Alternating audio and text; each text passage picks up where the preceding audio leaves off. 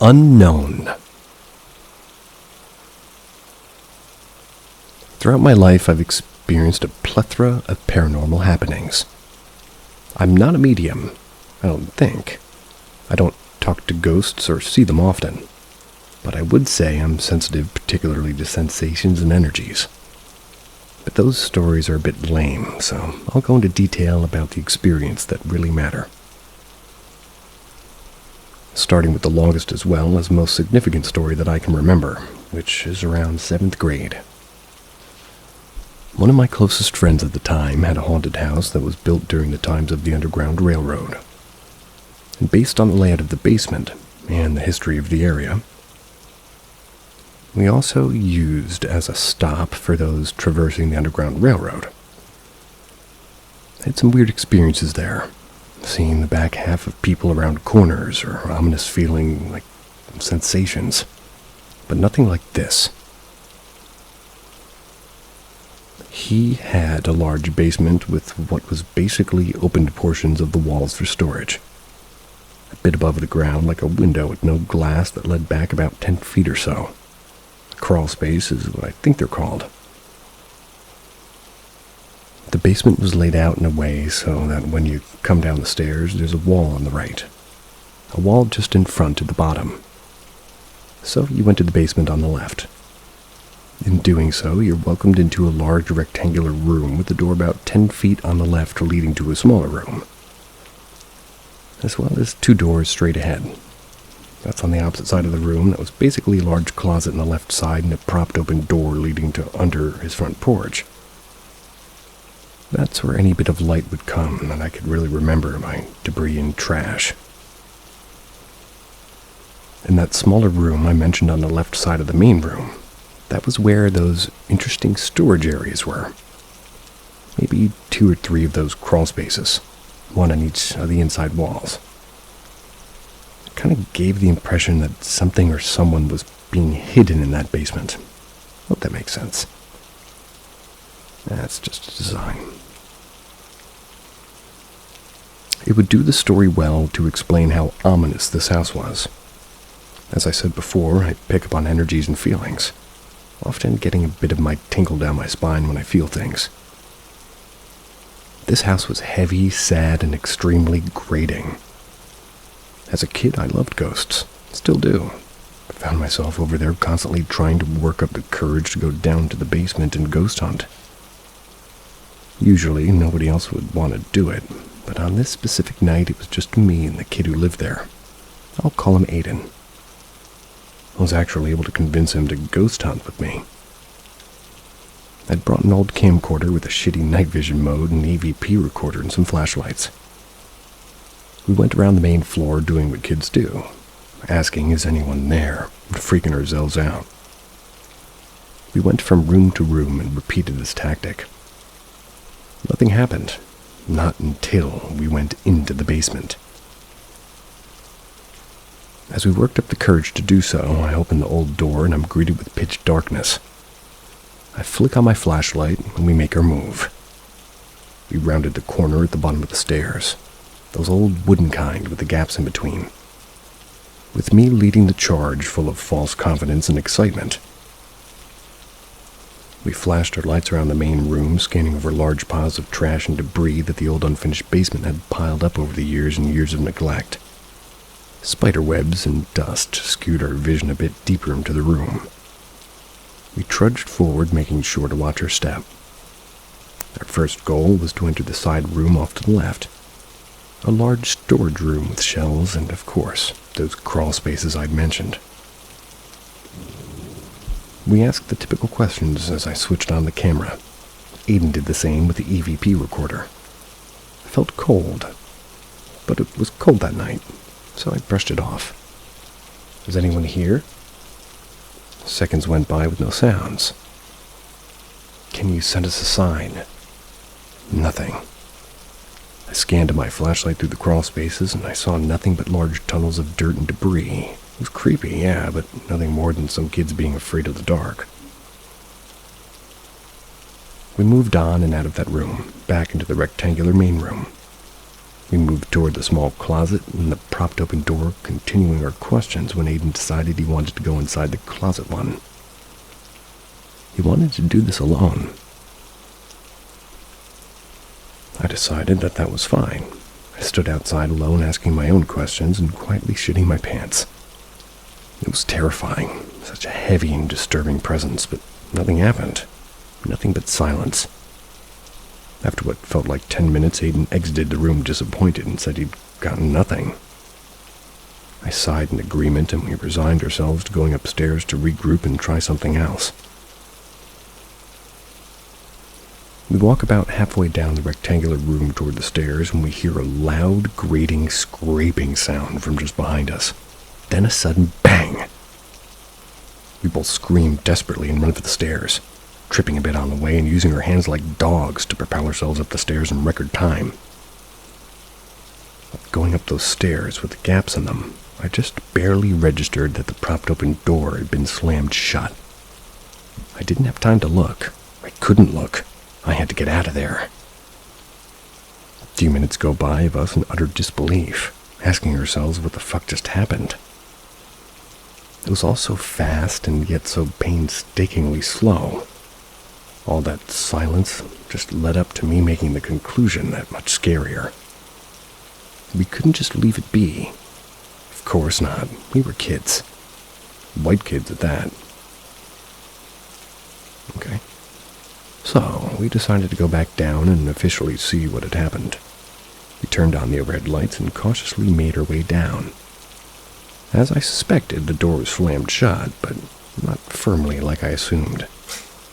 There was a small crack filled with piled up trash and debris, but it had still closed significantly. We looked around for any explanation as Aiden insisted profusely that this door had never been shut. Then we found something, an old hard plastic Nalgene water bottle. It was in a crack. It was covered in dust and debris, now full of deep scratches and scrapes. Based on the position of the bottle and the door that we assumed it was what was propping the door open, if it wasn't, it was evidence that something unnatural had happened. It was ripped like someone ran a mile with it, scraping the ground and scratched like Wolverine got his claws on it. The door had shut so violently with the bottle just under it, it had basically crushed the bottle as it slammed itself shut for no discernible reason. In fact, the way the debris were piled up in the crack of the door with the bottle made it impossible for it to swing shut from wind or gravity. It would take considerable force, even for an adult, to shut it at all. I couldn't believe it.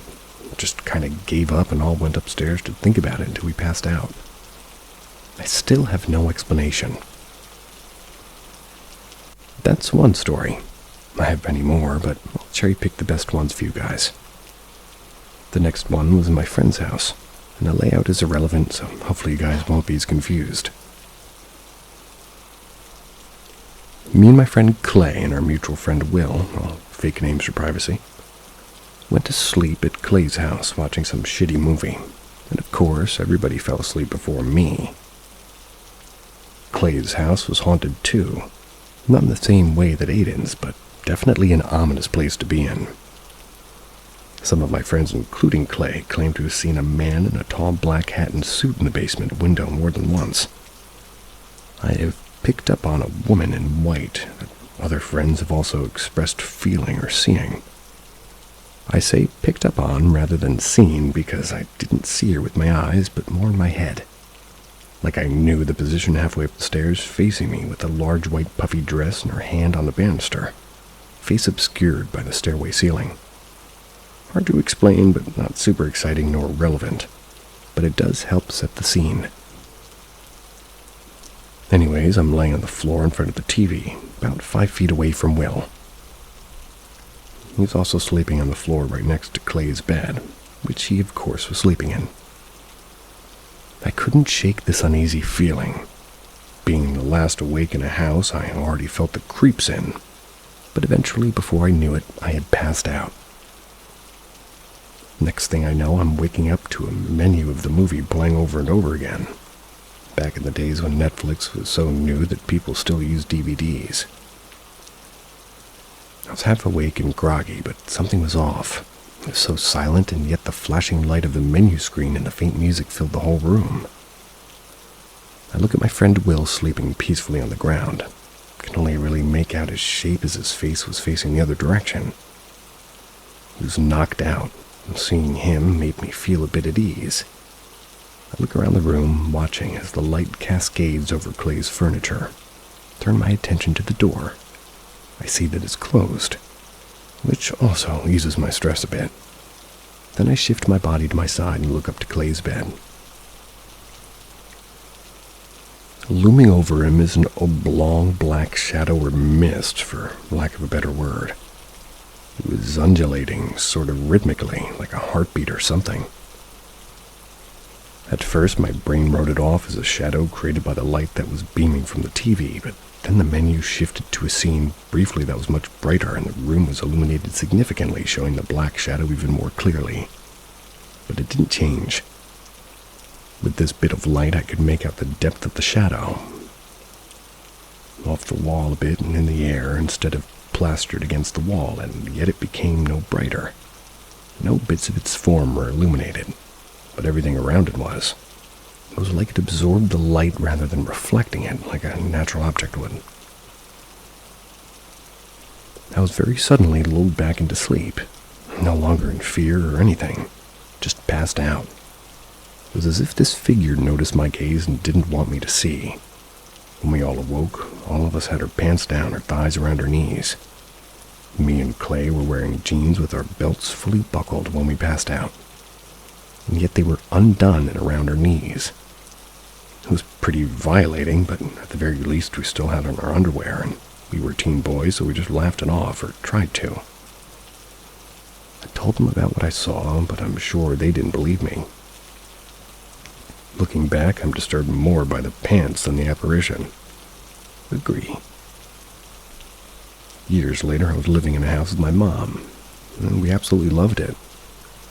To clarify, for purpose of the story, this house didn't feel haunted to me. It had its weird moments, but it was a pretty regular house. It had a finished basement where my brother and I stayed. For purposes of the story, I'll explain the layout around the area of the house. There's a landing and square hallway, that's when you entered, and it had a bathroom on the right, room just ahead, and a room on the left. Further on the left was an entrance to the basement. From the entrance to this landing, you had a good peripheral view down the stairs. The stairs went down about 5 steps before the wall opened up on the left side, revealing a view into the basement living room. At the bottom of these stairs, they turned to the left, which was clearly in view from the top of the stairs, thanks to that open portion of the wall. Again, I hope that makes sense. I got home from school one day when I finally got my own car. There was no one else parked, just me, newly freed teen with the ability to finally go where I please. I was so excited about driving that I didn't really register that there was no one there in front of my mind. It was an afterthought. Came into the house, eventually entered that little landing I told you about. Out of the corner of my eye, on the left of the bottom of the stairs, on that left side, just barely in view from that exposed wall, I saw something. Or someone. I did a bit of a light double take and looked directly for enough time to register a boy, about 14 or 15, with that kind of emo Justin Bieber haircut. The one where one of your eyes are obscured a bit. He was standing facing the wall, looking toward the stairs, but not at me. He had brown hair and a jacket that was, as far as I can really remember, either black or gray or black and brown. It did have black stripes for sure, horizontal across the unzipped Earth, 2010's looking jacket. He was a white kid, maybe 5'8" or 5'9" max, wearing either jeans or khakis. I got all of this from my peripheral view in a very, very short direct view. It was years ago, so forgive me if I'm forgetting a bit. I thought nothing of it. I thought nothing of it because this was my brother. But the weird thing was, this was my brother about 3, maybe 4 years before we had moved to that house. a preteen when we were at the time about 17 or 18 and 19, 20 respectively. As this all happens in a second or less, I turn back to the stairs absent-mindedly and go into the bathroom to wash my hands. I had something sticky or gross on them from whatever. As I did this, I call out, "What's up, man? Didn't see your car, did you? You drop someone off?" Just kind of looked at myself in the mirror, expecting an answer. Nothing comes. Starting to hit me as I process everything I saw and realized there was no response as well as no cars outside. My stomach dropped. I came out from the bathroom, peered down the stairs. Silence. Ran down expecting an intruder or something, and I scoured the entire basement. No one was there. I was sweating bullets. I was beginning to realize that even if that was my brother, he was so much younger than he was supposed to be. He's wearing the style of clothes he didn't wear anymore. He was expressionless, maybe even featureless. I didn't look long enough. I ran upstairs and sat with my dogs until he got home. Only took about 20 minutes as he was at a friend's house just down the street. We all had plans. He was in disbelief too. He brushed it off and we all just kind of moved on. I had one more experience in that house that sticks with me. I was in my room in my bed, which was situated in a way where the closet and I had just kind of on the left about 5 feet. I was watching something on my little TV and kind of tunnel-visioned on whatever scene I was watching when I just heard something rustle in the closet. It was very light, almost unregistered sound like clothes hanger shifting its weight. I look over and gasp slightly. A hand, almost orangish or yellowish. It was just beyond the wrist and facing me from the right side of the closet, the side that went back a bit behind the wall. As quickly as I'd seen it, it retreated into the closet behind the wall. Instantly, I shot up and checked to find that, you guessed it, nothing. Nothing out of order or anything. Weirdest thing was that it made no noise when it retreated, but it moved so fast. Inhumanly fast, like if you got shocked and your arm just immediately retreats without you meaning to even move it, but even faster. Kinda just sat down and looked there for a bit. It never happened again. I did have one more story from this house, but it happened while on psychedelics, so I hesitate to share it in fear that people will amount it to tripping. Seems fair, though. Finally, I get to my more miscellaneous stories. These ones are going to be a little bit more rapid fire, but I think they're relevant enough to tell, and they seem to get good reactions with friends and family when I tell them. The first still haunts me to this day. When I was around 9 or 10, my grandfather passed away. He had a super nice house, and after the funeral, everybody gathered there to talk memories and mourn the man that he was. I, as a little kid, didn't really understand it at all yet, and I really had to poo. I know, kind of gross, but we all do it. I don't think the leader of North Korea does. Went into the bathroom on the main floor and sat in there for maybe 5 minutes listening to the ambient sounds of talking just outside and trying to distract myself from the discomfort of making any sounds or leaving myself. That's when the silence is broken by a boisterous and manly laugh. It was echoing all around. It was just a quick one. It was sort of like, and I legit shit myself. Quickly, I cleaned up on the toilet and ran outside, interrupting everyone else, asking, did any of you just laugh? They all kind of shook their heads, and my dad said, no one's laughing. I felt super embarrassed, so I just let it go. Looking back, I don't think anybody did. It was a funeral, but I never forgot. I think it was my grandpa. I remember a little, I guess you'd call it a living laugh. That's because he died when I was so young and we didn't really visit him often. He lived hours away. I think I remember the laugh. Next, I'm in my mom's current home. I don't live with her anymore, but at the time I did. I was with my girlfriend in my room, and I asked if she wanted some food. She said yes, and being the young adults we were, made us some nachos. Went alone, and the whole house was dark. It's a really small house, basically a trailer, but not. so there's not much space to be freaked out in. Also, we have so many animals all the time, so they kind of kept me sane. As I walked down the dark hallway, I distinctly remember seeing all 3 of her cats asleep in the couch in the living room off to the right.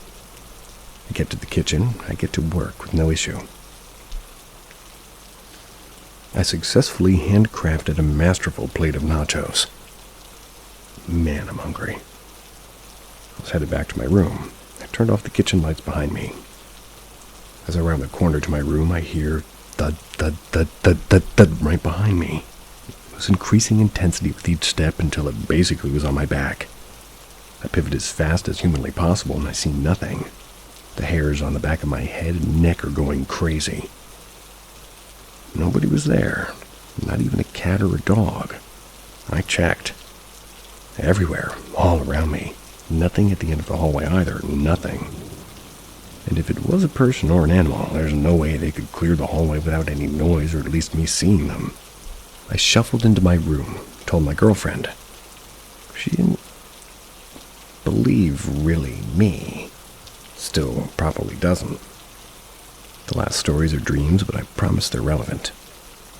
My girlfriend's house is really old, and since the first time I've been there, I've sensed a younger adult woman ghost in her basement. She watches me. Specifically me, I think. Maybe because I'm a man and that house is all women and one small boy at the time this happened. Maybe she doesn't like men, or just me. I never saw her, but I could always feel her.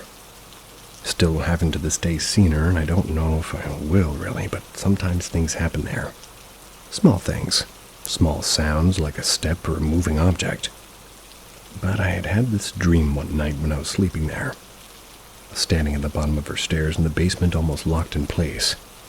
To my right is where they have a water furnace about 20 feet back. There was a miscellaneous storage stuff in front of me, and to my left. It was exactly like it is in real life, or the way it was at the time. Couldn't take my eyes off the furnace. I wanted to, but I just couldn't. That's when she emerged from behind it, walking up from the left side. A white woman with dark brown hair and a white dress, as they often are. She stared at me. She had no face or features, or at least they were changing too much to tell. I watched as she slowly came toward me. I tried to scream or run or fight, but I couldn't. She approached closer and closer as I struggled to... She was just feet away. That's when I gave up and I said, just fucking get it over with. She got closer, reached out her arms, and she was grabbing me, and it all went black, and then I realized my eyes were open in a dark bedroom. I was awake now, and it was just a dream. But it all felt so real, like a message, not necessarily threatening, but not friendly either. Lastly is a story my girlfriend and I discuss a lot. My girlfriend's mother had a husband who passed away tragically. He was murdered. Neither of us knew him because it was before either of us were born, but it had left a massive impact on her and her family. Her great-grandmother, when my girlfriend was born, said, "I can't believe he's back so soon," referring to the late husband. Nobody knows what she meant, but my girlfriend infers that she's a reincarnation of him, or that he just protects her, leaning more on the latter. One of my first times staying at my girlfriend's house, I had to sleep on the couch away from her. We were 16 and her mom's pretty traditional. I fell asleep no problem, but awoke in a strange dream. I was watching from the perspective of something high up, close to the ceiling in the living room where I slept. But it wasn't now. I was watching as this young white man knocked on the door and my girlfriend and her mom opened it. I specify white because in the dream, I was not white, and I knew that. This is important because my girlfriend's mother's late husband was a Mexican man, just as her father is, and I felt anger. The white teenager came in and had bags of clothes and stuff, smiling, making pleasantries as he tried to come in. They helped him into the living room and started talking and eating. The anger I felt grew. I watched as time passed like a time lapse, but I stayed the same. Those multiple days of this white kid being integrated into the family in what felt like my family.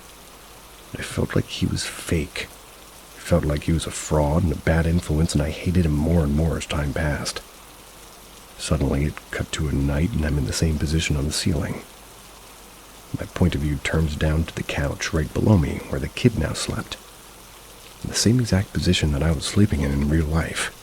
My anger boiled up inside of me like a fire burning in the pit of hell, and I started growling as I got close to him and floated over him. The kid groggily looks up at me, and we lock eyes. He looks horrified. Then I yell as the anger boiled over. I yelled as hard as I could to signify that he's not welcome. He tried to scream, but he couldn't, or I couldn't. I was awake now, trying to, I think that I was trying to scream with everything in me, but I was just whimpering. I felt so hopeless and scared. Getting chills writing this, as cliche as that sounds. This dream has left a massive mark on me. Now I always think about how my girlfriend's guardian angel warned me to not fuck up. The way a dad would with their daughter. Never got that from my dad. Or from my girlfriend's dad, as, well, he left her when she was young and was not a good father or husband at all.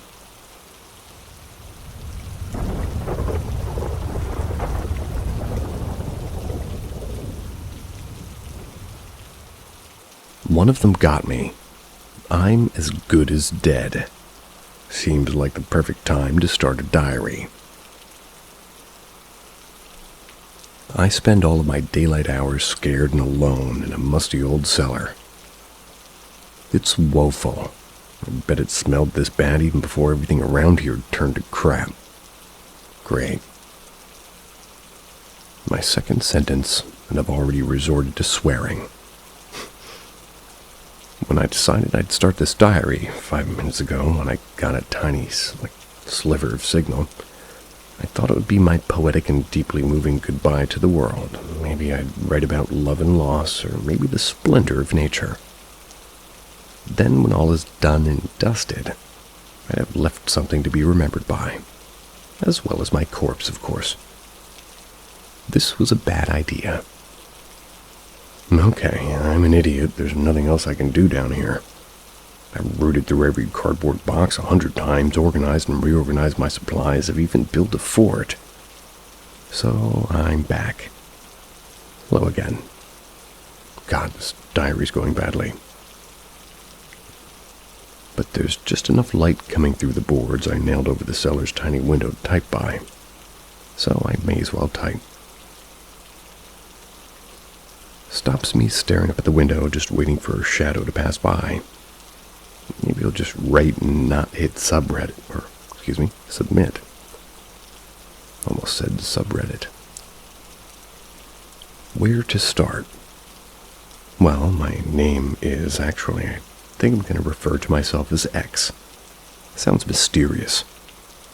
If you're reading this and wanted to know my real name, I still carry my purse. My rail card's in there, and if you really want to know who I am, I just try to go find me and fish it out. I won't bite. So, my name is X. I live in a little English village in the middle of nowhere, basically. Before all of this happened, I had a mom, a dad, a sister, and there was a boy I liked. His name was Jonah. I couldn't think of anything else to write, so I waited until I came back from my rounds, and that's the stupid name I have for when I go outside at night scrounging for stuff. Drinks are the hardest. I only trust bottles or cans. Or did. I was running out of places to search for them. But I guess that doesn't even matter now. My leg is doing alright, actually. Didn't hold me up at all. I saw Jonah, too. He looked better, I have to say. It's strange because this is the only second time I've seen him since we came here. Maybe his ears were burning. Anyway, I found some tinned pineapple in a creepy old caravan I hadn't searched yet. Had to bust the door open with Old Trusty, which I thought might attract some unwanted attention. It was fine. I'm actually eating the pineapple right now. It tastes good. I also found a radio there, and I've been finding about 3 down here, but none of them even work. Not that the caravan radio works either. All you get is static. It's just nice to collect something. I have a hobby. I can tell the sun's rising. I managed to sleep for a couple of hours, but I woke up after a bad dream. I know some people can remember their dreams, but I never do. I wake up and grasp at them, but I never manage to hold them before they really fade away. It's like trying to pinch the corner of a wisp of smoke. The harder you try, the quicker it fades to nothing. I'm just left with a sensation, a kind of imprint which sums up most intense parts of this dream. A cold sweat. That's new. I've been through the box of photo albums I found at the back of each cellar again. I've looked through them a few times now, and I always notice something new. There's a photo of this little girl playing with a pretend guitar. I can tell it's pretend because it doesn't have strings, only brightly colored plastic dials, kind of like my first Guitar Hero or something. The girl has dark hair, and she looks a tiny bit like my sister did a million years ago. I don't have a picture of my sister. I suppose I could go and get one from my old house. It's right in the middle of the village. I'm lucky I wasn't torn to shreds the last time I went back. So what I've done is put this girl's photo in my back pocket as a substitute. I guess I should probably write something about my real sister now, but I don't really think that's a good idea just yet. Daylight's starting to fade away. I'm getting ready to go out on my rounds. I always take my satchel with me, packed with useful objects. I have Old Trusty, my crowbar, which sticks out of the top for easy access, a small toolbox, pair of heavy-duty gloves, and that's a good story about how I got those. I'd write that one down later. And a hammer. I carry a penknife I found down here in my pocket, my purse, and my phone, and a torch in my hand. I don't like to use the torch because its battery is running out and there's always the chance it might attract them.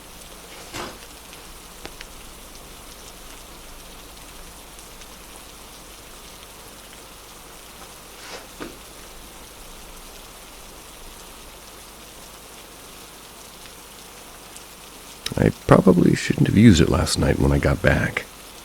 Maybe I'm starting to enjoy this writing malarkey. Need to be careful with luxuries.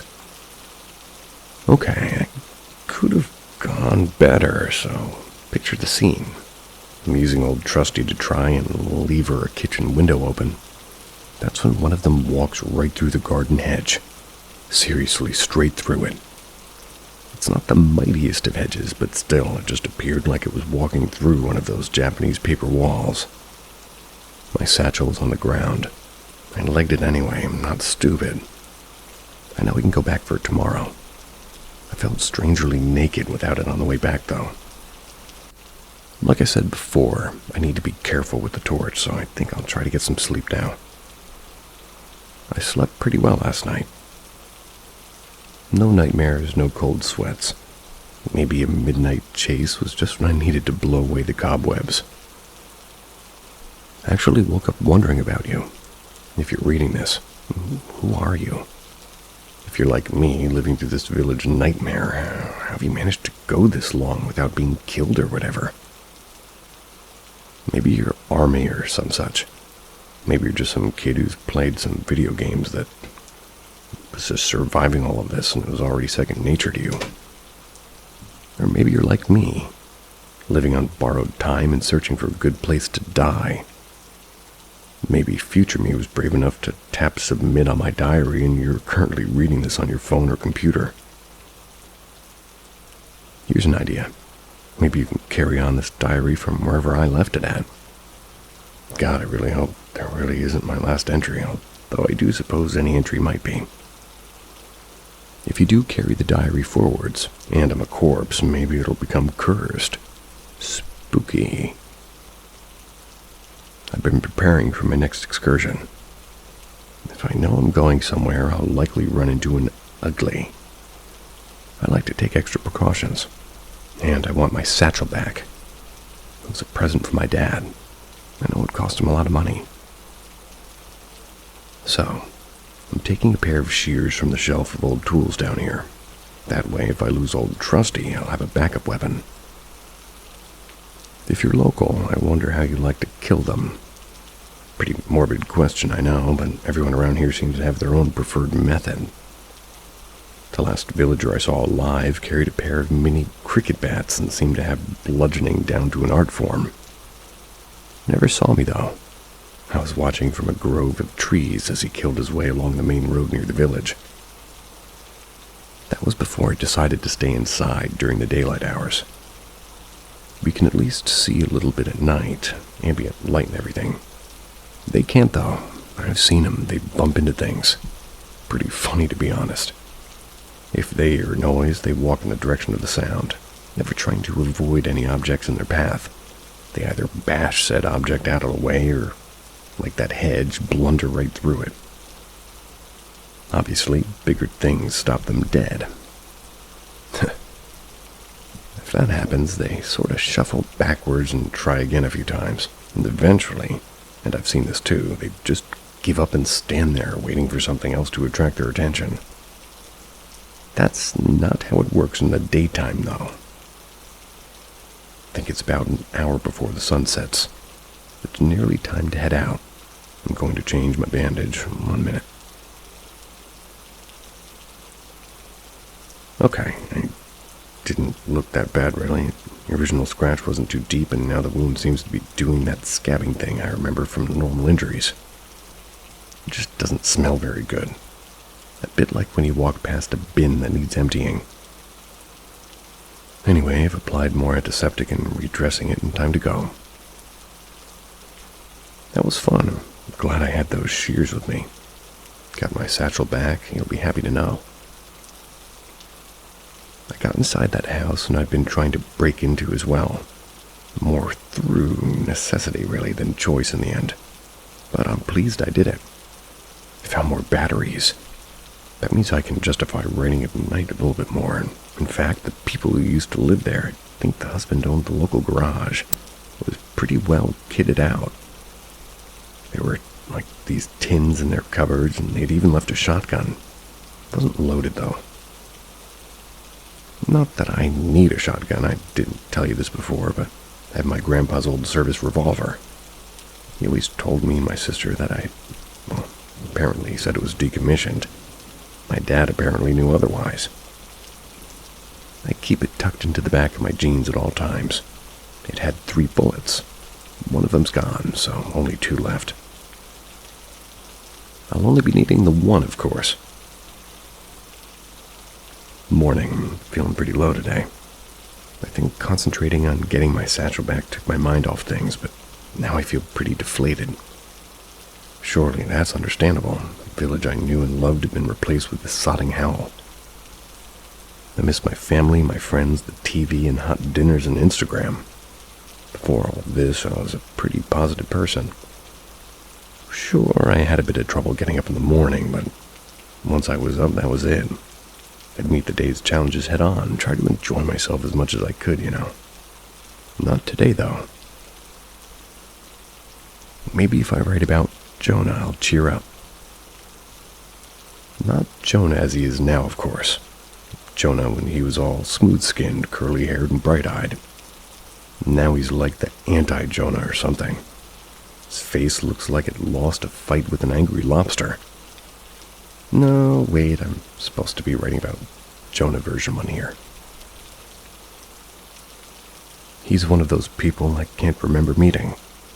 My family's always lived around here, so there are a lot of people who've just always been, if you get me. I always thought he would drunkenly get it together at a party. And that's what I'd usually do there if I was a boy. Or rather, if there was a boy I liked. Pretty classy. I've perked up a bit. Out of sheer frustration, I went upstairs. Naughty, I know. Looked out of the window. Sure, I saw an ugly wandering aimlessly, as they always do, but I saw that the trees are starting to turn, too. That means it's nearly autumn, and I love autumn. My sister and I always used to go out and kick leaves at each other in the autumn. I don't know if it was because of, her low center of gravity, but my sister was amazing at it. She could somehow whip up a blazing whirlwind of golden yellow and fire red, surrounding us both in a leaf storm that I couldn't help but flail my arms madly at. Then we both fall backwards into the leaves laughing.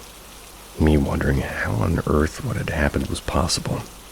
She was that good. God, I let her down in the end. I think I'll stay away from the house with the shotgun tonight. Usually takes a day or two for a group of uglies to disperse once they're all riled up. I could use the rest of that tinned food, I suppose. But I've got plenty to be getting on with for now. Instead, I think I'll swing by another farmhouse I was scoping out before I decided to turn nocturnal. I never met the people who used to live there, but I remember Mom telling me that they didn't like their privacy. I'm sure they wouldn't mind me visiting now, though.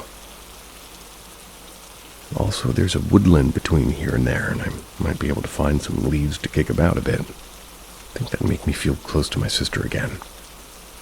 I'll check back in later. I'm still alive, but only just. Made it through the woods just fine, only the odd leaf in the forest floor at the moment, though, sadly. The trouble started at the farmhouse. I couldn't get in. The doors and windows were barricaded, so I tried one of the, I guess you could call it an outbuilding. It was locked. It had a cat flap, though. My first instinct was to leave it, but then I wondered if there might be something useful inside. Lord knows what it was thinking about it now, but I lifted the cat flap with one hand and shone the torch beam through with my other. That's when an ugly dived at my pinkies. Luckily, it misjudged its leap and got a mouthful of plastic cat flap instead. As for me, I fell backwards onto my bum. Next, the damn thing started bashing on the door from the inside. I don't think it could have gotten out, but the noise attracted more uglies from out of nowhere. I only just managed to outmaneuver them, hightail it back into the woods. That's not the worst thing of it, though. On the way back, my legs started to hurt. A lot. I woke up this morning and I'm walking with a limp, and it's funny. Dad had a limp when he and Mom died. He was nailing planks of wood across our windows and doors, but there was no signal, as per bloody usual. We thought that what was happening here was probably happening everywhere. It's only recently that I realized this was an isolated local outbreak. Anyway, Dad dropped the hammer onto his toe. He always was useless at DIY. I think it was only a couple of hours after that when he and Mom were taken. It was like a wave of death. No, not like... well, that's exactly what it was. The horde of uglies swept through the village, probably originating from the secret research facility in the woods that we're supposed to not know about. My sister and I wouldn't have had a prayer if Mom and Dad hadn't charged down the first few of them that got into our house. They gave us just enough time to escape, to run away and leave them to die. My sister was screaming all the way, and I had to drag her like she was 4 again. She wouldn't speak to me for a few days after that. I didn't blame her. I hated myself too. But I would have hated myself even more if I hadn't done what I did next. On my own, I snuck back into our house with the crowbar I found here. Then I dispatched my parents and can't bring myself to type it in any other way. It wasn't like in the movies. I didn't pound their skulls into mush while sobbing why over and over again. I just found them, and what was left of them forced the crowbar through each of their eye sockets. Came straight back here. Then came the crying. Haven't told you about the heavy-duty gloves yet, have I? After I got back to our old house, my sister started speaking to me again. A shared day-long cry will do that for sisters. Once we felt up to it, we decided to explore the parts of the farmhouse that we hadn't yet searched. All the bedrooms were empty, only a few belongings flung about the place. I suspect the previous tenants left in a hurry. The problem came when we investigated the attic. Once we'd opened the ceiling panel in the upstairs hallway, once we'd pulled the compact staircase down, I went up. My sister stood at the top of the hatchway, shining the torch beam over my shoulders. And that's when it touched me. Terrified, I fell to my left, screaming as the thing came crashing down on top of me. I was yelling things like, "Shoot it and run." My sister was just laughing her head off. I soon realized that my attacker was in fact a shop window mannequin. I think the people who previously lived here must have been arty and into some seriously freaky stuff, because the mannequin was dressed in scarves and bandanas, ties and watches and loads of things. The rest of the attic was pretty empty, but at least we got the mannequin's gloves. I'm not feeling that good at the moment. I've got a sore throat and I've coughed up blood a couple of times. My leg pain's getting worse too. I don't think I'll go out tonight. I have enough tins left, and one of them is a full English in a can. Sounds pretty disgusting, but intriguing at the same time. I've been saving it for the near the end part, a sort of consolation prize. There's 2 mattresses down here. Obviously, one is mine, and the other one is my sister's after she died. Couldn't bring myself to get rid of it. I don't have a photo of her, only Guitar Girl. Her bed's the only thing of hers that I have left, and she didn't even sleep in it that many times. The tinned full English was vile. You've got to laugh, though. What else can you do? Crying as I write this, tears of sorrow, shame, and regret. It happened as we were searching a cottage just off the main road. We'd used old Trusty to get inside. I'd rushed straight into the kitchen to find the food, and we'd run out more than the day before, and I was famished. My sister followed me into the kitchen, a wide grin on her pretty little face because I was sitting there with an open can of beans. Then one of them came at her from behind. I must have walked right past it on my stupid way to the cupboard. Bit into her neck, blood gushed all over the tiles, a torrent. She yelled out in agony, and I leapt and implanted the crowbar right into the thing's skull. Crumbled to the floor. Damage was done. "Don't let me lose myself." That was the last thing my sister whispered to me. Then she passed out. Her wound was much more severe than mine is, and much closer to the brain. Seems to make it quicker. I took Grandpa's revolver from behind my back and blew her brains out. Buried her in the back garden. After my sister died, I went kind of crazy. Took old Trusty out across the fields and pulverized every ugly I could find. I don't even remember it that well. It was just find, kill, find, kill. We'd only been going out in daylight before then, but in my anger I carried out throughout the nights. That's how I learned about their inability to evade in darkness. Eventually, though, one got me. Found 3 munching on a dead cow and ran straight at them.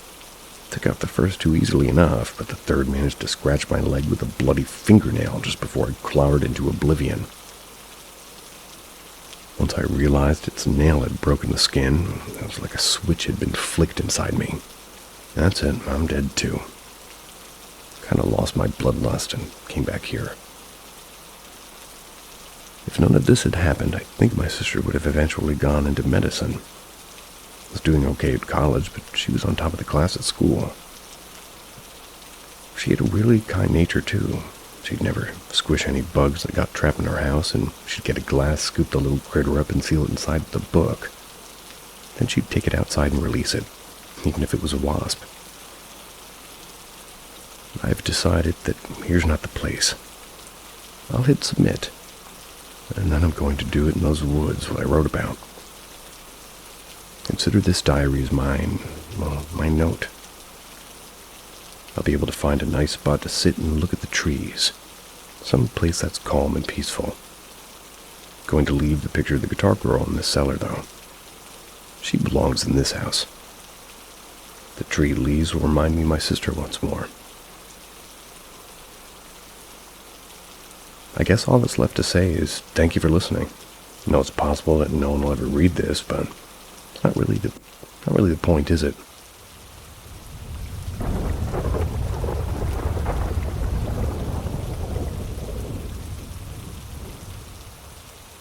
Maybe I'm paranoid, but I think something is happening.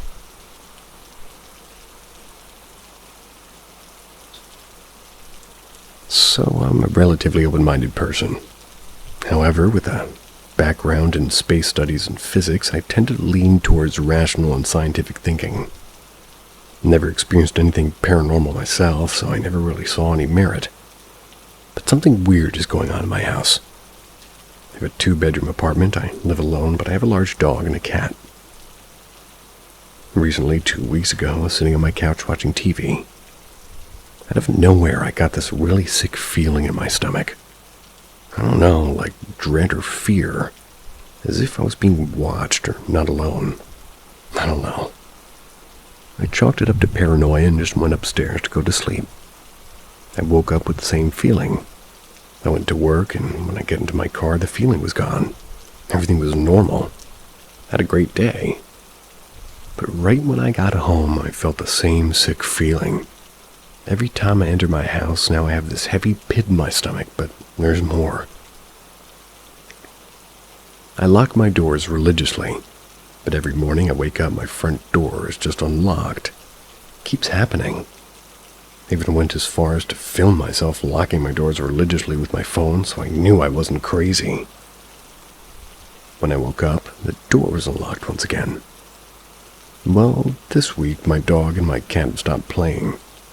Can't even get my dog to wag her fucking tail. She lays in her corner, but at night she goes down into my kitchen, but the front door and just barks and barks until I go up and check downstairs and then return to a random corner. Last night I found my breaking point.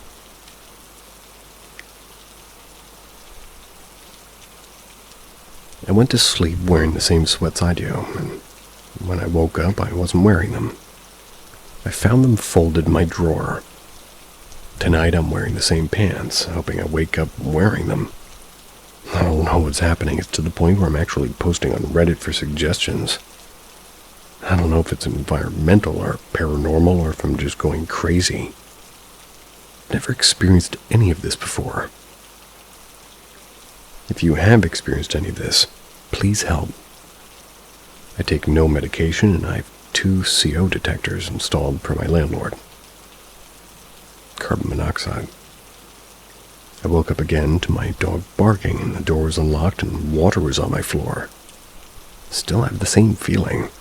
I'll be figuring out cameras today and updating everyone. Talk to the bar owners across the street. They have a security camera pointed directly at my front door. I explained the situation with my locks and the water. They said they didn't have time to check the camera. Called the police, explained to them every night my door is unlocked when I wake up and I'm worried somebody may be entering. I said that there's a camera at the bar. They went and spoke to the owner and checked the footage. They said the footage didn't show anyone entering or exiting the house, and then they left. Reviewed footage from me sleeping last night since people thought sleepwalking. I caught some disturbing shit. Posted in the comments. I think something unsettling happened. I'm following all your advice, and I left home, staying at a friend's house for the night. Been a really rough day today and tonight. Came home from my friends, and everything in my kitchen and living room was knocked over. My couch was tipped over, a coffee table moved against my wall, shelves were thrown with items, doors unlocked. My dresser units were emptied and thrown all over my room. The feeling is back. Of course, I walked inside and I'm here for the night. Feels worse now than it ever did. I'm leaving my front door unlocked tonight. At least that's one thing that won't shock me when I wake up. Left my furniture, tables, and shelves exactly where they are. Thrown pretty much everywhere. I'm not fucking dealing with it, I'm just done. The doom and fear feeling is worse than ever. Last night I left my door unlocked. That's because what's the point? Well, woke up at around 2:30 a.m. to my dog barking and the door was locked. My kitchen sink was running. I called my mother. I haven't really spoken to her in a very long time. She's a Wiccan, though. She said that I need to cleanse the home, whatever that means. She's arriving today. I had somebody over today to cleanse the apartment. She used sage and opened all my windows, put lines of salt around the house and doorways. And I'm not gonna lie, it seemed really silly, and I don't really know. I mean, I can't explain what's happening, but at this point, I'm pretty much open to anything. I don't feel good. The fear is now a numbing fucking wave. Any joy I had months ago is gone. It's like, what's the point? I'm either going crazy or something dark is happening. Either way, it's going to go however it goes, right? Nothing feels different after this quote-unquote cleanse. I just can't shake the feeling that if I'm not crazy, then something wants to hurt me, if not for myself. Woke up around 2:30. Felt like I was being choked or something was sitting on my chest. I heard thumps going up my steps at the same time. I couldn't get up. I thought paralysis, but my legs and my arms could move. I just couldn't get up. Once I could, I put my animals in my car. Door was unlocked again. Called my friend who I stayed with a couple of days ago, and I asked if I could stay over again, and guess what? He said I never came over. Called him a couple of days ago and asked, but he never showed up. I'm seeing a doctor today. Either what's happening is affecting me mentally or everything happening was in my head. But the pictures, the door, I don't fucking know. Given recent events, I think it's important to follow every rational choice first. After speaking with a professional, I've decided to voluntarily check myself into a mental health evaluation center. I know a lot of people think ghosts or hauntings or intruders, but given the fact that my friend said I never even went there, I thought I did. I need to make sure this isn't some increased delusion like me unlocking my door or me throwing furniture and stuff around, hearing banging that isn't there, and my vibes affecting my pets. I feel so much better having left my home, though.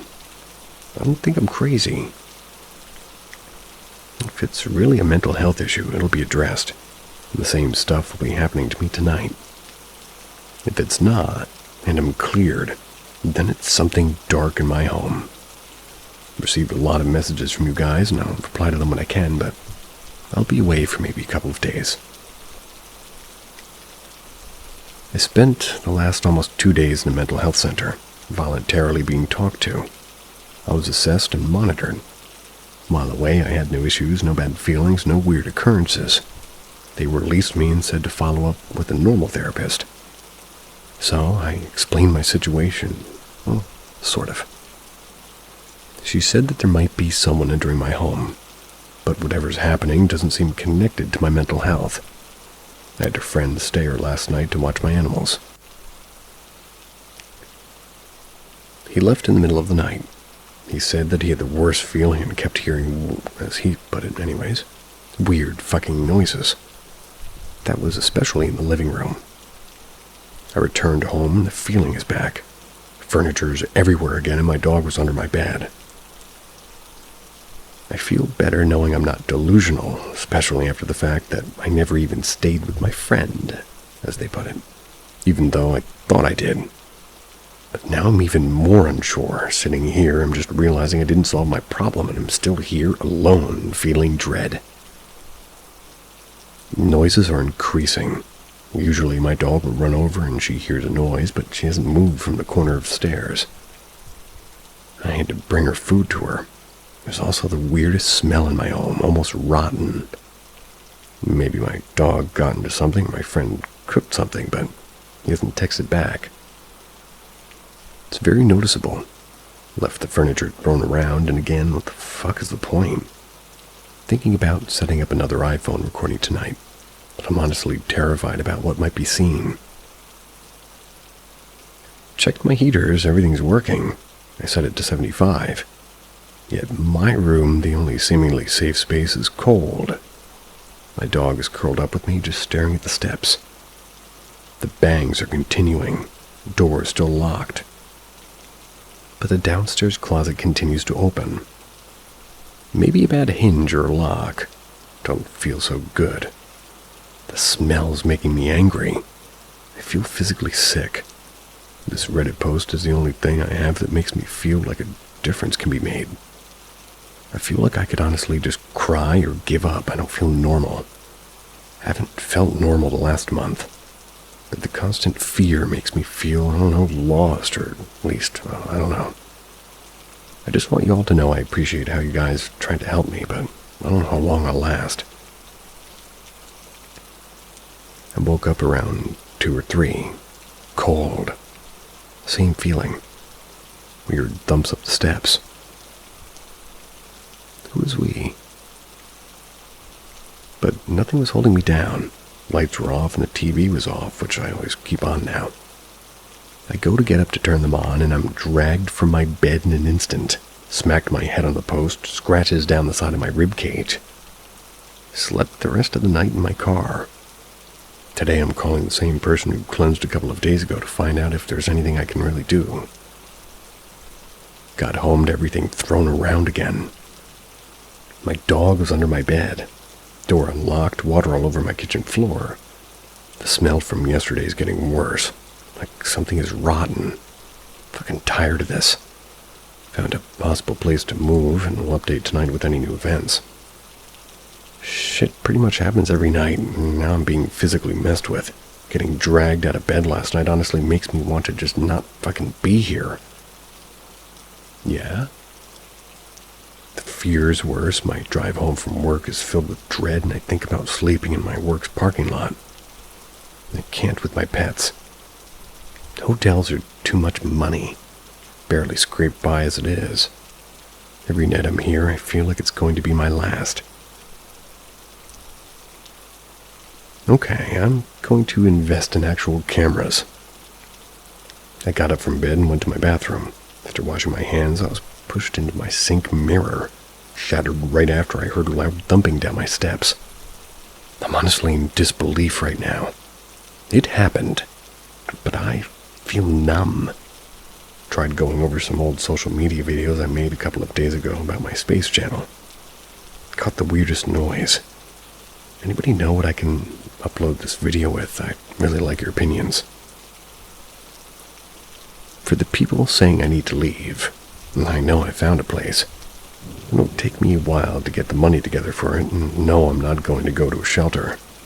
I gotcha. I know you want to see me set up cameras everywhere and post videos, but no offense, I know what I'm going through.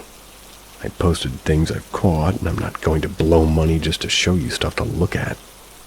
This isn't for everybody, but there's a couple of people in the comments saying, "Why are you avoiding it?" And they keep asking me. Packed my animals up after work, and we spent almost all day at State Park. Just parked, heat blasting. Because I have a cat, landlord just called me and said that the neighbors next door called him to complain about constant banging on their wall today. I told him I haven't been home since early this morning. Apparently, the neighbor said I was like hammering on their wall throughout the day. My apartment's the only connected apartment, and he said it may be plumbing, and he said he'll send somebody to check their pipes. Now, I know what it fucking is. My heart's pounding. Well, I found a place not far from my job. Going to try to move in as soon as possible. Since I'm violating my current lease, I'll lose my security deposit. I can cover about half the move-in cost, and I made a GoFundMe for the remaining costs so that way I can leave as quick as possible. No one's expecting to donate, though. I appreciate the ones who already have. The people on this thread kept saying to post one and let people help, and I am taking your advice so I can get myself and my pets out as soon as possible. Either way, I appreciate the support that you've shown with the suggestions and just ears to listen to the problem. I got home, my house is a mess, and there's 2 hand-sized holes in my wall. The one that connects to the neighbors, I guess that's what they were hearing. There's water all over my floor, a couch flipped over. My dog was happy for a while today, but right when we got back home, ears and tail down and ran right into the corner to lay down. I highly doubt I'll sleep tonight. Every time I do, something weird happens, and now it's been more physical than anything. The banging hasn't happened since I got home. Just the sound of something walking up the steps, or at least creaking on them.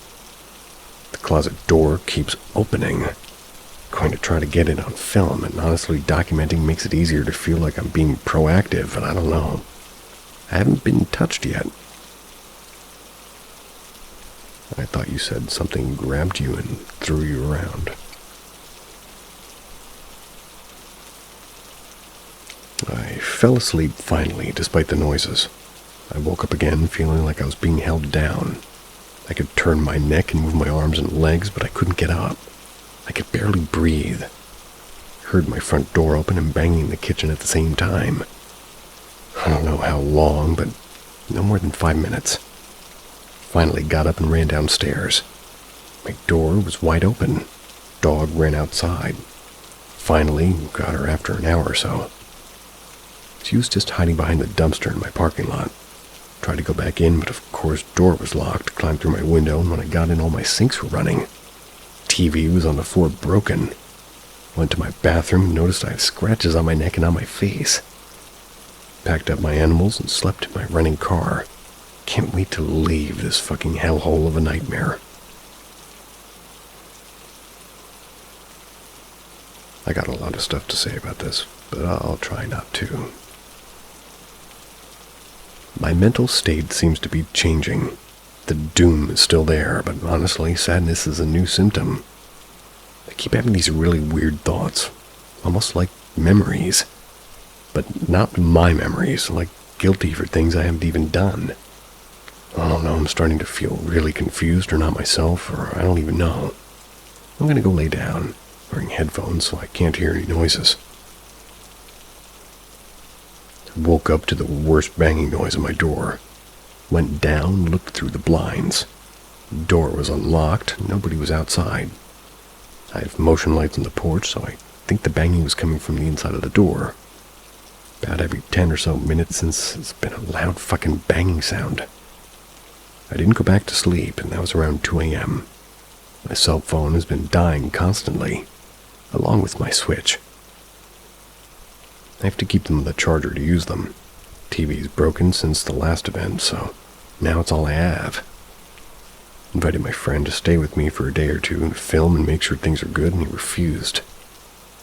Since watching my pet that one night, he refuses to come back into my house. I've been staying at my friend's place for a few nights, finally returning home tomorrow, unfortunately.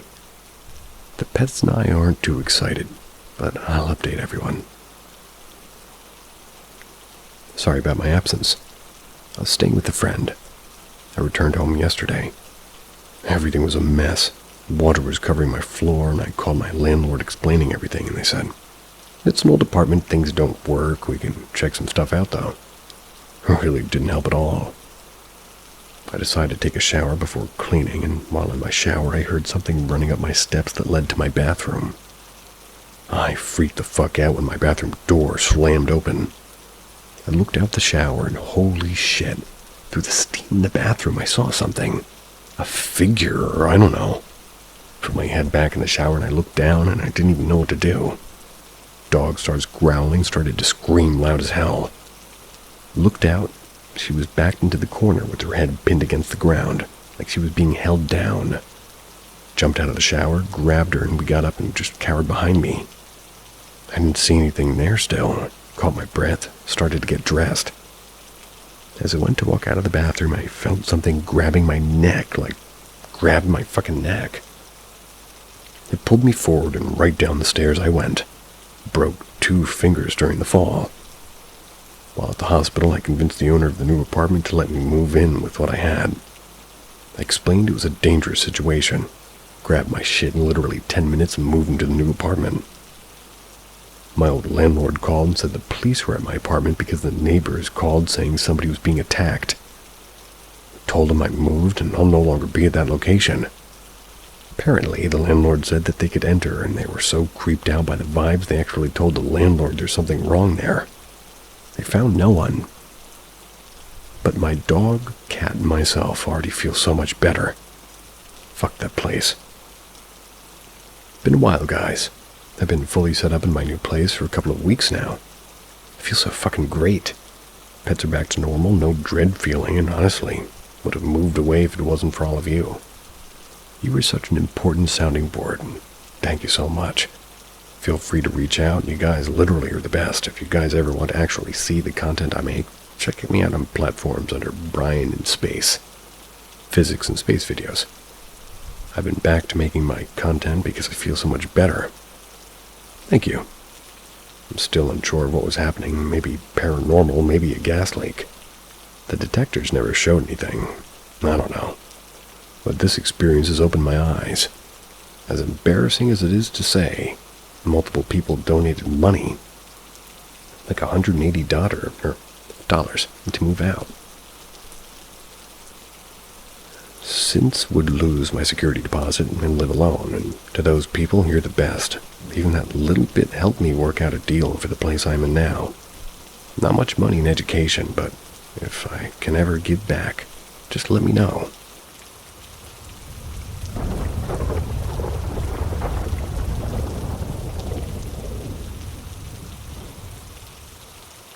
Haunted house I used to live in. My family had just moved out of our very first house in Arizona, due to having a small space for us 4 siblings, 2 brothers and 1 sister. We moved to a nice 4-bedroom home with a huge backyard and lots of living space for all the kids to have fun. I was 8 or 9 at the time. The day we moved in, there really wasn't much help for my parents carrying in stuff from the moving truck. All I wanted to do was grab my stuff from my room because that's all I cared about at the time. My brothers, who were older than me, wanted to share a room, and my sister and I got our own rooms, which was so nice at first because I was able to not be annoyed by my brothers while trying to sleep or have friends over. The first item I had brought into the house was a green silk mesh-type lamp. I was in love with this thing for some reason. I wanted that in my room first before anything else to claim which room was mine. Quickly ran inside of my lamp and sprinted to the first room on the left of the hallway. I knew it was the room for me. Perfect sized room for activities with friends or even to go play with Legos and other toys. I quickly found an outlet in the corner of the room to plug in this magnificent, but ugly now that I think about it, lamp into the wall. As I'm plugging in the lamp, I hear someone whispering behind me. Thought it was my brother, so I say back to him, "Hold on, I'm fixing my lamp." As I turn around, I see no one behind me, so I quickly get up and look down the hallway, through the rooms. No one to be found. I walk outside to the moving truck, and my whole family's out there sorting stuff around. I asked my brothers if they had come in and said something to me while I was in the room, and they both laughed and said no. Totally thought that they were joking with me, so I left it alone. A couple of weeks passed by, and we're finally fully settled into our new home. What a relief, doing nothing except make my room look awesome. I feel ya. Hadn't done any exploring of the house really because I was too busy making my room perfect. It was finally time to see what cool features this house had for 8 or 9-year-old me. First thing I noticed was an extra bedroom with wallpaper of Mickey Mouse and Disneyland with an old-time feel to it. There was a room attached to the carport that we had on the side of the house. A tool room connected to it also. My parents had put all the extra boxes and cleaning supplies in the old, creepy-looking room. I asked my parents, why did they share a room if there's one right here? They didn't give me an answer. They told me to not talk about the storage room and only go in there to get into the carport. Well, I agreed and I moved on. From the laundry room, there was the kitchen, and the previous owners had extended the house out another 800, 900 square feet with a massive game room next to the dining area and kitchen. From the gaming room, that was our outside area, covering over half an acre with a small little shed and shack in the corner and a tree house that seemed very, very old and run down. On the other side of the game room was a little room with a fireplace, great to hang around during the holidays, and next to that was a living room. Overall, it was a huge house for me at the time. I was so happy I had a lot of room to run around and be a stupid little kid. A couple of months passed by and the family was doing well. I'd gone to a new school and met some good friends that actually lived in the same neighborhood as me. So we obviously became best friends, since we could easily have sleepovers and whatnot. One night on the weekend, my best friend had slept over. We started off by playing a video game in my room. He had asked me what's wrong with my closet door, and we had investigated it. Turns out it had been off-center in the side. So I fixed it, but while I was in the closet, I had noticed a tiny little door that went to the bottom of the house. I noticed it was held in with nails, so I barely pulled it and it came right off. My friend had a mini flashlight he liked to carry around, so we used that to look inside. I could see where the bathroom was because I could see the pipes and even the bathtub. It was dark and really, really creepy. Just had a bad feeling about the opening up of that little door. Made me get chills down my neck because it had a different type of atmosphere once I looked inside and used the flashlight to look around. I told my friend to help me put the little door back on so we could get back to having fun playing games. Little did we know we had just let something out. We had moved to the game room since we're being loud and didn't want to wake up my parents or siblings. It was about 11, maybe 12 at night. We had a huge TV in the game room, so just having fun, playing Halo and Call of Duty. Our game room had windows all around it, looking into the backyard. My friend and I were playing video games, and all of a sudden we heard tapping on the window. At first, I thought it was maybe my cat messing around with, like, the hanging cord from the blinds, maybe. I ignored it. Happened again, but from a different window. My friend had asked me to go get my cat. When we turned around from the couch, my cat was not in the room with us. So we both get a little weird feeling that something wasn't right. We ignored it once again. Finally, after hearing it for a third time, we would go investigate the noise. My friend and I both got up and went to the back of the room to look outside the window through a small crack in the blinds. We had seen nothing at all except a tree that could maybe barely hit the window with a branch. We debated on whether it was the tree or not for a couple of minutes, but then, all of a sudden, my friend was frozen. I asked him, "What's wrong?" He didn't answer. I kept asking and asking. He finally replied, "Look at your shed." I looked, and there I had seen two faint glowing eyes looking right over at us. We both dashed from the window and into the couch. We were frightened, but didn't want to wake up my parents because, well, would have probably gotten in trouble doing so. We just started coming up with ideas and what it could have possibly been. We had so many, so we eventually just kind of let it go and played more games until we passed out. Another couple of months passed with little to no noise or creepy things happening to me. I felt normal for once. Until one night I'm going to sleep in my room, and I usually kept my door open just so my cat could get in, and he had walked right in and I couldn't really see him. He was a black cat and my room was obviously dark, so all I could do was hear him. I heard him walk in and look around like any other cat would do. Then I heard him do something in my closet door, or to it. At least I think it was him to this day. He had opened my closet door just enough to walk inside and then silence. I thought to myself, he's just exploring, it's fine. I slept it off.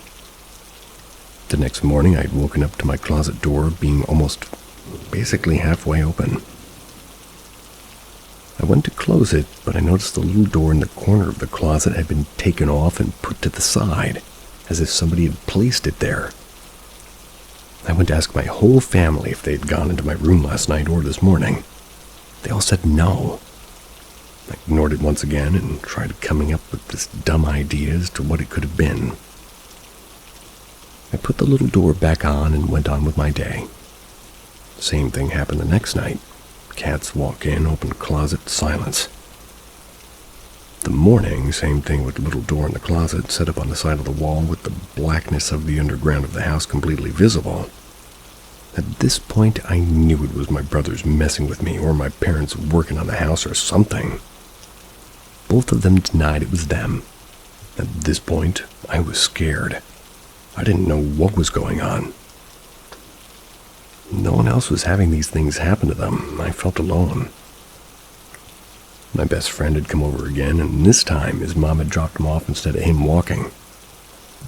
They both stepped inside the house, and my mother had said, "This feels very dark. I cannot be in this house." As she says this, her car, obviously in park, starts rolling down the little driveway we have. We all run after it and see that it's still in the park position.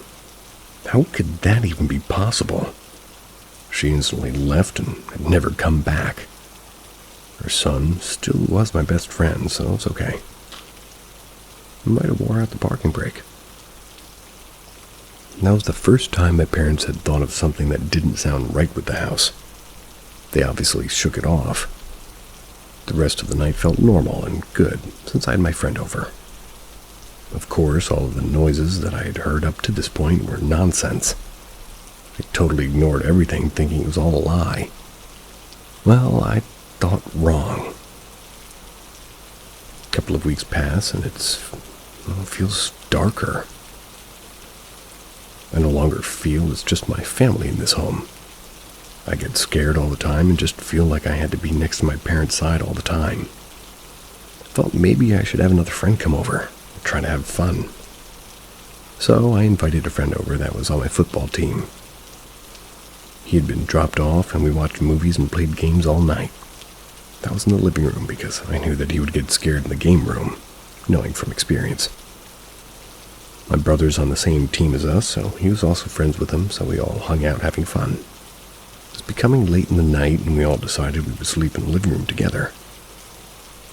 My parents had brought out an air mattress for one of us to sleep on. I slept on the little couch closest to the kitchen and walk-in area.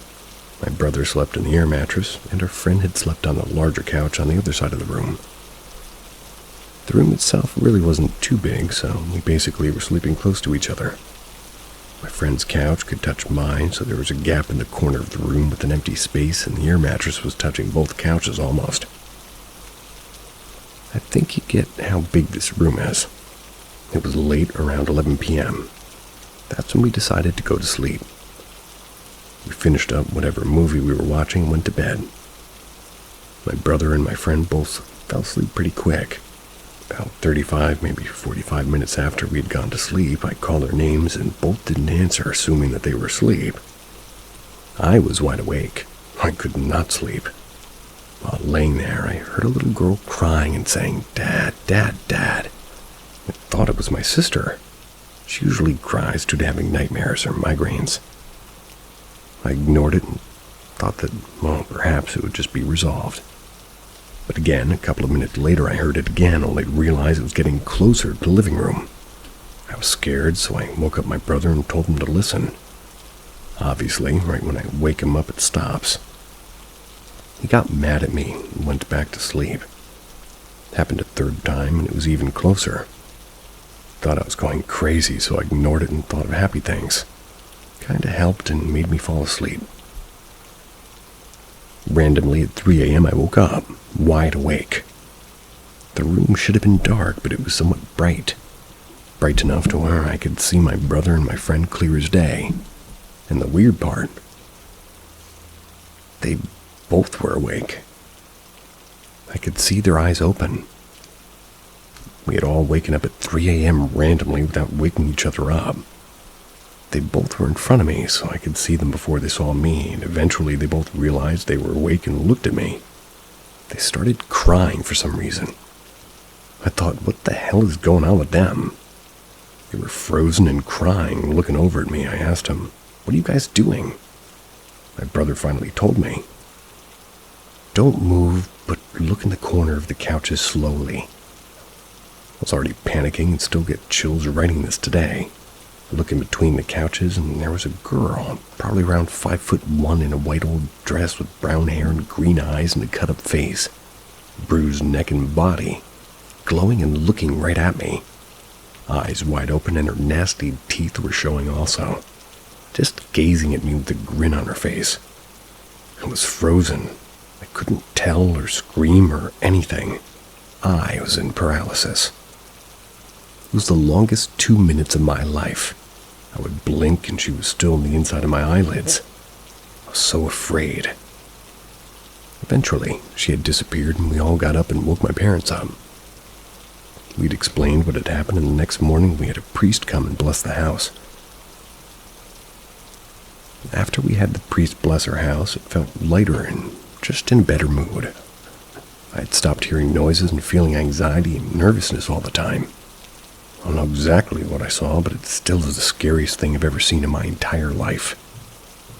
Still cannot explain some of the things I've seen. Can't puzzle them together either. The one room the priest didn't go into was the extra bedroom with the Mickey Mouse wallpaper. Was it on purpose? Could he feel he couldn't bless that room due to the demonic presence that he couldn't handle? Was it in the little girl's room? Never went through that room again. A couple years later, we still moved out of that house.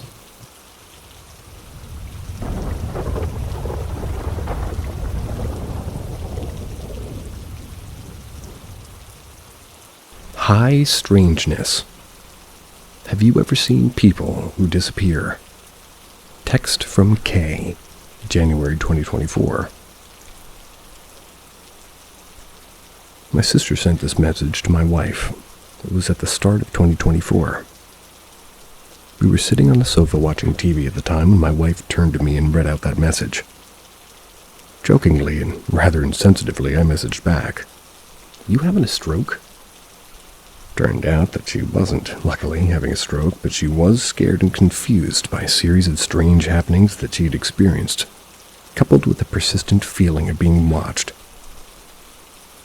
Before I go any further, let me give you some background on my sister. In this account, I'll refer to her as Kay. Kay is a 42-year-old mother of 2 young boys. She lives in a lovely house in the Cotswolds, and has worked primarily as a school teacher before having kids of her own. In essence, she is fairly well-rounded. She's not a paranormal enthusiast or a conspiracy theory nut by any stretch. But she had a story to tell, and believe it or not, this wasn't the first time either. Kay and I grew up in Daventry, a small market town located in the very center of England with a population of approximately 2,500 people. Back in the late 1990s, Daventry had what could be called a UFO flap. It lasted for several weeks. The flap amounted to regular reports of strange light in the sky that moved erratically. The local newspaper, the Daventry Express, reported on the phenomenon and stated that the sightings primarily occurred on Wednesday nights. That's something that's kind of stuck with me, like why Wednesdays? When I grew up, the sky above Daventry was known as the stacking area. This meant that when the runway of London were full of pilots and airborne planes, they were told to do laps above the Daventry. That's until they were spaced to land. I forgot the word for that. This meant that the sky above Daventry was a busy place. The locals were used to seeing lights in the sky, but something about the Wednesday night lights were different. One evening, Kay and my mom, Kay. Let me restart that. One evening, Kay, my mom, and a school friend got into their family car. It was a 5-minute drive through suburbia to take a friend home. A straightforward drive through lit streets with no traffic. I didn't even go with them. I'm 5 years younger than Kay and was probably around 8 years, something like that, old at the time. 20 minutes, maybe half an hour later, Mom and Kay returned and said, "We saw a UFO." They'd seen that strange Wednesday night light and showed the paper we were all talking about. I brought up this past event and this aspect, not Kay. I'm not really doing this to make out that Kay is the type of person who sees things, or, well, maybe I am. John Keel, paranormal legend, suggested that paranormal events are inextricably linked to UFO sightings. Some suggest that UFO sightings are often precursor events that spawn further incidents of high strangeness. Am I therefore suggesting that what Kay saw in the late 1990s left her open to other experiences? Maybe. After my initial "are you having a stroke" message, I got on the phone to Kay to find out more. Put the call on speaker mode and muted the TV so that me and my wife could listen and participate in the conversation. What was she talking about? What was even going on? I knew that Kay's husband was away in business in Australia at the time, and part of me was worried that being alone with two young kids had stressed her to the point of snapping. I was concerned, and the way she sounded did nothing to alleviate that. There was something robotic in her tone, a distance in her voice. Kay is normally a warm and lively person to chat with, someone who's quick to laugh. But that night, she was just different. She was scared.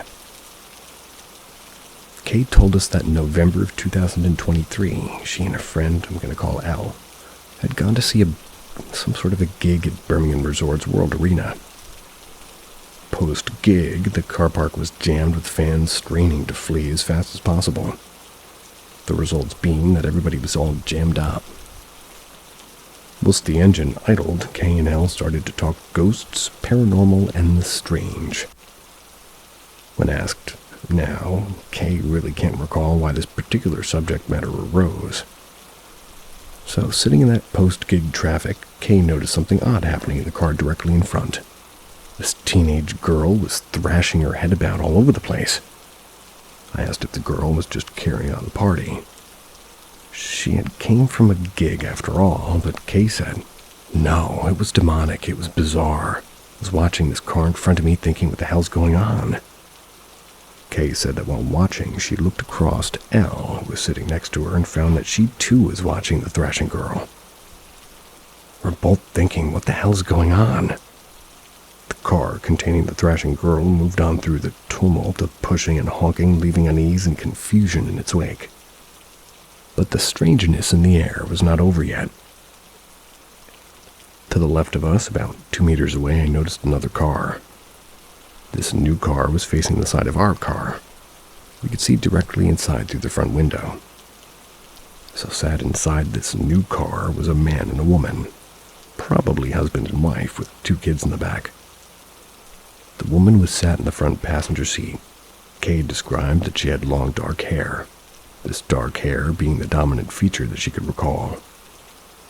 While glancing at this new car, the woman, the presumed wife and mother, morphed or changed into something else. Suddenly, this normal-looking mom or wife had no eyes.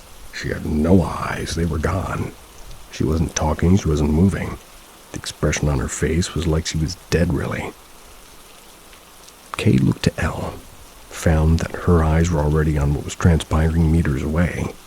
Together, they sat transfixed by this oddity that had unfurled before them. For 5 minutes, they watched, and for 5 minutes this woman appeared to be dead. Long dead. But apart from Kay and Elle, no one else seemed to notice this transformation. The husband didn't react or act like anything was different, nor did the kids. But how could this be when the woman had changed so drastically? After all, her eyes were gone, just being black holes. Then, quite suddenly, whatever had fell upon the stranger passed like fog lifting at dawn to reveal the woman that they had first laid their eyes upon. She was normal again. For 5 minutes, Kay and Elle had watched a normal long-haired woman transform into an eyeless, unmoving corpse. And then, boom, she's right back to being normal. Kay now stared slack-jawed as the restored woman began talking again to the family that hadn't seemed to notice her eyeless corpse for the last 5 minutes. Whatever had been was gone. When Kay told me this story, her tone didn't change. She was almost robotic, and she was scared. I asked questions that would nudge her to the more rational explanations. Like, was the thrashing girl off her head? Was the dead woman just sitting at a strange angle? Was she sleeping? Was the light in the car park hitting her face, causing strange shadows? Ultimately, you won't know. But the events in the car park had left her rattled, and this was now weeks later, and the uneasy feeling that had settled that night had not gone away. And now, she was sat in her country house with her kids in bed and her husband on the other side of the planet. Kay had, in quotes, started to feel really uneasy at home and at work, like being watched, anxious all the time. I asked Kay if she had noticed any kind of synchronicities that had occurred in her life around this time. She said that she hadn't. While writing this, I googled Nothing But Thieves Birmingham, name of the band whose gig they had been to check the date of the gig, and I noticed that the name of the album that they had been promoting that night was Dead Club City. Dead Club City? Are you kidding me? Around 2 weeks after the gig, Kay and another friend named, I'm going to call him S, they went to London for the weekend. We were walking around Covent Garden looking for somewhere to eat. Everywhere was full. The streets were packed. As they were walking and talking, Kay saw a man appear immediately in front of them. It came out of nowhere. I had to sort of pull up so I didn't walk into him. Okay, I thought, a man on a busy London street. He had his arms stretched out and he was just standing there, still, while everyone else was hurrying along. The man had a vacant expression, to the point where he looked weird. Bald head, bright jumper. As they rounded this man, Kay and L shared a confused look at each other, but S didn't seem to notice him. Seconds later, their group crossed the road, and whilst doing so, Kay glanced behind for another look at this bald, motionless man, but he was just gone. He'd vanished. It was a really long street, and you could see up and down it in both directions, but he'd completely gone. I suggested to Kay that maybe she just lost him in the crowd. It was a very busy street, after all. Kay was not sold on this simple explanation. He was really distinctive looking. Bald head, bright jumper, just appeared and disappeared in a matter of seconds. As Kay spoke, I was struck by the fact that both Kay and L saw this man, but S hadn't, or had simply paid no attention to him. I asked myself, would I? London's full of people, all shapes and sizes. So I had Kay and L paid attention. Had that night in a car park left them hypersensitive? Were they jumping at shadows, or were the shadows following them? Later that day, the trio were on an escalator in a London train station. That's when Elle's eyes were drawn toward a woman dressed in purple. They were traveling on the opposite escalator. As Elle was watching the world go by in the purple, as Elle was watching the world go by, the in purple just disappeared. Gone, but on this occasion only Elle saw. So what did this all mean? Were the colors that these disappearing people wore significant? Was the fact that they wore bright colors significant? Was the way that you spelled colors significant? Did they want to be seen, or did they want to see who could see them? And then there are the places themselves. Car park, street, train station, urban, busy, transient. After returning home from London, that sense of unease that Kay had felt got worse. She felt watched, and speaking to Elle only made things worse. Elle told her that strange things had started to happen in her home. The lights in her kid's room turned on and off by themselves. She noticed the tumbled dryer door being left open, and when she'd left it closed, her kids started talking about seeing monsters. One of Kay's reported having a nightmare, something which really hadn't been prone to before. Strangely, Elle told Kay that the events that occurred in her own home hadn't scared her, whereas the unease Kay felt bothered her greatly. Closing thoughts. When you first buy a car, you suddenly notice that the roads are full of exactly the same model. You hadn't noticed this before, but now you see them everywhere. They'd always been there, but your antenna wasn't focused on them till you bought your own. Had that threshing girl spun their dial, turned their radio to a new channel, a channel that had always been there. Welcome to Paranormal M, the home of thrilling tales and eerie adventures. Don't forget to subscribe and hit the bell for weekly updates. Well, daily updates, actually. Prepare to be mesmerized by the supernatural. Whispers in the Forest.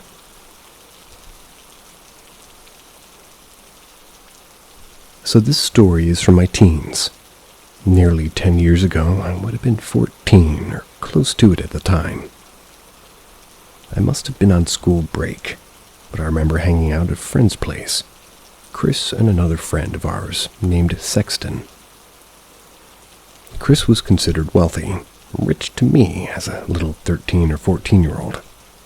He had a big-ass quad bike that we would always take out exploring the bushland with, and this is going to be important later.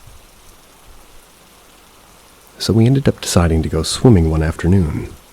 There's an old quarry that had filled up and was a popular swimming spot for local teens growing up. He lived not far out of town, but was considered rural living. Everybody lived small acreage around this area, sort of country living, you could still say. The trek to get there was too far to walk, easily accessible on a quad though. It was early afternoon when we decided to go. This quad only meant to fit 2, but easily managed 3 teenage boys. I remember sitting one backside while Sexton sat on the other side and Chris rode. Fastest way there was through a pine forest, then down some back roads into dirt roads and so on. This story isn't about the quarry itself or the back roads, but the forest. This sinister, dark, almost Blair Witch type of forest. To give you a bit of backstory of this place, this pine forest was notorious for scary stories growing up. I remember my older brother telling me how him and his friend were on dirt bikes and had seen dead animals hanging from trees. Pigs and dogs, or something similar to a dog, he said. Another of Chris's older brother told me, one night he's taking his girlfriend through there in his dirt buggy. That's when he came across and swore by a group of hooded people in a circle, like cult ritual stuff. He immediately done a 180 and drove as fast as he could out of there. All tales to stew the mind at night to me at this point. That was until I experienced my own set of unexplained events. This particular day, we decided to go to the quarry for a swim. It's a day I experienced something supernatural. I remember vividly as we left the front gates onto the seemingly quiet country roads. Everything was good. We were young adolescent teens heading to the local swim spot and school break, after all. Approaching the forest, I grew more immature and I started to show off to Chris and Sexton. I was yelling out to the forest, "Come get us! We're..." What? Sorry, the second thing they said, I don't quite understand. "Where pair yous?" This was as we were rapidly approached. As you enter this forest, no matter the time of day, the shade from the ever-growing trees darken the surroundings around it. Being a popular hiking trail and track, there's many different paths you can easily get lost on, even for a local. As we went through the forest on a quad bike, I continued my cheeky remarks and mockery, as all my friends were bursting in laughter and thrill. This wasn't anything unusual yet. We often were jokers, and we were usually sporty class clown kids, so this was common behavior to us at the time. We went swimming for what must have been many hours, jumping off the cliff and climbing back up. It got late, dark almost. We decided it was time to head home. The journey would take roughly 35 minutes each way on the quad. For whatever reason, Chris told me to ride the quad back and he wanted to chill on the way back. Me being a motorhead, I loved it. I wasn't shy of the throttle, and I was hammering it to get us back before dark. Subconsciously, we all didn't want to be in the forest after sun went down, that's for sure. As it goes, the sun set and we only just started the trek through the forest part. Chris mentioned at one point where the path that we were on had really overgrown to not slow down. I chuckled and I sped up. Just a few moments later, out of nowhere, and I mean nowhere, a massive chunk of the oversized mud-built tire had been taken out. Almost like a rip. Not a puncture, but a large rip. It was like one moment we were cruising along and the next we hear this, and feel, this thud, and it doesn't stop.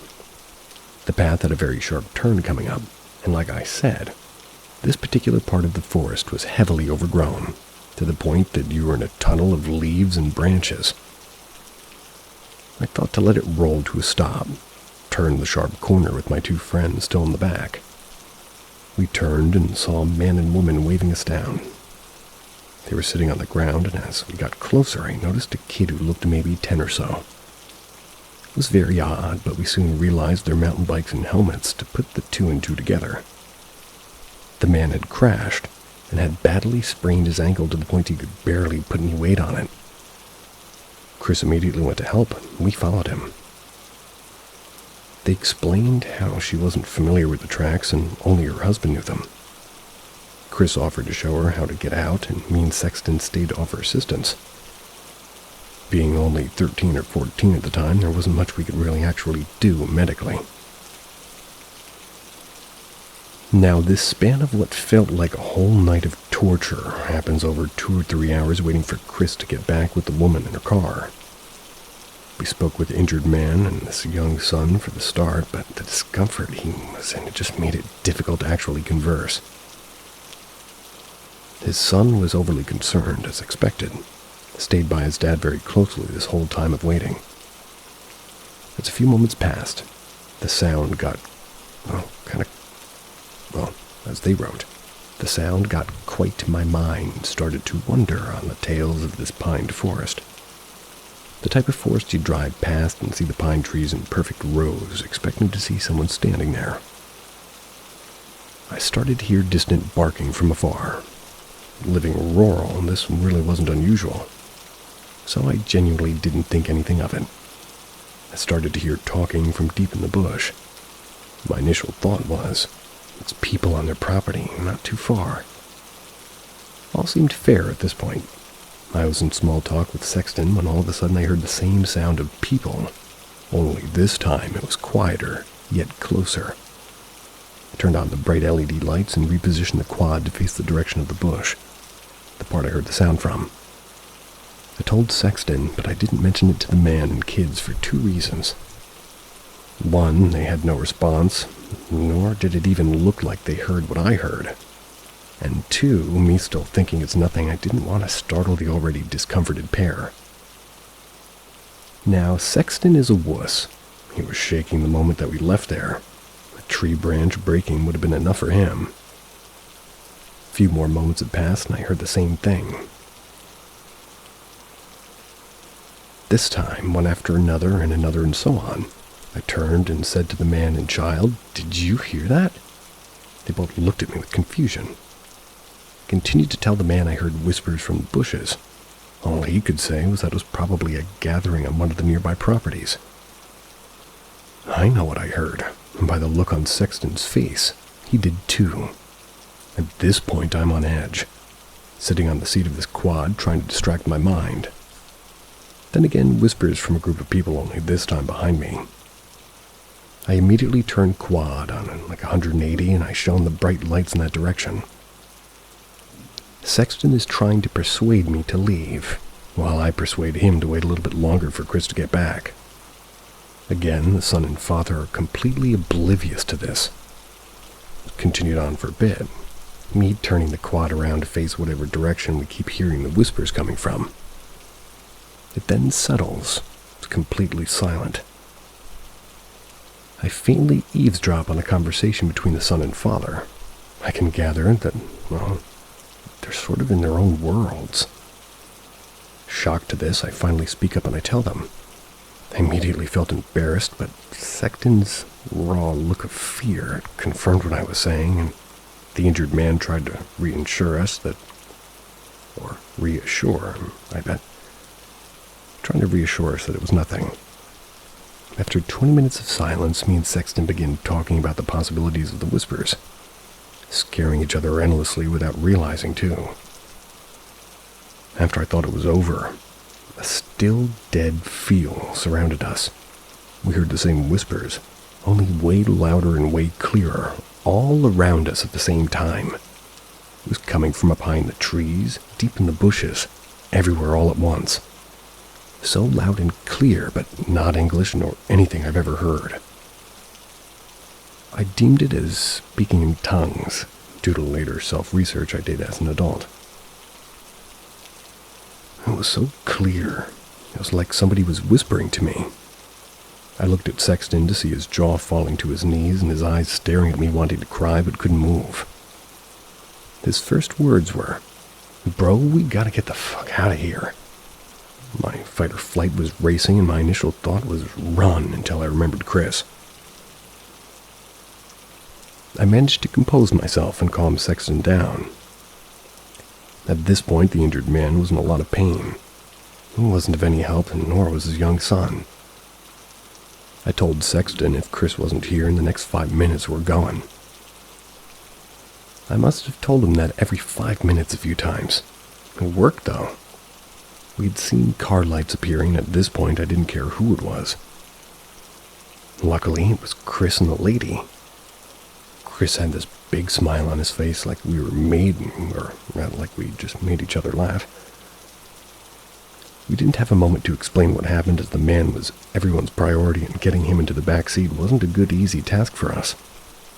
We got him in, and as Chris was waving them off, me and Sexton were nagging at his arm, telling him to listen. He finally looked at us angrily and confused before I told him that we need to go. He looked at Sexton and didn't hesitate twice, charging after the car and asking for a quick lift to the closest road. He got to the road and got reception to the phone of his older brother. He explained the story to him, and his mates came with the trailer to collect us on the quad as well. Boy, did we feel safe seeing all Chris's brothers and their mates rock up. So we loaded up the quad, and me and the boys jumped in the back of the overloading ute, and we made our way out of the forest. As we were leaving, I looked into the bushes, and I had seen a tall black figure. It was shaped like a man in the shadows, just standing there watching as we drove past. In shock, I didn't move or realize what I'd just seen. That was before looking at Sexton, who was already looking at me with that same look. I simply said, "You see that too?" It was as he nodded slowly with teary eyes. And the next day we spoke about it, except for Sexton. He still had that scared look and was in complete disbelief. It's been at least 8.5 years since it happened, and me and Sexton haven't spoke about it since. Till this day, it was unexplainable, and I've never been back there.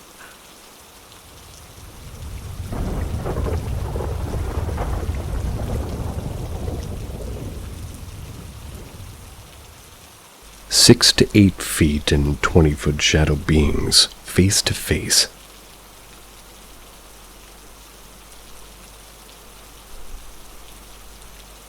Location: New Zealand, Hawke's Bay, Hamona Beach. Time: 12:10 a.m., 26th of December. Me, my 2 friends, and I'm going to call them N1 and N2, were sitting in my car. I'm going to call them Nick and Nate. In the front passenger, and Nate's in the back left seat. First, I notice what looks like 3 or 4 headlights on strobe mode just trickling along the beach. I think it must be people, so I don't raise attention to Nick and Nate, who are scrolling on their phones. I start to notice it's very hard to see what's actually holding these square, very bright lights. And all of a sudden, out of thin air, more lights appear. A lot fucking more lights. 40 or 50 at least. They've now spread, put well across the beach. I also noticed that there's figures which look like a 3D shadow of a humanoid in cult-like robes with pointy sort of hats. With no face, there is black all the way up, roughly 6 or 8 feet tall. At this point, I can't believe my eyes.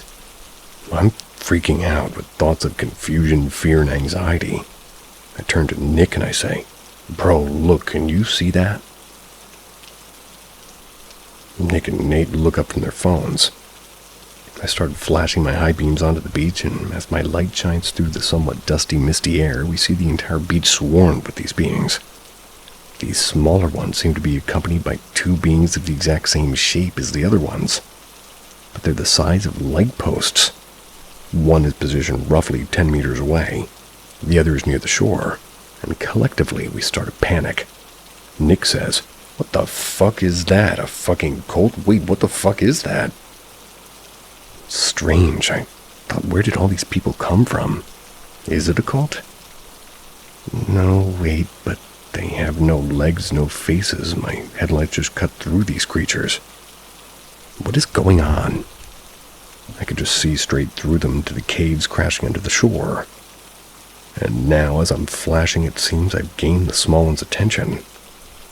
They're flashing small rectangular and extremely bright white lights where their hands should be at the back of the car. After that thought had finished, I went to lock the doors out of a blind fear. Simultaneously, the two tall ones' lights snapped to the car, and I just dropped the lights for the last time to go to reach the keys, and that's when we see them all stop flashing any light. Their overwhelming presence. This 50, 60, 6 or 8 foot tall beings, ominously and strangely dark, floating in a congregation 2 feet off the ground with like two 20-foot beings leaned over them. They were towards us from the back of the group. I inched forward to the keys. The small ones swarmed the car in like a single-file circle that speeds like a flock of birds flying past you in a blur. We're all frozen stiff in fear and in shock.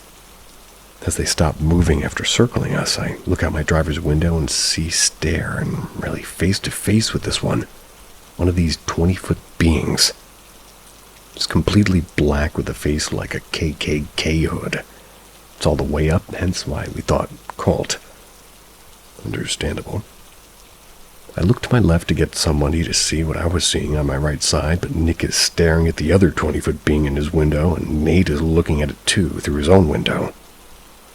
I look back to my right and it's gone. Look to my left and it's now Nate's window, and I can see both beings looking into my car at them. This lasted maybe 20 seconds, all the way after they just had us surrounded. Suddenly, one of the tall ones teleports instantly from Nate's window, 30 meters away, to like a public toilet. I can see this through my rear view, and out the back window. The beings puts his 2 or 3 meter long arm out in thin air and seems to open a portal like a white door of pure light. The other 20-foot being then teleports somewhere to the front left of the car and seems to give the small ones an order to assemble at his feet. Then the one in the bathroom seems to silently order them as well, because they fly at inhuman speed straight past the windows of the car and in a single file line from the front left of the car to where the bathroom portal was. Then they fly into it. The two tall beings enter the portal, and when it seems to be closing, 2 or 3 sets of the lights from the start rush into the grass and the tree area in front of the bathroom. We're scared little teenage boys freaking out like we all had seen the same ghost at this point, so I turn the keys, I slam the car in gear.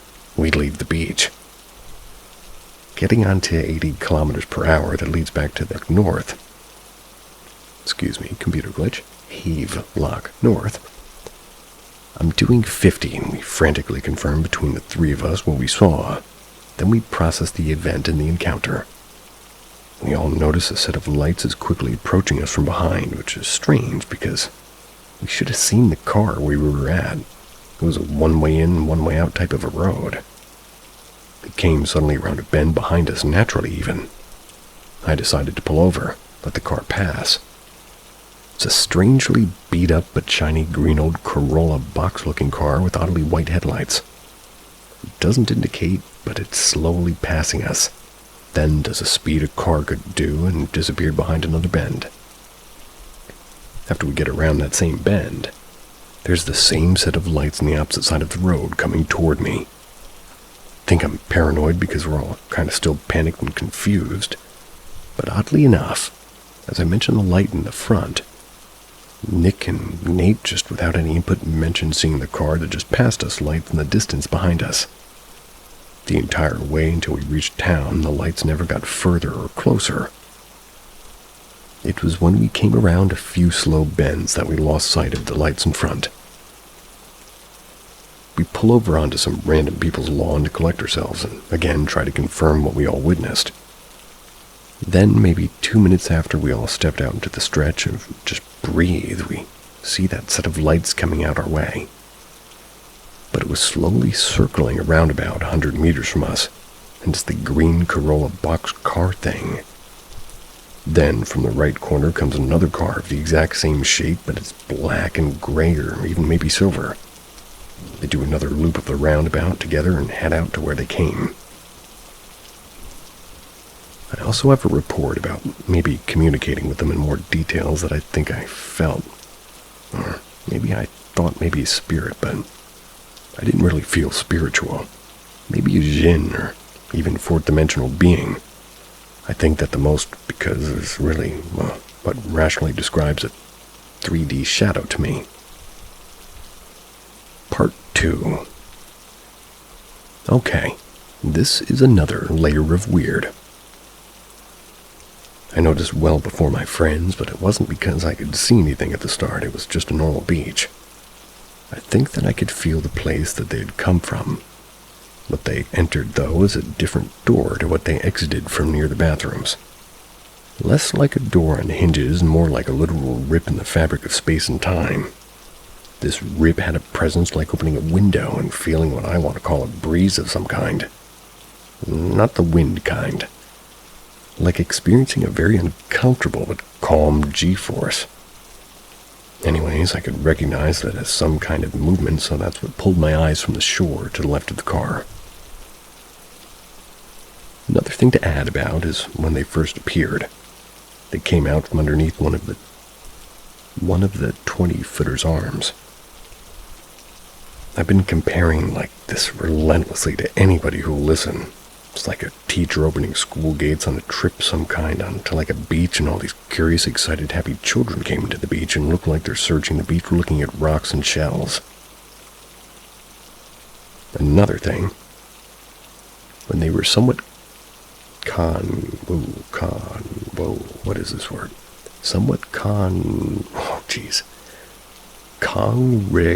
Congregated. Yeah, double congregated there. In front of the car and flashed their lights back at us while we were flashing high beams, and in that moment I felt absurd senses of curiosity, though, and wonder in what felt like faces of school children staring, smiling, and laughing. But these vibes, for lack of a better term, feelings, were always exuded by the shorter ones. It's strange that I felt that I should be some sort of friend, even though I was scared shitless. The two 20-foot beings stared in our direction with such an overwhelming amount of fear, disdain, confusion, surprise, and concern. I felt like they were very scary teachers catching me smoking at school. After dropping the high beams for the last time, the curiosity and wonder disappeared instantly. The air went stiff. The cold that we were fear-frozen. When they had us surrounded and the two tall beings who were looking in gave more overwhelming emotion of, "Why are you here? What are you doing? What are you doing? Are you a threat? Are you in the way? Is action necessary?" I truly believe this is how they processed the interaction, with feelings of, wow, who are these guys and why are they here? People aren't usually here when we do this. What do they want? Seems they aren't obstructing us in any way. We have an objective. Can't waste any more time. Go, go, go. Go to the portal. I believe that they were using an empathy system to communicate. Or telepathy. It was hard to understand now because people think thoughts and then feel feelings, and our feelings aren't always accurate and coherent. It was like they could make you feel what they felt. Oh, okay. And could feel what you felt. We are a mind and a vessel that feels emotions, but they were both. Their thoughts, actions, and emotions were all just one. I say this because when I locked the door, I locked it because I thought and felt cold, attack, defend. I'm unsure if it was a coincidence, but that was the moment that we were surrounded. I didn't get much after that except for it feeling like all the small ones were called to attention somewhere near the left of the car and then called to move into the portal behind us, and like they were gone into thin air again. Another thing with the portal behind us was that when it was opened, I didn't feel the same energy rushing toward me and collecting around me. It felt like it was rushing past me, like standing in a breezy corridor with two open doors. I truly think that I could feel where they were going. I'm not sure where or what it was, but I could feel something. And it was different from where they came from.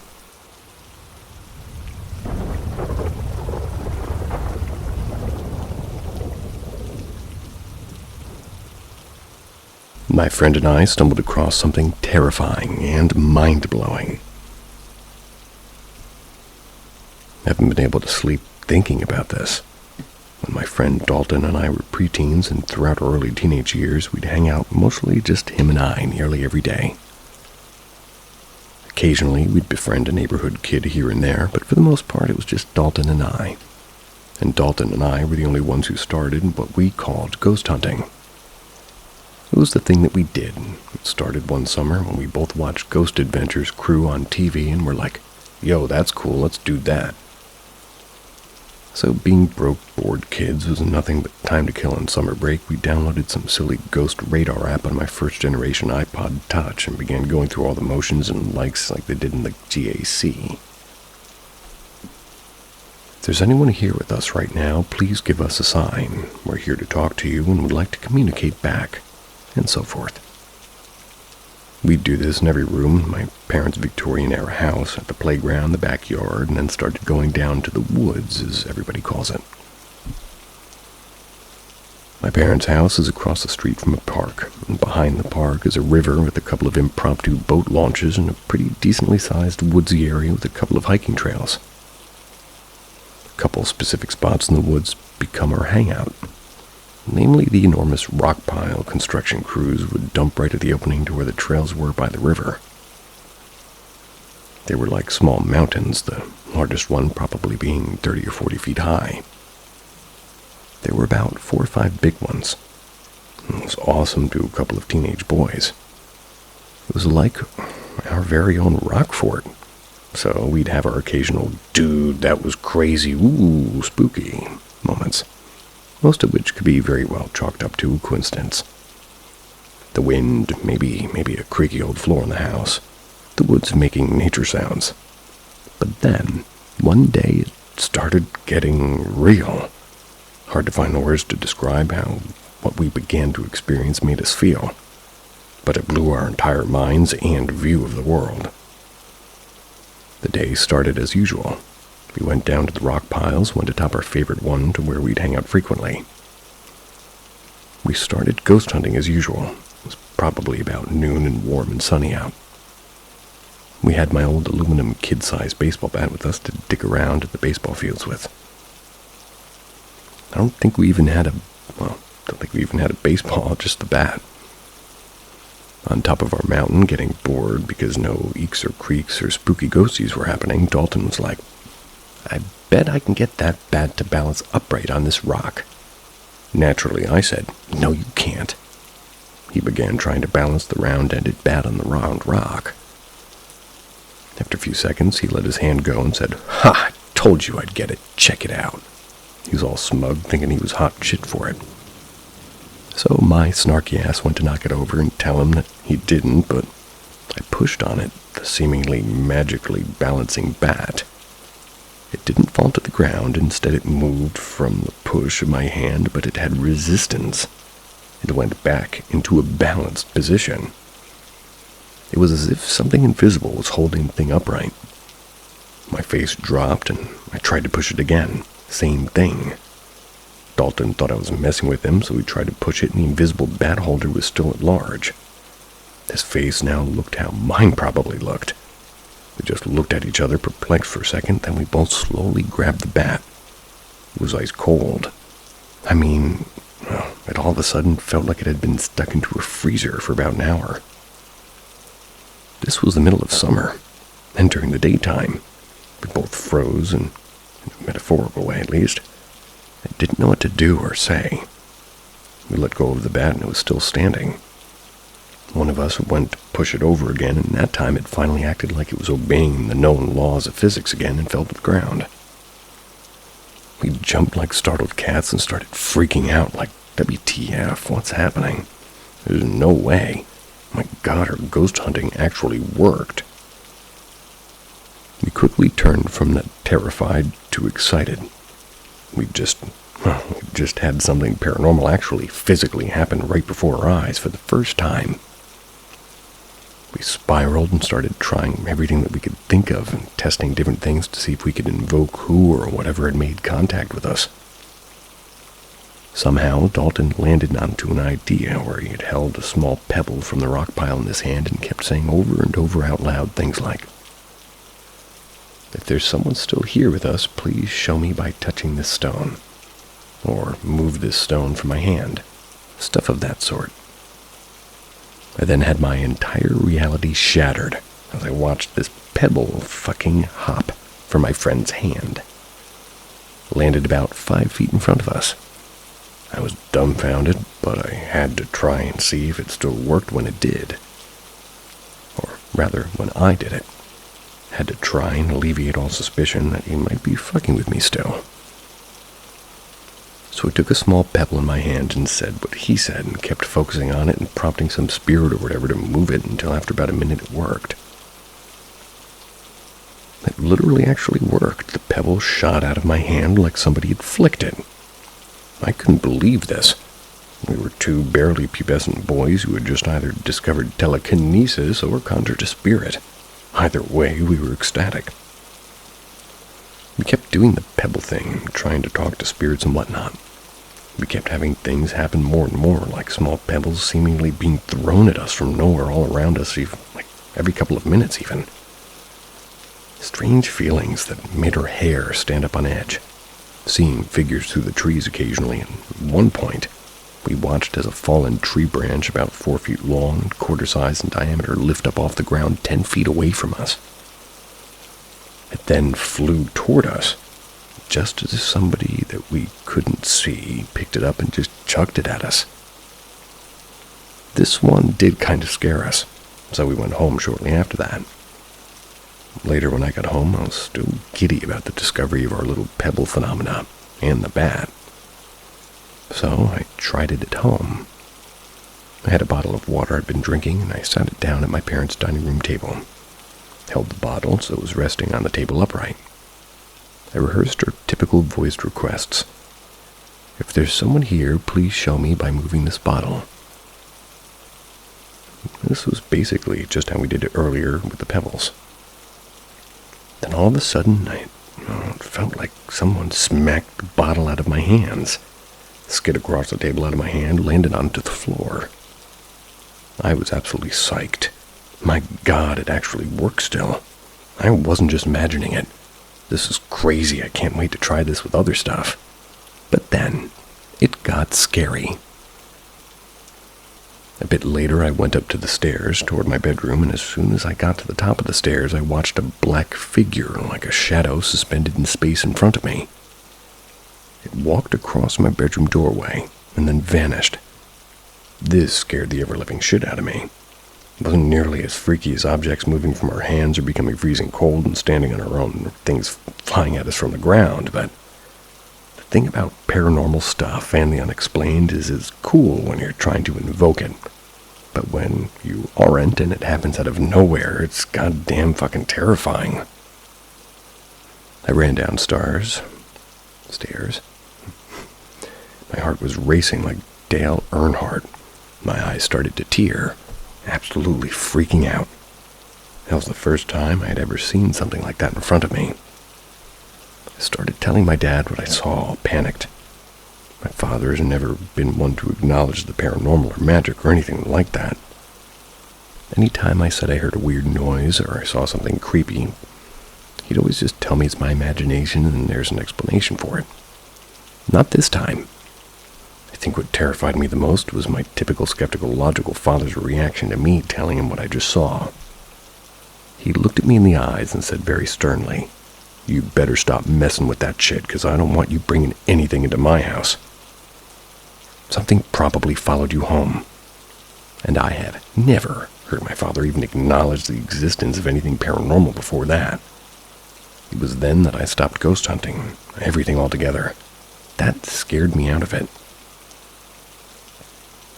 I also learned that the spot that we were ghost hunting is on an ancient Native American burial ground. A lot of people have also died in the river near that area. People have reported strange phenomena there as well. It's since been probably 10 or 15 years since I've seen Dalton. He moved away after high school and I lost contact with him. But I've been thinking about what happened that summer again lately. Moreover, I've been reading up on different documented occults and self-proclaimed sorcerers and accounts of people talking to the dead and such.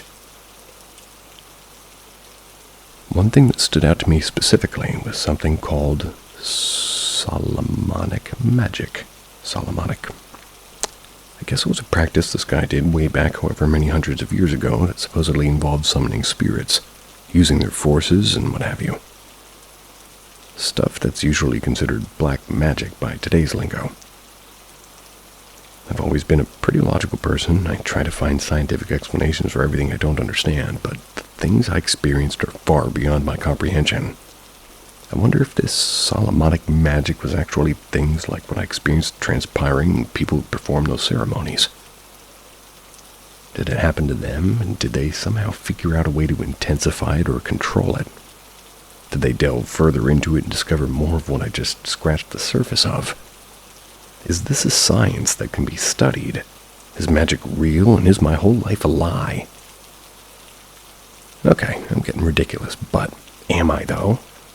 How do we know magic and spirits and ceremonial paranormal phenomena and sorcery and whatever doesn't exist? The stuff I experienced was absolutely real in all senses of the word. That must mean that people throughout history might have been able to tap into whatever this, or more than I did, right? Are what we consider magic and ghosts and sorcery all interconnected? Is it some way our brains can physically influence things around us? Are we really able to contact people that have passed, or is it like an energy that flows through everything in nature, like the Native Americans have talked about? What did Dalton and I experience that summer? I want to know more about whatever this is so badly. I want to know if it's something that can be studied. If it is, I want to learn as much as I can about it. What if it's some kind of energy or something that can be harnessed? What if ghosts are real? I'm going off on a tangent, but from what we experienced, I know for certain there are things in the world that we can't yet comprehend, and are scary and mind-blowingly amazing.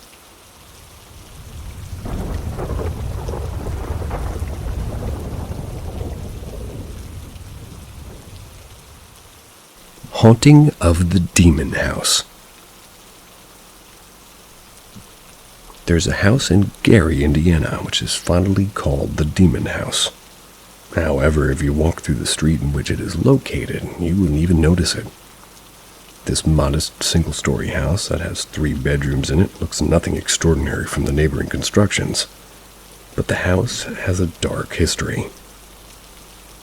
LaToya Amons, who is a mother of 3, lived in the house along with her mother Rosa Campbell and her kids. This woman reported to the police that her children were thrown on walls by demons. When the police got a report, they at first thought that LaToya was an incompetent parent. So they sent Child Protective Services and police officers to make sure she was a woman fit to be a parent. However, the police, when they arrived, were shocked by what they saw. Washington witnesses the paranormal. After multiple allegations on LaToya for apparently treating her kids badly in her own report of her children getting thrown against the wall by demons, the police sent Child Protective Services to the house to investigate and make sure that the house was a safe space for her children. Along with the case manager, Valerie Washington, Lieutenant Gruska was sent to the sheriff's department to aid her. When Gruska entered the house, Valerie pulls him away from the family's hearing zone and tells him about the things that she figured out during her investigation. 8 days ago, Washington was in a hospital sitting in a waiting room along with a psychologist, LaToya's mother, Rosa, LaToya's oldest son, Andrew, and her youngest son, Amante. When they were talking with each other, Amante walked into the middle of a room in a trance state with his rolled-back eyes into his skull and started to make a deep growling sound which was extremely deep for a 7-year-old. While Washington and the psychologist were petrified at this sight, Rosa didn't seem to budge in her behavior. It was as if she had seen it before. She walked toward him, held his hand and started to repeat and shout almost, "You are not you." And she kept saying, "You are not you." Amante started to backpedal toward a wall, and as Rosa still kept holding his hand firmly, he started walking up the wall by pressing against Rosa. As Rosa kept holding him firmly, he kept walking up the wall, tiptoed himself on the ceiling, flipped over her, and landed onto his feet. Whoa. Washington and the psychologist, freaked out by his behavior, literally ran out of the room and dragged a doctor back with them. The doctor, in utter disbelief, asked Amante, who was back to his normal state now, if he could do it again, but he replied, "I didn't do anything." Police investigate the house. After hearing Washington's story, 2 other officers named Miller and Austin were sent to the house to aid with their investigation. So the 4 of them asked LaToya to accompany them inside the house. However, she would instinctively reject them. She said them that she and her kids would never enter the house again. As a result, Rosa would enter the house again with 4 other investigators. The group went around the house taking pictures and recording videos the whole time. After they were done with the other part of the house, they would enter the basement of the house. According to LaToya, it was the basement that was paranormally the most active. The investigators, upon entering the basement, saw burnt-down candles, an altar, and a nativity scene. Gruszka would also notice that the area under the staircase had broken concrete pieces, which indicated that the flooring part was ripped apart. When Rosa was questioned about the weirdness of the basement, she simply said, "There's a presence down here." The group then split up as Gruszka and Austin stayed back in the basement to click a few extra pictures while the others went upstairs. As Gruszka walked back upstairs, he saw Rosa waiting for him. She asked him if he took pictures under the stair, to which he said yes. It was then that she would reveal a disturbing thing. She said, "Sometimes at night when we're sleeping on the main floor, we hear commotion in the basement." She also said that it sounded like someone was sort of bumping on the underside of the stairs when they would hear footsteps walking up the wooden steps. But whenever it was, they would stop on the other side of the door and stay there for hours together, which sort of stopped them from opening the door. Gruszka immediately went back to his office and uploaded the pictures he took in the basement. In one of the pictures he took under the stairs, he sees a white cloud on the right side of the picture. When zoomed in, something that appeared like a man's face appeared in the cloud. In the zoomed-in picture, he noticed a green mist on the left side, and on the mist it appeared something that appeared to be a woman's face. However, Gruszka and Austin, who stayed back in the basement, swore they didn't see any such mist. When they listened to the audio that they had recorded in the basement, apart from their voice, they heard a third voice in a deep, grumpy sort of thing, and it said, "Hey." That's not grumpy enough. Hey. After his first investigation, Gruszka decided to visit Father Maginot, or Maginot, or after which a second investigation was done in the house. Father Maginot's confession. On April 30th, Gruszka met LaToya Amon's priest named Maginot. Friar Maginot had visited the Amon's residence 5 days before the investigation started, and when he visited, the family still inhabited the place. So, to get an understanding of the ambience of the house, and the family resided in it, Gruszka interviewed Friar Maginot. Friar Maginot said that he was called to the house by LaToya herself to fight the demons in the house. When he was sitting on the main floor with the family, the bathroom light started flickering. To check what it was, he went to the bathroom, but the moment he stepped inside, the flickering stopped. But when he came out and sat in place, it started to flicker again. This cycle continued multiple times. When this was going on, Latoya pointed out a liquid forming on the window. It was on the blinds in the room that they were all sitting in. Friar Maginot walked toward it and gave it a closer look. He found that the liquid was dripping down without a source. There appeared to be no leaks. As he was investigating, he, along with the family, saw a cord that controls the blind. It was moving all by itself. The window was closed and they couldn't find a logical explanation. As Friar Maginot stood there trying to contemplate the things going on around him, he saw a huge shoe print right next to him. It was too big to match the footprints of the people in the house. He advised the family not to be in the house any longer, and this was the reason for the family moving out. Second home study.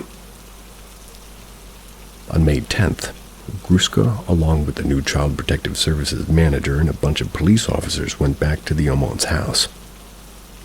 By then, the house had been uninhabited for at least 2 weeks. When Gruska arrived, he was greeted by Friar Maginot, Latoya's family, and a whole bunch of other officers with canine units. But why so many officials this time? The reason was that extreme weirdness like home invasion and intruders in the house was being reported about it. Before commencing their second home study, the officers sent in the canine to rule out human presence. The dog came back normally, indicating there was no one in the house. After this event, Latoya, Friar Maginot, and the police officials entered the house. When they entered, they found the main level undisturbed. However, as they entered the basement, they found a couple of extremely odd things.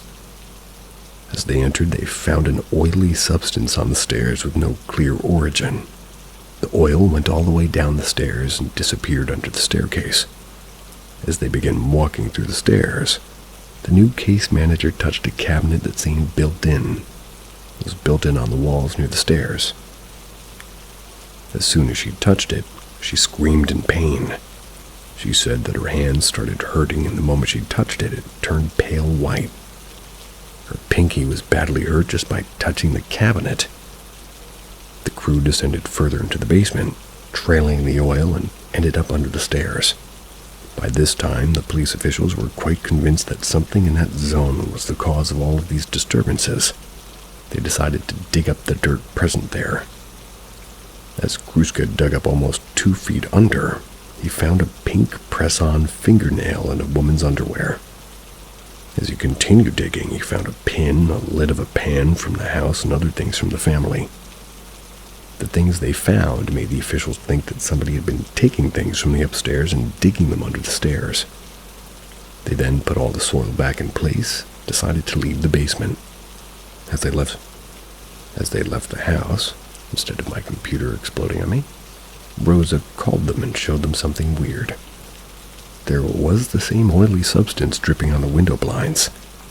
This resembled what Friar Maginot had confessed. The officers at the first suspected that Rosa was behind it, so Gruska wiped off the liquid and the crew went out of the house. You just gonna wipe it like that? They returned 25 minutes later to find the liquid back again on the blind. Friar Maginot told them that, throughout the history, liquid oozing out of nowhere was common in demon-infested houses. They then left the house and locked it. Austin's photographs. Austin, the officer who accompanied Gruska during his first investigation in the basement, captured a few snaps of the house when it was closed and inhabited. In one of the official photographs he took, a shadow figure is seen standing in the exact same position where the liquid was oozing from. Current state. The house was bought by Zach Baggins, the host of Ghost Adventures. He made a documentary of the house and later demolished it in 2016.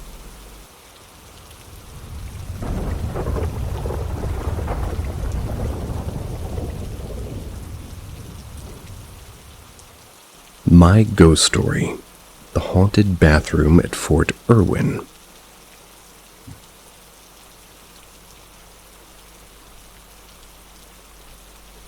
I joined the Army in 1990. I got out in 98. That's when I hit my midlife crisis. I joined the National Guard. More than a few years after joining the Guard, I was volunteered and I was getting reassigned to a medical unit that was deploying to the Middle East. In January 2019, I reported to my new unit and learned that in addition to deploying at the end of the year, I'd have to go through an NTC rotation with the unit. What a joy. NTC, for those who don't know, the National Training Center. It's in the middle of the California desert. It's one of the most challenging training events my army has, and as close to hell as we can get on this ball of dirt. Or so I think anyway. Skipping ahead, our rotation at the NTC was scheduled to back up to our deployment, meaning that we had to deploy our equipment from Fort Irwin instead of shipping it home. So, after 30 days in the desert, I got to watch my unit load up on buses and head home for a month while I got to stay at Fort Irwin, dealing with packing, customs inspections, and inventories. Out of around 5,000 guardsmen that made up the force deploying, around 300 of us, we had to stay behind. Because units don't typically have to deploy, Fort Irwin struggled to find a place for us to stay. The rotational unit locations were needed for the next unit that was coming in to do some training in the desert, and the National Guard barracks on the post were needed for California guardsmen who were doing their 2 weeks annual training that summer. So, after moving around a bit, we landed in what was known as augmentee billeting. This is where units that come in not to train but to assist the full post time. Opposition force, they stay. And lucky for us, there were no augments needed for the upcoming training, so we got to use these barracks for 3 weeks. This is where my story begins. The work we needed to do was long and hard, but after 2 weeks of the most heavy lifting being done, we started to enjoy some downtime. This coincided with our move to augmentee housing. When we first moved, the housing manager, a civilian, walked the senior leaders through the 12 buildings that we were to occupy, and the bathrooms that we were allowed to use. The setup was typical for Army short-term housing. Each building had 2 sides with bunk beds from front to back. The 12 buildings were occupied along with some others arranging in a square with large bathrooms and open shelters for meeting and eating. In the area behind the buildings, each unit had its buildings. The meeting and eating behind the building. Each unit had its buildings, and my unit had the one furthest from the assigned male bathroom. This was odd because directly behind our building was a male bathroom. But I guess that one was locked and it wasn't on the list to be assigned to us. Being older, I asked the housing manager if we could get that one assigned to us as well. Being older, I must use the facilities more often. I didn't want to walk halfway across the pad to the one male bathroom we had.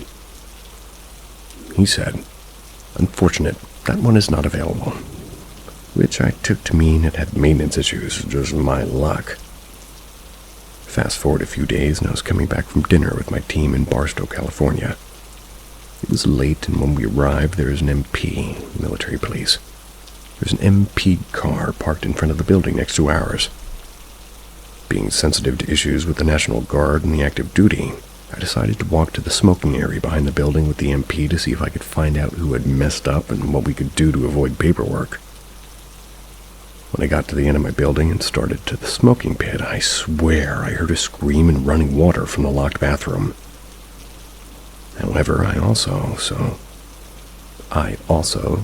one of our senior females, talking to the MP at the smoking pit, while I looked at the bathroom as I walked by. I was more interested in finding out what was up with the MP when I reached the female NCO I knew. She immediately said, "You heard that, right?" I said, "Heard what, the scream?" "Yes," she said. "It's been going on for half an hour.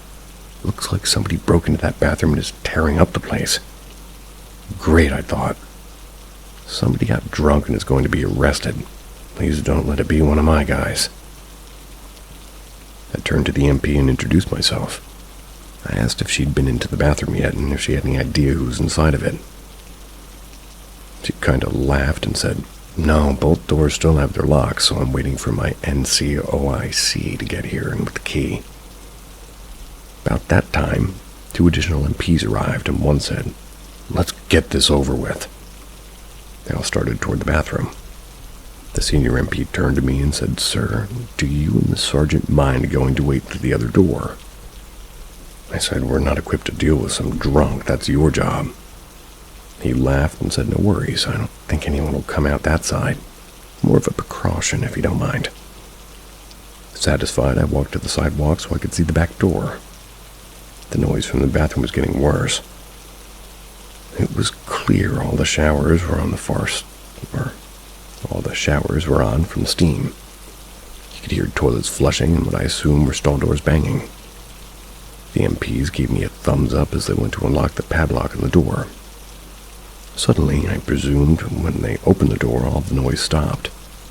All we could hear was the water running and then the MPs giving the military policy yell as they entered. Shortly after that, we could hear them yelling clear as they moved down the building and cleared areas. When they got to the end of the building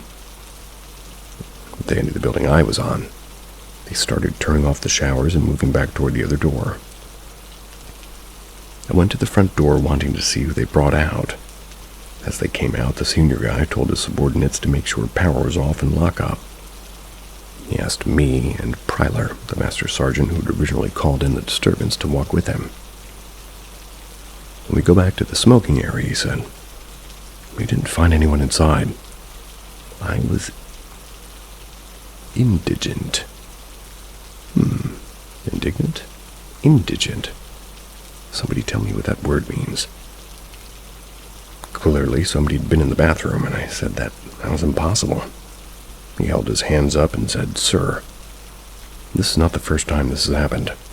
Every few months we get calls that somebody's messing around over here, and when we get here, we search and clear the building and find nothing but running showers, and if the bathroom has supplies, they'll be thrown all over. Never find anyone inside. I don't have an explanation for it, but from what I understand, this has been going on for years. There's a standing order that no MPs go into that bathroom alone, or at least one of the MPs doing a search must be male." "What the F?" I said. "Why is that?" He said he wasn't sure, but from what he had heard, a female MP had unexplained injuries when she searched the bathroom alone. In my mind, I said, "This is bullshit. This is the active army messing with the guard again." The MPs left, and MSG Pryler and I talked for a bit. She was originally from Louisiana and joined the NC Guard when she got out of the Army at Fort Bragg. I told her I thought this was a bullshit prank by the MPs. She wasn't so sure. She said she thought it was supernatural. I wasn't convinced.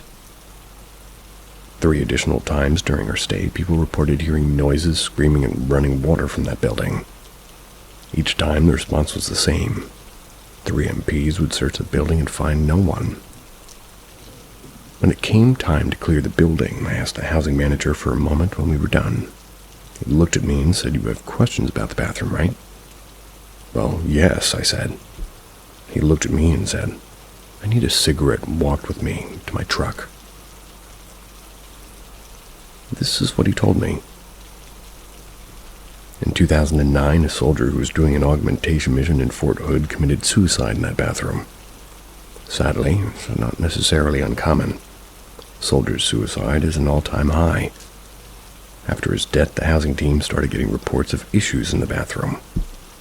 The first incidents were with the stall door, the one where the soldier died. It wouldn't stay on its hinges. They would get calls nearly daily that the door had fallen off, only to find it undamaged and laying on the floor. Then, during the period of no units using the building, they would come in, open it, only find the door off and on the floor with the showers running. A few years later, he said the MPs started getting calls. Some were screams and yelling in the bathroom.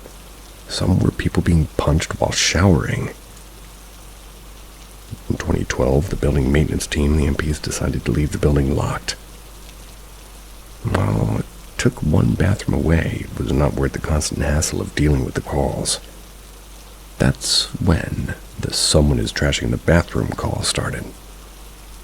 Early on, MPs would get the key and search the building, turn off the showers, lock it back up, and one night a female MP got the call.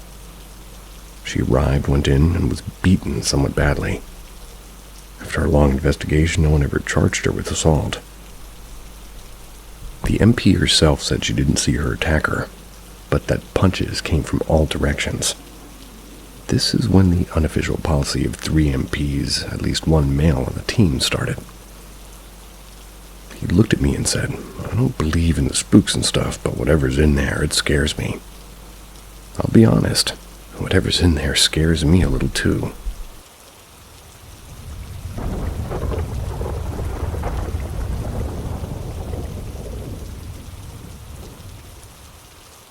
The Long Island Haunting.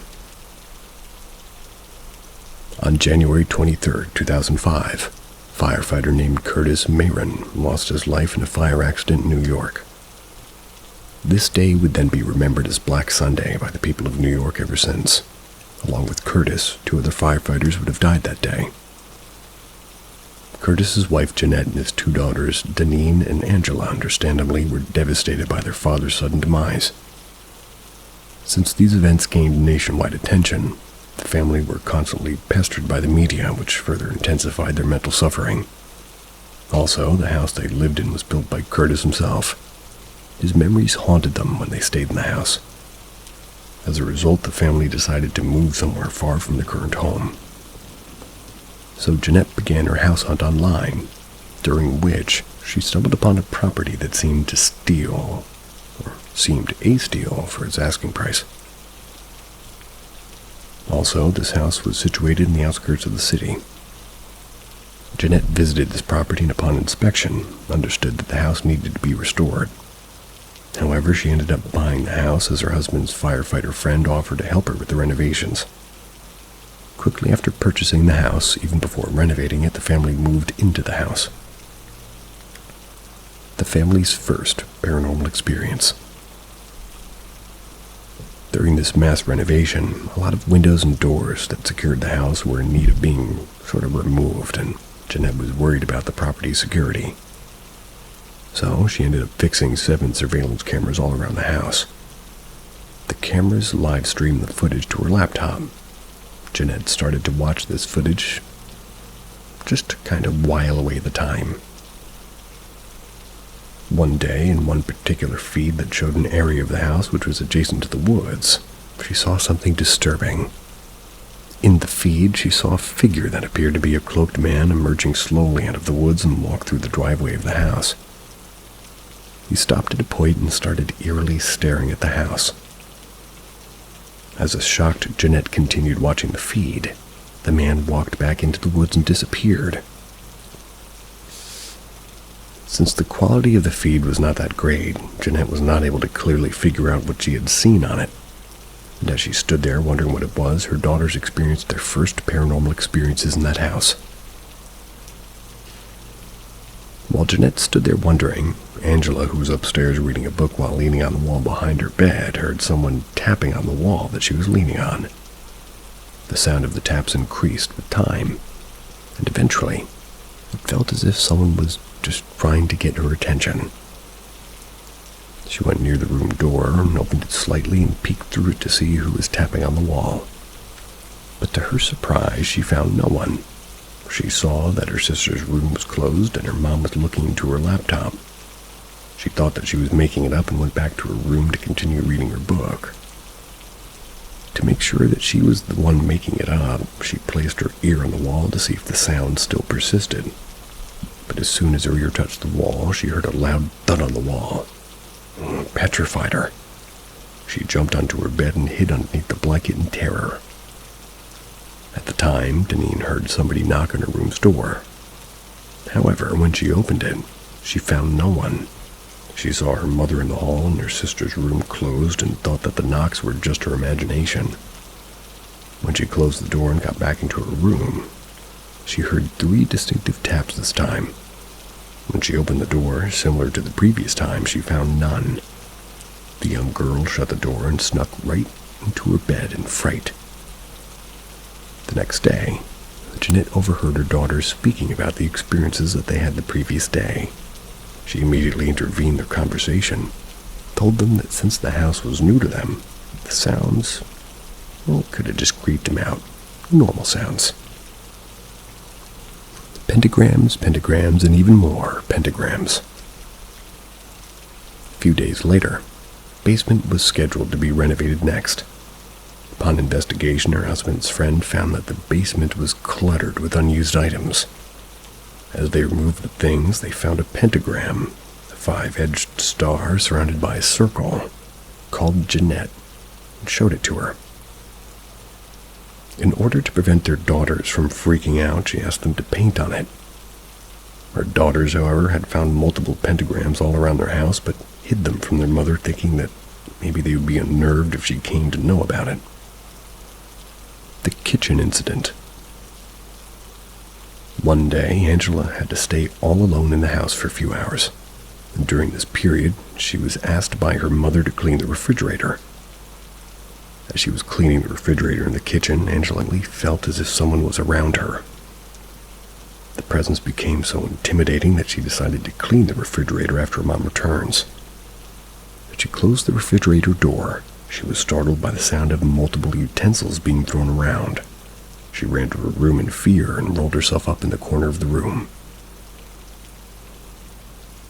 When Vignettes returned, she was terrified and looking at the state of her kitchen and immediately ran to her daughter's room to check on her. Angela explained to her what just happened, and Vignettes couldn't reject it as just because of the look Angela had on her face. Vignettes was induced into a guilt trip for not being able to help her daughters. A journal in the wall. The renovation was reaching its final stages, and the walls of the house were the next in the checklist. While demoing on the walls, a journal tied in lace was found by the crew. They called Vignettes and gave it to her. The journal had the year in which the house was constructed, the photo of its original owner, and a few weird drawings. On looking at those drawings for a few more seconds, Vignettes figured out that they were sacrifice ritual drawings, and all of them pointed to the basement of the house. Yet again, to avoid scaring her daughter, she destroyed the journal. Troubled again. One day, while Angela was in her room listening to songs on her headphone, she heard somebody call out her name. She went out of her room to check in if her mom or maybe her sister had called her. But her mom was washing the dishes and her sister was in the bathroom taking a shower. Because of the previous experience that she had in the house, she went back to her room in fear. As she entered her room, she heard the voice call again, but this time it said, "Call Deneen." Before she could comprehend what she had heard, she heard her sister shout at the top of her voice from the bathroom. Angela and her mother rushed into the bathroom and saw Deneen curled up on the floor. They wrapped her in a towel and took her back to the room. So, why did Deneen shout? She heard the voice of a man and footsteps in the bathroom. As she looked through the frosted shower room glass, a huge hand hit the glass hard. After hearing this, Vignettes wanted to leave the house at once. But her financial investments and the renovation efforts her husband and friends had put into the house stopped her. Return of the black-cloaked man. Angela was finding it hard as always, and went out of the house every time she had a chance. One day, she went out of the house and sat on a swing near the driveway. Vignettes, however, made sure she had her eyes on her daughter and kept watching her through the window while washing the dishes. Once her washing was done, she went to the hall, opened her laptop, watched over her daughter through the camera feeds. As she watched, she saw the same black-cloaked figure come out of the woods and stand next to her daughter. As she ran out of the house toward her daughter, she heard the screams of her daughter. When she went near Angela, the figure was already gone, and Angela was on the ground with a badly hurt ankle. She said that somebody had pushed her hard from the swing. Angela sees it. After this incident, Vignettes never left her daughter alone at the house. One day, however, she went to go to a pharmacy and left Angela all alone in the house after a long time. As soon as she left, Angela went to her room, put on her headphones, played her favorite music, and closed her eyes in an attempt to sleep. But with her eyes closed, along with the song that she was playing, She heard loud banging sounds. As she opened her eyes, she saw her closet door rattling. She snuck under her bed, crawled toward the wall, looked at the closet door. She saw the door forcefully open, and a figure walked out of it. The only part of this figure that looked human was its feet. The figure slowly walked toward her bed, stood near it for a few minutes, and walked out of the room. She heard it go downstairs and gave out a sigh of relief. The sounds of its footsteps stopped. Angela tried crawling, but while she was halfway out, she heard the figure come running up the stairs. Stood right in front of the bed with its toes pointing toward her. Figure got on top of her bed, and slowly its head descended with its sunken eyes staring right at Angela. The figure appeared to have skin rotting away from its head. Angela squeals at this eerie sight, after which the creature goes back onto the bed. She heard it jump off the bed, but it was nowhere to be seen. The footsteps, however, were being heard all around the house. Angela went through this ordeal for almost 45 minutes, after which her mother returned. The house was cleansed, after which the paranormal events stopped. The family still resides in this house with one obscure question. This is Paranormal M, your ultimate destination for spine-tingling stories. Subscribe now to join us on this thrilling journey into the unknown. Are you ready to uncover the secrets of the paranormal? So, I've been hearing a voice. My boyfriend, Simon, 30 years old, and I don't want to mispronounce your name, but it's spelled T-E-I, Tay, 26 years old, moved in together in less than a month ago. Our apartment is almost perfect, minus, of course, the voice I've been hearing. When we viewed the apartment before signing the lease, everything seemed fine. No weird vibes, smells, or anything. It's just a nice 2-bedroom apartment on the 2nd floor. Our first night in the apartment, however, got a little bit weird. Simon is really anal about cleanliness. So before we moved in any of our stuff, our previous places, we had to spend a night and a day just cleaning. Also, he's an African immigrant and his family is quite spiritual. So we had to do a couple of cleansing rituals to try and get rid of any sort of bad juju. We burned sage and incense, prayed, and dripped some kind of ritual oil in all of the corners and closets. Now, I'm personally not very knowledgeable about the stuff that we did. I didn't grow up in any sort of spiritual environment like he did, but I'm a supportive girlfriend and know that the rituals meant a lot to him, so I did my part. At one point, Simon asked if I would go and burn incense in the guest bedroom closet while he worked on oiling the kitchen. We'd been cleaning and doing rituals all evening, so it was pretty late at this point, maybe 11 or 12 at night. And, as stated earlier, we didn't have any of our stuff in the place yet. If you've lived in apartments, you know that at times they don't have ceiling lights and you need to rely on the lamps in the bedrooms. So there's no light in the guest bedroom except for my flashlight and my phone. I went in with the incense, heading for the closet. And in about the center of the room, I got this horrible pit in my stomach and my body just froze. All the hair on my arms stood up and something in my brain was just begging for me to leave that room. So, naturally, I noped out the guest bedroom real quick. I found Simon, and I asked him to come in the room with me to do this incense. I told him that it creeped me out in there. He kind of gave me an exasperated look, and he said he'd trade with me. So he lit the incense in the guest bedroom closet, and I oiled the kitchen. When he finished in there, I asked him if he felt anything weird or creepy. He said no, and continued to deny anything strange about the room when I pressed. So the rituals finished, and the move passed without incident. Though I couldn't go back into that room for the rest of the night. Each time I looked into the blackness of the dark room, I felt that same sick, creeped-out feeling. The next incident occurred after living in the apartment for 4 or 5 days. Simon works in 9 to 6-ish, Monday through Friday. Whilst I'm currently working remotely, so I'm in the apartment a lot more than he is. It was late in the morning, and I was working from my laptop. I was seated on the floor at my coffee table in the living room.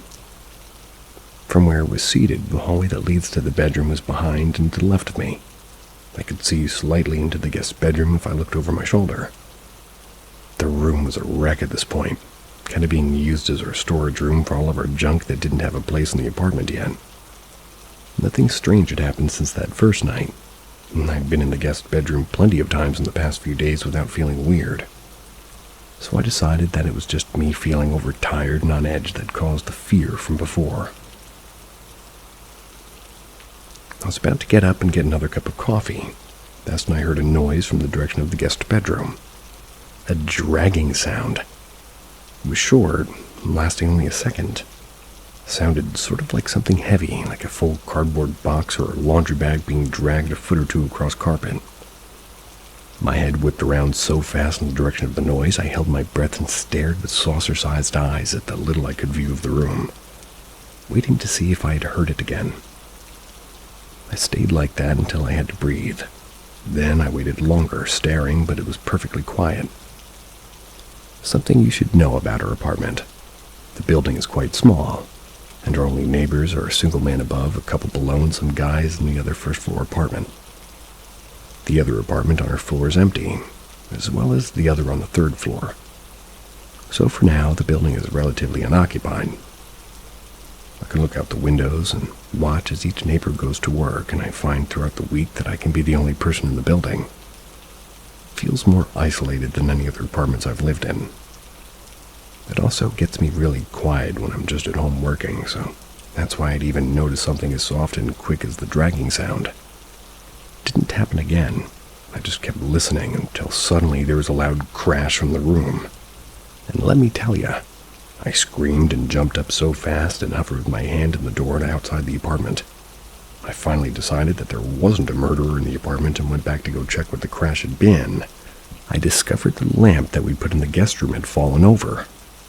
It was one of those tall, skinny floor lamps.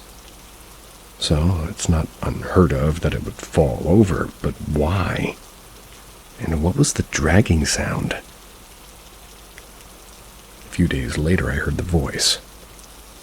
I was getting home late, and I had to go out of town to take a law school admission test. The most painful 4 hours of my life. Ugh. The drive back was pretty long. I was still in my car in front of the apartment and could see Simon's silhouette through the curtain windows. I opened my car door and I was getting my purse from the passenger seat. That's when I heard a woman say hello. I looked up expecting one of the neighbors beside my car, but I didn't see anyone. "Hello?" I asked clearly. Nothing. I said louder, "Hello?" I heard directly in my left ear, "Hi." It was quiet, but still obviously the voice of a woman. As you expect, there was no one there, so confused and a little bit frightened, I responded. "Hi." Briskly went up to the apartment, didn't tell Simon about the voice that night, but just a couple of days later I heard her again. It was a weekend evening. Simon and I had been in the living room watching a movie. Simon went to go take a shower. I was left to pick something else to watch when he got out. After a few minutes, once again in my left ear, I heard a woman whispering, "Hello," and I tried not to react. I didn't look, I didn't move, probably didn't breathe. I waited to see if I would hear it again. And I did. It said, "Hear me?" Then it was quiet for a moment, and suddenly it was, "Hi. Hi, hi, hi." Finishing with a not whispered, but an excitedly exclaimed hi. "Stop!" I finally broke out, turning to the left. No one there. No more woman's voice in my ear. I went to the bathroom and I told Simon about the voice and the lamp falling over. He seemed only mildly concerned, but that man hides his emotions like no other, so maybe he was more freaked out than he let on. He told me I could just be catching auditory glimpses of other planes and not to worry about it. However, the voice has continued and I'm kind of worrying, so maybe you guys can give me some clarity. Here's some things to note. 1. I haven't heard the voice anywhere else, only in or outside of the apartment. 2, Simon has heard nothing, and neither has my mom or friends when they visited. You don't know that. 3. Sometimes my nose is overtaken with a terrible smell like spoiled meat, and only I can smell it. Simon and I are going through some stuff in the guest room, and the smell hit me like a brick, but he couldn't smell anything. I continued to smell it for hours afterward. Same thing happened in the kitchen when my mom was visiting, and she smelled nothing. Check your sinuses just to make sure to rule that out. The voice doesn't happen every day, but sometimes it happens multiple times a day. 5. So far, it's only said hi or hello or hear me with varying intonation. Sometimes I just hear a noise like panting or breathing. 6. When I answer, it usually stops. 7. I've never heard voices before, and at 26, I think I'm past the typical age where schizophrenia crops up. So, what do you think? Am I losing my mind, or is something actually communicating with me? And if it is communicating, why only me? I think my biggest fear is that I'm going to get possessed by a demon or something crazy like that in the movies. I don't have time for possession. I'm headed off to law school for a few months. What do I do? I wish you luck.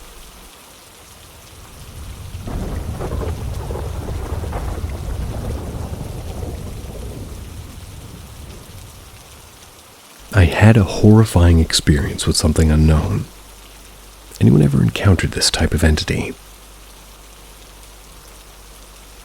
My best friend and I took a short vacation to the northern part of Mitten in Michigan. Last night we decided to go to this old cemetery that my dad always took us kids to when we were younger. That way we could explore and do something a little bit spooky. My dad also went there as a kid with his siblings, so we have a long history of adventuring here. I know this place like the back of my hand. The cemetery is down a good 20-plus miles of rough dirt and 2-track roads. Hard to stumble onto without knowledge of its existence. There are no houses nearby for miles, and there's usually forest-dwelling creatures in the area. The occasional elk and sometimes black bear, though I've never seen one. We pulled into the cemetery. It's 8 o'clock and the sun has set since. We parked and we got out. The two of us are always side by side in everything we do, as we like to experience things together. For some reason, we said nothing to one another, and I felt drawn back to the far right corner of the cemetery. She walked straight out and more to the left. I found a cool grave with some fake flowers that I was examining, and when I noticed how deafeningly quiet it was, I couldn't hear crickets or anything anymore, like I was in some weird bubble. As I'm standing there, I heard the fake flowers at the grave rustling as if there was an animal in them. The flowers being right at my feet were easy for me to shine my light down into and see if there was no critter hiding in them. As I was inspecting them, they shook again. I just got the feeling like whatever this was telling me I needed to go walk back to my friend. I started walking to find my friend and could see her light coming up over the small hill. She was trying to signal something to me. When we met up, she told me that while she was looking around, she heard what sounded like a woman moaning or softly shouting. It was like a long, drawn-out note or something like that she described it. Said it was coming from where I was. I didn't hear this noise at all because of the quiet bubble I seemed to be in. It was all interesting that we both had an experience that made us feel like we needed to find each other.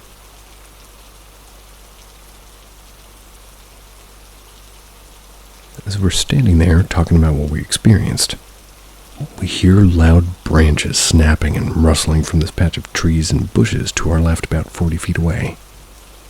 This spooks us, so we start speed walking toward the car. My friend shielding her face from the direction of the cluster of trees and bushes, and I didn't want to take my eyes off of it in case it was something dangerous like a bear. As I peer around her, I see what looks like a person standing at attention, but with nothing from the waist down. No legs, and it's just hovering there in the bushes. It looked the way something does when the moon hits it, kind of glowing and shimmering, but but also not solid, almost like it's made up of fog or something. And I will note that there are no large gravestones in this area. There's only a few in the cemetery, and they're in the back where she had initially explored.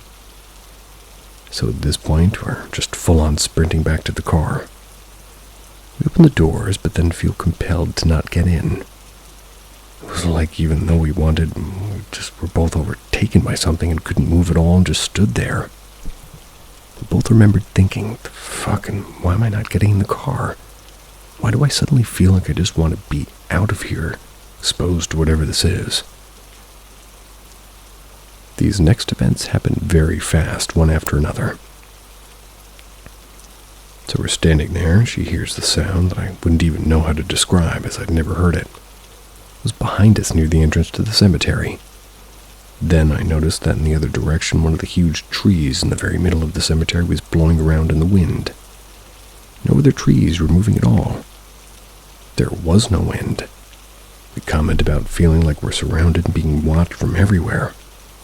We return our attention to the cluster of trees and bushes where I saw the figure and noticed a smaller figure on the ground. It's shining like it was in moonlight crawling on the ground. It flickered in and out of existence. It was like a faint bluish-white color, semi-transparent but solid enough where it would mostly block out the small gravestone.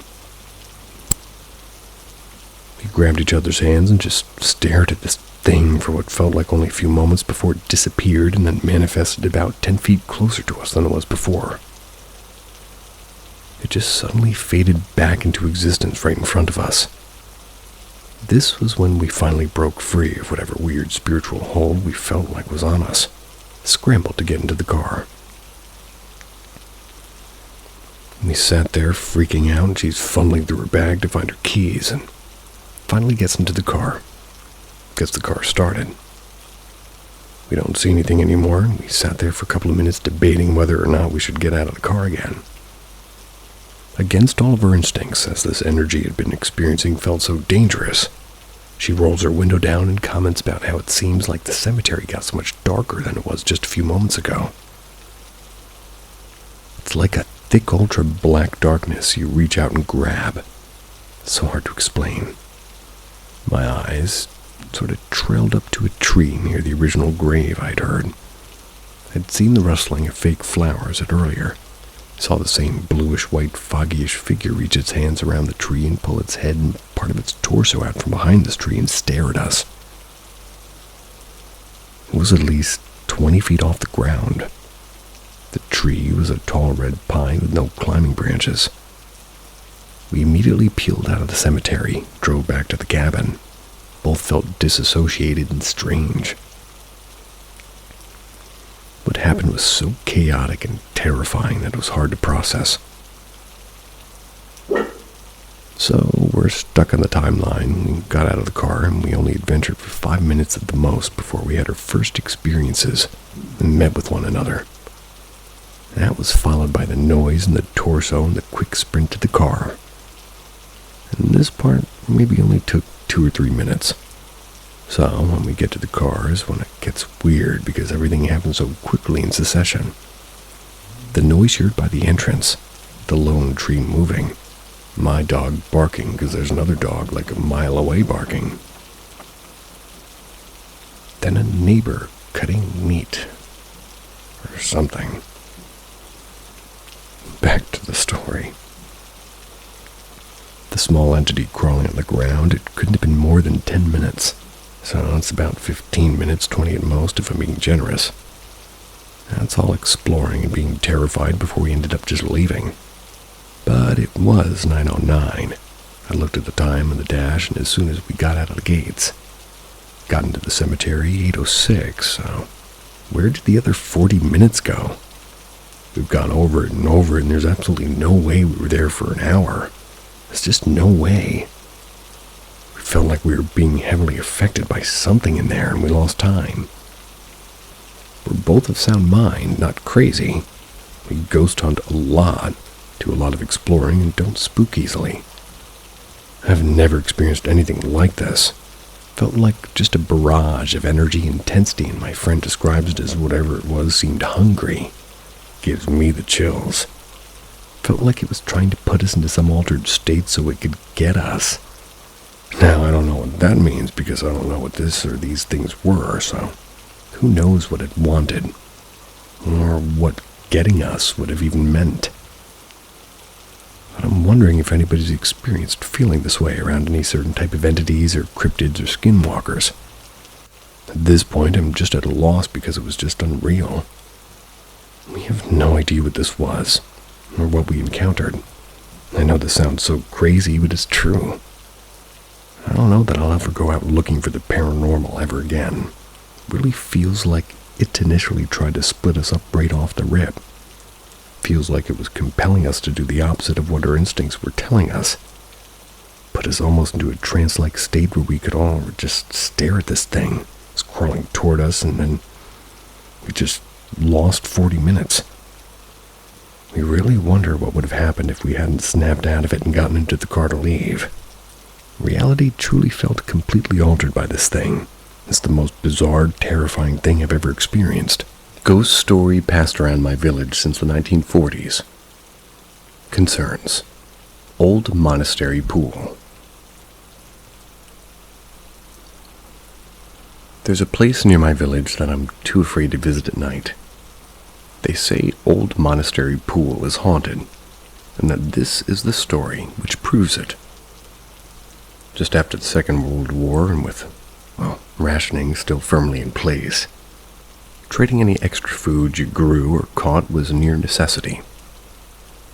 A youth in my tiny Nottinghamshire village, known only as Young Charlie, understood this well. Back in those days, young Charlie could often be found in the Burrell Arms.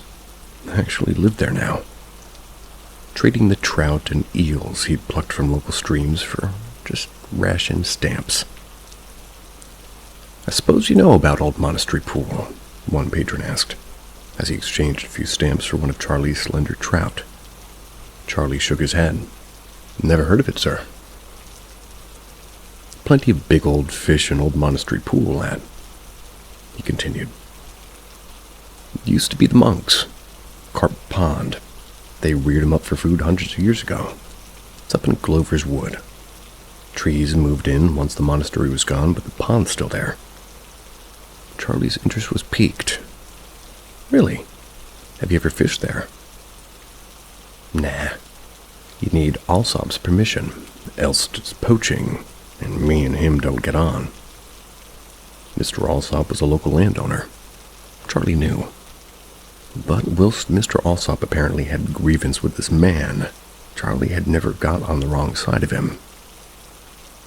"How come you know there's plenty of fish if you've never fished there?" "Must be," answered the patron, after a long swig of ale. "Else why'd Alsop have refused all the folk who've asked him to fish it? He's keeping all the carp for himself, miserable bugger." The next Sunday morning, there was only one thing on young Charlie's mind. Church was the only place he ever saw Mr. Alsop, and so that was where he'd get his permission. Old Monastery Pool was full of ancient monster carp, and Charlie was desperate to catch one. "Mr. Alsop?" Charlie asked, after the service. "Is it true there's an old carp pond up in your woods?" "True enough, young man," Mr. Alsop answered. They walked up the narrow church path, and it belonged to the old monastery before it was burned down. "Why do you ask?" "I was wondering if I might have your permission to fish it. I'd return any fish I caught, of course, unless you wanted me to bring them down to the manor." "I don't think so," Mr. Alsop answered. "Now I'd best be going. Lots to do." Charlie was devastated. Fishing was his life. He'd never had the chance to land anything truly remarkable before. A monster carp would be his crowning achievement. He'd have the pub talking for years. The next Sunday, Charlie beseeched Mr. Alsop again. But he got the same answer. So he tried again the following Sunday and was still refusing. The Sunday after that, he offered to go do odd jobs around the manor to pay for his fishing. The Sunday after that, he offered all the trout and eels he caught for a month. But still, Mr. Alsop would not relent. Charlie tried and tried, Sunday after Sunday, never giving up. Eventually started calling in Mr. Alsop at the manor itself. "Lord, not you again," Mr. Alsop moaned. And Charlie visited the manor for the third time in as many days. I'm just desperate. I want to fish old Monastery pool," Charlie said, before Mr. Alsop had the chance to usher him away. "Please, just say yes and I'll stop coming here. I'll never ask anything of you again, I promise."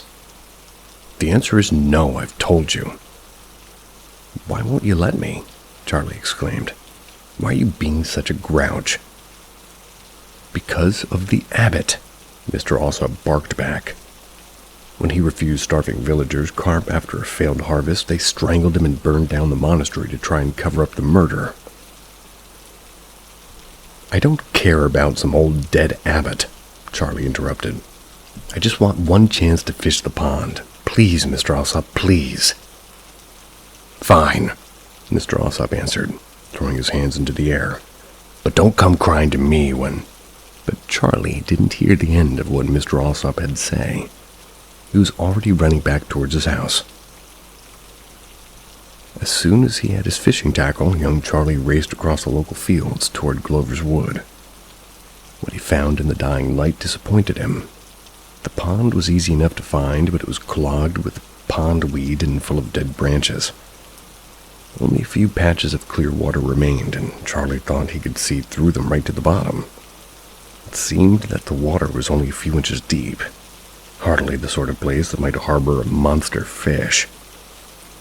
But he had come this far. Charlie chucked out a little stick that had a float and a worm. Or a stick float. Hoping that there might still be a few minnows around, maybe even an eel or two. Almost as soon as his float stood straight in the water, it was yanked under with the ferocity of a colossal pike strike. Charlie's line snapped instantly, but he didn't care. There was obviously something huge lurking in this pond. Maybe there was a deeper water below the weed, after all. The perfect hiding place for the giant carp that he'd hoped would be there all along. Charlie wound in his loose line, sank back against a tree, reached into his basket and began switching to his most robust tackle. But in his eagerness, he couldn't resist a glance back up at the pond. Standing on the other side of the bank amongst the trees, the sinister shape of an old man dressed in tattered, soot-stained robes. He said nothing. He just stared at Charlie through this unforgiving look in bloodshot eyes. Terrified, young Charlie shot up from where he was sitting and slammed his head straight into a low branch, knocking himself out. Night engulfed young Charlie when he came around. He remembered where he was, what had happened, and his heart was racing. Sat straight to squint through the gloom. No sign of any old man, but to his horror, the fishing tackle by his side was smashed to pieces. Young Charlie stood and ran without retrieving himself. The above is a story that is endlessly passed around the campfires when I grew up. Most of my local ponds are all inhabited by mirror carp, and apparently, they're all descended from carp the monks used to rear in their monastery pond hundreds of years ago. According to a local legend, the monastery was burned down when a cruel abbot refused fish from the starving villagers after a failed harvest. In doing so, abbot brought death and a terrible curse upon himself. Now he's doomed to patrol old monastery pool day and night, making sure no villagers try to take his precious fish. This picture is of the Burrell Arms back in its heyday. The last orders was 1952, as well as me with the local monastery descended mirror carp. I visited Old Monastery Pool in the daytime, and I can report that it is weedy, murky, and surrounded by twisted trees and thorny undergrowth. Certainly an eerie, unsettling place. I don't mind admitting that I was too creeped out by the pool to stay for very long. On top of that, I've always been too scared to visit at night or throw in a fishing line like young Charlie did. In fact, I don't know if anyone in the village who's ever fished the pond or been up there at night. However, even with the cautionary tales and all the whispers of curses and ghostly abbots, I still wonder what might happen if I did.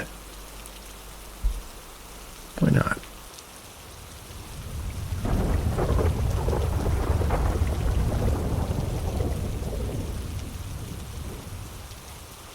Encounter in southern France. To start, I need to describe the location this happened in southern France. I was looking for a place to invest in with a friend. We had checked out all the available buildings in the small town that we wanted to buy in.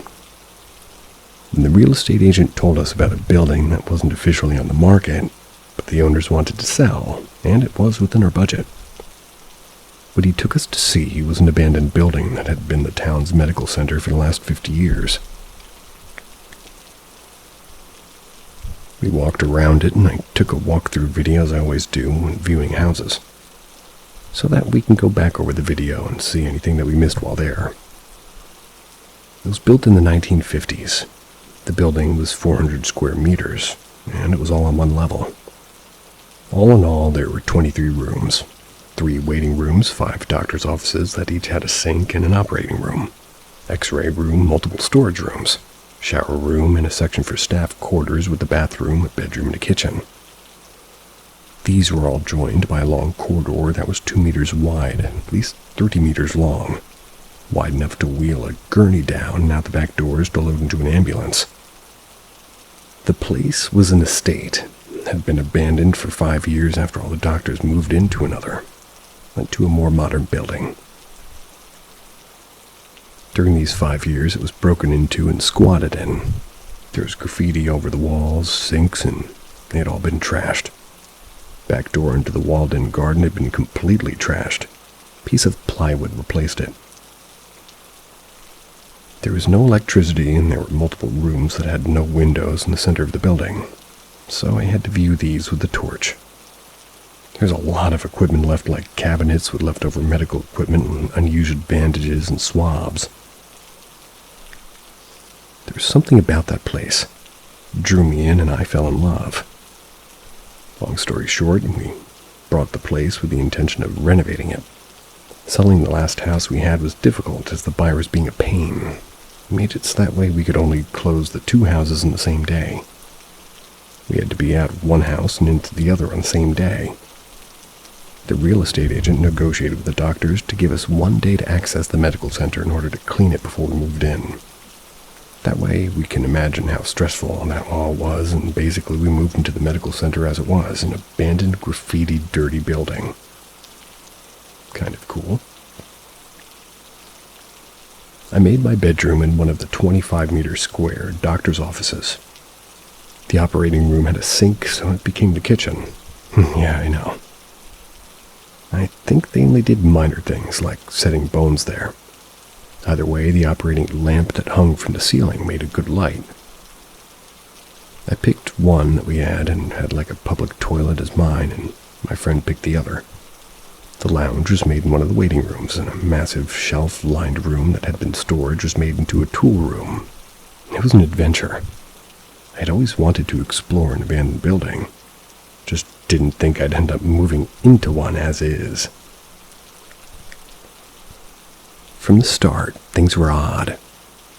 I'm empathic. At least that's the only word I found that best fits what I've been going through all my life.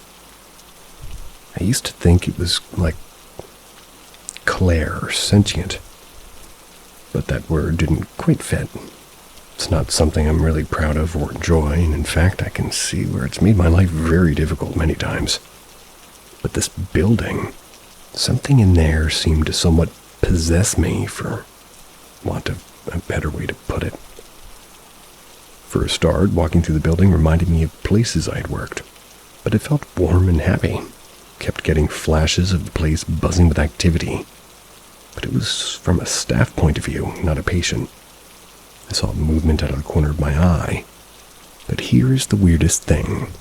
Every night I would take my dog and walk around the building, closing up the rooms and checking each one.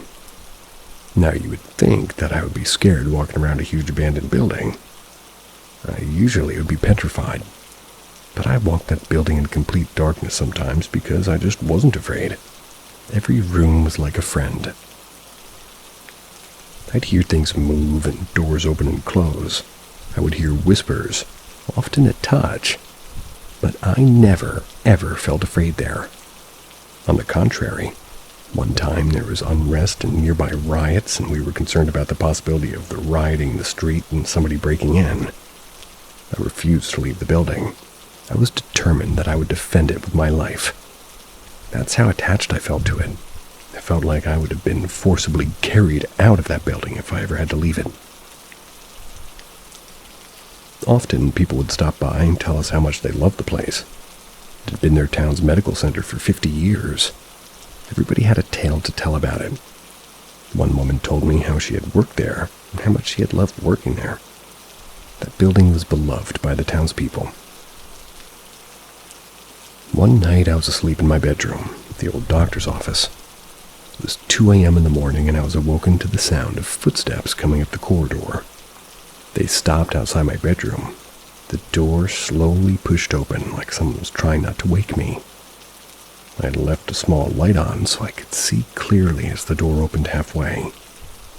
Because my bed was situated behind the door, I couldn't see who was there. The door was held open for a short period and then slowly and gently closed.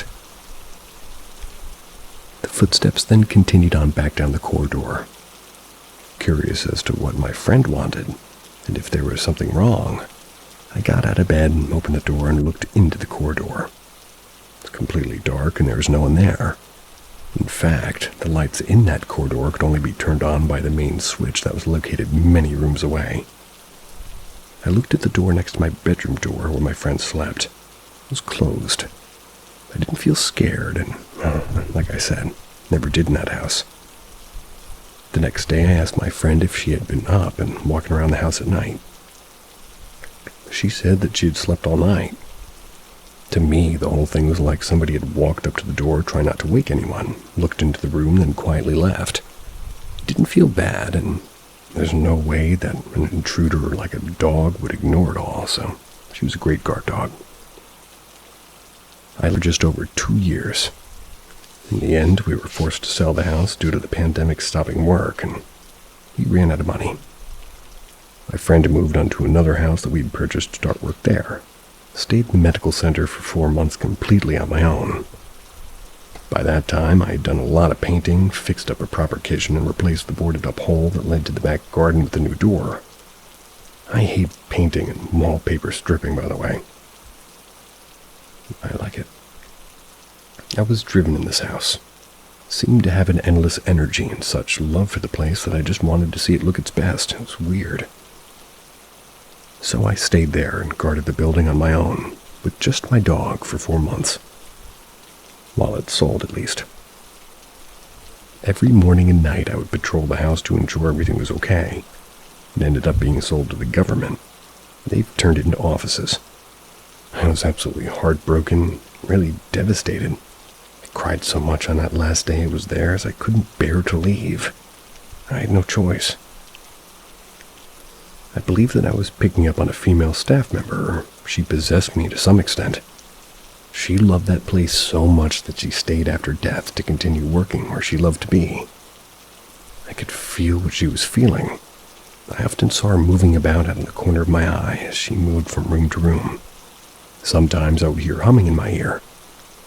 I think that she liked me and loved showing me her domain in the place that she and the townspeople loved so much.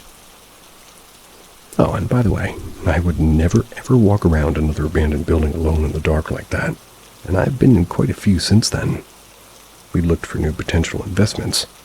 Some houses I just want to run the hell out of, but I'd never stand in the dark alone in any other building.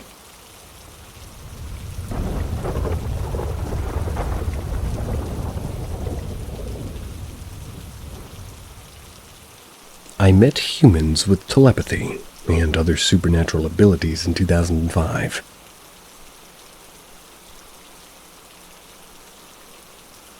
Back in 2005, I had an incredible experience that I'd like to share.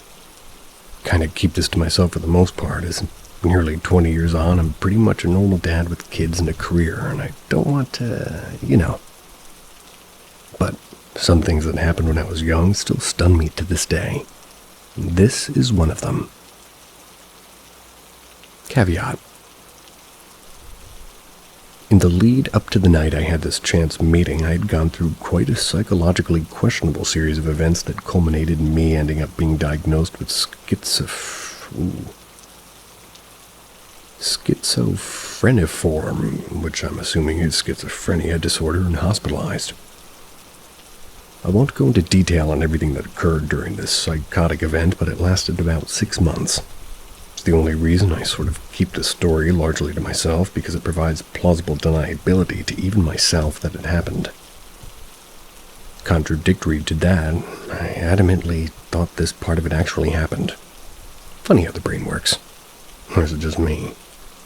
Anyway, there it is for those who switch off when stories are told by psychotics. Read on if you're still curious. I attended a party in northern New South Wales, Australia, in the spring of 2005. These quote-unquote bush doofs were frequented by odd and unusual people of different subcultures. But on this night it was stranger than the usual ravers that I was used to. Much more pleasant, much more friendly. At first, the party was relatively normal, like any other party of its type. Lots of electronic music, people dancing and enjoying the atmosphere. I was there with my girlfriend at the time, who was a bit of a free spirit and seemed to just know absolutely everyone at the party. And it really wasn't unusual. She seemed to either develop instant chemistry with anyone or already just knew people. Never got to the bottom of that. She and I mostly went our separate ways at parties. We'd just meet up randomly as the doof brought us back together. During the night of the party, I met a few, you could say, interesting people. This wasn't the first time I'd met supernatural types or had strange experiences at a party like this. But it was the first time it happened that I wasn't on drugs. The first one I remember was a guy silently gesturing to me.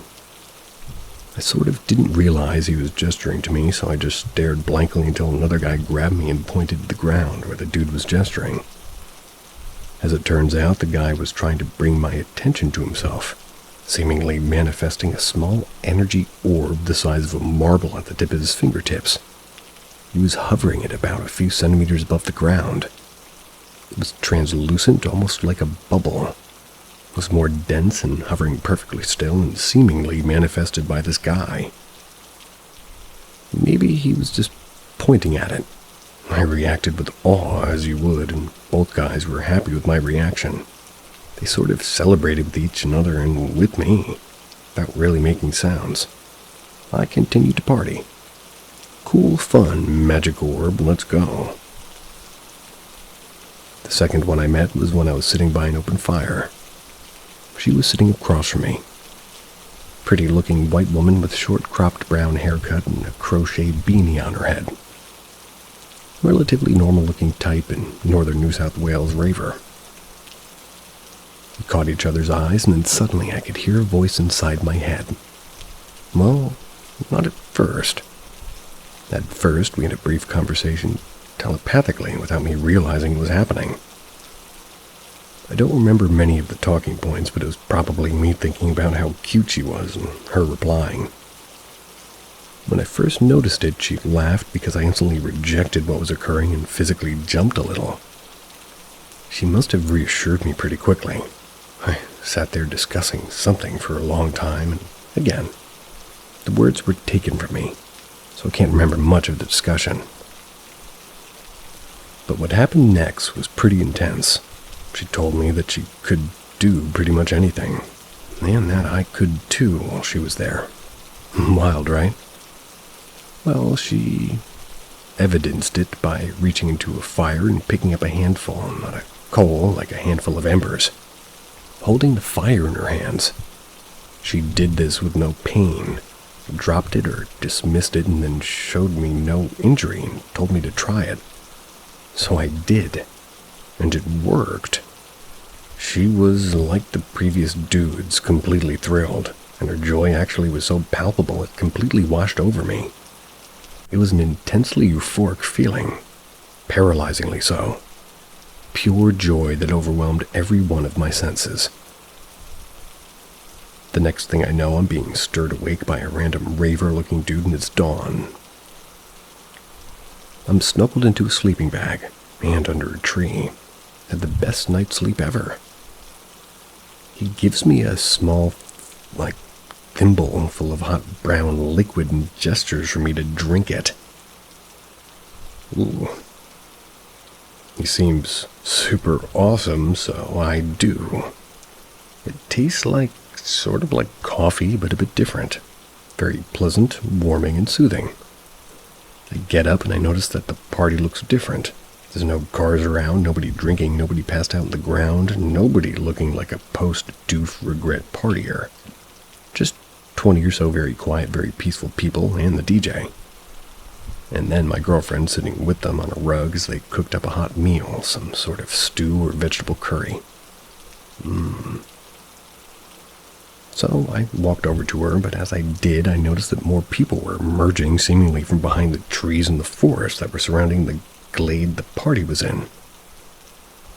All of them were attractive, but not overwhelmingly so. Men, women, even kids all emerged from behind the trees. I don't know how many, but the party picked back up and they basically all just started dancing with each other, being merry. No talking, though. Only me, my girlfriend, and the girl from the fire, who were now sitting next to my girlfriend, seemed to talk. I walked over to them and must have had a look of shock or awe on my face when both of them had a look of complete contentment and happiness, which calmed me a bit. They gestured me to sit down, so I did. They served me a bowl of food, and I wolfed it down. Next thing I know, I'm laying face down and completely incapacitated. All I remember is a feeling of mild static electricity in the back of my head. I eventually came to and sat up, and they asked if they could paint me, so I let them. They drew on me with dye or ink. It was pleasant enough. Everybody was still having a good time. It took what felt like 15 minutes for them to finish. As soon as they did, the music stopped. People started retreating into the forest. Their demeanor changed into almost hostile. My girlfriend told me that we had to go. She almost dragged me out of the glade and down a small lane that quickly turned into the main road back to the highway.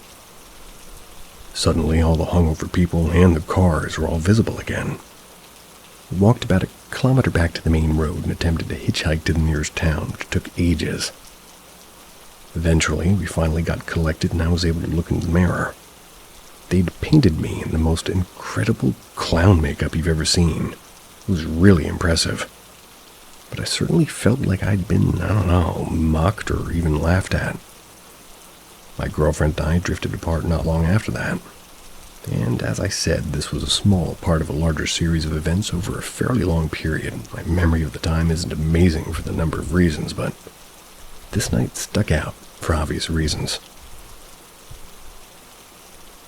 Good writing. As a correctional officer, I've had tons of experiences. I've worked as a correctional officer for a long time. I've worked at facilities in Texas and in Michigan. The oldest prison I've ever worked at just recently started to close in Michigan. It got me thinking about all the paranormal experience I've had there, and in the other prisons I've worked at. I'd like to share with all of you some of the more notable paranormal experiences I've had while working in these prisons. First off, I'd like to say that I never really believed in ghosts before. I started working as a correctional officer. I started off working in Texas at an intake facility. I worked night shifts 12 hours from 6 p.m. to 6 a.m. The first experience that I ever had was working on a lower security housing unit. When finishing a round, I was chatting with my partner. I heard a loud banging sound. It was at 3 a.m. at this point. No prisoners should be out of their bunks. I asked my partner if they knew what the banging was. They, being an officer, told me bluntly that the unit that we were working, it was haunted. They told me the sound was coming from a door of one of the small, quiet cells in a hallway not directly visible from the officer station, and about how a prisoner had died in one.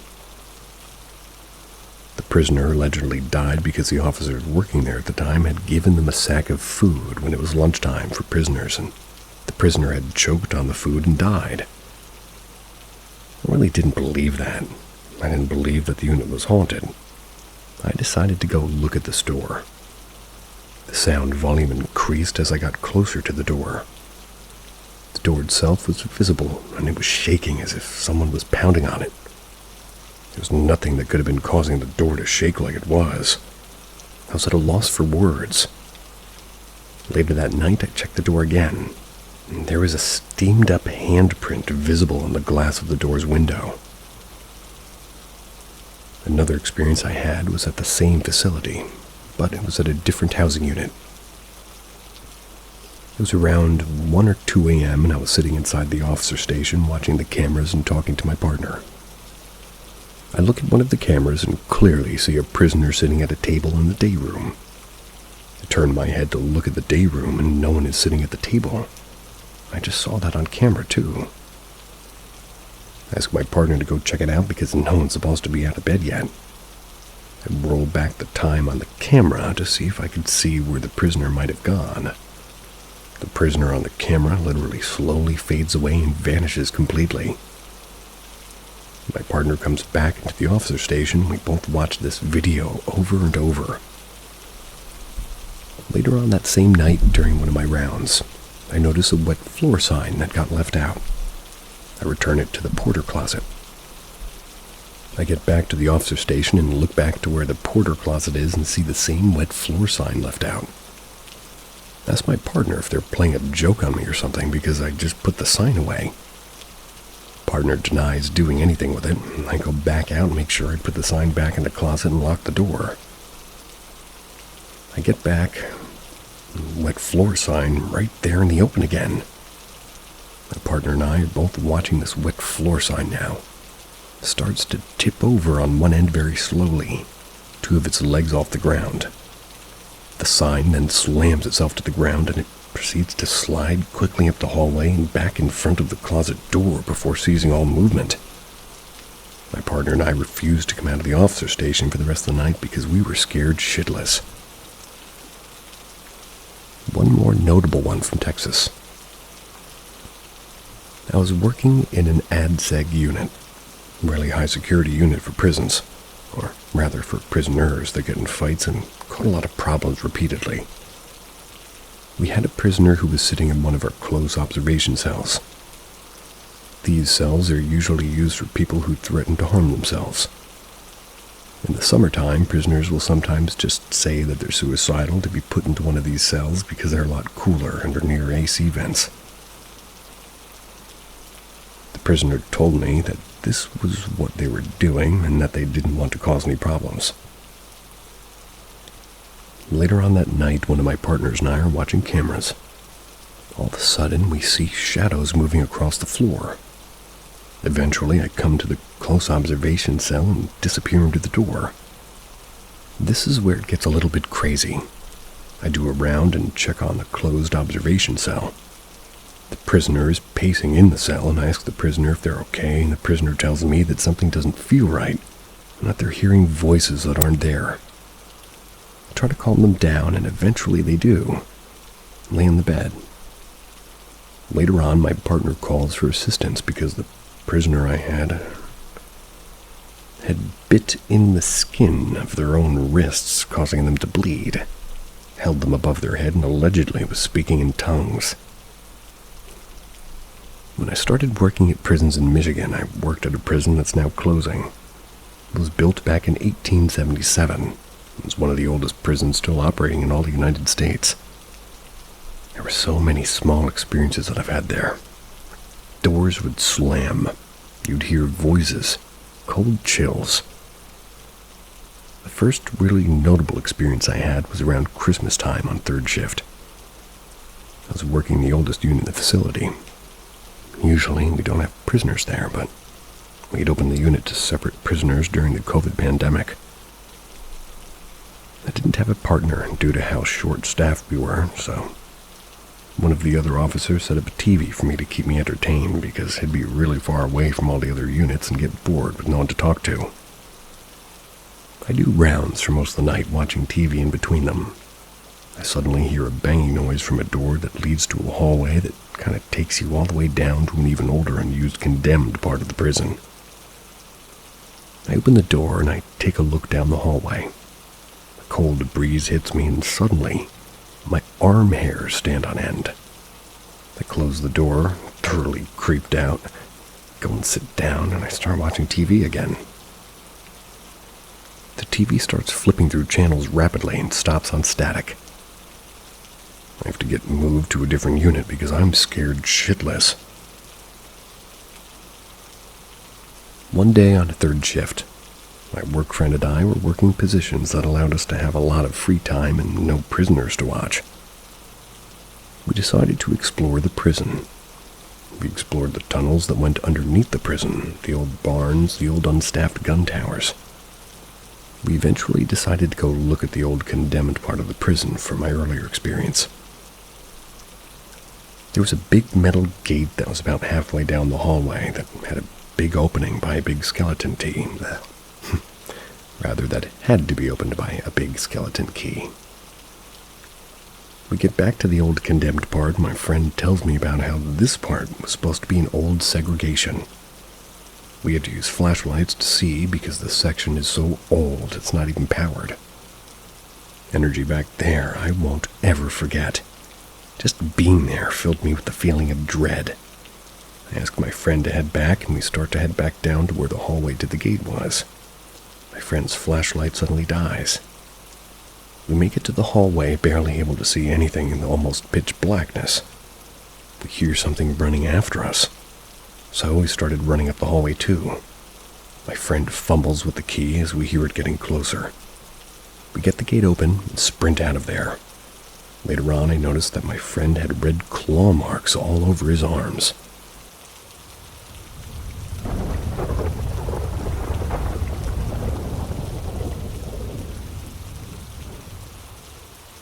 Eerie Encounters. The Creepy Case of Daniel LaPlante.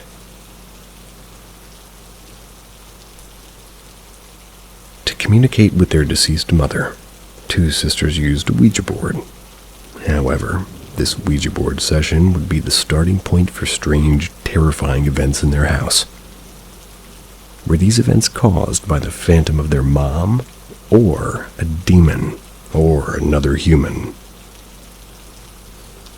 The Ouija board seance. In 1986, Annie Andrews and Jessica Andrews lost their mother to cancer. After the abrupt loss of their loving mom, the girls were left mentally devastated. Also, her demise meant that their father, Brian Andrews, had to work for longer periods to fend off the house's needs. This significantly increased the time these girls spent alone at the house. Their time alone at the house made them miss their mom's presence even more. As a result, one night when they were alone in the house, the girls decided to use a Ouija board to connect with their mother's soul. So they went down to their basement, and with their half-baked knowledge of how to use it, the girls tried communicating with their mother. Did it work? The Ouija board did not work out as intended. However, the girls were able to feel closer to their mom. Commencing of the weird happenings. The girl put away the board, went back to their respective rooms to sleep. But the night aging fast and their father not returning yet, Jessica heard a tapping sound from the walls of her room. Not sure if it was only her experiencing it, she walked into Annie's room to check with her if she heard it as well. To her surprise, Annie was hearing the sound as well. Because of the mentally vulnerable situation they were in, the girls began thinking that it was their mother trying to communicate with them. The girls tried asking questions in hopes of their mother answering them, but it never happened. Although scared, the girls were also feeling better as, according to them, their mother's ghost was around them. When Brian got home, the tapping already stopped, and the girls told him about the events that occurred at home while he was not around blissfully. However, Brian was not so happy on hearing this. In fact, he had mixed emotions. He thought the girls were making it up out of their grief and felt bad for them. He also thought about putting them into therapy. He told the girls that their mom was indeed looking out for them, asked them to go back to their room and sleep. After they went back, Brian thought about giving them grief counseling, and he slept as well. The tapping, however, persisted for days, and it got worse as days went on. They tried asking his father for help, but he just wouldn't believe them. Eventually, the girls started going crazy over the sound as their sleep started getting disrupted. Also, every time they would leave the house, locked, come back, the stuff inside the house would appear to have moved around. Brian would blame his daughters for this, but the girls were actually innocent. He advised them to stop the ruckus even though they didn't do it, and told them that he would make them meet a grief counselor if it continued. The girls were insistent that they were innocent, but their father just wouldn't believe them. The fact that their father didn't believe them put the girls in a terrible situation. The events grew violent, and the girls eventually realized whoever was doing this was not their mother. They concluded that an evil entity had latched itself to them after the Ouija board session. Events get weirder. One evening in January of 1987, while sitting in the front room of the house, the girls started hearing the tapping sound again, but this time it appeared to be coming from the basement. Although scared, the girls felt that they had been through enough abuse and walked into the basement yielding a knife to confront the unknown entity. They found nothing except a note written in red reading this: "Come find me. I'm on your closet." The girls were petrified and ran out of the house. They knocked on their neighbor's house and explained to them what had happened. The girls stayed in their house until his dad returned. Brian, already exhausted from his long day at work, got angry at the girls and asked them not to defame their house and live in the ghostly fantasy. This was a tipping point, and he sent the girls to a grief counselor. Then the events ceased for a while, until another night when the girls were all alone yet again. They started hearing the tapping again, and it seemed to be coming from Annie's bedroom. As the girls went into the room, they saw something written on a wall, and it read, "I am back. Find me if you can." The girls ran to their neighbor's home and stayed there until their dad returned. After returning, their dad shouted at them in a rage and went alone in the house to investigate it himself. As he entered, he saw the stuff inside the house completely disordered. It was at this point he understood that the girls were not lying. As he walked through the mess, he found another note written on the wall, and it read, "Marry me." As he gazed through, he found something even more strange. A young boy dressed in his wife's clothing stood inside the closet with a hatchet. As soon as he got to know that, Brian saw him. This young boy ran away from him and magically disappeared. Don't know why that actually freaked me out. Police intervention. He left the house in panic and went to his neighbor's home. He made sure his daughters were all right and called the police. The police investigated the house thoroughly, but they couldn't find any clues. They asked the family to leave the house until they could find the young guy Brian had seen. For the next 2 weeks, the family stayed in one of their relatives' houses. Throughout this period, one question kept ringing in Brian's head. How did the guy magically disappear? Also, Brian went through a guilt trip for not trusting his daughters. During this period, no whereabouts of the young boy were found. The family re-enters the house. As their relative's house was too packed, the family decided to move back into their house as they felt that the boy would not return because of the police's attention on it. As the family was nearing the house, Brian saw a light turned on the second floor of the balcony. As he gave it a closer look, he saw the boy in the same attire standing next to the window looking at them. He rushed to the police and told them what he saw. Police investigate the house again. Brian, along with the police officials, entered the house and they saw pennies. They were glued all across the house. Police searched in every nook and every corner of the house, but they couldn't find any trace. However, when one police investigated the basement, he found a wooden piece behind the dryer placed there. When he moved the dryer, he was surprised by how effortless it was. When he moved the wooden piece, he found a hidden crawl space. When they tracked it, they found that it went through all the walls in the house. Upon inspecting these mazy spaces, they found the man behind all of this mess. Daniel LaPlante. He was caught red-handed inside these crawl spaces. Whoa. This deranged teenager, after breaking up with Anne, stayed in between the walls of the house for 2 whole months, stalking her and her family the entire time through peek holes. He used the Ouija board session to create a narrative to spook the girls.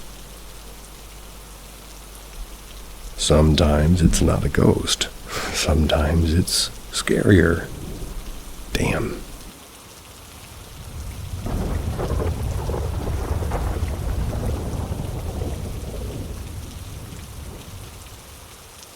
I grew up in a haunted house. I'm a 25-year-old female. I've got a few strange stories from my childhood that I think would fit perfectly here. I grew up outside the U.S. in a large old 4-story house. While I never really personally saw an apparition in the house, I did have some intense experiences, and many other people did too. One of the most common stories I was told about involved a little girl who was frequently seen around the house. I've always believed in the paranormal, but since I lived there and never saw a little girl, I thought maybe they were people exaggerating. That is until my dad told me his story.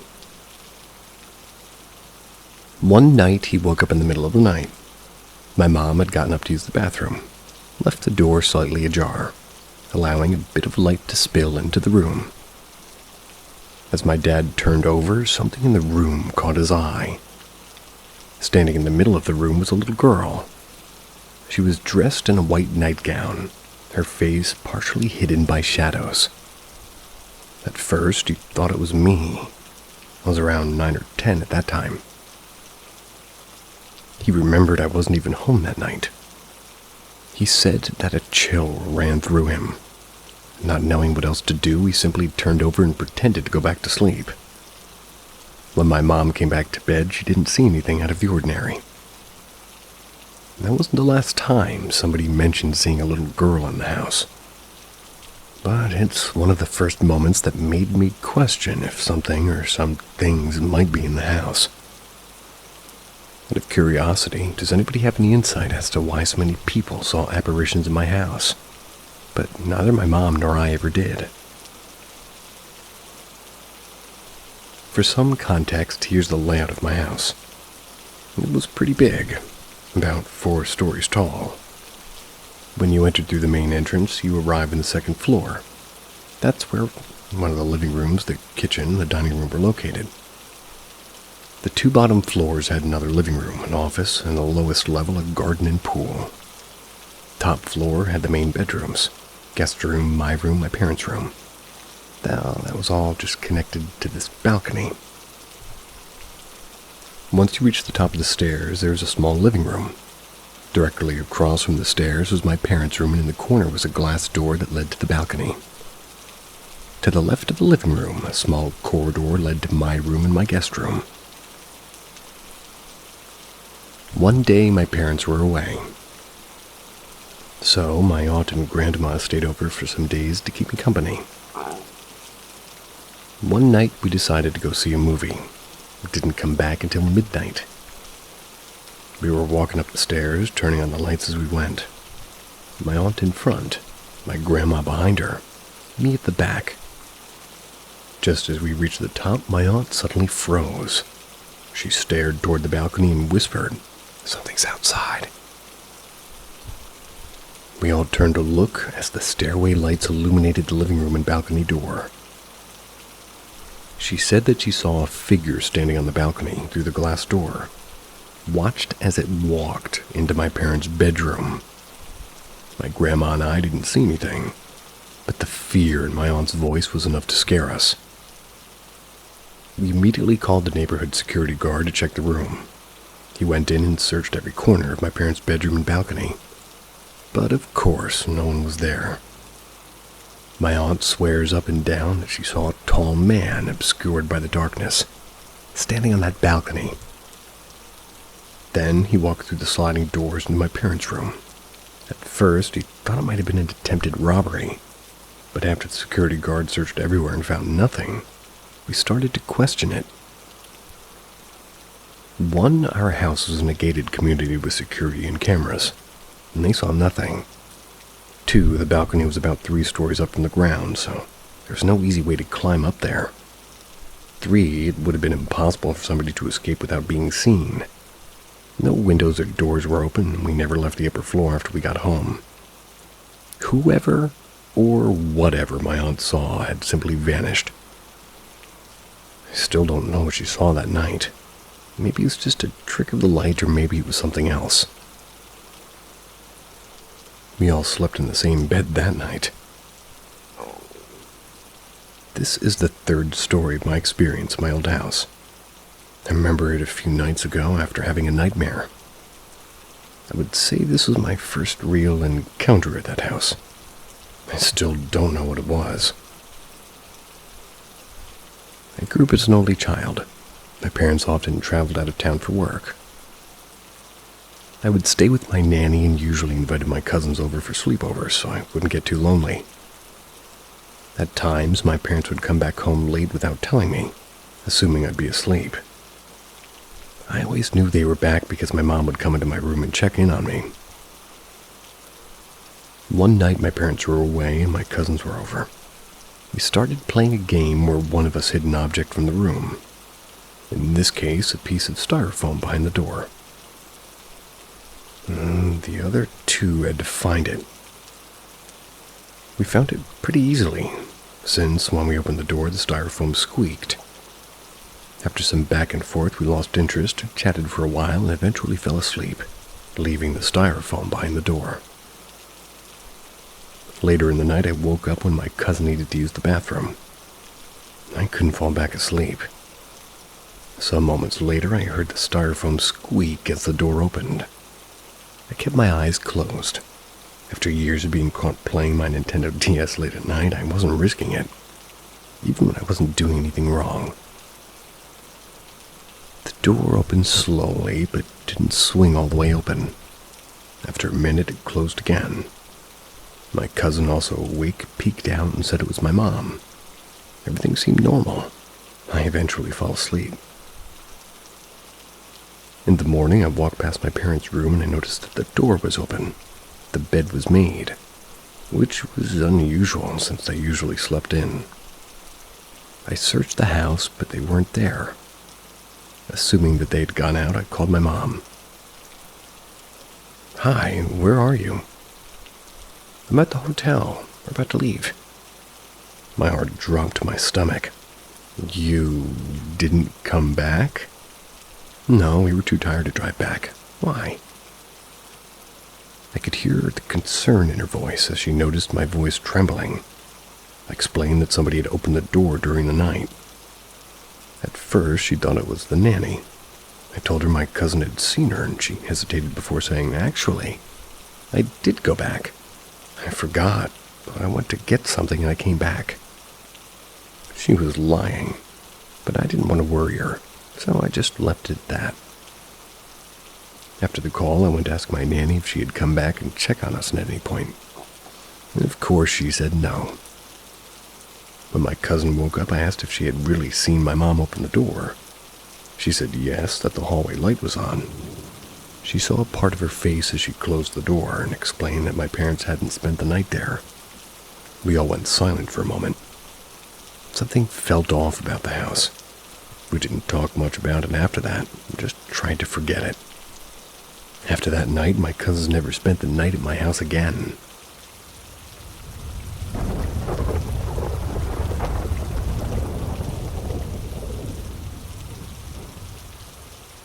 Eerie Encounters, Disappearance of Skyler Niece. I have a 16-year-old daughter who apparently snuck out of her room last night. She's not been home, hasn't went to work, can't get a hold of her from any of her friends. I'm scared to death. That's what Skyler's dad told 911 when she went missing. Skyler, niece's disappearance. On July 5th of 2012, 16-year-old Skyler niece returned home after her night shift at Wendy's. More Wendy's.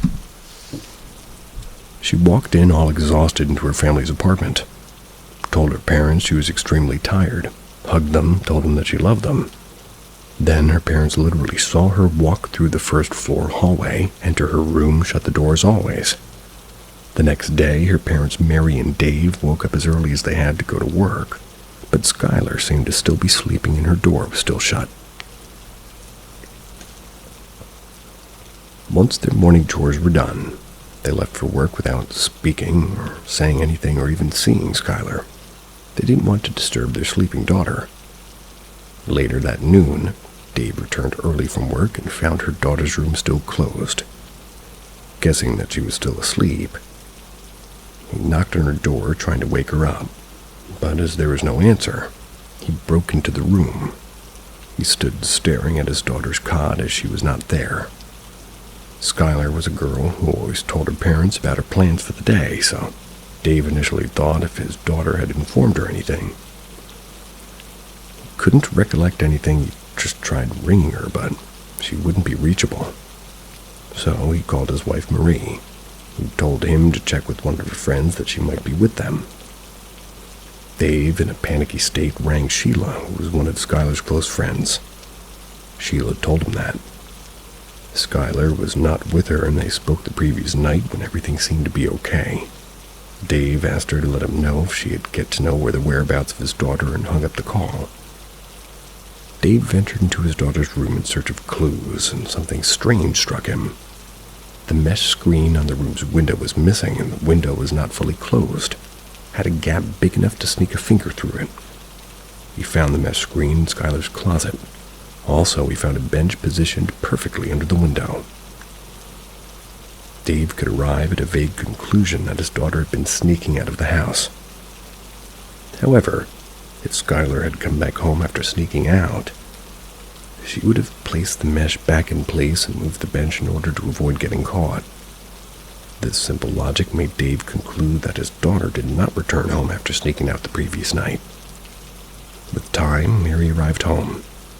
The worried parents decided to give their daughter a couple of more hours of time to return. However, when they received a call from Wendy's asking if they knew why their daughter didn't turn up for work, they proved to be the tipping point. Dave called the police, and a complaint was filed. Investigation. Later that evening, Sheila rang Mary and inquired if Skyler had returned, to which told her that she didn't. They had informed the police. Panicked by what she heard, Sheila told Mary that she had met Skyler the previous night. Sheila, Skyler, and Rachel had been best friends for a real long time. They used to always hang out together. But what their parents didn't know was that this trio sneaked out of their house at night and smoked weed together. Mary was shocked to hear this.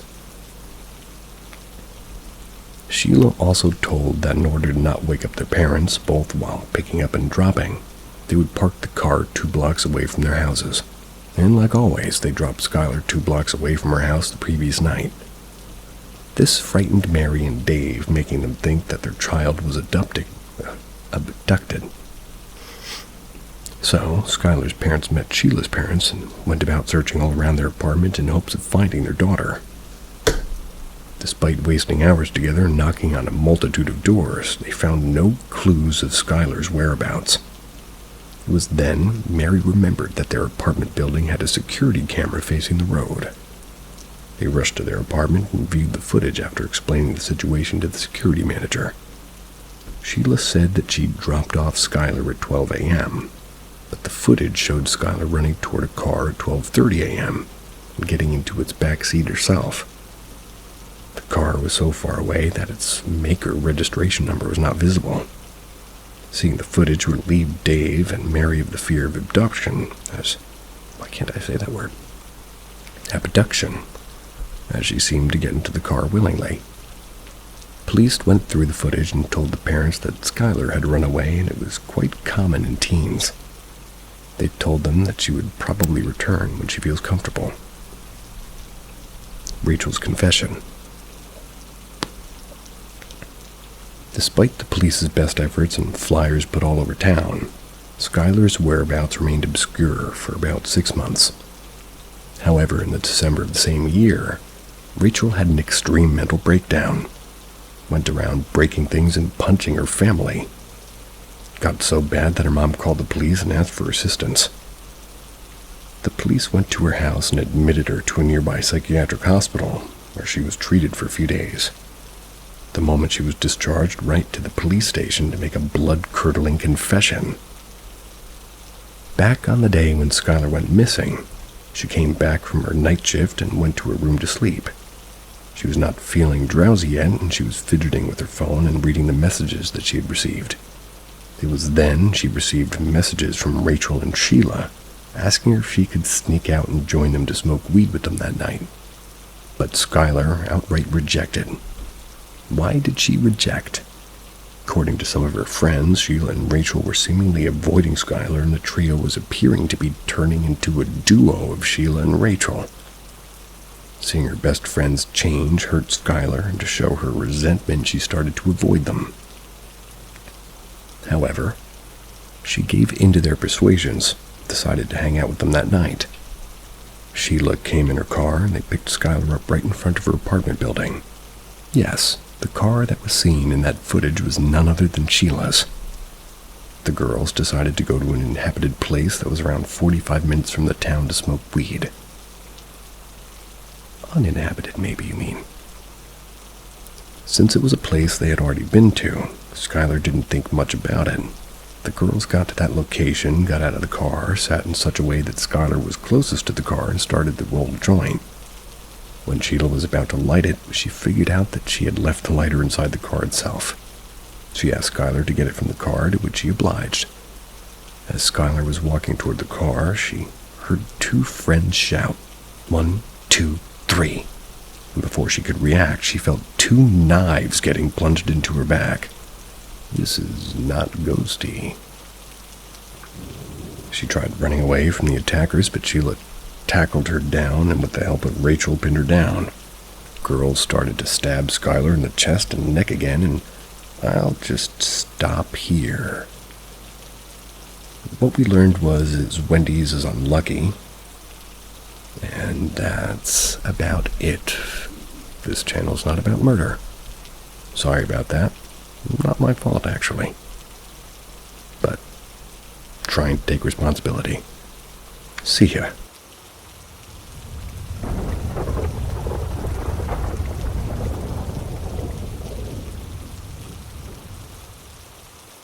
They mimicked my parents. Fall for it once. I was 4 when we moved back to my dad's childhood home where he grew up. Let me give you the layout of the house for better understanding. The house had 3 bedrooms. My parents' room was directly in front of the entrance. To the left of my parents' room was my room, the kitchen, and just a few steps into the hallway from the entrance to the right of my parents' room was the bathroom and my brother's room. Ever since we moved into this house, I always felt scared in my parents' room, even though I love watching horror stuff. I don't get scared that easily. I can watch the whole horror movie by myself, and I could go outside in the dark alone, or I can sleep in my room alone without any fear. But if you'll ask me to stay alone in my parents' room, there's just no way in hell I would. I've experienced many activities, but these 2 stand out the most. I was in high school, came home, and nobody was home. Went into my room, and from my room I can see half into the hallway. Then is the blind spot from where I can't tell if somebody went to my parents' room or to the bathroom or to my brother's room. It was a small house, so I could hear every sound of doors opening, and there was only one entrance. I could clearly see who was coming in and going out. I was sitting on my bed texting my best friend. I heard the entrance door open, and I looked up and saw my mom coming in, and she stopped just before the blind spot, and she looked straight at me. We made eye contact, and she kept looking at me as if she was angry at me. It was weird, so I asked her what happened, and what I did. Maybe I did something wrong. She didn't reply, just kept staring at me. And here I was thinking, oh shit, did I messed something up again? Am I in trouble? And then she said, come into my room, and she went inside. I got up immediately and went to her room, but there was no one. I called for her, no reply, and then I thought maybe she went to the bathroom because, remember, these rooms are in a blind spot for me. So I went to the bathroom. Mom, are you in there? No reply. I checked inside, empty. Then I went to my brother's room, empty as well. I called for her again. Mom? No reply. Then I realized that if it was my mom, she would have replied to me. It's one thing if it was my brother who would be trying to play a prank on me, but not my mom. I went outside to see, and there she was. She was talking to my aunt in front of her house. I went up to her and I asked, did you just came outside? She said, no, I came outside like an hour ago. I told her what happened and she didn't believe me. A year passed by, nothing really happened. It was summers. One day, suddenly the AC in my room stopped working. It was getting dark, so the technician said he'll come by the next morning. I had no choice but to sleep in my parents' room. So their bed's on the right side of the door, and I placed my mattress perpendicular to there. That way I was in front of the door and I could see the hallway from the front of the kitchen. The lights were off, but there was light coming from outside, so it wasn't completely dark. The door was open because my mom had this phobia from her childhood that she can't sleep with the door closed. It was around 12 a.m. and I wasn't able to sleep, just turning sides by this time. Now my back was facing the door, and then I turned back and I saw my mom going from the kitchen toward the bathroom. I didn't thought much of it because, well, she left when I was facing the other way. So I waited for her to come back, so that way I could ask her to bring me some water on her way back. 10 minutes passed. She didn't come back. Then I was like, did she really went out, or I was just tripping, so I got up to see if she was still in the bed, and there she was, sleeping peacefully. I laid down, and I wasn't, well, scared or sacred at this point. Then I closed my eyes, trying to fall asleep, and then I felt as if somebody stepped onto my mattress. I thought, oh, maybe it's Dad going to the bathroom, and of course I'm lying down in the middle of the way, out. So obviously, he has to step into my mattress in order to go out. Okay, no problem. Didn't open my eyes, and then for the next step, he stepped right next to my feet. I could feel that my feet touched his feet. Then he stopped. Okay, it is dark. Maybe he's deciding where to put his next step so that he doesn't end up stumbling upon me. A couple of seconds pass by, and he's not moving. So I just pull my legs up so that he gets the idea that he can move forward. After 20 or 30 seconds, later I put my legs back to where they were and I ended up touching his feet again. I was a little bit annoyed, like, come on, Dad, move. I gently tapped onto the side. This was 2 or 3 times with mine, signaling that you can move forward. But he didn't, and mind you, I haven't opened my eyes yet. Ask me why, I don't know. And if you ask why I haven't spoken yet, well, there is this unspoken rule in my family where my mom's sleeping, you don't make a noise because she's a light sleeper. You could wake her up even with the sound of turning pages. Then she'll have a hard time falling back asleep. We feel guilty if we end up waking her, basically. So after I tapped, he didn't move, and I tapped again, not moving, and I opened my eyes because I was frustrated at this point. As soon as I opened my eyes, I saw him going out of the room, and from the back, I could only see his white t-shirt. Then I waited for him to come back, so at this time, he could go back to his bed easily. 20 minutes passed by, and he didn't come back. Then it hit me. I was like, wait a minute.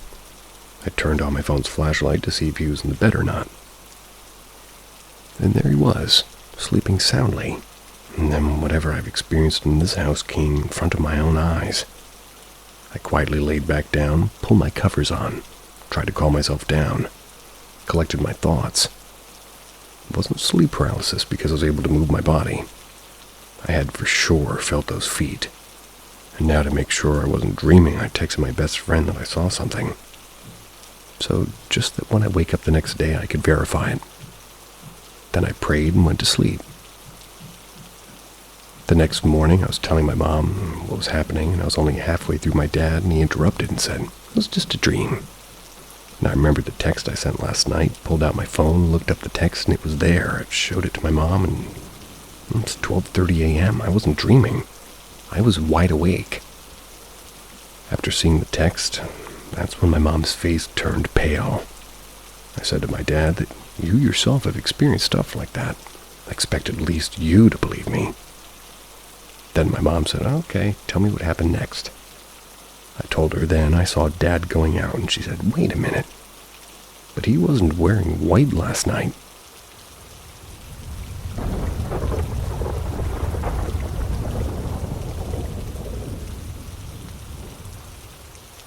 Step into the eerie world of Paranormal M, where every episode uncovers a new chilling tale. Don't forget to subscribe and ring the bell for haunting stories. Prepare to be mesmerized by the mysterious. Every night I dream of the same frozen hell. Started back in February. I came home from class one day and there was a photograph on my bedroom floor. Some sort of icy formation, a cave, or perhaps a weird glacier. A blue and white spiral that always draws my eye right into the photo center. I can never quite make out what exactly it is in the center, though. Sometimes it's hard to look away. I've never seen the photo before. None of my flatmates recognized it either. It was almost as though it had drifted in through the open window. Dark tidings delivered to me by the winter's chill. All I know is that ever since I found that photograph, I've been dreaming of the same dream every night. Almost too scared to sleep. There's only so long you can force yourself to stay awake, though. The dream always starts the same way. I'm already in motion. I'm running, sprinting hard across the frozen ground. Sucking on a lungful of icy air, I chance a glance to the east. Somehow, I know where I am.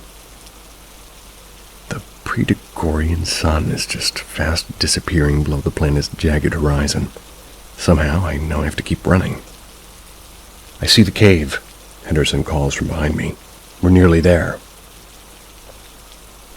Onwards we run, bursting through the cave mouth just as the sunlight fades. Henderson turns and drags the scorched segment of fuselage operating our makeshift door across the opening. When darkness falls on Predicorian, the temperature plummets to lethal lows almost instantly. We need all the protection from the night that we can get. We cut that line too, Henderson gasps as he switches on a lamp. What were you doing in the wreckage for so long? I huddle against the warm cave wall before I answer. I was looking for food. I found some more ration packs. Henderson doesn't thank me for it. He walks over to a retired water purifier, the only reason we're still alive. He removes the canisters and reaches for a couple of mess tins. A few glugs of filtered water into each, and he's crossing the cave toward me. Something wrong with the purifier. It's kicking out less to drink every time I run it. He hands me a tin and I gulp down the water eagerly. Thanks to whatever geothermal processes are occurring behind the cave's walls, the water's at least a little bit warm. What the hell are we going to do? Henderson asks. He's squatting against a flat portion of a cave wall. Soon we'll have salvaged everything we can from the ship, and then it's only a matter of time until we're out of food. I don't respond, but the planet seems to. The night winds begin to howl outside. Every night since we crash-landed, there's been a fierce gale, the likes of which would probably be called once-in-a-generation storm back on Earth. What kind of a stupid name is Praetor U for a planet anyway? Henderson exclaims, no doubt angered by the rising winds. It's more of a designation than a name, I answer. Glad to be off the subject of the ship and what remains of it. Some colonist project scientist probably came up with it. I don't know how I know all of this, but I do.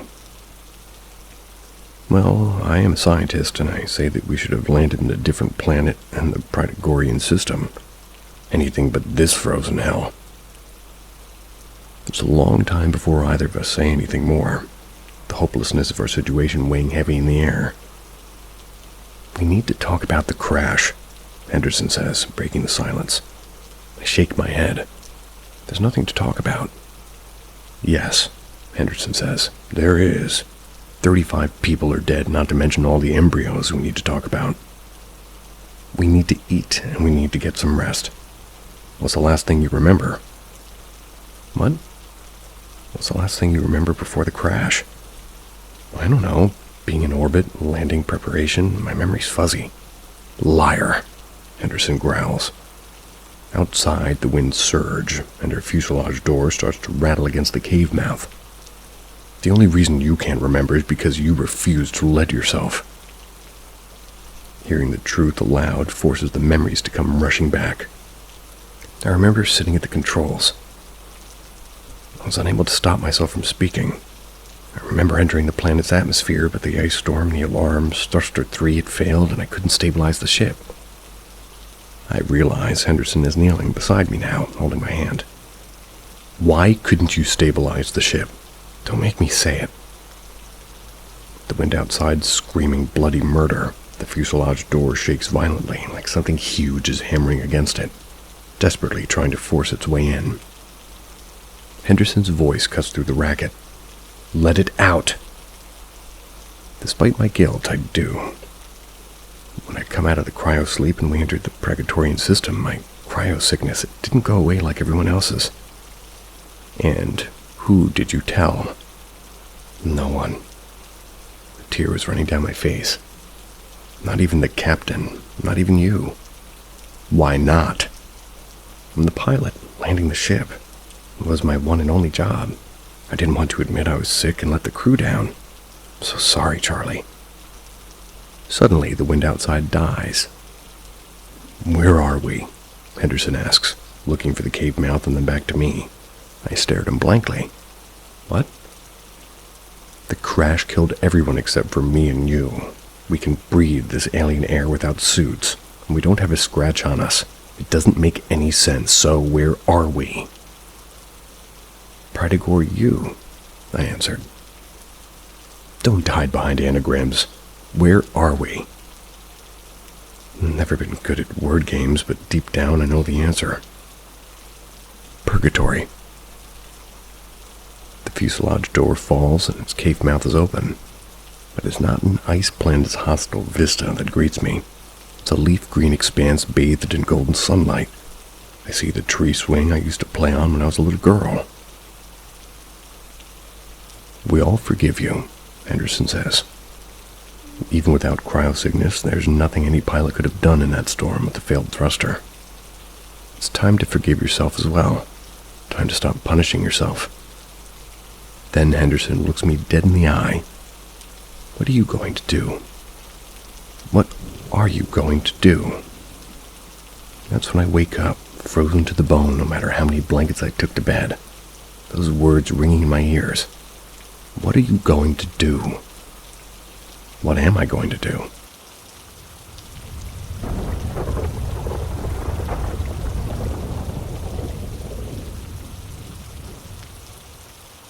I got a witness. One day back in the mid-90s, I was like 13 years old. After school, playing video games with my best friend at the time, Miguel, we both saw something weird. To understand the story, the setup of the house entrance is pretty relevant. front doors in the corner, next to a flat wall. So when you entered the house, you had two options. Go straight 7 feet to the stairs that would lead to the second floor, or go left into the living room, then to the dining room.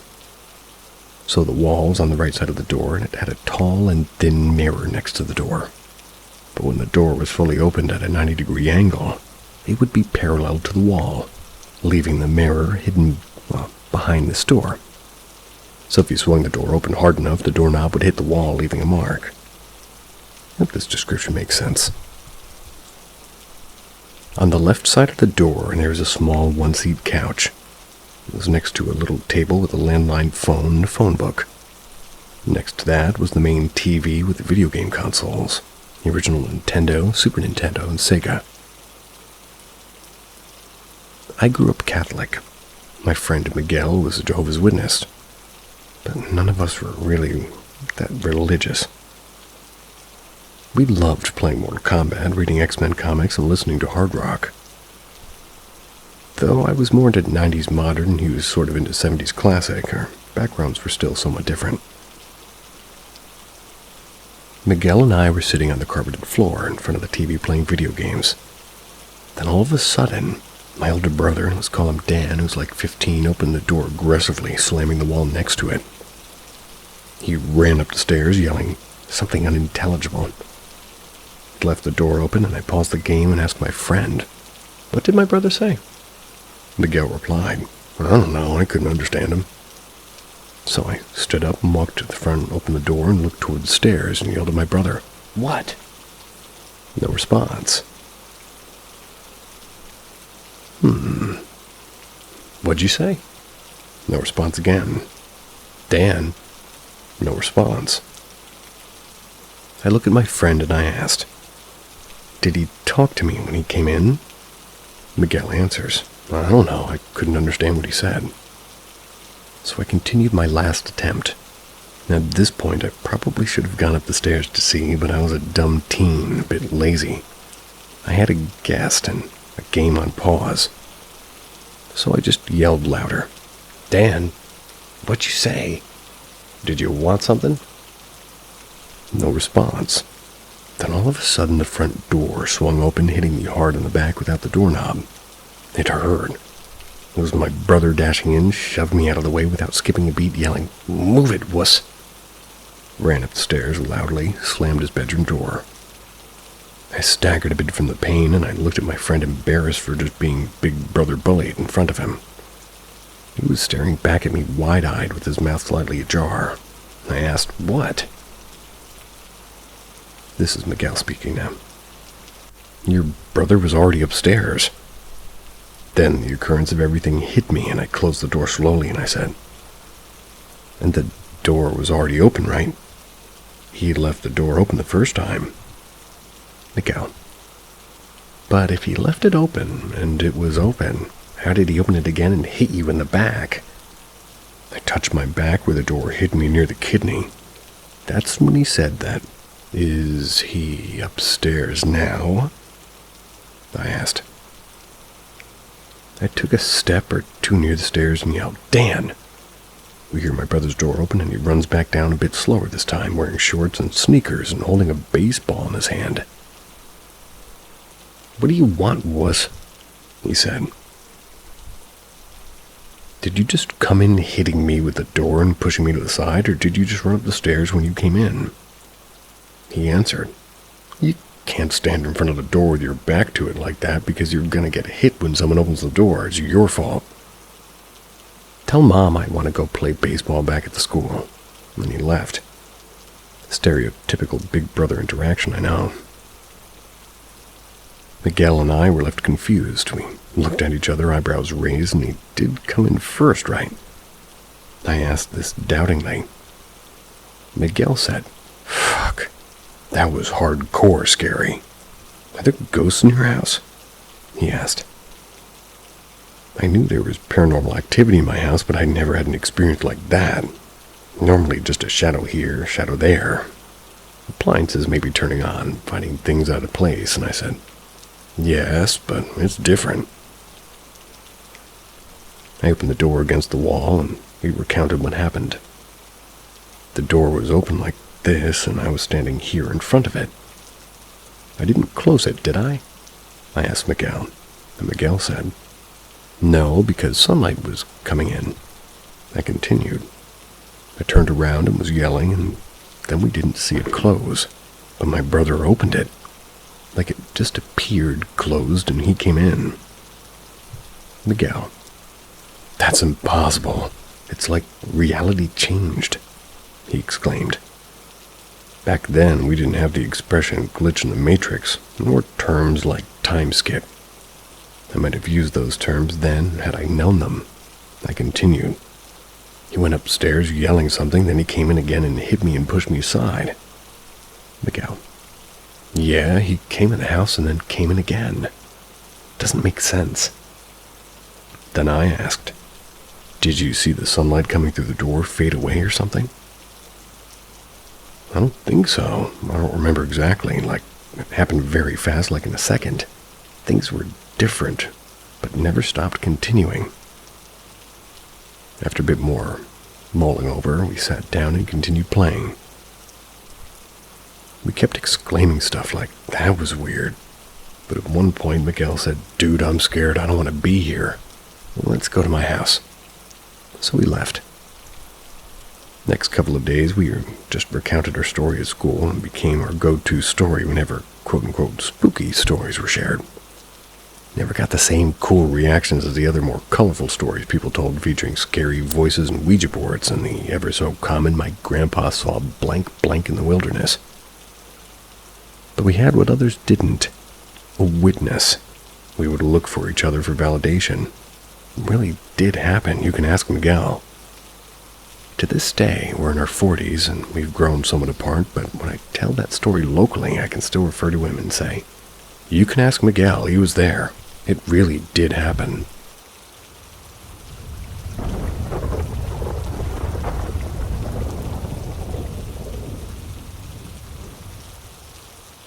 Haunted house in Bellingham. I'm not a big believer in ghosts, but I have had two experiences that have kind of shifted my perspective. One of them was when I lived in Bellingham, WA.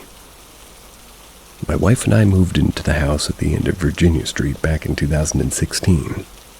The house was in decent condition, but certainly older. We had a daughter who's maybe 5 or 6 at the time and a newborn. After moving in, we noticed a few strange things happening. We never felt threatened by whatever was in that house, and maybe all these are some random events brought together by coincidence. But after moving in, my wife wanted to finally get cable TV. Having worked with Comcast before, I've always seen cable as a bit of a waste of money. I certainly wasn't making a lot of money, but she wanted it, so we got it. A day or two later, I'm asleep. I'm having a dream that my TV was really loud in the other room. My wife woke me up and said someone was in the house, and I turned on the TV, so it definitely wasn't a dream. I told her to stay in the room with the baby and the phone to call the police if she heard a commotion. Got my pistol. I have a military LE type background. I carefully moved toward the living room. It was hard to hear if anybody was moving around because the TV was loud, pretty much full volume. I tried to pay attention anyway because I knew I needed to have positive identification before raising the pistol and the house was dark. Waving a gun at shadows is how innocent people get shot. I got to the living room and didn't find anything, so I kept moving. I didn't turn off the TV because I figured the loud noise would mask the sound of my movements. Since it was my house, I figured I had the home court advantage against an intruder. I was very lucid given that I had just been dead asleep, but adrenaline's like that. I ultimately cleared the entire house. Didn't find anything. The TV had apparently just come on by itself. Stuff happens, I figured. I turned off the TV and stood in complete silence. Wires get crossed. The old man across the street may have turned, and his TV and the same remote frequency may have activated our TV. Who knows? Secured my pistol. If you have to, with kids in the house. Tried to get back to sleep. A few days later, I picked my daughter up at school. "Dad, I have to tell you something." Great, I thought. My daughter got put in timeout again at school for being disruptive. She's always been a bit of a lovable blabbermouth. What happened? Last night my TV came on by itself. I might have normally brushed this off with the same crossed wires TV remote logic gymnastics, but my daughter's TV was only connected to a PS3. That was so she could just watch Netflix. It takes 2 separate remotes to turn anything on, so now things were getting creepy. Because my security contracting job had me work all over at different times of the day, my wife and I would frequently sleep in different rooms so I didn't wake her when I was going to work. As a nursing mother, she was already getting very little sleep. After I went to bed one night, I heard running up and down the hallway. Just quick little footsteps running past my door. I got up and opened the door to tell my daughter to stop running. Simultaneously, my wife opened her bedroom door opposite mine across the hallway to tell her daughter the same thing. "Are you making all that noise?" "No," I said. "I thought it was Isa." I could see into her daughter's room, and I could see her sleep in bed. She's asleep. And she was. Not in the way kids pretend to be asleep so they don't get yelled at or go to bed. This was asleep with drool coming out of her mouth and hair covering her face. Completely out. My wife and I didn't talk about the footsteps that we had both heard running down the hallway. A few days later, I was in bed again, the spare bedroom almost asleep. I heard the terrible noise of what could only be the unmistakable sound of a plastic sippy cup falling into the linoleum in the kitchen, bouncing around for what seemed like an eternity. I got her this time, I thought, tossing the blankets off so I could go tell her daughter to go back to bed. I grumpily walked to the kitchen and flicked on the light. Nothing. No cup. No explanation for the sound. My wife followed. What was the noise? Nothing, I said. I didn't need to freak her out. We had both become more aware of the presence in that house. Not evil, just annoying, like they're just starting to let us know our time as their house guest had come to an end and it was time to leave. A little while later, days or weeks, my wife and I were sitting on the couch. As we watched TV, that cable I was reluctantly paying for, we heard this slow squeaking sound. We looked around to see where it was coming from. It took a second for us to notice it was the door to the linen closet in the hallway being opened because it was opening so slowly. The door had a mirror on the inside, and we slowly watched as the door opened until we sat there, staring at our own reflection. We just sat there, silent, trying to find one impossible explanation for why our house couldn't actually be haunted. Very shortly afterward, I got a new position and were just kind of scheduled to move across the country. We had a garage sale and sold whatever items we could to reduce the amount of junk that we would otherwise have to pack or throw away. A few neighbors picked through our stuff and eventually got into a conversation with an older gentleman about why we were moving. "I remember when this house first got here a few years ago," he said. "Unsolicited. The house was in good condition, but old cabinets and fixtures, a pink toilet and bathtub, something from the late 70s or early 80s. Something an old lady like my grandma would live in." "Sir," I said, correcting him, "this house certainly wasn't built only a few years ago." "No, that's when it first arrived here. This old house was brought in from somewhere else and put on this lot. If he had told me some old lady had died in the house, I'm sure I would have lost my mind. I certainly wasn't going to ask." "Come on, ask."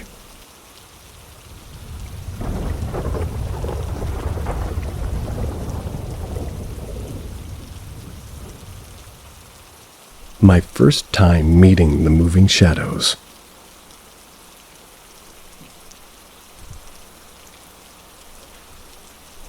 This story tells of my first encounter with the moving shadows. I was 5 years old, and you may think that there's no way you can remember at that young of an age. Well, I'm here to tell you, that when something drastic happens to you or changes your life in a big way, this memory will always be seared into your memory. My mom and my biological father moved into a new house that they built. We used to live in a mobile home. My mom was able to get a job that paid better and was able to pay for the house to be built. Her father, my grandfather, also gave her some land that he had for her to build a house on. Our family was getting bigger because my mom was pregnant, and my baby brother, so they needed more space and more rooms. My grandfather had started building a little subdivision. There was only 6 houses that were built in the subdivision. My mother told me that I'd be living there because, well, there'd be other kids in the development that I could play with. Little did we know that the experiences that all the kids faced on this piece of land changed all of our lives. I remember the first night moving in, having my own bedroom. I remember laying in this big bed with the window behind my head. My mom and my biological father were on the other side of the house in their rooms. I remember being very scared and thinking I was seeing shadows moving. At this time, I didn't know that the shadows were actually moving. The house was making a lot of strange noises. I asked my mom about them. My mom said that this is a new house and you're going to hear the house when it creaks and pops. We were now living more in the country, no longer near a city. So you're also going to hear animals outside, I was thinking. What about the animals that are on the inside? At my age, I thought that that would be the cause of the creaks, pops, and moving shadows. This was my only first encounter with the moving shadows. But there would be many more. Most of the supernatural occurrences happened during my youth, but I still have occurrences happen during my adult years. My little brother doesn't really want to talk about the incidents of our past, and I can't blame him. He has a beautiful wife, 2 beautiful kids. He doesn't want to drag them into the supernatural. My brother had to deal with issues related to things that we saw as children, had to get psychiatric help. He's better now with a good paying job and a loving family. I love my brother, and I'm retelling the stories here on Reddit so that he doesn't have to read them or relive them. So today I'm going to tell you about the shadows that move. The first place my family lived was a little house tucked on the edge of a small town. My mother was pregnant with my younger brother and knew that I was going to need a furry companion. That's when Chip came bounding into my life. He was my first pet. Chip and I did everything together. I've loved Superman since I was a little guy, and Superman was our favorite game. I'd tie a towel around my neck, fly around like I was Superman. Chip was my super dog. This house I lived in frightened me, so I would spend a lot of time outside. But when I did have to go inside, Chip made it tolerable. Until the night the shadows moved. Chip would sleep with me, and we would hang out all the time. Then one night when we were all getting ready for bed, Chip got upset. Wasn't acting like himself. He started growling outside my room. And he had done this before at other times, but always growling at my room. My mom had told me that I must be riling him up, and if I couldn't calm him down, he'd have to go outside. My mom heard him growling, and she was very concerned that he would hurt me while I was asleep. So she put him outside that night. I'd have to put up a bit more of a fuss if I knew he was going to be no longer allowed to come into the house. And that also meant that he would no longer be allowed to sleep in my bed and no longer my safety blanket. That's when I first saw the shadows move. It started with hearing a rustle at the edge of the room. When I would turn toward the sound, I would catch something moving from the corner of my eye. I knew it wasn't Chip because he was banished to the outside. I took the covers and pulled them up over my head, hoping and praying that I would fall asleep as fast as I could so I wouldn't see these shadows. Little did I know that this was not going to be the only night the shadows would move. One night, a light came on in front of a window behind my head. I I could see it through my covers that were over my head, and all of a sudden I felt hands pushing on my blanket. I remember pulling the blanket down and I said out loud, "Mom? Dad?" But no one was there. I was terrified and too scared to even scream out. In that same moment, every shadow started moving erratically to the point that I held the covers over my head hoping that I was just seeing something that wasn't real. Then I heard my door slam. When the door slammed, it woke my mom because the next thing my mom was coming into the room and asked me if I was okay. I tried to tell my mom what I saw, but she just hushes me saying, "You're just having a nightmare." Little did she know, nightmare was becoming my reality. After that night, I would see shadows sliding across the floor and dark blobs moving across the house. This was very frightening for a 4-year-old, and this became very obvious to my mom when she had to make me stay in the house. And if I went outside, I would not go back inside. My mom was getting worried about me, so she started making play dates for me with the other neighbor kids. What ended up happening was these shadows took the activity to the next level. I was grateful that my mom set these play dates, and I talked to the other kids about the shadows that were moving into my house. Found out that they were seeing these shadows and having things happening to them in their houses also. I think that was when the real nightmare happened. That's when my biological father started drinking heavily and becoming very violent.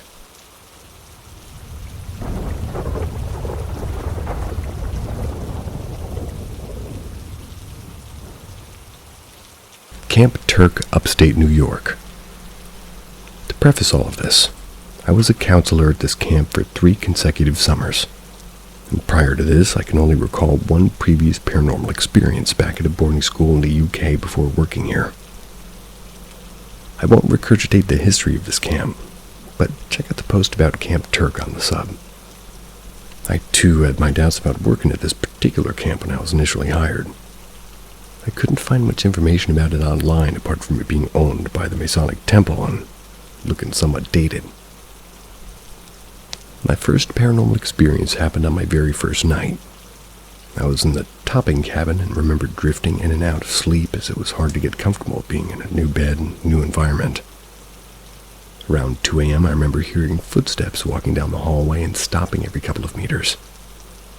Figured it was maybe somebody checking in each room to see if everyone was in bed.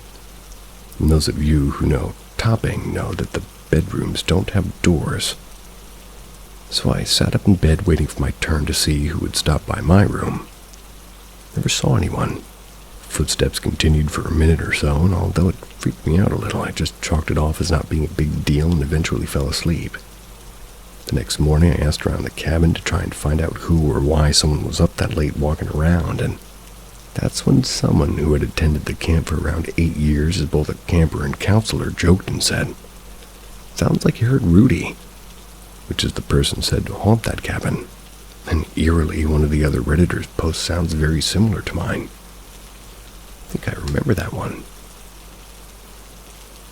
A few weeks later, I had another experience during the first session of boys' camp. I was a counselor in Beck Beta, which occupied the upper part of the Beck cabin closest to the rec room.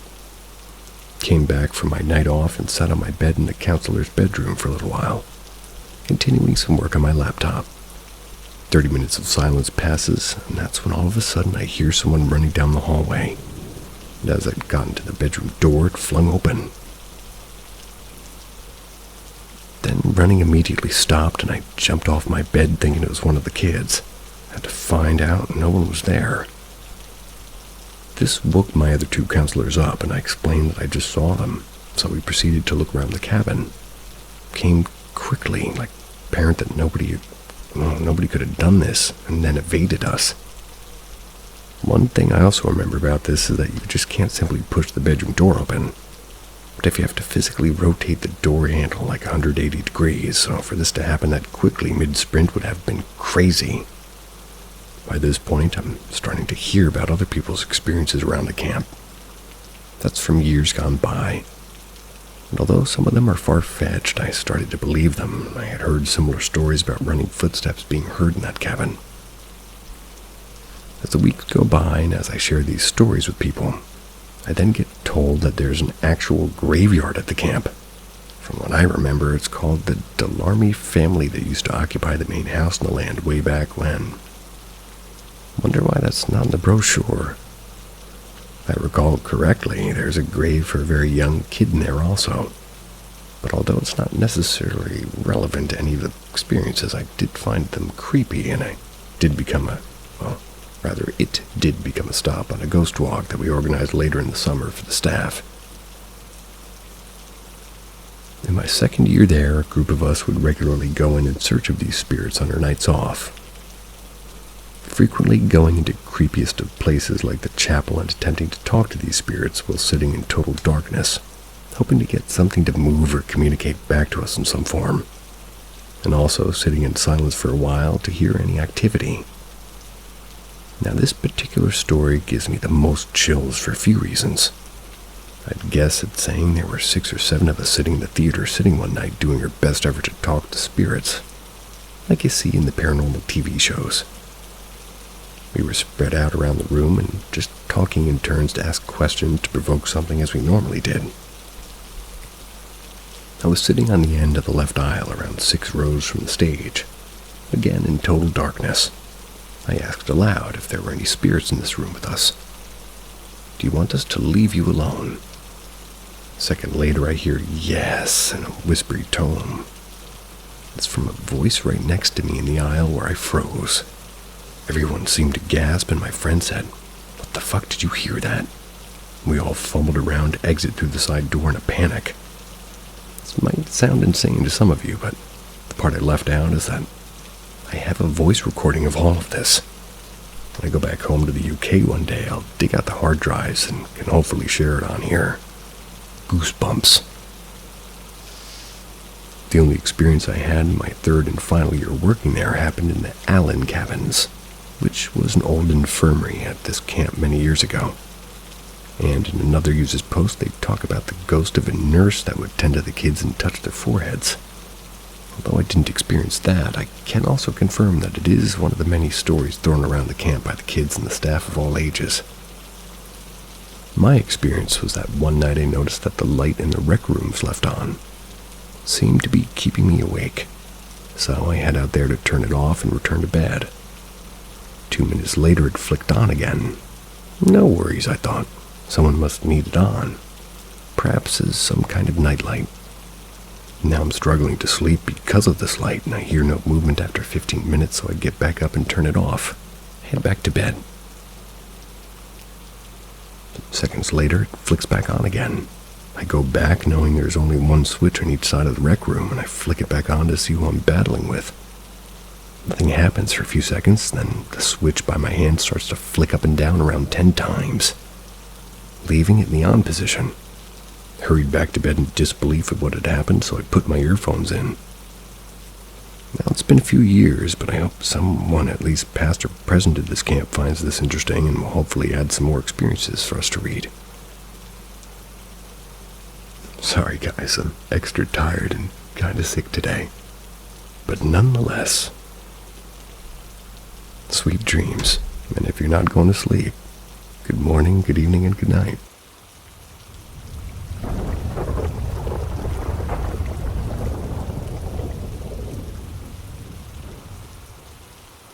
Probably a mimic.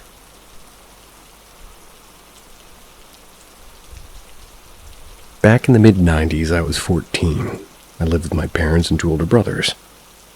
But my other oldest brother and his wife and toddler daughter, my niece Laura, they moved in with us for a short period of time. So we were 5 adults, 2 teens, and a toddler. My mom loved cooking, loved taking care of my niece even more. Her first grandchild, but she had a heart condition and other health problems. So carrying a little girl was just texting to her. So we'd try not to leave her alone with the baby just in case. Also, since we were so many, we would buy groceries in large amounts, like full trunk and back seat many. My newly moved-in older brother and his wife both worked, and the family's dismay at times left the baby girl in my mom's care without supervision. What about your mom? We were a bit privileged, so our house was kind of big, and I mean gardens, fountains, palm trees, guest apartment, parking for 6 cars, and unfortunately it was haunted. At least there's a catch. One day I get home from school, ready to drop off my book bag and change and leave with my friends. As soon as I opened the door, the sound of a busy kitchen and the smell of cooking food filled the house. Mom was cooking. My baby niece was in the living room on her baby walker unattended. She didn't need it. She could walk, but the walker would limit her movements and access to some spaces in the house. I yelled, "Mom, I'm home." Mom yelled back, "That's good." I asked for my brother and dad, and Mom replied, "They went to buy groceries." I sighed. I wouldn't be going out. I'd be staying home and watching over my niece while my mom cooked. So I picked her up, watched cartoons, got Cheerios for her to snack, and gave her a box of juice. After longer than an hour, and I know this because we watched more than, 2 30-minute cartoon shows, we started playing chase. We'd run around a couch, one way and then reverse. I'd pretend that she was too fast for me. Then suddenly, my dad swung open the front door, carrying grocery bags. I got to see my niece run into the bathroom, but I slightly was distracted by my dad. "Go outside and help your brothers bring groceries," he said. I replied, "Sure." I went into the bathroom with my niece, and that's no place for a toddler. There's a toilet and a trash can. She wasn't even there. She must have come out in the second I distracted my dad or something, I thought. I looked for her, called her name, didn't see her. My brother walks in with more grocery bags. Uh-oh, door's open, I think to myself. Maybe she walked out while I was looking for her in the living room. I walk outside, and I didn't see her in the front garden, not on the side garden. Back to the patio, garage, or driveway, and perhaps back inside. She can't be that fast. She's a toddler. I thought this as I was starting to panic, and my brother yells, "Hey, come help us." Then I noticed that they didn't park inside the property, but outside in the sidewalk. Gates open. What if she got out and no one saw? I thought. Okay, time to come clean and recruit help.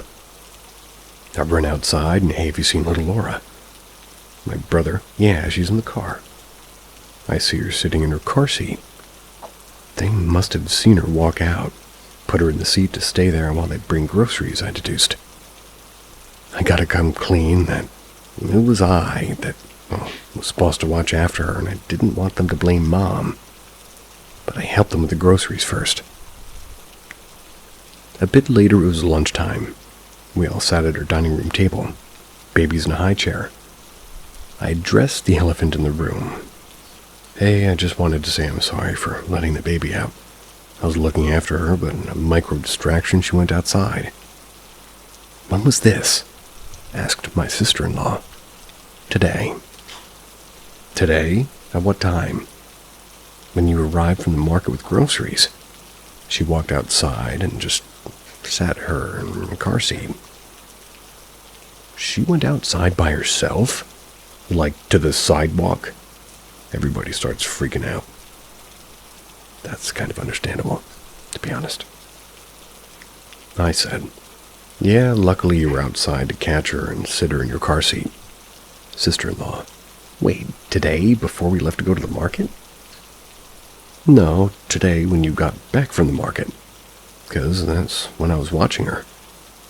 "No, she was always in the seat. We took her to the market with us.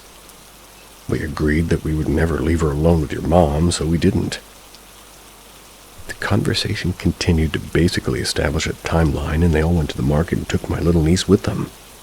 My mom stayed and cooked, and I got home, and then they returned home still with the baby.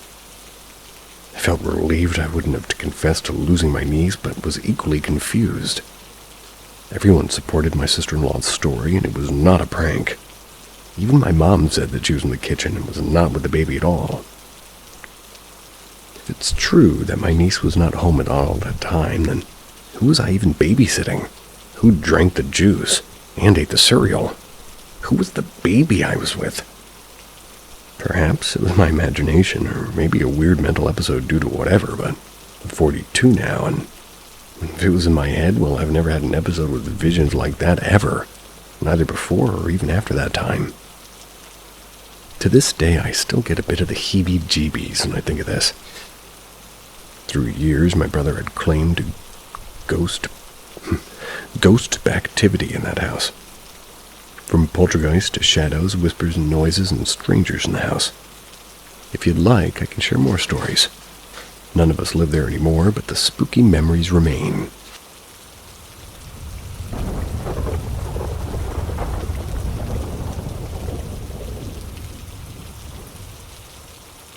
I had something in my room, and a psychic coworker confirmed it. A couple of years ago, I was working at a job with somebody who told me, pretty much from the point that I met her, that she was psychic. Now I'm a believer in the paranormal and psychics and energy and all that jazz. It wasn't a stretch for me to believe that she might be telling the truth, but I can assure you now that I very much do believe that she is the real deal. When the activity started, it was just one very small thing. I had a little Arctic fox plushie I kept on my bed, and at one point I would come home to it being in the dead center of my bed. It was only ever this one plushie, always in the middle of my bed. I have a dog, and even though she had never moved any of my plushies around before, I kind of shrugged it off and decided it was probably her moving it during the day while I was at work. For days in a row, I would come home to this little fox just sitting there. It'd move it back to its proper spot each day, only to find it in the middle of the bed yet again when I would come home from work the next evening. It was weird, but again, I just shrugged it off as my dog doing these things. The next thing was a bit weirder. I would have vivid dreams, or at least I think they were dreams. I'd be laying in my bed in the dark, and suddenly I'd feel spiders crawling on my exposed skin. Anything over my blanket would have the sensation of spiders running across it. I would jump out of bed fully awake at that point and turn on my light to investigate. Never found a single spider or bug anywhere. The third thing I experienced was the very last thing I could try to explain away. I was laying in bed one night, kind of drifting off as I listened to a horror narrator on YouTube. Something I had to credit to what I saw. Don't blame me. I'm laying on my back, facing the ceiling, the top of my headboard, which is incredibly high as I have one of those combo bed dresser headboard things. It's hard to explain, but basically my headboard's a tall dresser with cabinets and drawers surrounding my actual mattress. The part above my bed is the alcove with mirrors and two built-in lights that sit inside it, with the top of the headboard dresser being what the lights were fixed into.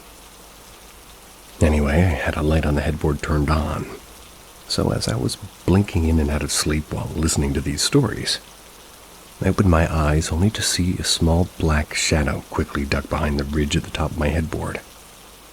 I blinked a few times, but I didn't see the shadow again. However, I passed it off by telling myself it was probably my imagination from being so tired. I turned off my light and went to sleep. The fourth and final experience leading up to the end of the story, that's the one that made me stop denying something was definitely happening.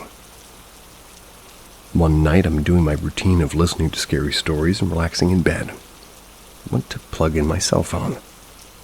The place where I plug my phone in is right next to where I used to keep my chunky rubber bracelets. You know, the ones you get from Hot Topic. So I go to plug my phone in, and as I turn over to put the charger in the outlet, I see not a foot from my face, one of the rubber bracelets move at least an inch to the right directly in front of me. It didn't roll, it slid across a wooden surface. I sat up straight surprised, and I knew what I saw. There's no explaining that away. I just kind of sat there for a few minutes in a what the hell kind of shock. Eventually plugged my phone in and went to bed. At this point in the story, I need to tell you that I not once mentioned these experiences to pretty much anyone. Not my family, not my boyfriend, not my coworkers. Nobody. This is important because the next day after I saw that bracelet move, I went into work. As I sat down at the break room table, only one other person was in the room at the time. And you guessed it, it was my psychic coworker. The moment my butt hit the chair, she casually asked me, "So what's going on in your room?" Stunned, I took a moment to compose myself. Then I explained that I thought there was something, but I really wasn't sure. She nodded and said, "Oh yeah, you have a trickster in your room. It probably got in through your mirrors." I was shocked because, to my knowledge, she had never seen my bedroom. She never even saw pictures, at least that I can remember. There is a chance, looking back, I showed her a picture of my Halloween setup in my room before this, but I honestly can't remember. Either way, her words shocked me. I asked her what she thought I should do about it. She told me to sage my room, especially the mirrors, then tell it to leave. Well, I went home that night and I did just that. I grow sage in my backyard, so I make bundles to smudge my house on occasion. Went around my room, smudging my closet, my whole room, and my mirrors, ending at the window I had opened at the far side of my bedroom. As soon as I got to the window to finish my smudging, the whole frickin' thing just burst into flame. I had to immediately put the smudge stick out, because it just frickin' ignited the second I got to the window. Immediately, I texted my coworker and told her what happened. She explained that the sage bursting into flames was the entity leaving. A final trick, as it would go away. Closed the window, put the sage away, and that was the end of that. I never had anything like that occur, and the weeks prior happen again, but I have to say that after the whole thing was said and done, I got curious and looked up tricksters. And what came up kinda cemented that this was in fact very real for me. One of the ones listed was a spider trickster, and the other was a fox. Not sure which one it was, but considering it kept moving my fox plushie, figure maybe that's why.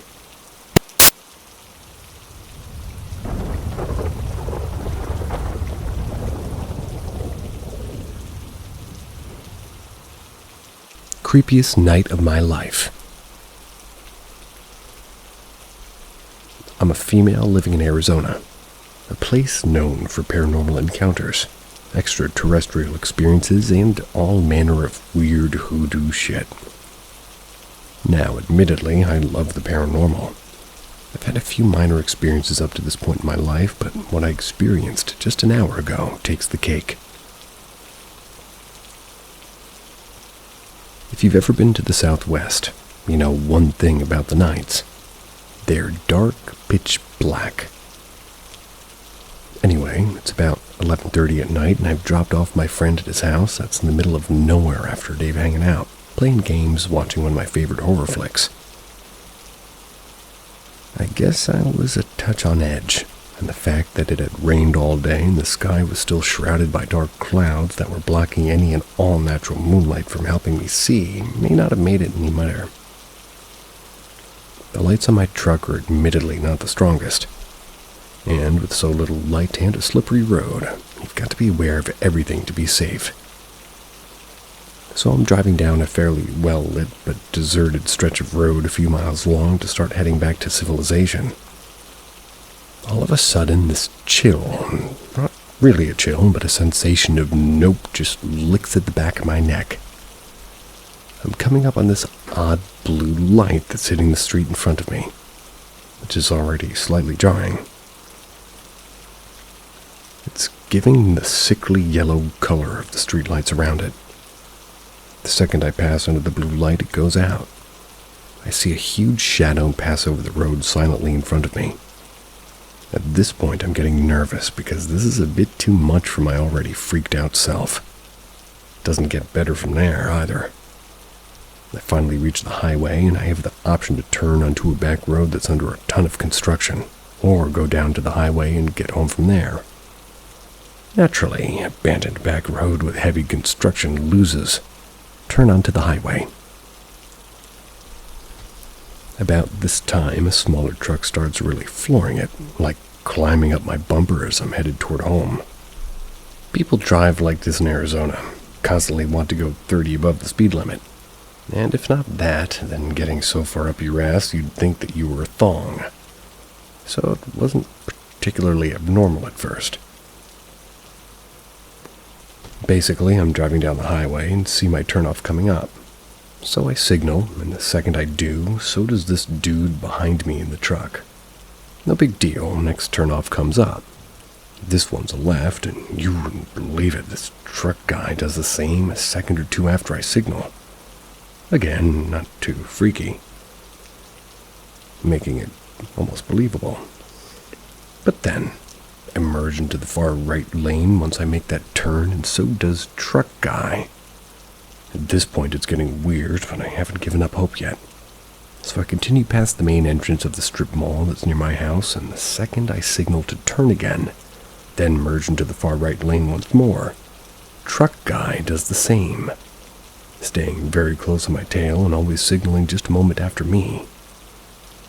At this point, all of my memories of hearing people saying that they were followed kicks in, and I'm trying to think about how I can ensure I don't lead this creep right to my front door.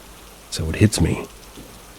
Make 3 consecutive turns in the same direction, and if they're following you, you'll know because 3 turns lead you in a circle. So I think, sure, there's a back entrance to the mall, so I'll pretend to turn in there. I turn toward the mall, stopping at the right turn lane, and truck guy whizzes past me. Take a breath, go back up to the road. Toward my house, I'm determined to get this guy's plates, just in case. And I did too. I repeated the numbers over and over in my head and out loud in the silence of the cab of my truck. This time, luckily, I was the one following. Made me feel safer and more in control. I watched the truck guy turn onto a street, and once I see he's gone, I drove past and double-checked in my rear view that the guy isn't back behind me again. Luckily, I don't see him. But right about now, I'm starting to getting the creeps. Only a mile or two from my house now, and everything's starting to come to a sort of calm. I make it home looking around before I hop out of my truck and hold my keys close, my finger on the panic button. For those of you who don't know, a panic button on a car's fob can be crazy handy. Keep those keys in your hand when walking alone in a dark street or in a dark place. If somebody gets close to you, hold that button down and the alarm will blare and every set of eyes in the area will be on you in a matter of minutes. And you can bet that whoever's trying to get close won't stick around with all the witnesses peeking out to see what the racket is. Finally, I get inside. I realize just as I'm getting to my bedroom, I forgot to take the trash can to the curb. So it's midnight now, and here I am dragging a set of cans down my driveway in the pitch dark. Something again doesn't feel right.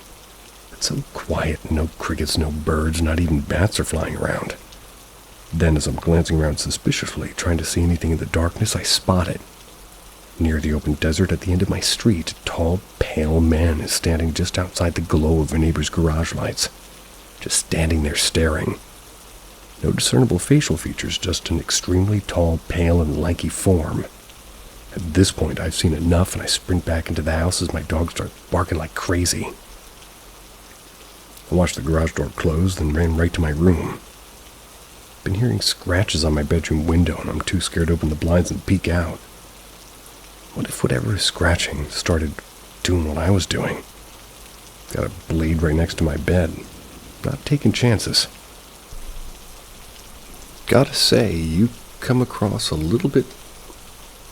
Well, I'll just hold my comment. What do you guys think?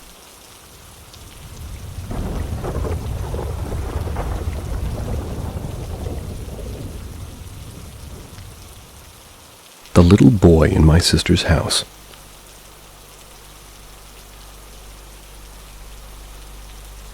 Okay, so a little story time about my sister's creepy house. When I was 16, I used to go there to babysit her 3 kids. 2 boys and a girl. We're going to call them Ryan, the oldest, Braden, the youngest, and Brenna, the middle. Every time I would stay there, they would just have me sleep in the living room downstairs, and I would hear weird sounds coming from the other rooms. And so every time I would lay there in the dark, on this couch before bed, my heart would be pounding out of my chest. There was also this unsettling feeling that somebody was watching me every time I would close my eyes. One of the first encounters I had was a night that me and my close friend Lainey agreed to babysit the kids. That was while my sister and her husband went out. The night was pretty normal up until my sister came home. She was intoxicated. She had the great idea of getting out the Ouija board for fun. Drunk Ouija board. I felt a little bit uneasy because I always felt something weird in that house. So the idea made me uncomfortable. But she always got her way, so we decided to play with it. What started out as a fun little game quickly turned into something more. We started out asking the board questions to see if anybody wanted to talk, and the board said yes, of course.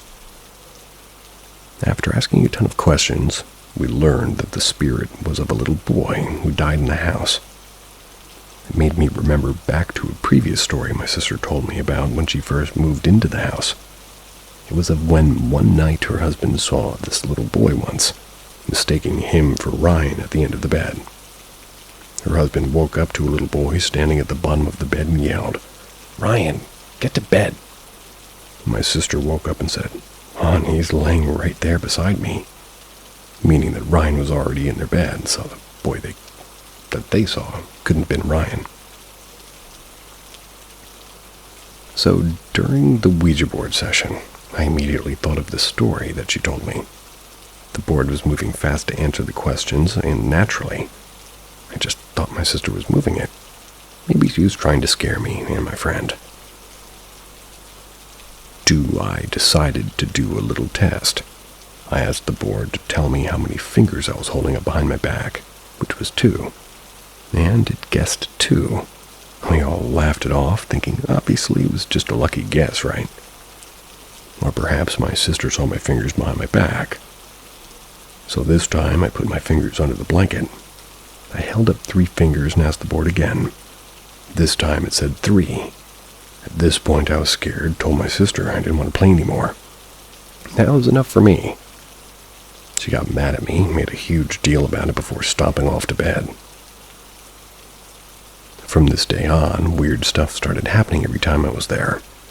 I would hear knocking at the door when I was babysitting alone, and when I would check the door, no one was there.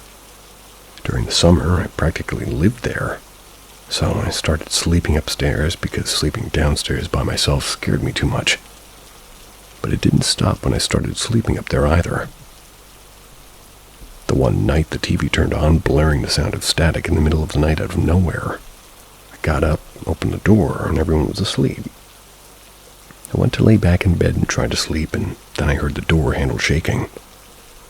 I thought for sure somebody was messing with me.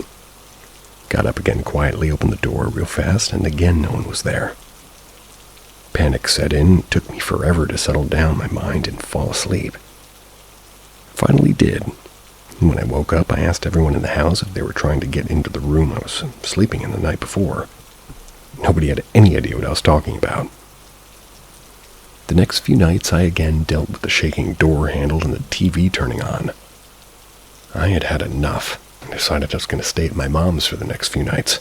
I was just too freaked out. My sister called me a few days later saying that she was dealing with lights flickering and the sound of knocking on the door, and nobody being there when she would check it out. I told her that when I would babysit at her place, that's what I would always hear, that knocking. Now these things were happening to her. She started to investigate into the history of the house and found out that, in fact, there was a little boy who died in that house by the name of Georgie when he was 7. She even found a picture of the little boy behind the fridge one day when she was cleaning, which scared the crap out of her even more. She couldn't help but wonder, was all this activity Georgie? The next few weeks passed by. Not only did the activity not stop, but it intensified, and the negativity was filling the house. My sister and her husband were fighting more often. Within months, were headed for divorce. She said she just always felt like she was angry and in a bad mood, and her husband was always moody as well, complaining about everything. Things got so bad with their relationship in the next few months that he unalived himself, or suicide, down the road in his car. After this, the house felt even more gloomy and creepy as you can imagine. My sister was devastated. She ended up moving her and her kids out of the house to get away from the negativity, and had a family friend to move in. Again, they complained about weird occurrences and knocking on the door late at night. They didn't last long there before they couldn't do it anymore as well. After they finally moved out, a week later the house mysteriously burned to the ground. The police investigated, and the previous family who lived there was quickly cleared as suspects. That was because they actually moved out of state to live near another family member almost 3 hours away. Their alibis were all corroborated by their employers, family, neighbors, and school officials. To this day, we don't really know how that house caught on fire. It'll always be a mystery to us.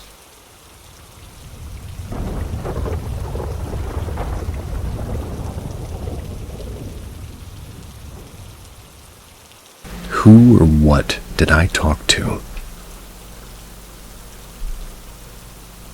This memory recently resurfaced while I was in the shower for reasons I don't know. I already went through the thoughts of, I was young and it was probably this. But after further analysis, I don't have an explanation.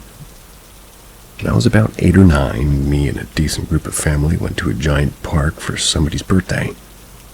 There's a couple sections with regular type parks with jungle gyms and stuff. Water park section, a section where people were riding down hills with cardboard. So there was a lot going on, and there was a lot of people around. My mama, auntie, and I think another adult was taking me and the other couple of kids, which are my cousins, around the whole thing, seeing what it was to see. We come up on this one ordinary-looking section with a wood chip box and a swing set and a castle jungle gym on the side of the trail, and swings, slides, and merry-go-rounds and stuff on the left. The adults go by a bench on the left of the trail and let us kids run around. Mind you, it's still other kids and adults everywhere. I decide to play at the castle jungle gym. I'm running around outside the thing, playing with the other kids. I then go inside, and 3 other kids that, weren't playing with everyone else. One kid just looked like a kid, but the 2 others looked fucking weird. They all turned around when I came up, and one normal kid, I don't remember much.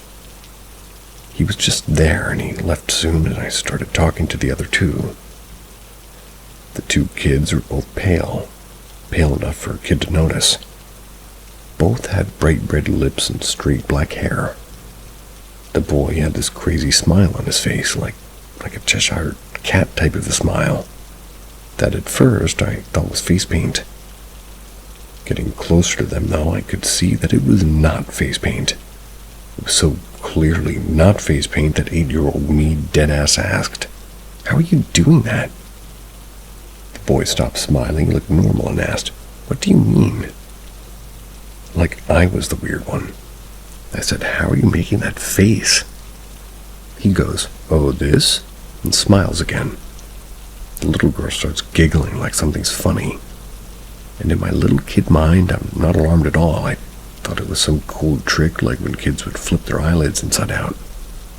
So he's smiling, and he does it right in front of me now. Cheshire cat smiling, lips and sides of his mouth curling like I'd never seen. But again, I was just a kid, so I was over here thinking that he just practiced the Grinch smile a lot or something.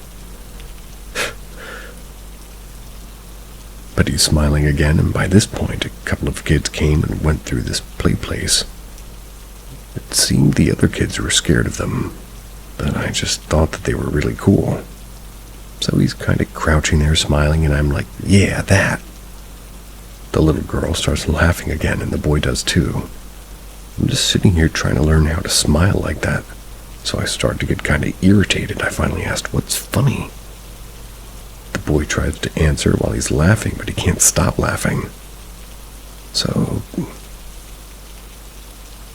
keep on, like, "What is it?" And he finally gets serious, like when you're laughing in class or something, and goes, "We're vampires." Then I start laughing, but they stop, and they're both looking at me with this crazy-ass smile, and I'm now thinking that they're thinking a couple of weirdos, but I'm still intrigued because of the smiles. So I'm like, "Seriously?" The boy says something about not believing them and tells me to look at the girl's teeth. I do, and they look weird and sharper than normal kids. At least, his do too. By this point, things started getting fuzzy, almost like a dream.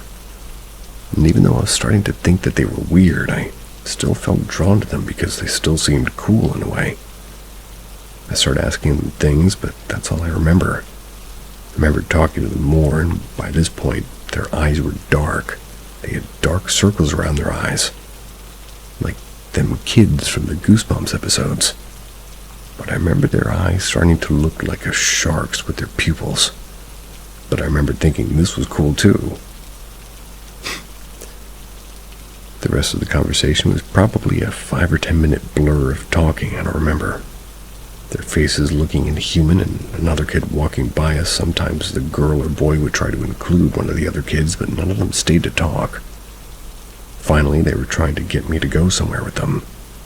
I only remember this because after I agreed to go, I heard my mama calling for me and kind of snapped me out of it. My mama did not play. I told them to hold on and I'd be right back. Slid down the slide that we had been in the jungle gym and ran to my mom. Apparently, they'd been looking for me. They already had my other cousin with them. Hadn't seen me the entire time. I told her I'd just been in the jungle gym talking to these kids the whole time. Turned around to show her, and they're standing in the jungle gym by the slide, waving with those smiles on their face.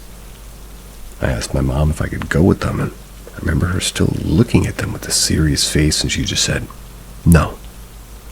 Turned me around, and we enjoyed the rest of the time that we had at that park. I thought about them a couple more times throughout the day, hoping they would find me and I would find them, but neither happened. Again, I don't know what sparked me remembering this memory, but things that kind of made me brush this off was that 1, it was a fun-ass day and I was a kid, and 2, there was face painting going on that day. And me now as an adult can, confidently say that these kids had no face paint.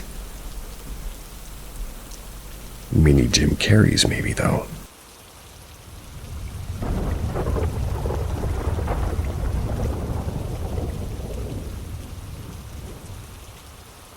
Welcome to Paranormal M, where the mysterious meets the extraordinary. Subscribe now and tap the bell to uncover chilling stories. Prepare to be drawn into a world of the unexplained.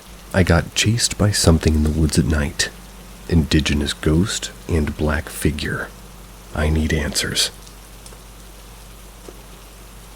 Beforehand, I want to be very clear. I'm usually skeptical about most paranormal stuff. I enjoy all things horror, but could never have imagined such things happening to me or close to me.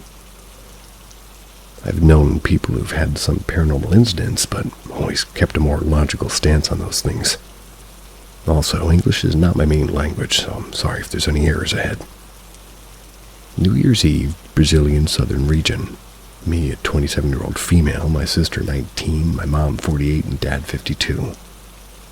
We were enjoying our summer vacation and decided to go hiking in some local trails.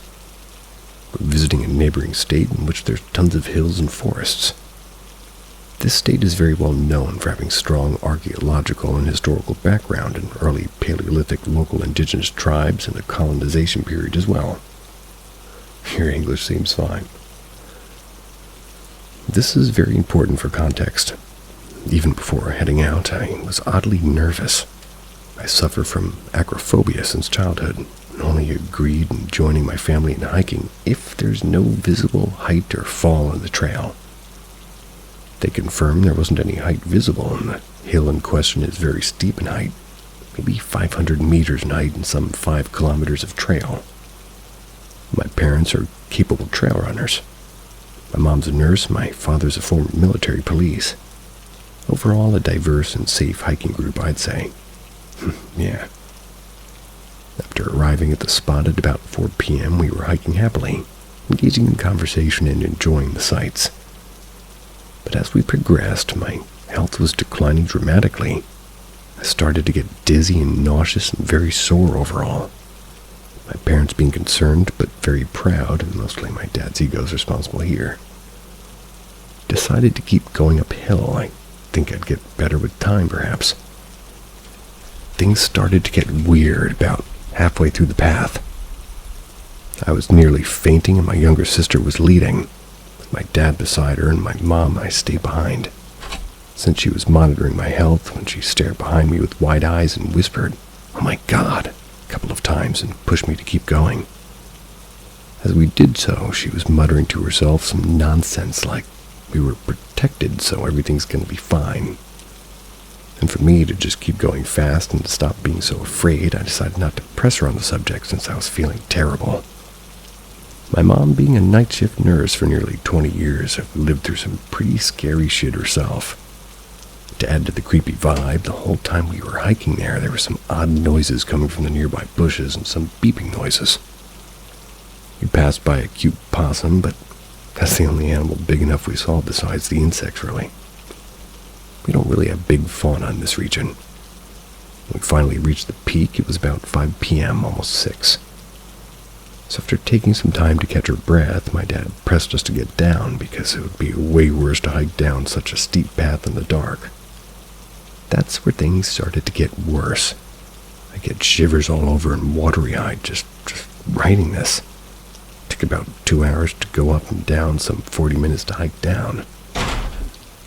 Being the easy part, but we progressed and my younger sister and dad started to argue about dumb stuff like her step choices and pace. My mom started to press me aggressively to go faster. All of this while it was getting dark. Rain started to fall lightly through the leaves, and there's a commotion and whistling noises coming from everywhere. My father attributing this to local birds and telling us to stop shitting ourselves and to keep going. Then, I guess, due to the late hour and a downpour, we started to use our cell phones as flashlights. The arguments worsened. Gladly, some fireflies, which are quite rare around here, gladly they appeared, and weirdly enough landed on us and started to guide everyone forward, until we landed on the last part before a bridge that connected to a road back to a nearby highway, and our way back to the house. I was feeling so fragile that upon seeing a firefly for the first time, I started crying. Judge me all you want. But upon reaching the last portion of the trail, my mom stopped dead in her tracks, and I saw it. A figure in the middle of the trail, black and crouched. Looked like a silhouette of a man, scrawny and without any features. Even in the dark, we could see everything, our faces, the trees, and the ground, and that thing was pitch black. Not wanting to scare anyone, we pretended not to see anything and pleaded my father to lead the way with his flashlight. When he pointed at the spot, the thing disappeared into thin air, and we just inconspicuously sprinted back to civilization. Only when we got back on the highway, I asked my mom about what she saw in those woods. She told me then that, she said, oh my God, back then she saw an indigenous man wearing a mask, but he was pale and very thin, and the mask didn't look like anything of the local tribes. The mask supposedly had banana leaves and straw and main materials. The man started approaching us in the moment my mom pushed us forward in the trail. She heard inaudible whispers mixed with weird noises in the woods. Other weird stuff happened, like my sister's clapping and hearing clapping back at her, and this giant black moth flying into my face and then disappearing. That's about it. I just wanted to know what were those things and if I need to worry about seeing some things like that again. Your English is fine. I'm just tripping over myself because I'm tired.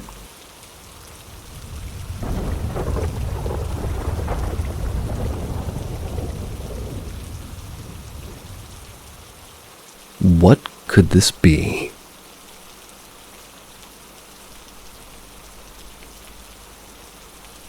I've lived in this house for 9, almost 10 years. We've had weird stuff happen before, but after a lot of work and went away. It's been years since anything actually super weird has happened, but recently there have been weirder. But a month or 2 ago, my mom let my younger siblings start staying with us.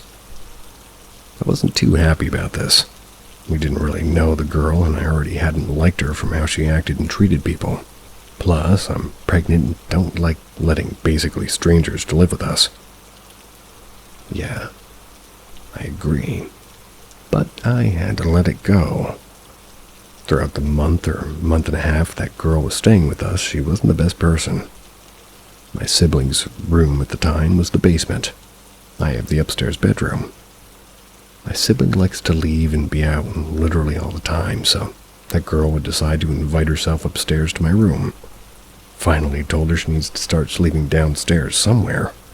I don't care if it's the living room or the basement, just not my room. We ended up kicking her out maybe 2 or 3 weeks ago. Shit's been weird again. So while she was here, I'm babysitting a couple of cats. They acted fine at first, until this girl started staying with us. Specifically upstairs. They started acting wild at night, would never be quiet, always knock stuff down. There was one night when one of the cats knocked some stuff into my head and started sleeping in the living room after that.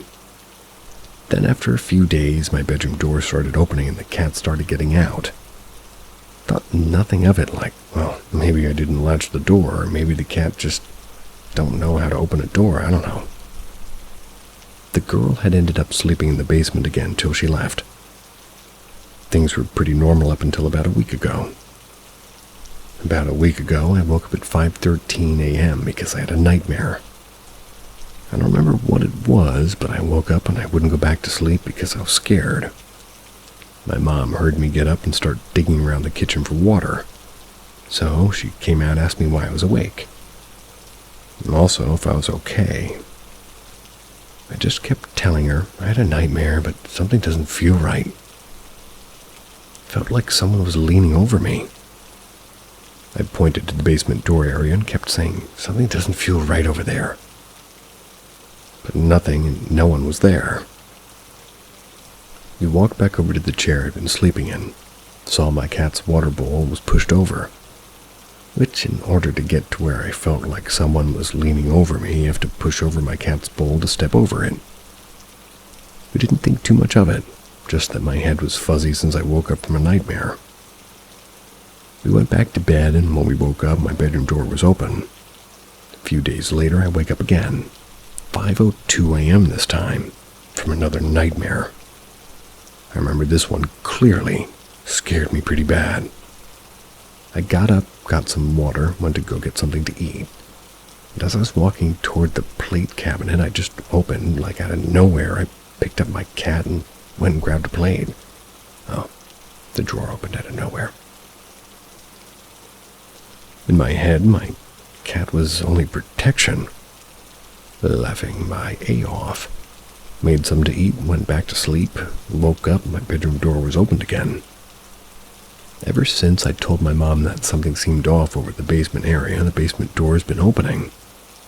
Even though we shut it and latch all the doors, my mom will sometimes hear my sibling or I holler for her. We wouldn't have had it all. We'd just ask her what she's talking about.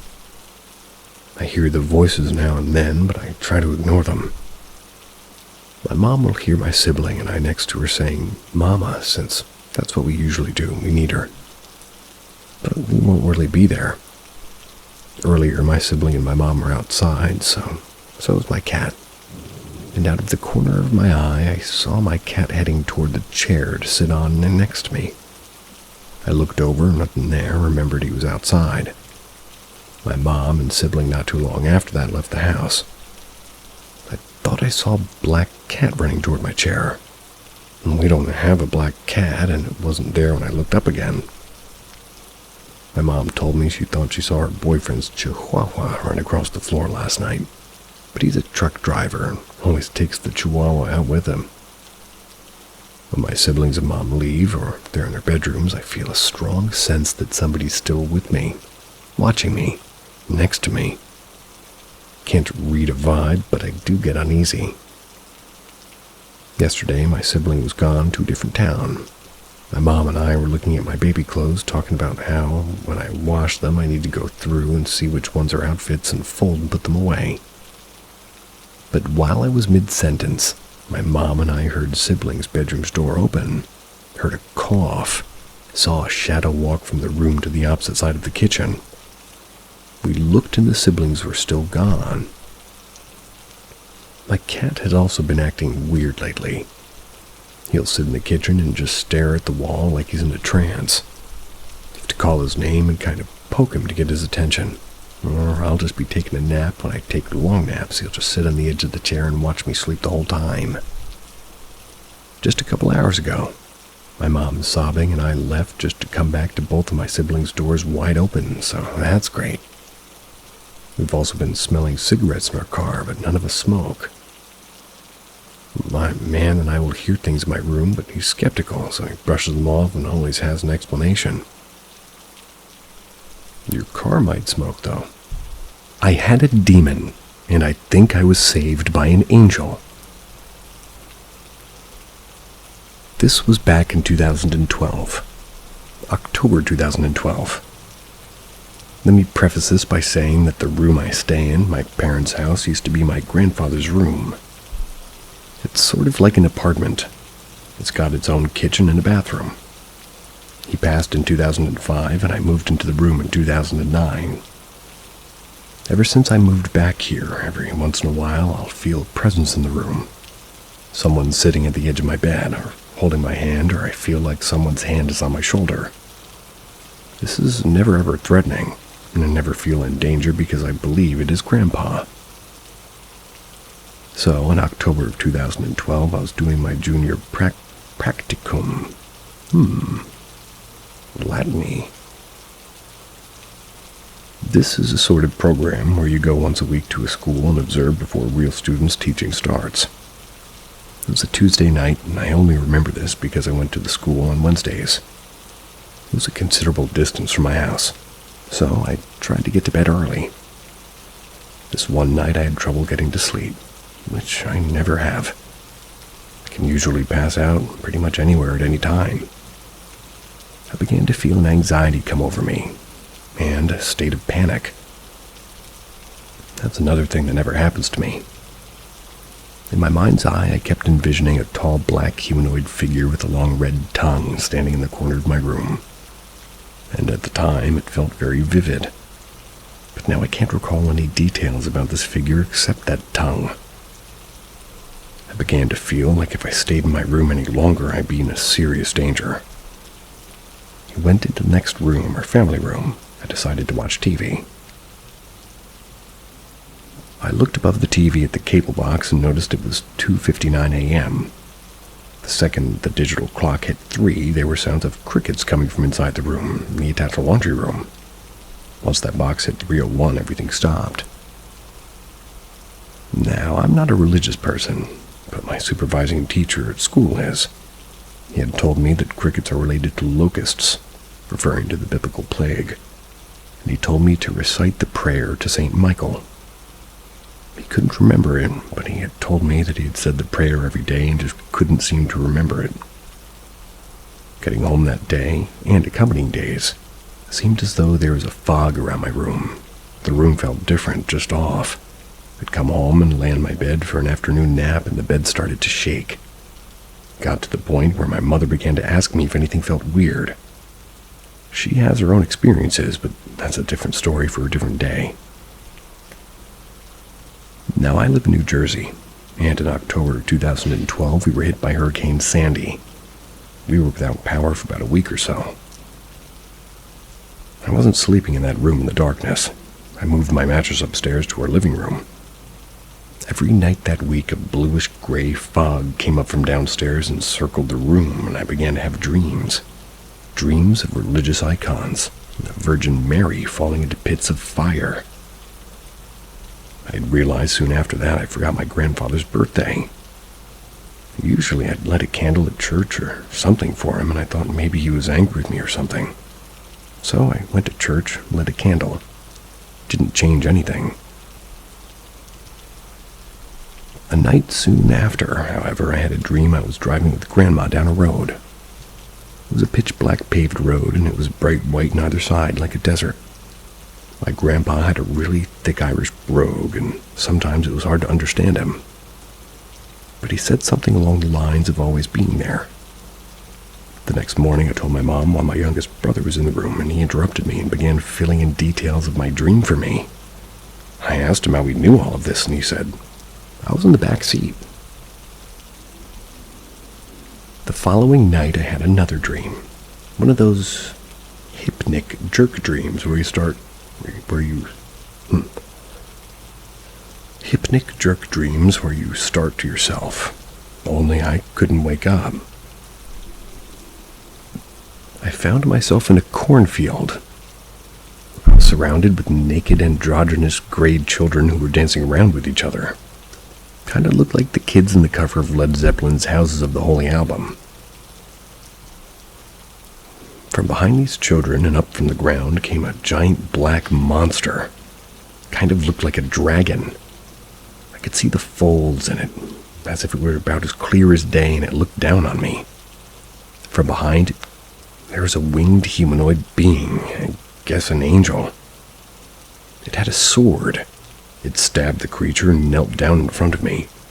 I woke up, and at the foot of my bed was a white translucent figure. Hovered there about 10 seconds before disappearing. As I looked at it, I felt a peace I'd never felt before. I don't think I'm ever going to feel it again. The dreams and everything stopped after that. I never told my youngest brother about the black figure or the dragon or the children, but fast forward to maybe a year later and I come home from work and my brother's sitting at the kitchen table looking shaken. He tells me he had a dream of a naked child dancing around a dead cornfield and a black dragon behind him. No angel came. But he told me when he got ready for school and left, looking out the window of his room was a large black figure with a long red tongue. That was the last I ever heard of it. Still not particularly religious, but I can tell you ever since that event I sleep with the lights on and have a routine of sleep paralysis.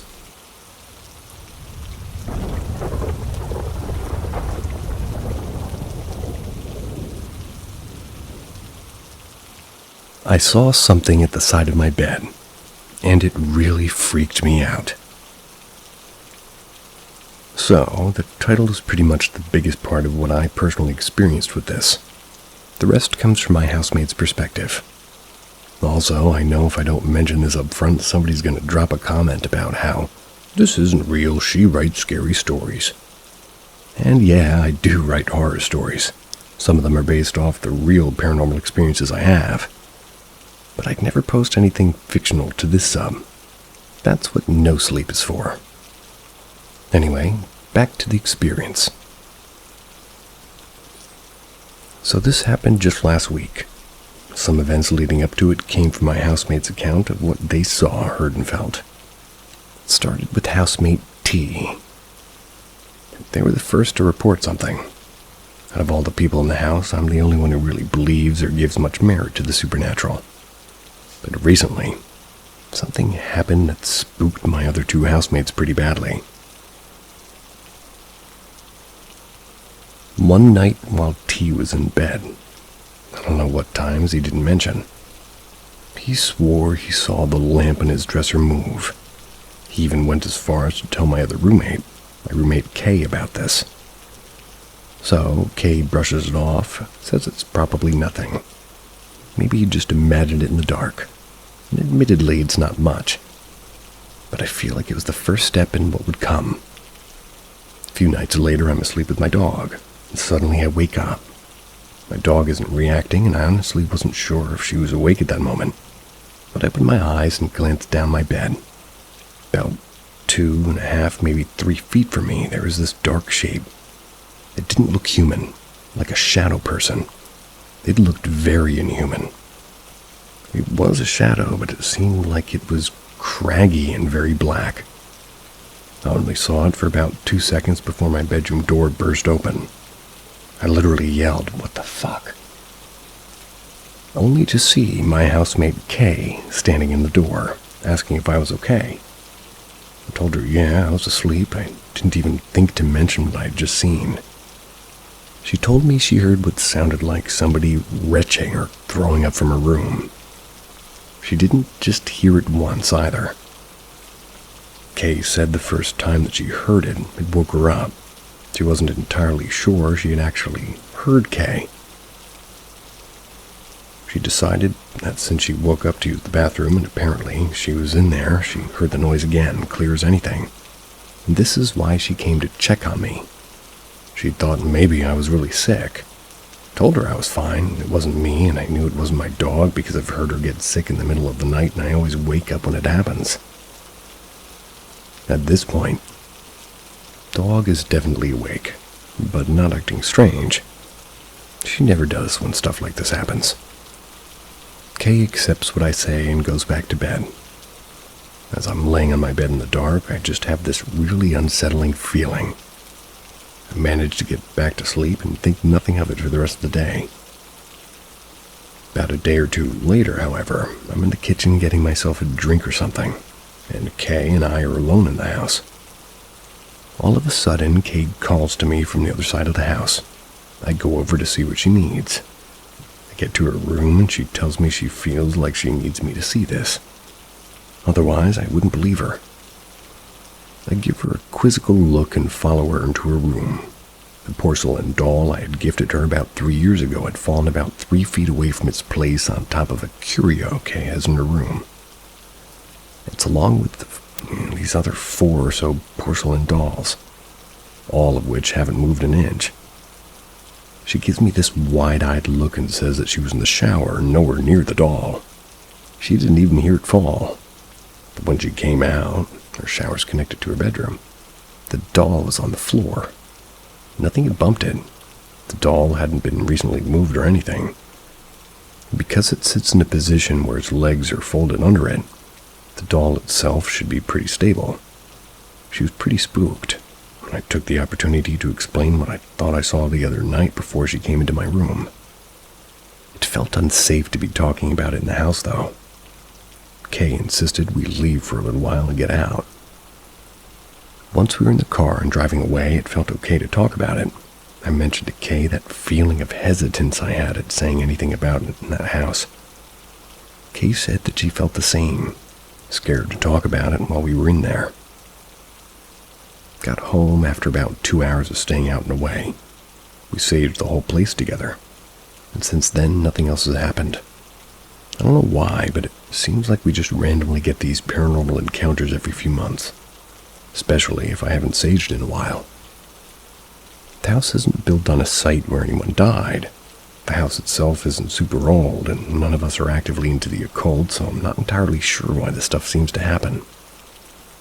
The thing that spooks me is whatever is in the house seemed genuinely frightening, and it definitely spooked my very non-believer housemates into feeling like something unexplained was happening. Most of the time, the shit I experience isn't super scary or disturbing, just mildly weird. At least, on one occasion, an entity that visited was just cute and mischievous. I'm not sure what it was in my house, and I wonder if anybody else has experienced seeing something like what I saw that night. If you guys have any answers, I'd appreciate hearing your theories and experiences.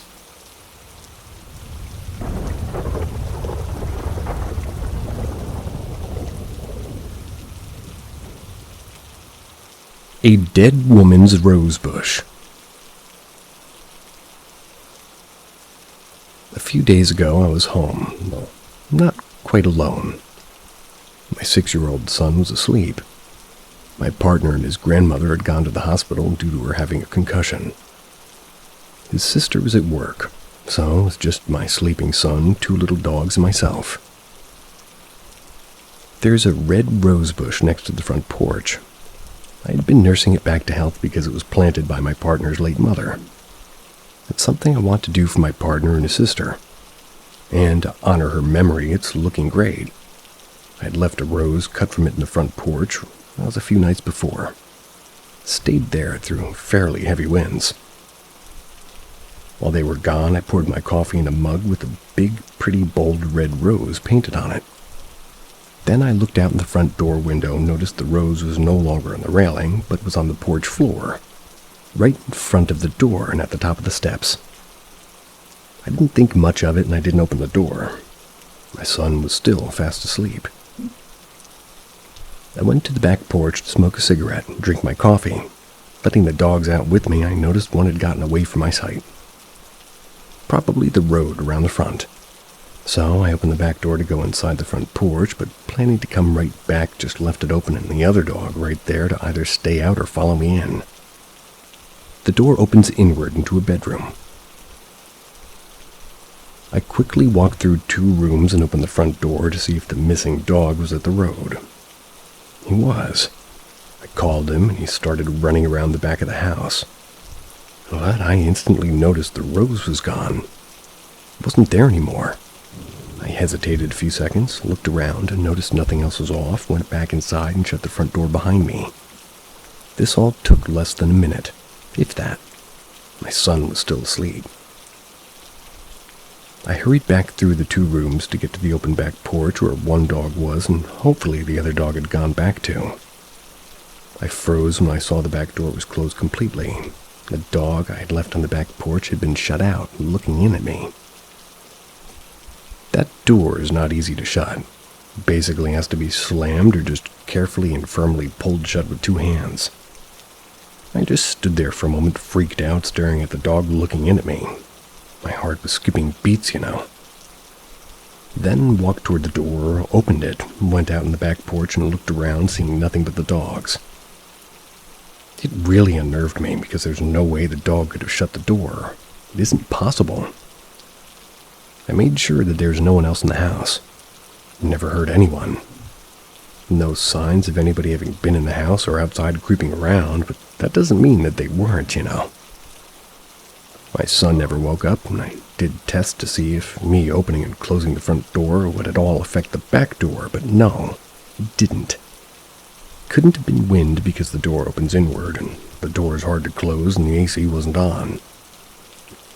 What made it a little bit creepier to me, to be honest, was that before I went out into the back porch to smoke and let the dogs out that morning, I poured my morning coffee in a cup with a big bold red rose painted on it, taking it to the back porch with me.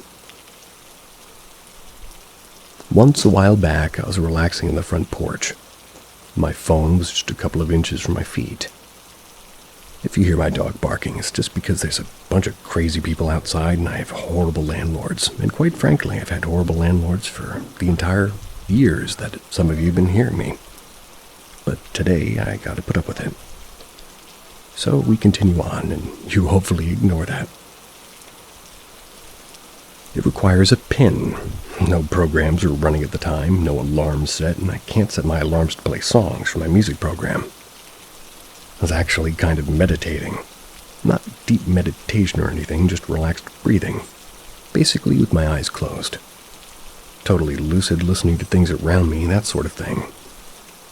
The breeze, chimes in the distance, and insects. Everyone else was inside and asleep. I could literally look inside the window behind me and see my partner sleep on the couch. It was like 3 a.m. Suddenly I heard music from my phone. It was unlocked and my music program was open and had started playing a song. This song is about a woman not being able to tell if she was experiencing reality or a dream. Her imagination playing tricks on her, her sense of time being confused, showing up in the future like I've been here before. How could she hear bells and wind and a song in her heart? Like a ghost in the streets, a very intense song, and quite personal to me at the time. I was sober. I never found evidence of malware on my phone, but obviously I can't be sure somebody wasn't fucking with me. Anyway, both experiences were pretty unsettling to me. Maybe my phone glitched. Maybe a person was creeping around last week. But my partner's mom had a very strong personality and spirit. Died too young. She was wronged by her mother and grandmother, right up to the day she died and even to this day. I got a thorn stuck in my finger, tending that rose bush. When it finally came out, I was oddly a little bit sad. I felt strangely, instinctively protective over her daughter, my partner's sister, despite us having conflict. I know that we were quite different, but in some ways quite similar, and suffered many uniquely similar hardships and were horribly mistreated and abused in many similar ways, particularly by our mothers. My son, who has a very similar personality to hers, was born just 2 weeks after she died. Just many coincidences that have slowly come unveiled over the years. Not a believer. A couple of weeks ago, my wife and I watched Smile 2. Great movie, by the way. I've always been gullible to horror movies. My nerves have always been jumpy. I'm spooked easily. But the feeling never lasts long. Needlessly to say, Smile 2 scared the crap out of me. After a week, I was able to rewatch it without a single scare, though, and after the second watch without my wife and I were laying down getting ready for bed when she asked if I believed in the paranormal. I don't. I do like the concept, though. I gave her my answer, and she asked if I had ever had a weird experience. I have, only 2, though. My first came while I was attending Job Corps, trade school. For about a year, I had no roommate. I slept fine, never been disturbed. One day, my and my buddy get the option to have him move in, and Bacon, what I'm calling my buddy, was a chill guy. Nice nickname. He loved horror. He knew that I spooked easily, so he never troubled me with any of his stories. One morning I noticed he looks as if he hasn't slept. I asked, and Bacon said that it was the heat. It made sense at the time. It was summer, and ACs were out due to overuse. About 2 days later, I have this chilling dream. You can kind of compare it to sleep paralysis. I never dream, especially night terrors. I had one as a kid, but I knew it was a dream. This felt so incredibly different. I didn't have a lock for my closet, basically a smaller room with a bunch of hangers, a door, and a hatch that needs to be locked with a combination lock for the longest. I used a pencil to slide through the holes. Never had a problem. By the way, my room specifically has 3 closets. One for me, one for him, one huge one in the middle. Both his and the middle were locked through the middle didn't really have a lock, and I assumed it had been glued shut or something. In the dream, I was laying on my back with only my head out of the covers. And I never sleep like this. I sleep on my stomach with my arms tucked underneath me and my pillow under my head. On my head. All 3 closets were wide open. It felt as if something was watching me. I thought this was real life. I go to move, but as I move, my body gradually becomes heavy and has the feeling like when your arm falls asleep. I give up, but it's like the closets were just glaring at me. I felt this horrifying chill. I still do when I think about it. It made me want to get out of the room. I pushed through the heaviness and the dead arm feeling, but as I touch the handle, my body gets so unbearably heavy and the ringing in my ears goes haywire. I get the door opened and it's like a pull, not a push, and I collapse into the hallway. Then I wake up, same position as the dream. I'm on my back, arms on my side, and I'm sweating a bit. Maybe it's the heat, but I convinced myself it was a nightmare. I sit up and my heart just dropped so low I almost cried right there. Only my closet door was wide open. Pencil snapped into 2 on the ground near my bed. I closed it, put a pencil in, got ready to my trade, and I left. I asked my roomie if he opened my closet door this morning, and he said it was closed with a pencil this morning.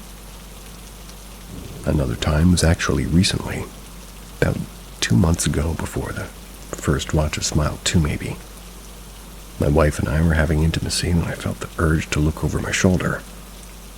I've been in the military for a while, so I always have the urge to look behind me. My wife and I don't have a door for our room, it's just 2 curtains. We also own a duplex and currently renting out the other room to this little short Mexican lady. We also have the only washer and dryer in our room, which is important later. But we have a door that's unbearably loud when it's opened or closed. It separates us from the rest of the house and the spare room. I saw a head-shaped object poking through. My first thought was the Mexican lady. But she's like 4'5", and this head was damn near touching the roof. 8 foot in total, floor to ceiling. I double take, watch as the shape quickly retreats. I grab my flashlight off the side of my bed and dash into the little hallway before the loud door. Nothing. I'm scared shitless. I might be overreacting, but I'm not too sure. I rarely see things like this, and I have no reason to be spooked prior to seeing it either. I'll also add that we just had a baby 2 months before this incident. Haven't told my wife and lied, saying I think the lady wanted to wash clothes and peeked in and saw us. I don't ever plan on telling her. And I'm also moving us out and just going to rent both rooms from now on. Even though I'm still getting chills from those experiences, I don't believe in the paranormal. Maybe I'm just a wimp with a lot of trauma. How you gonna move out of your place if you don't believe in the paranormal? And also, if you notice my voice sounding a little bit weird today, it's because I ate undercooked beans. I soaked them for 2 days, cooked them for 3 hours, and still it killed me.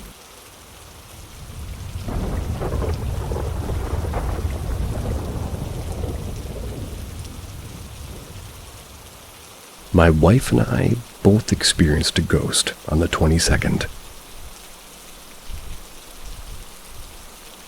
We moved into this house built in 1890, about 3 years ago. And every once in a while we would hear unusual sounds that we would joke as being ghosts. But we would always just shrug our shoulders and then we would forget about it. However, one time in particular really scared the shit out of me. My wife and I were watching TV and I got up to head to bed upstairs. She said that she'd be right behind me. I laid down with my back away from the door and was scrolling on my phone. I heard footsteps walking to the bedroom. I felt the bed compress and knew my wife was beside me. Just a few seconds later, I hear the kitchen sink downstairs turn on and some dishes cling together. My adrenaline instantly shot up and I whipped my arm over to see what was next to me, and in the bed, it was just empty.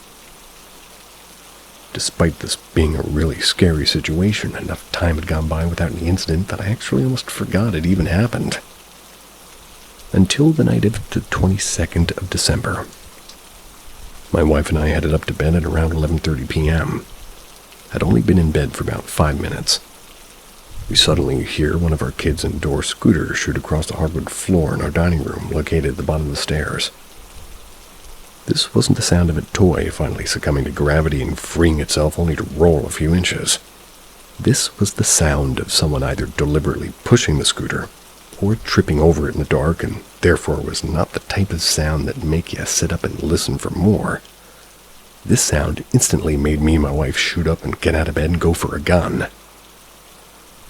My wife and I cleared every square inch of that house, which is on the smaller side, about 12,000 square feet, 1,200 square feet.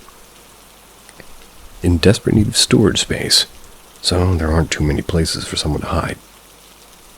Since we found nothing, we both went to bed and just shrugged it off. Not even a few minutes go by, and suddenly me and my wife both hear somebody coming up our fucking stairs. Clear as day, they weren't trying to be quiet about it either. We sat there for a brief time in disbelief. We looked at each other like, is this really happening? As they got closer to the top, my wife jumped out of bed with her arms up, just waiting to confront whoever was coming up the stairs. Had my gun accessible, so I grabbed it and ran toward her door, which is right next to the stairs, to try and confront whoever it was, because my daughter's room is right next to ours, and I didn't want whoever it was to walk right into their room. As I turned the corner to confront them, there's no one there. They sent me into a panic because there's a 0% chance that there wasn't someone going up those stairs. There would have been no way to make that noise and somehow disappear. From where the noise was, I should have been able to face it. I'm also extremely familiar with every single noise in my house. Every step has a unique squeak, and since I work from home with 2 kids, I'm very familiar. Because my house is so small, you can hear anything from any of the rooms. If someone somehow instantly ran back down the stairs, I would have heard them navigating the house. My wife and I didn't hesitate. We thoroughly cleared the house again. We debated calling the police, but we didn't want to sound like quacks. So we did what we went back to, and we just laid in bed. Our adrenaline was through the roof still, but this time we decided to close the baby gate at the top of the stairs. We figured if somebody really was in the house, at least we'd be able to hear them obviously trying to get through the gate. About half an hour, I hear a noise coming from my office, which is across the hall. I got up and approached my door, and I heard a loud-ass noise coming from the room. Ran back to my room and got my wife. Flung open the door, and the exhaust fan on my laser cutter, which I haven't used in 6 months, was turned on to max setting. As was my dog. This has never happened before in the almost 5 years I've owned it. These 3 back-to-back incidents turned me into a believer. It's what made me remember all the other weird noises that we heard at the time. And here is the final what the fuck moment for me. I decided to look up when the incident happened, and when I felt something next to my bed, I don't even know what I was expecting to find. It was more of a curiosity. It happened exactly 1 year prior, December 22nd of 2023. We have slept like dog shit ever since. We constantly hear unusual noises, but I don't know if it's us freaking ourselves out or if it's something more. We have had other explained things happen, but since it seems to be dying down, my wife sagged the house, and we're not those types of people.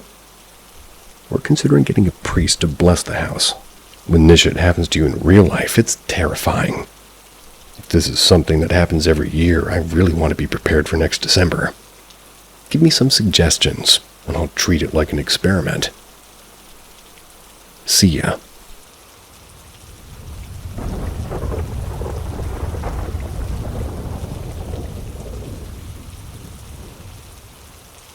How I conquered sleep paralysis and banished negative entities. This sounds useful. I've seen quite a few posts from people asking for help on protecting themselves from ghosts or sleep paralysis. 3 years ago, I successfully defended myself from an attack by a lower astral entity. I'll explain what I mean by that soon. Ever since then, I'm prepared to defend myself. If they tried to attack me via sleep paralysis again, I just used this method. If this helps one person, I would say it's worth it. Firstly, I want you to keep an open mind. I never believed this stuff myself until I kept getting sleep paralysis and attacked by these nightmares. Secondly, I need to preface this with the research I've done in my own experience to help you understand what's going on. Demons and negative entities exist. There's a huge plane which we cannot see, but some people can via third eye. That's because they're vibrating at a higher frequency. I know of people that have seen ghosts, but the person right beside them couldn't see anything. It's because their frequency was too low and couldn't perceive it. As you walk around, eat and sleep, there could be negative entities looking at you. If you're doing negative actions like smoking, drinking, or doing drugs, negative music, negative thoughts, watching horror movies, this will attract them because they feed off your negative energy. Loosh. L-O-O-S-H in parentheses. They could also be staying where you're living. When you go to bed at night, your physical body is sleeping, but your etheric body is traveling in the astral plane. In this place, your thoughts and feelings are increased. Time does not exist. Not every nightmare is a demon attacking you, though. Sometimes it's your own thoughts because you're projecting it to yourself. When you're sleeping, your body is in a vulnerable state, and they could try and feed off of your fear. They also like Halloween for this reason, but that's another topic. The one thing these negative entities are scared of is positive loving energy. Not necessarily relationship love, but universal love. Think of your pet when you give it a hug or pet it. That's the energy. Anyway, my story. I was renting a place and didn't know, but there was a lot of negative people around me in this building. Smokers.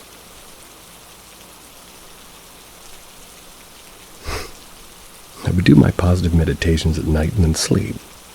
I would usually get attacked, and I couldn't move, but I could feel an entity feeding off of me.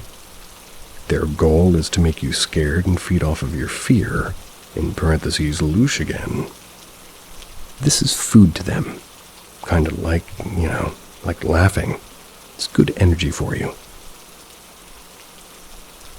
One night I'm sleeping and I felt my body constricted, like almost a snake. I couldn't move and I couldn't wake up, which is common. I'm being attacked by a negative entity. It doesn't like my positive energy.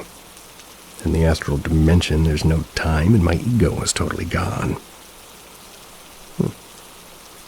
I felt totally helpless, basically. The negative entity tried to scare me, and it said something like, "Your family doesn't love you." At this point, I knew what to do. Started sending as much positive, loving energy as I could, and I swear to God it worked. The more I sent, the less my body was constricted. Couldn't tell how much time passed, but I kept sending the energy like a beam of light. Eventually, my body was completely freed, and I instantly woke up. And from that day forward, I knew that negative entities exist, and I have to watch the energy I'm sending out. One more story. A year later, I moved back home, did my usual meditation, went to bed. I was no longer afraid of these entities, but that night I got attacked by another. This was the most powerful negative entity I've ever faced. The usual happened. I couldn't move or open my eyes, and it started stealing my energy. I knew what to do, but this thing was fighting back. I could feel its weight on my body. Kept sending my positive energy, but it was sending its own back. It was like two lightsabers grinding against each other. But the lightsaber was my entire body. It took everything I had out of me. This thing wouldn't leave. I don't know how much time passed, but eventually I could control my body, but I could feel it trying to suck me back into its grip. I knew it would keep attacking me, and at this point I put on the most powerful meditation music I could. It gave me enough of a boost to scare it off. Anyways, the energy you're sending out is important. Send out positive energy, and they have no chance against you. I won't argue on your last point, but I will push back on quite a few of your former points. Think about it. Sweet dreams. The entity liked messing with phones. Okay, now that that's out of the way, last year, between 5 and 7 months ago, I had a few experiences with something that seemed to have a penchant for messing with phones. A little side info to start the story off. I have a phone that requires a password in order to be shut off completely. It doesn't have or anyone else's fingerprint or password either. Oh, doesn't have anyone else's fingerprint as password.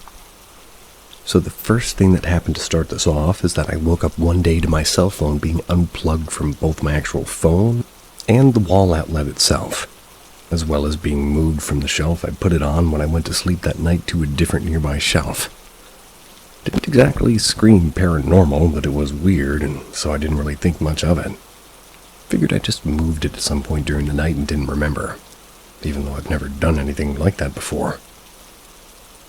The second thing that happened brings up the preliminary information I gave about how my phone shuts off, and it's a process. You really can only shut the phone off after you've unlocked it, which is why this struck me as much odder than the first occurrence. If you've read my previous post on the sub, you might have figured out that it's kind of a nightly routine to plug my phone in, turn on scary story narrations on YouTube, and leave it playing for on a long video to help me fall asleep. I do this daily. This isn't something that's happened before or since. Essentially, I went to bed following my normal nightly routine. I woke up to my phone being completely shut off. I woke up, reached over to check the time on my phone, and noticed it was turned to completely off. It was weird, but I figured for some reason my phone wasn't charging during the night and died. So I tried to turn it on, expecting to get a no battery sign or whatever. That was only to find it at 100% battery once it booted up. It was weird, and I ended up joking to my family that a ghost turned my phone off. I didn't actually mean it, but I still decided better safe than sorry, due to my previous trickster experience discussed in the last post of the sub. I went to bed that night, and as I was sitting in my room, I spoke out of the room and said something along the lines of, "Hey, if there's anything in here, please don't mess with me or my dog, and please don't mess with my phone. I needed to wake up for work, so it's very important you don't mess with any of my electronics, okay? You can stick around as long as you don't do anything to mess with me, my dog, or my stuff." I left it at that. After that, my phone didn't turn off, wasn't unplugged, and didn't move again. Kinda just shrugged it off after that. Until one night I woke from a dead sleep in the middle of the night, rolled over, opened my eyes just for a moment, and saw something. So here's the weird part. This thing I saw was cute. Like it wasn't a person. Can't even really describe it, but it just felt cute.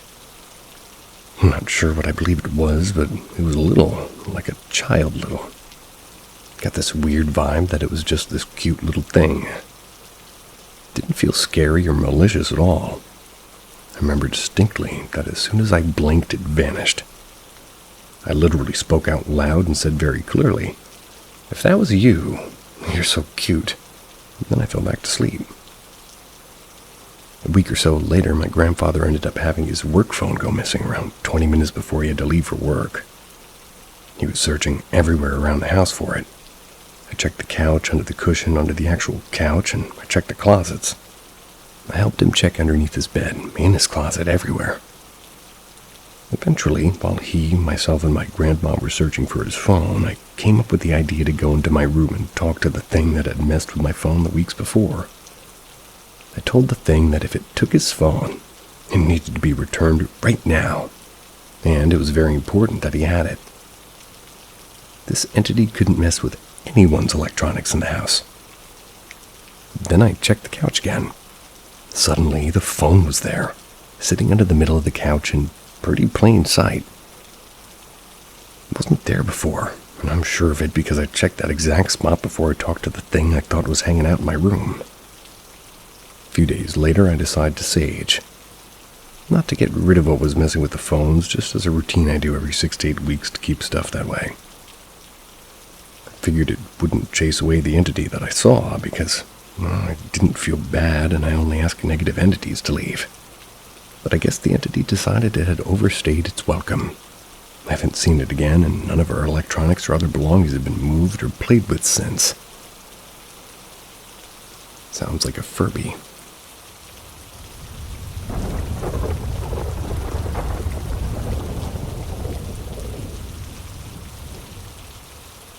Something's not working right at my work. A little background.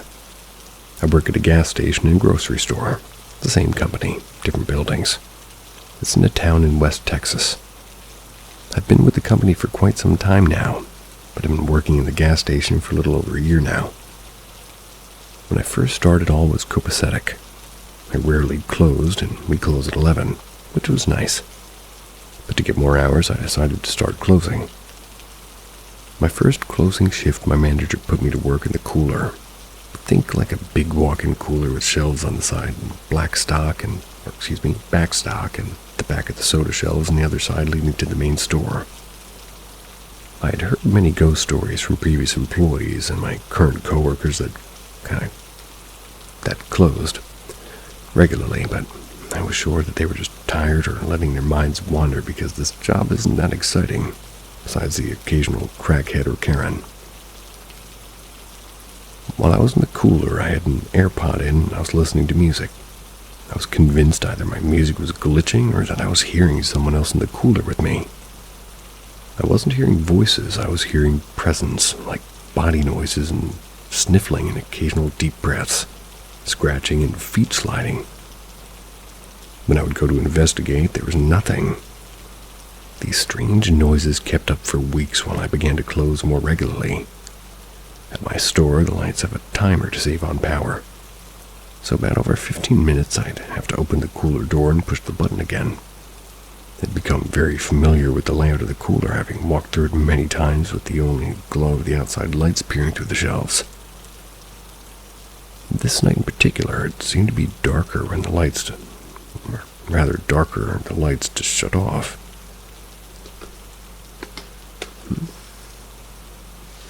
It seemed to be darker when the lights too shut off. No, still don't get it. Almost like the air was thick and suppressing the light. After about the third pass through the cooler to push the light button, I hit what I thought was the corner of the last shelf before the cooler turned. but I swear I was nowhere close to that part of the cooler. What I hid was almost soft, like when you put two magnets too close and they begin to repel each other. It wasn't abrupt, but a simple push from some unseen force. After my encounter with the corner, I immediately got cold, and sure, the cooler was obviously cold, but this was cold that you can only achieve by wearing nothing but boxers outside during the winter hours. I swear my core froze solid. It became hard to breathe, and I almost felt starving, like I haven't eaten in months. But as fast as this feeling overcame me, it passed. Days later, I'm doing an opening shift on Sunday. In the South, many stores are closed on Sundays because of church, and few that are open have little to no customers because of the, reasons stated. It's about 5 a.m. and I'm brewing the teas for the day, and my GM is sitting in the office doing her morning paperwork. General manager. Adjusting gas prices and all that. She pops out to tell me she has to run to the main grocery store to grab some things for shelves.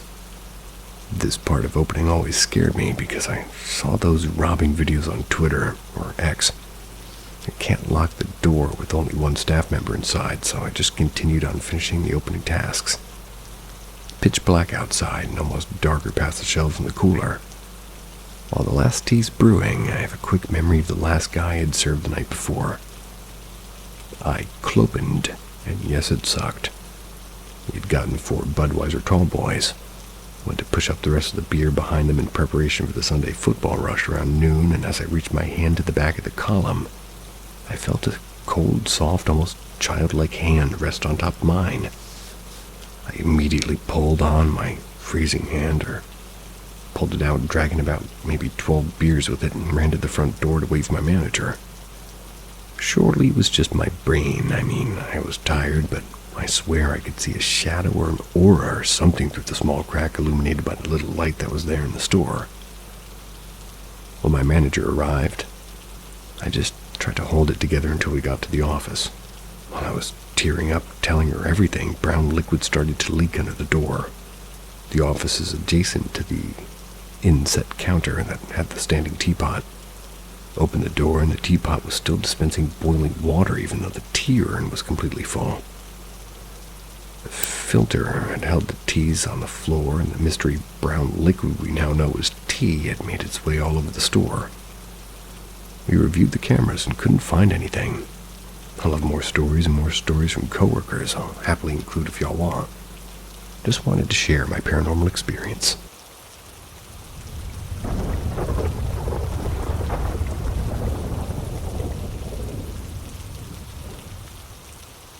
Are these normal coincidences?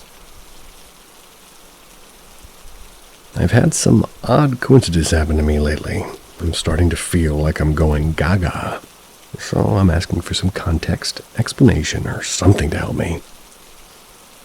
Maybe they're just coincidences, but they're starting to make me take notice and question things.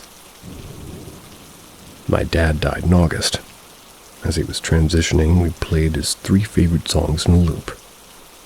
One of these songs was Take 5 from Dave Brubeck. I loved that song, which I always understood to be my dad's all-time favorite. Mine too. And this will come up later in the story. 15 days after my dad died, I was in the mountains at our condo in a private community. I was on a golf course, or rather, that community had a golf course and a small development with 64 units that are half populated. It's not really near a busy road, and it's not near town. It's very quiet, and the average age is 72. No kids are around. It's 3:30 a.m., and I'm awake in bed thinking of my dad, and the doorbell rings. No one was there. I looked out the window over the driveway immediately, and no one was there. My husband ran to check the door, and no one was there either. The next a.m., we rang the bell just to make sure it was the same sound, and it was. 2 months later, my mom died. The day after my mom's funeral, I went back to the cemetery to visit my parents, and I was asking, hoping to whomever that they were together. When I left the cemetery, I didn't want to leave, and I felt this pull to leave. It was a head struggle for me, as I didn't want to go, but I felt I had to do it. I reluctantly went to my car and the radio came back on as it was just ending one song, but I changed the station and had a feeling I needed to change it back. I did, and Take 5 from Dave Brubeck came back on again. My birthday was earlier in December. My husband was taking me into the city to celebrate. I wasn't in the mood to go, and since the weather was pouring rain, I wasn't going to get dressed up, so I decided to wear my rain boots, which I do rarely wear. They kind of hurt my feet. But I was determined to wear those boots and the special socks that go with them. Couldn't find the socks, and after searching the house with no luck, I decided to look in the top shelf of my closet. My mood was darkening as I didn't want to go out and was missing my parents on my first birthday without them. I never used the top shelf of my closet. I can't really reach it. I used a step stool and found a bag, and in the bag was a card and an envelope. It was mailed to me. It was from my parents 6 years earlier. I opened it up and it was a birthday card. Last week I went to visit my parents. I thought to myself, a nice message from my parents would be if my favorite Xmas song came on the radio as I was driving out of the cemetery. As I was driving into the cemetery, that song came on the radio. On Christmas Eve, 4 things happened. 1, I had an emotional moment as I was missing my parents, and I thought, I wonder if my favorite Christmas song will come on the radio again. Less than a minute later, it came on the radio. Secondly, I knew my brother would be at my parents' gravesite. Without speaking with my brothers, we haven't really since my mom's funeral. But I knew he would be there, and if I wanted to see him, I needed to leave at a certain time. My husband decides to drive me as it was snowing out. Didn't want me driving while being emotional, so we got a later start. When we arrived at the cemetery, we just missed my brother, and we know that because his footprints hadn't gathered any snow in them, and the wreath he placed didn't have any snowflakes on it. On the way to the cemetery, I was looking to the woods and thought, I wonder how often deer are roaming in there, and where do they go? Less than 20 seconds later, I turned off the road, and there were 3 deer sitting under a tree. 4. When we got home, I asked my husband to drop me off at the bottom of the driveway. I'd check the mail, walk up to the house. We live on a hill. I missed that. As I was getting out of the car, a voice in my head was fleeing, but it said, ask him to wait to drive me up after I check the mail. I ignored the voice and kept walking. As I walked up the hill, I slipped on the only patch of black ice on my driveway and really hurt my knee and hands. Are these things just coincidences, or am I losing it? Is this normal? I'm with you on everything, but only halfway with you on the deer, but with you on everything.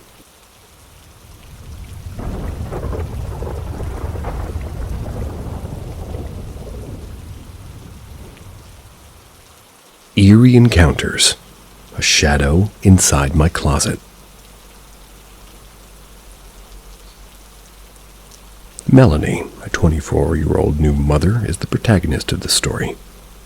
Melanie, after many struggles, got hitched to the love of her life, and because of her love for kids, became a mother within a year after her marriage.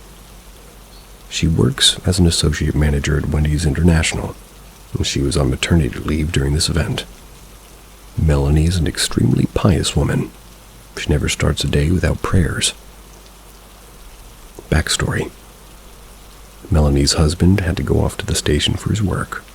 As a result, she decided to stay in her parents' home until he returned. With her newborn not even aging a month, she moved into her parents' house on the 25th of June in 2015. She received quite a warm welcome from her parents. Unfortunate for her, her infant constantly kept crying at night, never allowing her to sleep. This forced her to sleep during the day while leaving her infant in the care of her parents. Eventually, the sleep pattern turned out to become a routine, and she became a night owl. Story. All of a sudden, one day, her baby started acting weird. She refused to feed and constantly kept shouting at the top of her high-pitched voice. The baby gazed at an empty corner of the house, and her face expressed extreme fear.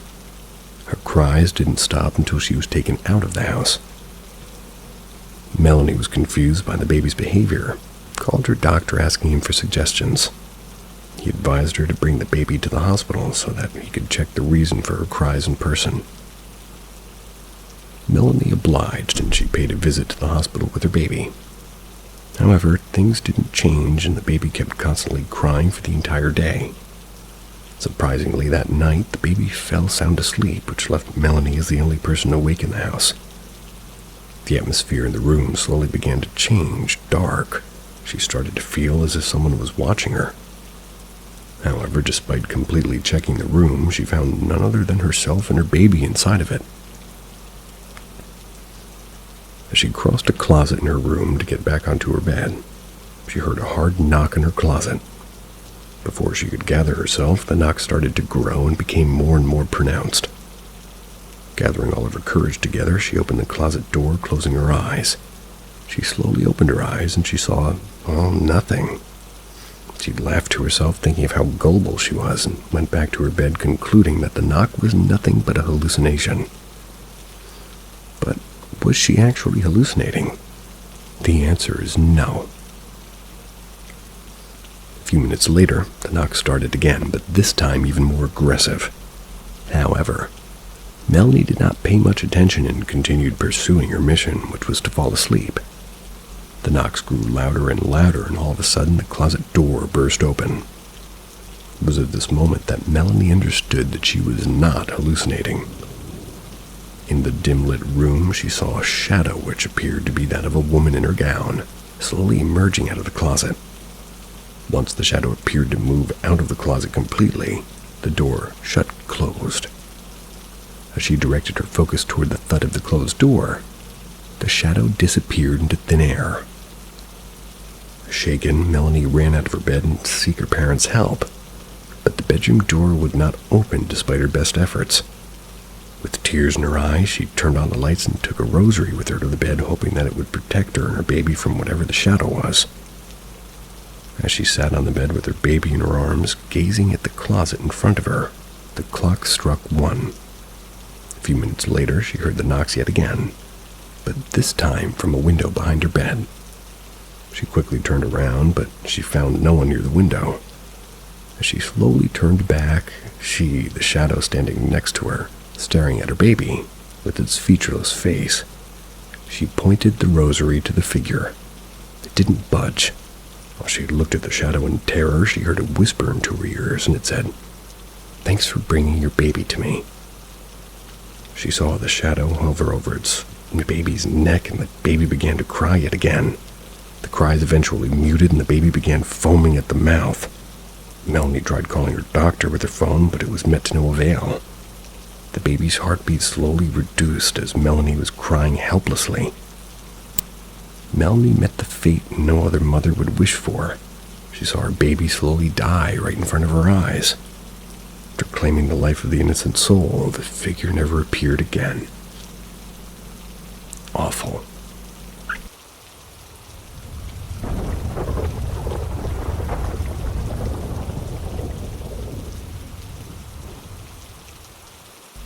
Shadow. So a lot of people will say that this really happened, or my third cousin's dog's roommate had the same thing happen to them.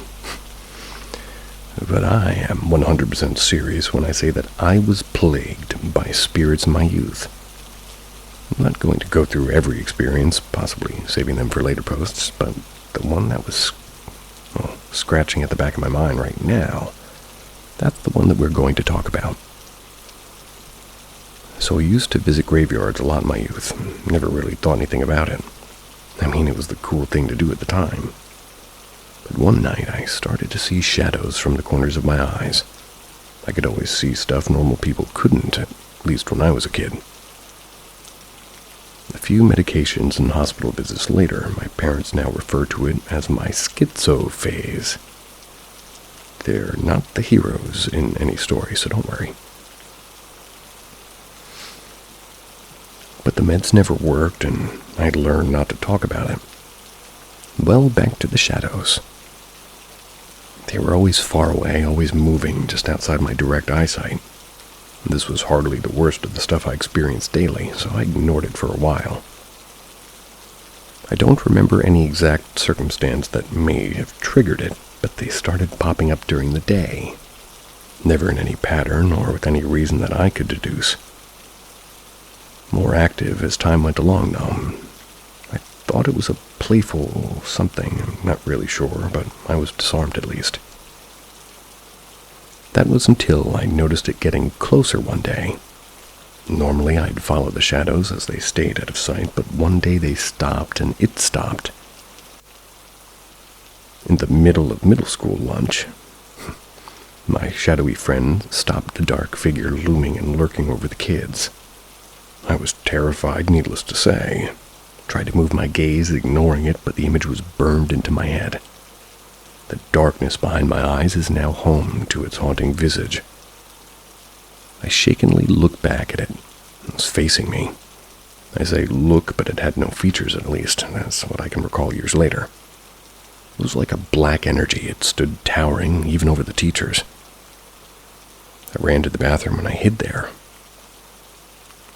When I was punished by my folks, I just said I was sick. And of course, I couldn't tell them I couldn't go back to the loony bin. So I swallowed up my fear and just tried to avoid it. I took every club and sports activity that would get me out of the school. But it was still there, just creeping ever closer. Even writing this, I feel the fear still. Still everything. I've always inclined to the dark, emo edginess side. One of the first ghost-like encounters conditioned me that the real monsters could get you even in the light. So it was always to be blissfully unaware of the dark and then terrified in the light. What was a shadow except the form cast off something else? My poor, naive mind. This thing or things would follow me inching closer, but only at school. That was till one day I was getting a drink of water. I was unable to sleep. Warm milk is the beverage of choice for late nights. When I got the milk from the fridge, as I passed the door out of the corner of my eye, the porch light was blacked out. I turned in terror, but nothing I thought. Maybe I was just seeing things. I poured my milk and stuck it in the microwave. I sat contemplating girls, homework, and everything a kid would do at that age. And again, I saw the porch light dim, only dim. I just thought maybe the light was going out. I relaxed in the chair again, and before then, the black arm waved right next to me. Before I could react, I was dragged into our basement. I wish I could tell you what happened after, but I don't even know. All I remember was screaming and digging my nails into the floor, watching them peel as I was dragged down. My parents, the ever-so-graceful drunks, were plastered and probably didn't hear or care. The next thing I do remember was walking at the bottom of the stairs, head toward them covered in bruises and cuts. My mom yelled at me to get ready for school. She saw the wounds and chalked it up to falling down the stairs at night and let me stay home one day. Lucky me. The shadows stopped after that day, though. Well, at least to my knowledge. I always theorized this and that, but that's for another time. For now, I'll leave you with this story and a bit of advice. If you see something in the corner of your eye, maybe keep it there.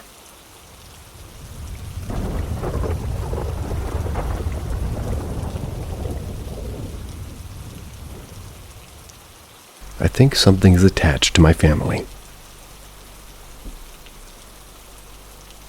So recently I was a babysitter for my aunt. She has 2 kids, one 6-month female and a 15-year-old male. We didn't grow up close with them, so I saw it as a nice opportunity to build that bond. So I took the job.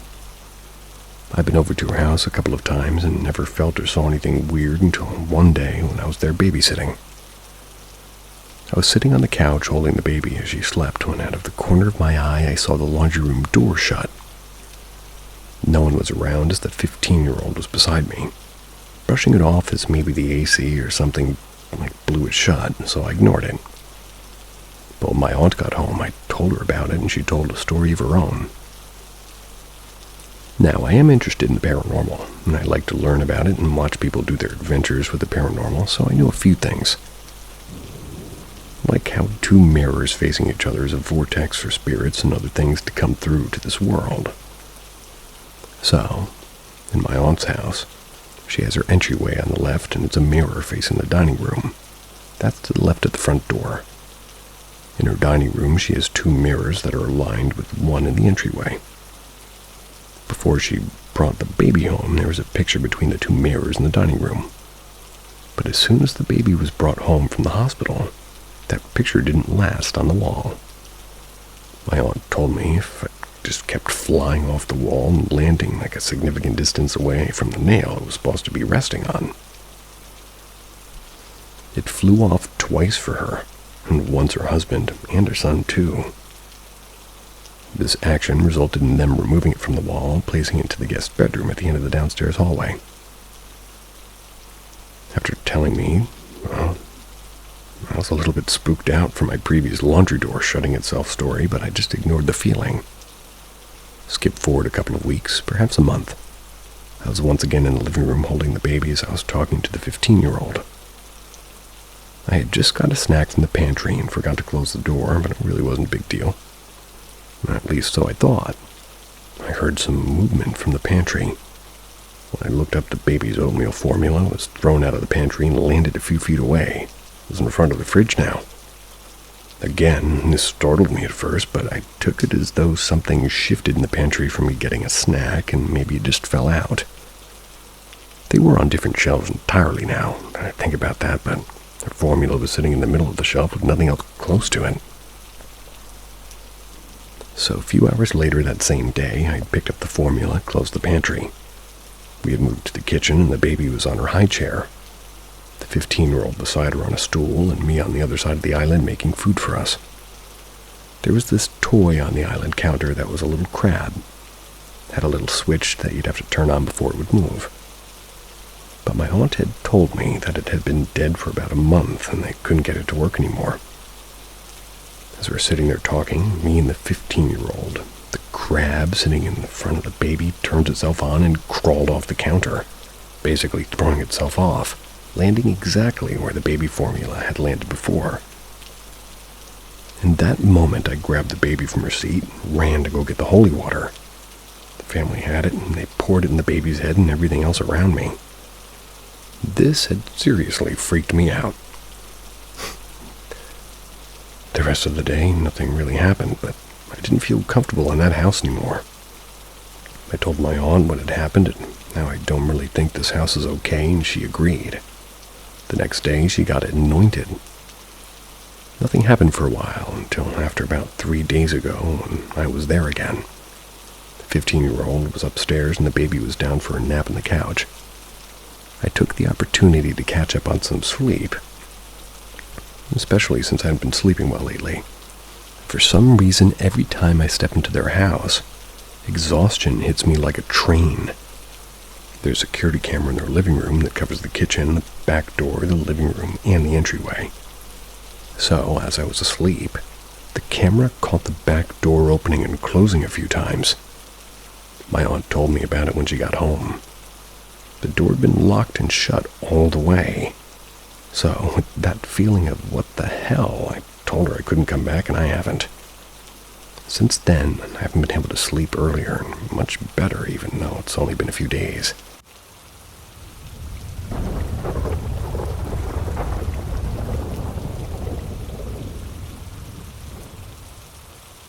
A look back at my crazy effed daily life.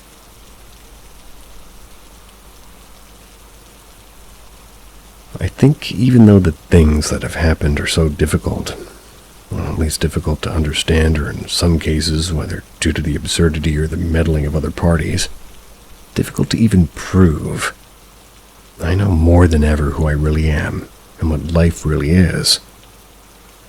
Even though I'm faced with the future, which is honestly very bleak and dark, I can at least stand tall knowing that I spoke out the truth, and without it, I would have crumbled under the weight of illusions and lies that surround my existence. I only regret believing in myself and having faith in those many beautiful people who were in my life. always trying to show me what was real and trying as best as they could to expose the illusions and evil that pursued me for so long.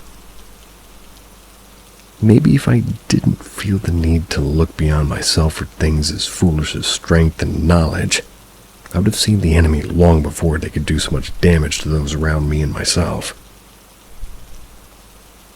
My short-sightedness is my only true weakness and my downfall, and I regret everything that it's caused to happen. It's a shame. The conditions and circumstances have brought such misfortune into my life and the lives of others, as I believe if even a single thing may have changed, I would be able to alter so much of my conduct and mentality to the point of even being seen and understood in an entirely different light. If not, of course, helped and healed all those around me affected by my parasitic relationship with what could only be called demons. Perhaps then I would have been so foolish as to see who were only helping or risks or threats to the point where they would depart from me. I'd still have a fighting chance in finding those true foes, those snakes in the grass, finally putting a stop to this once and for all. But I'd like to thank all those who put themselves in the way, simply to help me be able to see those shadows in the darkness.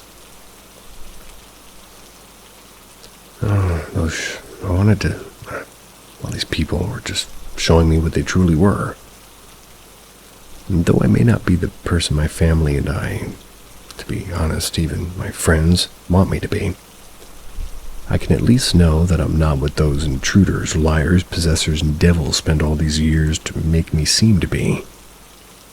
To all those with the misfortune to never know me, even if they continue to spread all these slanderous lies against me, it prides me to know that there are those who, perhaps even without ever knowing me, can understand the tricks they use to make mountains out of molehills.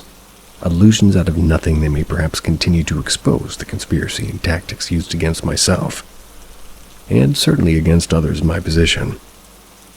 More than anything, I pray those victims, the intimidated, understand conspiracies such as these, and of course for scapegoats like myself. My future is bleak. I don't know what may happen to me. All right. Anyone around me, or really where I may even end up, or in what condition, Amy being or perception I will have, I pray that... Oh, this is a little bit weird here.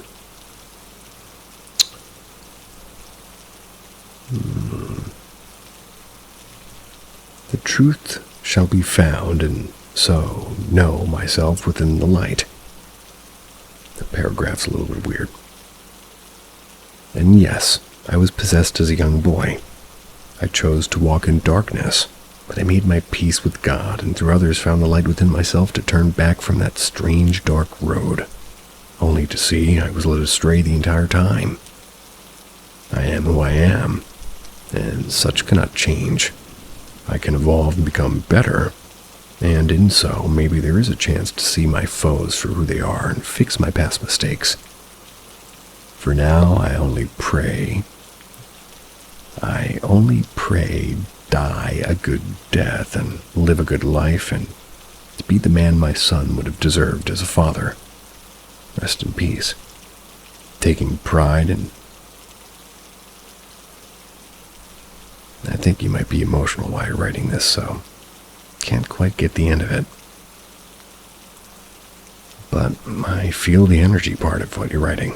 This is Paranormal about a vampire, your go-to destination for haunting tales. For about 4 years now, I've been having repeated dreams about a mysterious man weekly updates. It feels the same every time I dream about him. The unknown together. The thing is, I've never met or seen this person in real life, and these dreams feel deeper than others I've had in the past. I'm a young adult, very introverted, so am I repeating myself? Let me check. Same person, different story, I believe. I had this dream with this man in it again. It was set in an enchanted forest surrounded by tall trees. We were also away from regular society where no one could find us. The colors in this dream were so crisp, clear, and vivid. I was inside of a medieval modest cottage that was cozy with warm colors around. A warm, bright fireplace and hearth, a comfy couch, and a table with lots of books on top. There was wood, stone walls, and torches on those walls. It had a beautiful interior that felt safe and comfortable. Homey. I'm standing in the middle of the room in this medieval dress, just taking in my surroundings. Then in enters this mysterious man again. He entered from a white-painted cottage door, then closed it. Upon seeing him, I somehow already knew that we were in a relationship and were living together. He had just walked in from tending the garden outside and doing yard work in the summer sun, almost as if this was a routine for him. He saw me looking at him and then looked right back at me. Every time I look at him in a dream, he always is looking directly at me. But the way he looked at me, including in this dream, is what I can only imagine how someone in love would look at the person they love. He had a lovely smile, the one where you can see the person's eyes squint because they're just so genuinely happy. I observed him, and he was tall and stood firm, relaxed, gentle, comfortable. He had long jet black hair that went slightly past his shoulders, wearing black gardening gloves in his hands, and he also wore Victorian black Wellington boots to avoid getting mud in his shoes. He approached me, and I saw him up close. He had beautiful green eyes like he always does in every dream. He also always has black hair, but it's usually shorter. Generally in dreams before and after this point, he'll often just be around me and maybe be nearby. He usually doesn't speak, just smiles or sits and stands close to me. He almost radiates this energy of love and contentment. It's a very peaceful feeling whenever he's around. Anyways, he did end up speaking to me. He didn't say a word, but he spoke to me through my mind. The term being telepathy, I believe. Indeed. He repeatedly said in my head, "I'm a vampire," for about a minute straight. However, I wasn't afraid of him because he wasn't a monster to me. I felt and always feel such strong romantic feelings towards him, and I basically reciprocate these feelings towards him myself. It feels like a very deep connection where we don't even need to speak to know the depth of love we have for each other. Never felt anything like that in real life. Then suddenly his eyes turned a different color, or a mix of colors, I should say. His eyes changed from green to bright orange. That orange color was in the center of his eye. Then he had a yellow color that outlined the outer rim of his eye, and a red color that outlined the inner rim of his eye. It was very strange, but I remember saying to him, "I've never seen eyes like yours before." I just stared at him for a long time. Then he proceeded to smile, and I gave him a big hug and a quick kiss. Then that's when I woke up, so basically I was in a happy, committed relationship with a vampire. Not sure what it all means, but I thought it was pretty cool to share. That thing I said before about setting the bar. Keep that part, but not the vampire part. That's just my 2 cents.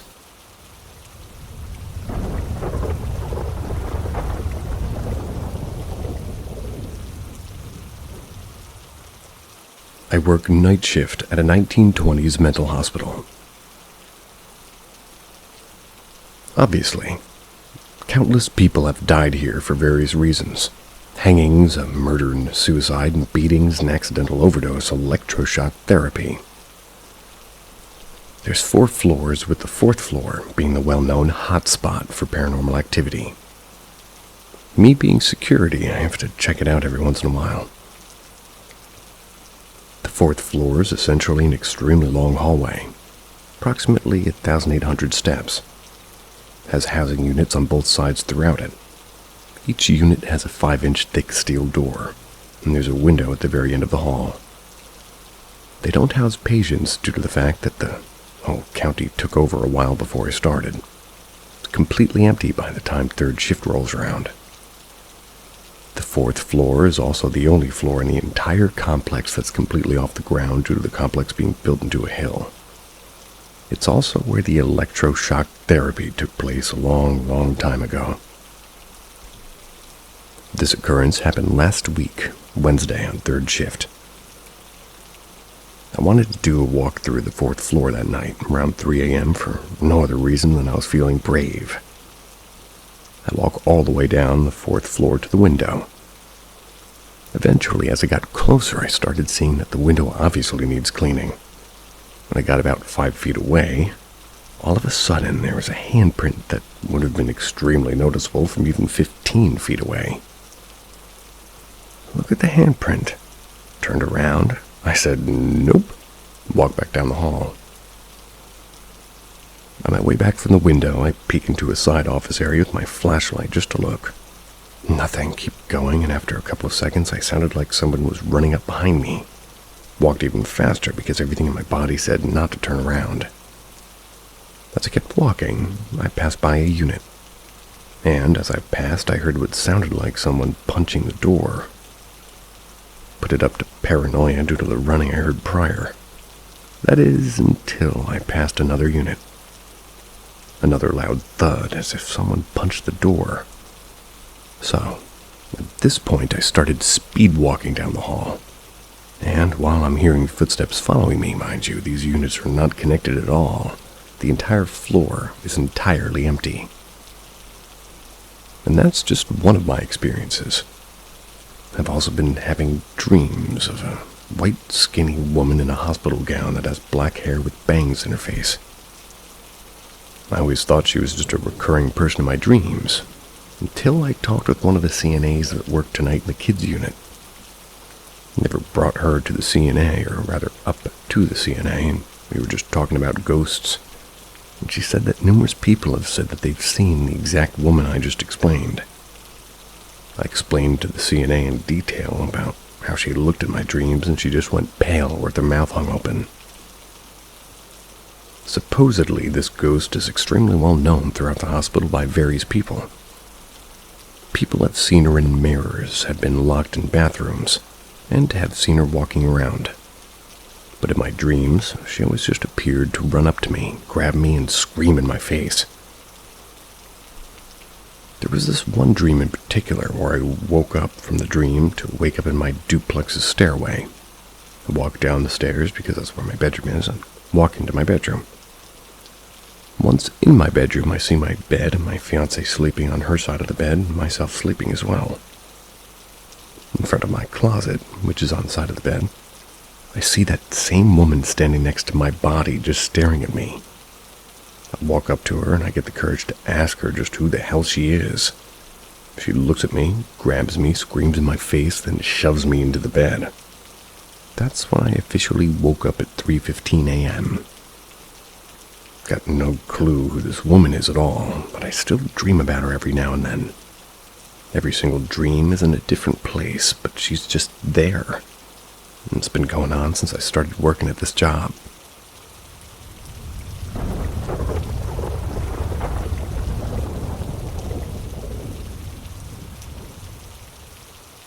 The sound. So this is going to be a rather long story. So if you have to listen, please read on. My name is David. This is my story of the spirits that were involved in several different ways, and in different times in my life. It starts with my sister's old house. She had gotten it at a great deal. It was located very close to a working cotton gin. This is in the Mississippi Delta in the 1990s. My sister had went through a rough divorce and was taking care of her children best she could. I was at an age, I was 19, spent a lot of time running off to New Orleans on adventures. Those times back then were a riot, but let's stick to the story. So I saw on Bourbon Street the usual clamor around a place called Mary Laveau. It was apparently the voodoo queen of NOLA. The shop was actually the house that she lived in. When I walked up to the house, the usual people are standing near, just deciding if they have the gall to enter. One girl was there with 2 friends. "Come on, Dana." Dana refused to move. She said, "You guys go ahead, I don't want anything to do with it." So, what I thought I would do was grab a funny gift from my sister while I was there. I found a doll made of Spanish moss and a book of similar spells that they use these in the works of hoodoo. Don't know if that's different than voodoo.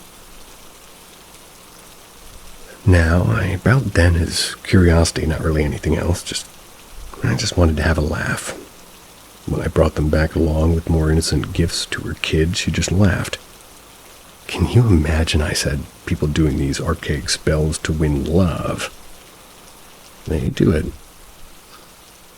We both laughed about it, and fast forward to 3 weeks later. It was late as hell, and I got a phone call with my sister saying the strangest things. She said she was touching her in the shower and she was crying. I said, basically, what the hell are you talking about? There's a ghost here, and he's shaking the windows and doors are opening. He keeps touching me while I'm undressed. Okay, so I thought she was playing a joke on me. I laughed at her. Sure, I said. I'll be right over. When I got there was something strange about the house. But honestly, I wasn't really paying attention. I laughed at her some more and told her that, go have your shower. I'll watch for the ghoul. So she gets in the shower, and I sit alone in the living room. It's really cold in there. Kept getting this feeling of being watched. It was completely quiet, and then it started. Some noise very far away. What was that? Closer it got, and I knew what the noise was. Wolves howling all at once. It sounded absolutely terrifying. Imagine the sound you would hear right before a giant werewolf bit you, tore your body to shreds. Then all of a sudden, something that you can never forget, ever forget. That horrifying sound suddenly was on top of me. I was going to die. It's over. Something's going to kill me. More noises came from the sound suddenly. A man was in there. He was howling as well. He was the pride of the pack, and he wanted to kill me, personally. No visuals during this, except that the door swung open. I ran, tripped over a few things, fell into a coffee table. Ended up crawling to my sister's bathroom. Banged on the door. Oh my God, please let me in. Something's after me. Got inside, hit on the floor. Sister looked at me, and that's when I realized it was real. But it couldn't be really this stupid movie shit. This isn't real life. But it was. And it would end up being the worst beginning of anything that's ever happened to me. All my beliefs lay on the floor. My bravado lay on the floor. Something evil is here. And if I don't help my sister, we could both end up in a nightmare that I couldn't get out of. If anybody wants to hear the rest of my real story, like it please. Creepy experiences in childhood home. I say childhood home as it was the one that resonated the most. We lived in 3 different homes while I was growing up. This one from grade 6 to graduation. The house had 3 bedrooms on the upper floor and 2 finished bedrooms on the lower floor. To get to the lower bedrooms, you had to walk down a hallway to a 90-degree turn. That's where the first room was, and walk to the end of the hallway where there was another finished bedroom and an unfinished room that we used for storage.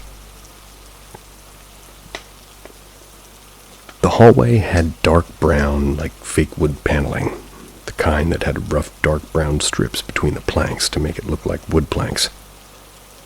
The lighting was very dark, and that part of the house felt dark and heavy all the time. I'm sure my mom avoided that part by asking us to get things out of the storage room for her, and have us go down with her. It was creepy.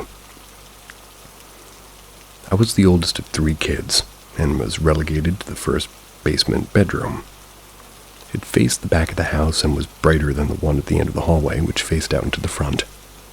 I hated being down there alone. I don't remember what year it was, early 90s, I think. Those dancing flowers came out. Dancing flowers. Well, they would move to sounds. I wanted one so bad, and my grandmother bought one for each of us kids. I was so excited. At first, I had no issues with it. It is suspected that I may be autistic with ADHD tendencies. In my youth, I never really wanted to play with my toys because I didn't want them to get damaged or parts lost. If I did play with them, it was sort of in a controlled situation where I knew that they would be okay. I would occasionally play with the flower, which required turning it on, and I always turned it off as I knew it would be given new batteries once they died. Or rather, I would not be given. I know that's weird, but that was my family's dynamic. I know it was off, as I always kept my music on, so I could ensure that it was off. At some point, the toys started dancing in the middle of the night. The soft whirring noise would wake me up. The basement was so creepy, I was in the habit of just jumping up to turn on the light whenever I was scared, and it was no exception the first time it happened. I checked the toy, and it was indeed off. Took out the batteries, put it in a box, and went back to bed. I was just putting it up to an issue with the switch. The next day I told my mom about it. She brushed it off and said that it was probably some noise, and I didn't hear it because I was asleep. The next time I took it out to play with, I left the batteries in, put it in my shelf. Same thing happened that evening too. This time I told myself I was being silly and there's nothing to worry about. Turned on my light, took out the batteries, went back to bed.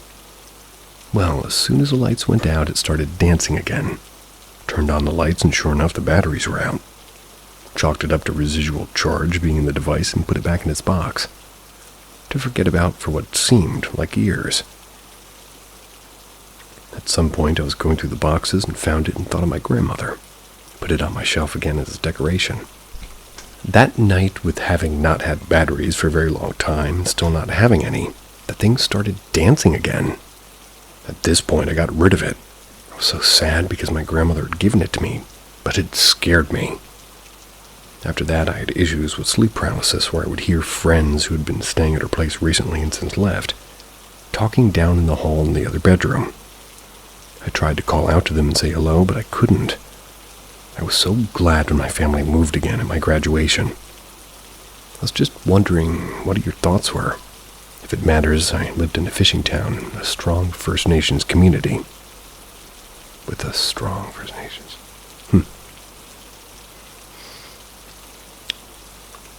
The town was an Anglo-sized version of the First Nations name for it.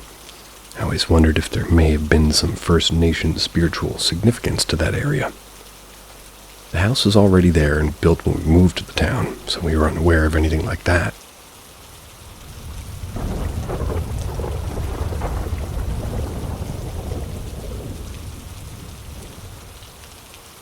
Television communication.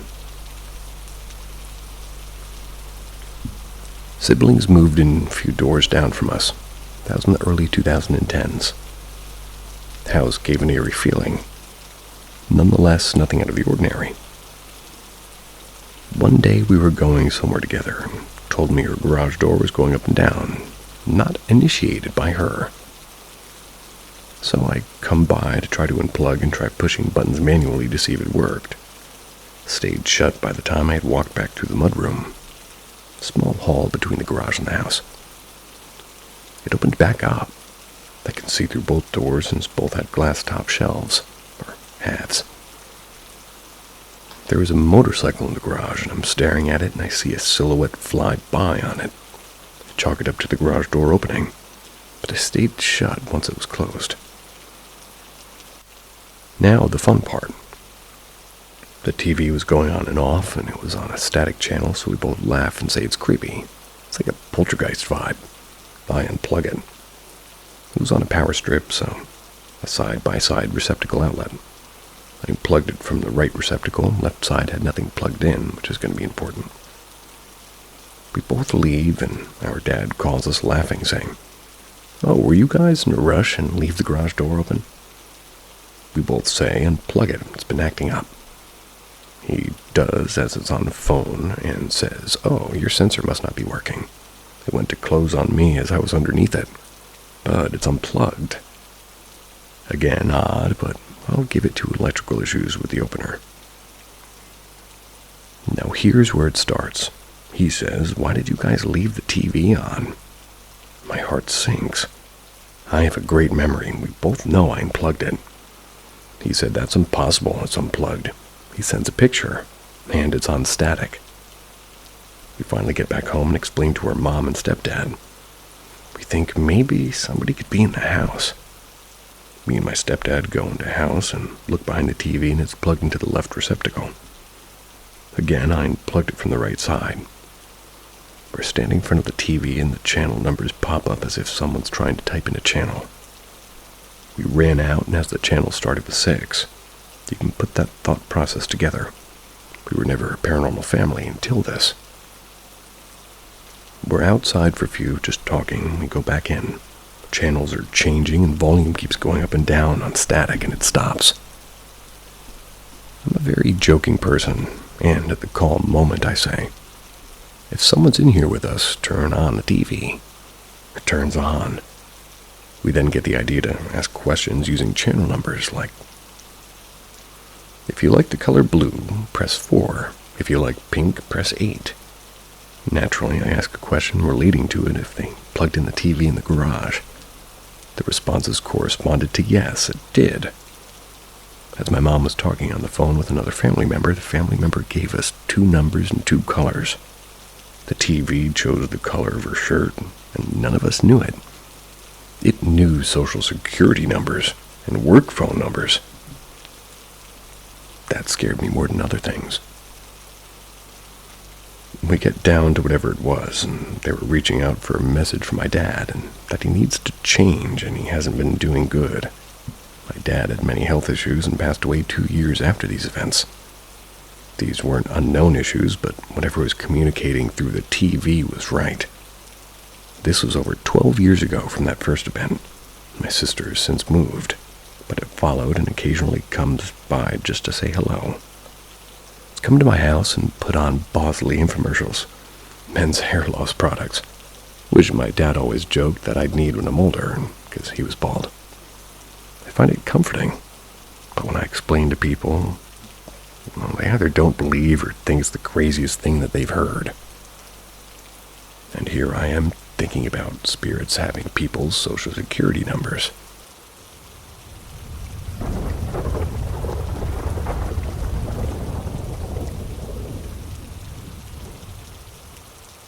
Ghost of a lady in my first house. This story takes place in 2016. My parents had just bought our first house in Cold Springs, Nevada. It was a beautiful house. Grand spanking new. Never heard it worded quite like that. Only one prior owner, who was a religious nut and stayed in our driveway for a week after we moved in. My dad had to pull his pistol out and tell him to leave the property and that we weren't going to pay for him to live in our front yard. Fair. But that's beside the point. Growing up, we'd always lived in an apartment. Not the worst apartment, but not the best, because you know Reno, Nevada. Sorta. In 2016, we had moved into this brand new house, planted grass, done a new sprinkler line, and so on and so forth. But when we were moving in, we had the charter people over installing our internet cables. We had a crawl space and an attic in the laundry room, and the charter guy came down when we were still moving stuff in and stopped my dad, and he said, "Excuse me, sir. I'm not trying to alarm you or anything, but in the rafters upstairs there appears to be a pair of women's panties nailed to the rafters." They wrote raptors. We know what they mean. My dad stops dead in his tracks and goes, oh, here's another quote. "Excuse me." He then tasks me to put on a pair of gloves and go look, and which I do, because at this time I'm like 16 or 17 years old, and when I get there, sure enough, on the rafters, in the middle of the room, there's a pair of white women's panties with a pink bow in the middle nailed to the rafters, and they appear to be used and very, very gross. Alrighty then. My dad hands me a hammer. I pull the panties down, putting them in a trash bag and throwing them in the trash. Not thinking anything of it after the police department says there's no sign of foul play. Cut to a couple months later. Things in the house, they start getting weird. Cabinets opening on their own. Sounded footsteps in the hall and the bathroom, and a weird groaning sound coming from the vent in the bathroom across from the bedroom. I try my best to ignore it, but I just can't shake it. One night, I'm home alone playing my Xbox. Then I hear noises in the kitchen. Growing up in Reno leaves you a little bit paranoid that tweakers are going to break into your house or something. Yeah. So I grab my dad's gun from his bedroom and I start sweeping in the house. I don't find anything, so I put it back in its holster and start walking toward my bedroom. When I turned from the kitchen toward the hall leading to the bedrooms and see a woman in a dress, I jumped and screamed, "Holy shit!" She just seems to run toward the laundry room. So I pulled my gun again, ran toward the laundry room, but she had vanished. No doors opened. No way she could have climbed up into the attic. She was just gone. I put the gun back, put my headset to full volume, proceeded to play my Xbox like nothing happened. A couple days go past, and I see her multiple times throughout that week. Cut to a few months later, and I say, "You know what, I'm done with this." She's standing at the end of the hall, staring at me from toward the kitchen. So I bulk up and I run at her. I expect her to do something, but instead she vanished into thin air. I tell the spirit to leave, and that's not welcome in my house. I spend the next couple of weeks choosing to ignore any potential activity just for the spirit to never show its face again. Every once in a while I would still hear groans and moans, but nothing more. The sounds in the bathroom completely stopped about a week after that. I never saw the spirit again. Moved out in 2020. Left the state of Nevada. Man, that experience. Left them both behind. But lately it's been sitting in the back of my head, so I thought you guys might like to hear the story if you stuck to the end. Well, thanks for reading. Hope you all enjoyed my interesting first home experience. I liked the part about the raptors.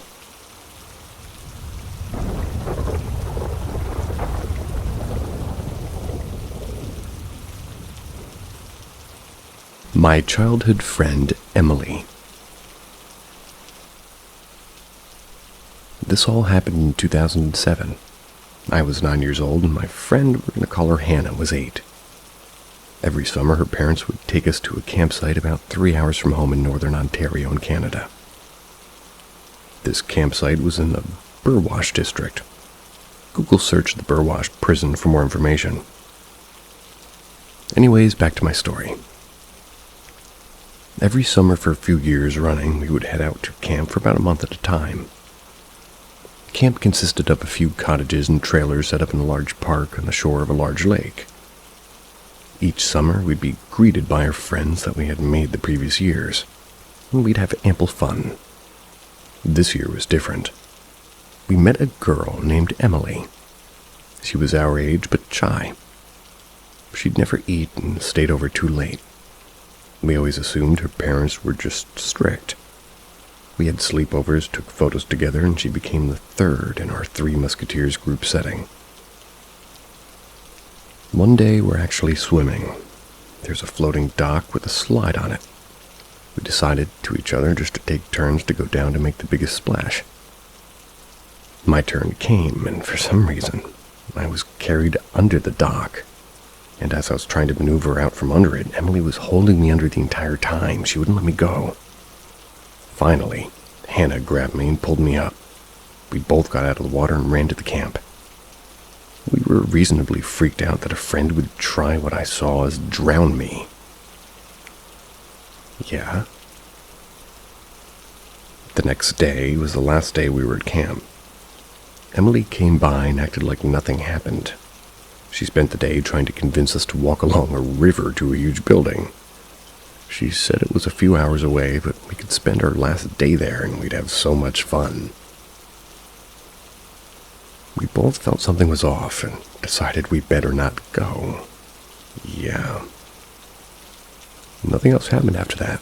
Just kind of went home, and the following year, Emily wasn't there. A few years ago, we're looking at her camp pictures while celebrating my 18th birthday. When we reached the 2007 photos, we noticed Emily was missing from them. Curiously, we asked Hannah's mom, who told us that she always assumed Emily was our imaginary friend, that she had never actually seen Emily. In the photos, you can clearly tell that we left spacing for Emily in between myself and Hannah in most of her photos. We decided without speaking to one another to write down characteristics about Emily that would define her. We wrote the same exact things down. Very green eyes, brown hair to the shoulder, very fair skin tone, very skinny. What freaks me out is I remember being trapped under that dock, with her holding me there. But if she wasn't real, what was holding me under the dock? There's no way that we both imagined the same girl, the same name, same experiences and description of her. We remember her trying to get us to follow a river, and we realized that the river really led to the Burwash, Camp Bison prison. When we started reading up on the prison, we realized there were tons of encounters people had there. I'm not a believer in the paranormal per se, but this has me trumped. I have no idea why we both saw Emily, why she tried to drown me, or why she wanted to lure us out to a prison. Needless to say, we did visit said prison in the middle of the night. Whoa. That's in its own, completely different story. I may someday write about it. But I still cannot explain who Emily was, and how we both saw her. The same little girl. Why she wanted me drowned, and why she wanted us at the prison. If I were drowned, I would tend to believe in something.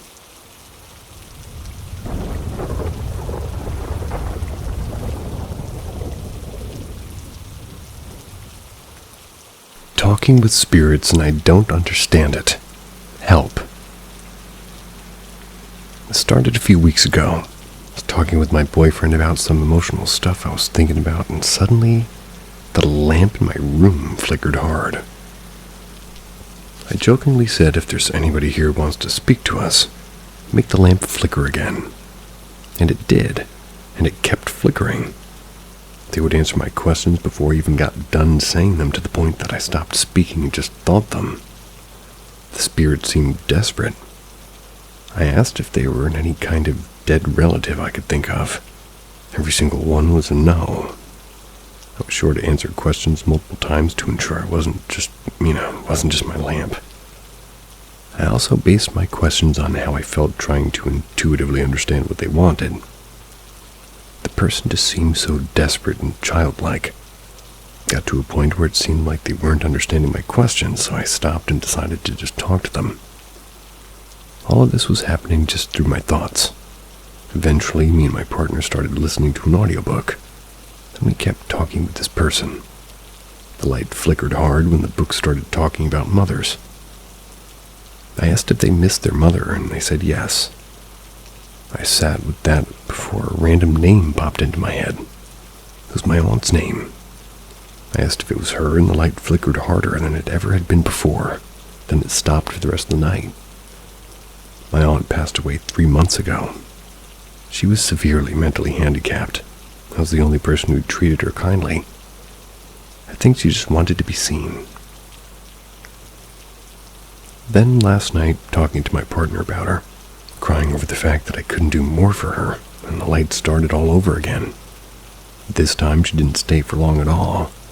Just a quick reminder that my dues are being paid and gone. But then I felt another presence. I kept thinking questions, but they were all no's. I eventually asked if it was my partner they wanted to talk to. An immediate yes flickered across the lamp, and then my boyfriend talked to this person. It seemed harder for my boyfriend, though. I started to feel kind of heavy and out of it, and swear on my life that they were not my own. It started flowing through my head, these thoughts. It was intense, like a cat trying to escape a bath. Those words wouldn't stop banging around in my head till I said them. It was about my partner, of course. I said things I couldn't have known about him. I didn't know this person existed until last night. Eventually the message got across and ended with a firm, "Don't forget me." My boyfriend smells that person sometimes. They told me they watched over him. After that, I had a horrible headache and my stomach was in knots, but I still didn't feel like it was over. Another spirit had come to talk to my boyfriend. His grandmother he had never met. Both people that talked to him had similar sentiments about an issue that was going on in his family. But his grandmother was much more talkative, and the same thing happened again where they seemingly talked through me. She wants us to have a ton of babies, and she doesn't speak English, though. I don't really know if there were words that she could articulate right with me. Words that didn't have a good enough meaning in English. I could sense her frustration. After that, my head only hurt worse. But then, almost instantly, all of my physical symptoms disappeared and the light stopped flickering. I just felt exhausted. I know that was a lot, but I can't seem to make myself believe that happened. I'm looking for some excuse that wasn't real, but how egotistical to think I'd be a psychic. But I can't explain how I felt or what happened otherwise. I mean, I've always believed in spirits, but this feels too insane. Does anybody have any thoughts on this, or any way for me to make sense of it all?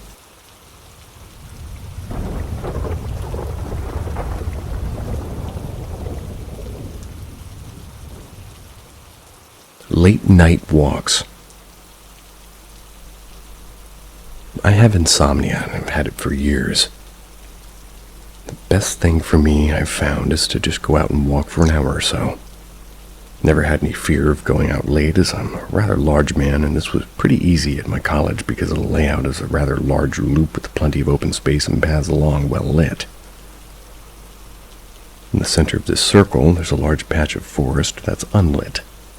Because of this, I've never walked the forest at night, but this night, no particular reason, I decided to change my path and go through the forest. I've gone through this path enough times a day, and it's clearly marked floor trails with wooden bridges at points and metal plates in the trees, all to designate the clear path. The only light I have is my cell phone. Just the worst type of flashlight. It's very bright, but only reaches out 10, maybe 12 feet. As I'm heading into the path, not more than a few minutes into my walk, I'm crossing the first bridge, and just as I'm nearing the other side of it, I hear a snap from behind me. I turned around expecting an animal, a fox or a raccoon. Perhaps there were a fair number of them around the campus I've seen at night before. What I saw was the other side of the bridge between the two trees, a figure standing at human height, but rather formless. The tree to its right has a metal reflector dish, making it so it was still too far for my flashlight to really catch. The hairs on the back of my neck raised. I was determined to just face my fear and identify whatever was on the edge of my light. I took a step forward, just one. I froze as my blood went ice cold and everything in my body told me to run. I just couldn't bring myself to take another step toward this figure. I decided I would leave as calmly as I could and slowly turned around and confidently walked away, continuing down the path at a steady pace. I wasn't even close to me being halfway through the forest from here, but did a good job of staying calm. I hadn't seen or heard anything until I was nearly at the end. At this final turn in the forest path, I can clearly see a street lamp at the other end. Now, admittedly, this last part of the path is rather swampy, the ground very quickly turning to mud. Kept my pace steady, not running, not slowing. Just the corner of my eye, I see it again. That white, formless figure, but this time it was approaching me. I panicked. I didn't run, I just kept my confident stride, determined not to let my fear get the best of me. 20 feet from the edge of the forest, I slip and twist my ankle, falling face first into the mud. The adrenaline in the moment carried me through and through, and I managed to just force myself back up and kept walking. As soon as I broke the tree line and made it to the sidewalk, I felt free, calm, and safe. I fell asleep shortly after getting home, but had awful nightmares. The next day I was feeling all right, and I decided to go back and confirm what I had seen under the sun. My girlfriend and I made our way down the path, went to the first bridge. Now, I had many markers to know where I saw the figure the first time. The bridge, the two trees, and the metal marker on the one. I knew I'd found the exact spot. There was nothing between the trees. It was empty space, and it was empty. Clear, good distance in both directions. second place I saw the figure was in an open clearing. The only thing of note was a fallen tree, but nothing near the height of what I saw. Never walked alone at night in that forest, but kept up my night walks around campus without incident. I had been in the forest at night with other multiple times, and after this, never noticed another figure. It's been a few years now. Still don't know how to explain what I saw. There's a regular story, although I kind of like the other stories too.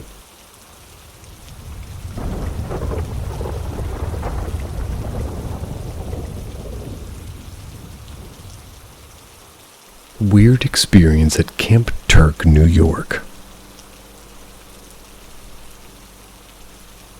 I saw someone on here.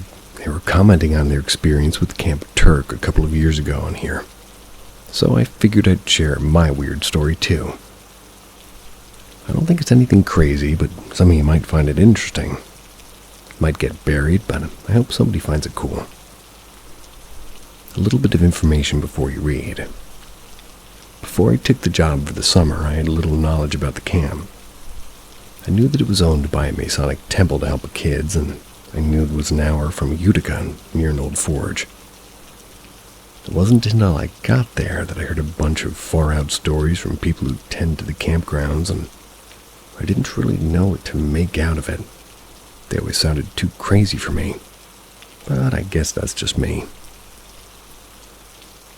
I think at point the camp was a nursery for orphans, but couldn't find anything online about that. So anyway, to the story. So, I was a camp counselor there a couple of years ago. It was a really fun experience, except for one night in particular. I'd always believed in stuff like this before, but it was very chilling when it happens to you in real life.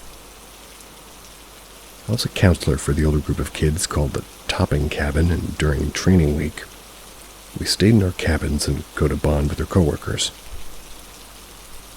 One night in particular, everybody went to go hang out in the church in the grounds while I went to go shower before I joined everyone. Anyway, I'm by myself in the cabin, getting a scope of the place when I hear someone walking down the cabin. I turn around, thinking it was my co-counselor, but no one was there at all.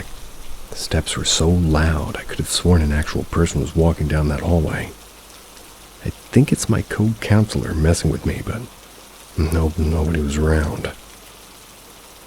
Beside all of this, I get ready for the shower, and as soon as I start making my way down the hall to the other side of the cabin, I walk through the door. A chilling, heavy air just hit my body. My body felt heavy, and I began to feel sick.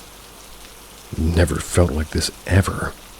1 second I'm fine, the next I'm walking through a cloud of weird cold air and I'm out of breath. I legit thought I was having an asthma attack. Go to my room, sit down, close the door, and as soon as I do, I hear running and banging down the hallway again. Yell at my co-counselor to stop messing with me, but again no answer, and after no answer I ran out of the cabin. Ran out as fast as I could, causing my chest to kind of feel tight, and gunned it straight to the church where everyone was. I told everyone what happened, and they all looked at me like I was crazy, and I don't blame them. They kept telling me about how there was a ghost named Rudy that was in the cabin, and apparently, he wasn't the only ghost at camp. I think there was also mention of a hat man at one cabin. I'm not really sure. The next morning, my body felt sore, and I felt hungover. But once the campers got there, everything went fine. There was also something about the toilets there, but nobody there could actually elaborate on that one. Also, I heard stories of a ghost with a hat and red eyes in a cabin called Beck Up. Apparently, he would turn on all the sinks and showers there. Also heard stories of a nurse in a cabin called Cabin Allen, and the kids would see a nurse, and at night feel the nurse put her hand on their forehead and chest to tend to them. Pretty far out stuff. So yeah, that's pretty much all of it. Like I said, nothing too crazy. Thought of it as a neat story, and the Camp Turk story for a couple of years ago inspired me to post about my experiences too. If anybody else has had stories about Camp Turk, please comment them down in the comments. Heading there to clean for the camp this weekend. Hearing stories about this place is really interesting from what I've heard. Weird experience on past life regression. I'm skeptical to anything paranormal, especially now that I'm older. But at the same time, this thing sounds so fascinating that I never lost the interest on it, even being pretty sure that those aren't real. Because of that, I try some different things involving the paranormal. If it doesn't work, no problem. It's because I have zero expectations, and if I work it, it would blow my mind. On the part that really matters, the past life regression, I tried it just like anything weird that I try for fun, and it was really interesting. Can't describe the whole journey because I won't remember everything. It would take a lot, but basically, the doctor guiding me made me go through a path in my mind to a safe space on my psyche, I believe. And in that space, I needed to found 2 mirrors and look on the mirror on the right, only on the right. And this is going to be important. I looked on that mirror and I saw an old man on a really old house. There was snow everywhere around it. Inside the house, the old man was working on a broken clock with a lot more of the clocks on the wall. That was his workspace, and he was me. On the moment, I was sure that he was me from the past life. There's even a pretty big emotional moment for me when his his grandchildren came out and hugged him. Even if I didn't hurt anything, I was sure that those are my grandchildren. I wanted to cry. Damn. That was pretty cool for me, and even if I was really trying to be skeptical, that experience shaked myself. But the weird thing comes next. Remembering the whole experience later, I tried to recreate the thing by myself. The path, the safe space, the mirrors. But when I got to the mirrors, my curiosity got over me. Or perhaps got the best of you. I remember the doctor saying pretty clearly to me not to go on the left one, but I thought, what could happen? Probably it just won't work. So I looked on the left mirror, and the sensation was like I was being sucked by it. On the other side of the mirror, I saw a forest full of really big trees and sunlight everywhere. But that sunlight doesn't felt right to me. It was kind of disgusting to see for some reason. In the middle of the forest, I saw a group of people in white clothes dancing around a fire. I couldn't find any features of them, and the only thing happening was the dance. But my gut was telling that they did something really wrong. That by itself was hard enough to process. But then I saw it, a man or a woman with a mask made of wood with 2 long horns looking like deer horns fused with tree branches. The thing was looking directly back to me with those 2 black holes on its mask, and then it said, "Found you." I was so shocked from that time. I just got out of the whole hypnotized state that was necessary for the regression. I even had dreams with that thing for days. Looking at the trees made me unwell. It isn't affecting me nowadays, just some chills when I think, thoroughly about it, but besides that, all fine. I really liked the possible old me, in quotes, I saw in the good progression. But because of the other side, I really want this to just be my imagination, or that I wasn't on the bad mirror long enough for the thing to really track me, for some reason.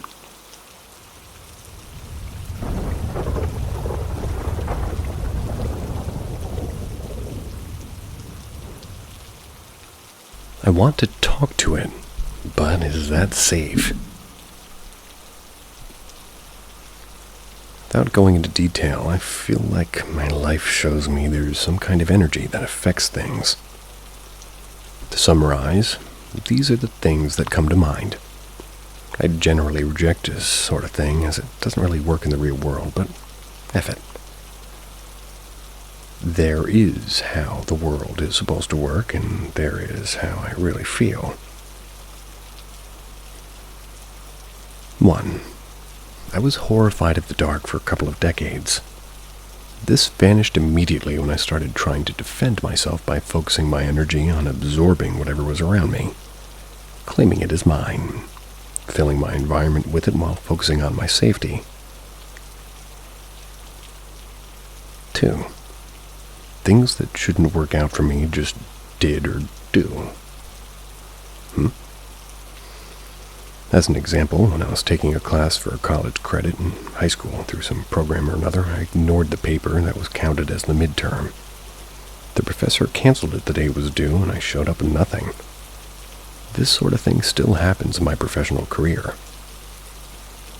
3. When my father was hit and gravely injured by a tractor-trailer, me and my brother were alone at home. I was in our bedroom watching an old cartoon called Bots Master. I don't recall what my older brother was doing. When the phone rang, I started feeling uneasy. I couldn't hear what my brother discussed when he answered the phone, but I thought something was wrong to the point of making up stupid excuses when he asked me to leave with him.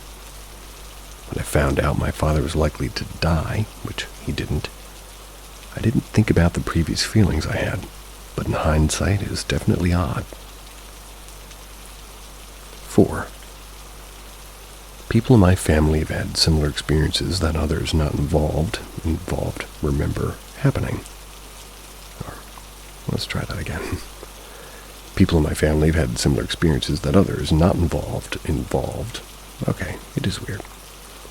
As an example, when my grandfather died, my uncle called around to his siblings saying something was wrong with his dad about an hour before they had the official notification. 5. When I bought a home as an adult, I felt something was wrong there. Laying in my bedroom at night, I felt threatened and started to try to use my personal energy to defend myself. That seemed to fix the issue for about a decade, at which point some other stuff happened. I did something similar again. Everything is fine now outside of feeling that there's something watching me from outside. There's several things that felt real. I was able to write off as dreams that seemed to suggest some not-so-great things exist in the world. Since these are most likely dreams, I won't go into details here, but know that they are real to me, the people I speak to day to day. I reject them as not real because the world would be too scary to live in otherwise. As I mentioned earlier, when I focus on anything quote-unquote supernatural or supernormal, my life tends to get creepy. Less creepy is when I attempt to reinforce the energy based on protections. These are the ones that I imagine around my home. When I do that, I felt like there are things outside. Most are not watching, but one is. He doesn't feel hostile, but curious. Assuming any of it's real, I want to talk to this thing. Can I safely do so, and if so, how? That doesn't sound like a good idea.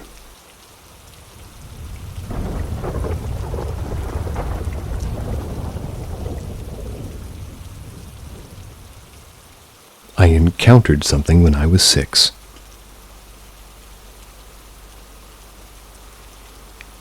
I've created a brand new account, for this is often like to write research papers, and I don't really want my admission of this encounter to discredit any of my future papers.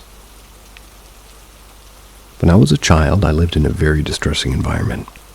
My father, although not violent, was extremely manipulative and verbally abusive to me and my mother. My mom did the best job she possibly could of shielding me from the damage he did to those around him, but it still left me with terrible anxiety and depression from a very young age. I remember multiple instances where I hallucinated distressing things, but none of them were truly unexplainable. When I was 4, my doctor prescribed me a high dose of prescription-strength Benadryl. It's not suitable for children. I theorize it's because of this that the first night I took them, I hallucinated a writhing, slithering carpet of spiders covering the floor. I had that exact same thing. Needless to say, my mom never took me back to that doctor and began taking me to actual specialized pediatricians. Later in my life, at the age of 10, I experienced sleep paralysis. I don't remember much of it, but I remember seeing shadow people staring at me from the darkest parts of my room. Despite these encounters, only one is truly unexplainable to me. No medication, no sleep paralysis, nothing. One night when I was 6 years old, I couldn't sleep. This was normal for me, but this time I felt as if I was being watched. At some point, an hour or so into the night, I got thirsty. I still felt as if I was being watched, but at the time, I didn't think these fears were rational. My anxiety often mimicked this feeling. I walked into the hallway and immediately felt an immense drop in temperature. This wasn't unusual, though, as my room was far better insulated than the rest of the house. I continued making my way to the kitchen to get a glass of water, but I stopped as soon as I saw it. The living room was directly next to the kitchen. They were separated by one thin wall, so you could see the kitchen and living room from the hallway. In the middle of the living room, standing in the center of the room, was a massive humanoid shadow creature. It was extremely skinny and roughly 9 feet tall. It had to bend over to fit under the ceiling. It had a face that was constantly smiling. In fact, the face was the only part of it that wasn't completely pitch black. It stared at me, smiling, as I stood there, completely unable to fathom what I was even looking at. And then it waved. That's when my survival instincts kicked in. I spun around and ran as fast as I could back to my bedroom. I couldn't really hear it move, but I could feel it getting closer to me. I slammed my door shut as I got in my bedroom, and I immediately slid underneath my bed. I watched the crack under the door from under my bed, unmoving. I watched as its feet stood at the door before it slid underneath the door. It was as if it lost all shape and became a two-dimensional puddle of pure darkness. This formless puddle approached my bed before the creature went back to what it was before and stood in front of my bed. It reached its hand under the bed and wrapped its fingers under the foot of the bed. I could only watch in horror as its eyes and smiling mouth poked out from under the bed.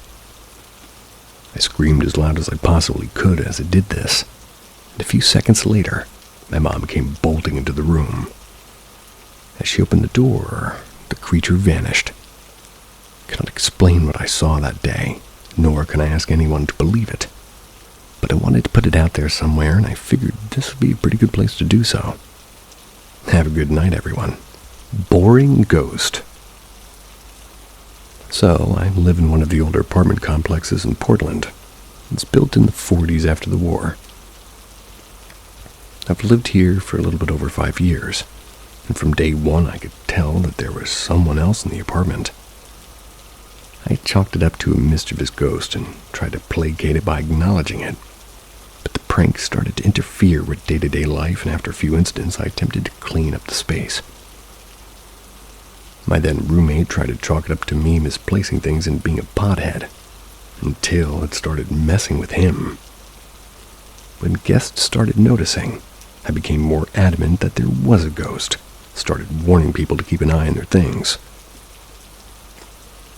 Examples mainly included things being moved around and lost, wallets, keys, shoes, phones, cigarettes.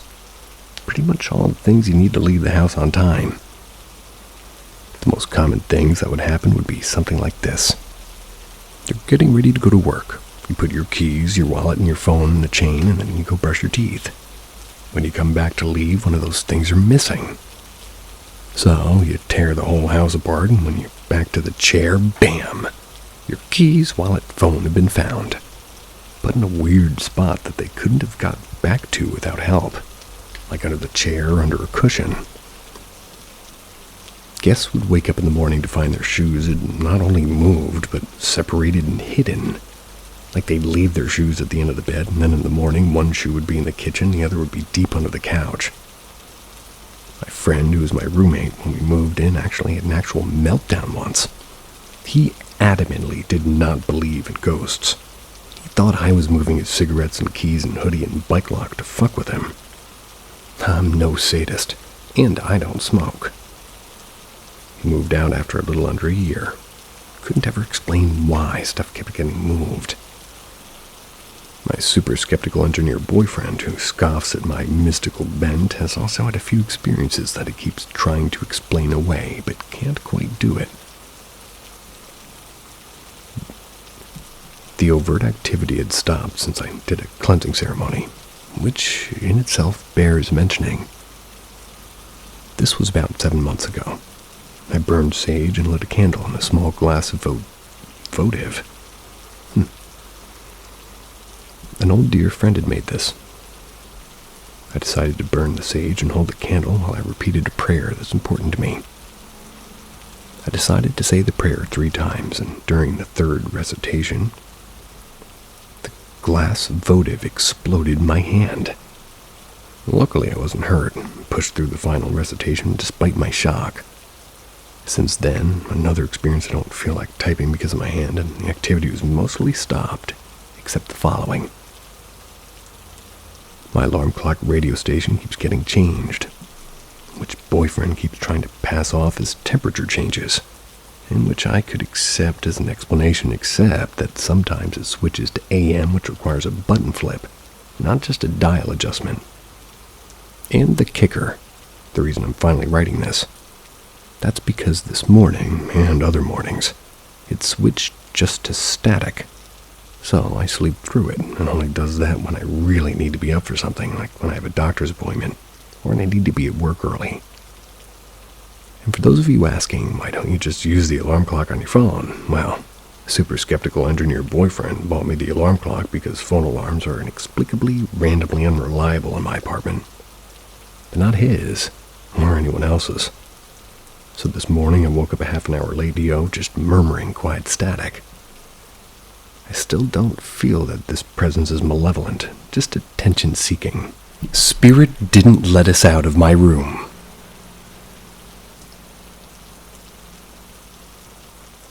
So I was about 16 years old, and at that time very interested in ghosts. Paranormal things, all of that. My mom is, I wouldn't really say a medium, but highly esoteric and can see things in or around other humans. For example, she can feel bad energies and also describe dead loved ones of her customers standing beside perfectly. If you want to hear more stories of my mom, just let me know. So her being so sensitive to those things did wake my interest even more. So I went online and researched on ways to communicate with energies or spirits and found out a way to do so. I invited my sister and 2 of our neighbors' kids to help and watch. I didn't wanted to do that alone, because of obvious reasons. We waited for my mother to leave because she prohibited specifically to ever communicate with the other world. We wrote letters and numbers and also, yes, no on a paper, cropped them, and then arranged them in a circle. Basically made a Ouija board. We lowered the shutters in my room, and yeah, we did that in my room, stupid I know. We lit candles, placed them in different places in my room. Me and my sister placed our hands on an upside-down drinking glass, and the neighbor kids watched from the bed. The first few times, they laughed and chuckled when they said phrases like, "Is someone here who wants to talk with us? Or, if you want to communicate, please do that." After a few minutes, a few candles started to flicker. Didn't think much about it because candles flicker usually. But after some more time, some of them really started to freak me out. They started to look like somebody tried to blow them out. You know, like when you want to blow out candles but don't use enough air, so you just blow the flame in one direction. The glass started moving. I looked at my sister and she looked at me, simultaneously asking if one of us was perhaps pushing it. We both got really freaked out, so we took our hands off the glass and that frickin' thing moved on its own. I got a panic attack and we all screamed and ran to my door to get out. We closed it before, and in hindsight, it was a very stupid idea. I pressed the handle of my door down, but that thing didn't move a bit. My sister and the neighbor kids started to help pressing it down. We leaned on it with all of our body weight combined, and it didn't move an inch. Candles started to go out, and we just screamed and screamed. Eventually, it opened. We ran into the kitchen into a corner and just cried. From this day on, I didn't sleep well in my room because I felt watched all the time, and my writing desk chair started moving on its own. I placed it under the desk, and the next morning it stood a good meter away from it. My mom also noticed that my room didn't feel right, like something lurks inside of it and asked me if I did something stupid. Eventually, I told her, and she was furious, saying that I could have brought much more evil into her apartment than a spirit that amuses itself by disturbing us. She did a ritual in my room, saying a few phrases, putting a protective circuit, and smoking it out with sage. I was never disturbed by it again. Just one hit this time. Nonetheless, to say I'll never do that again.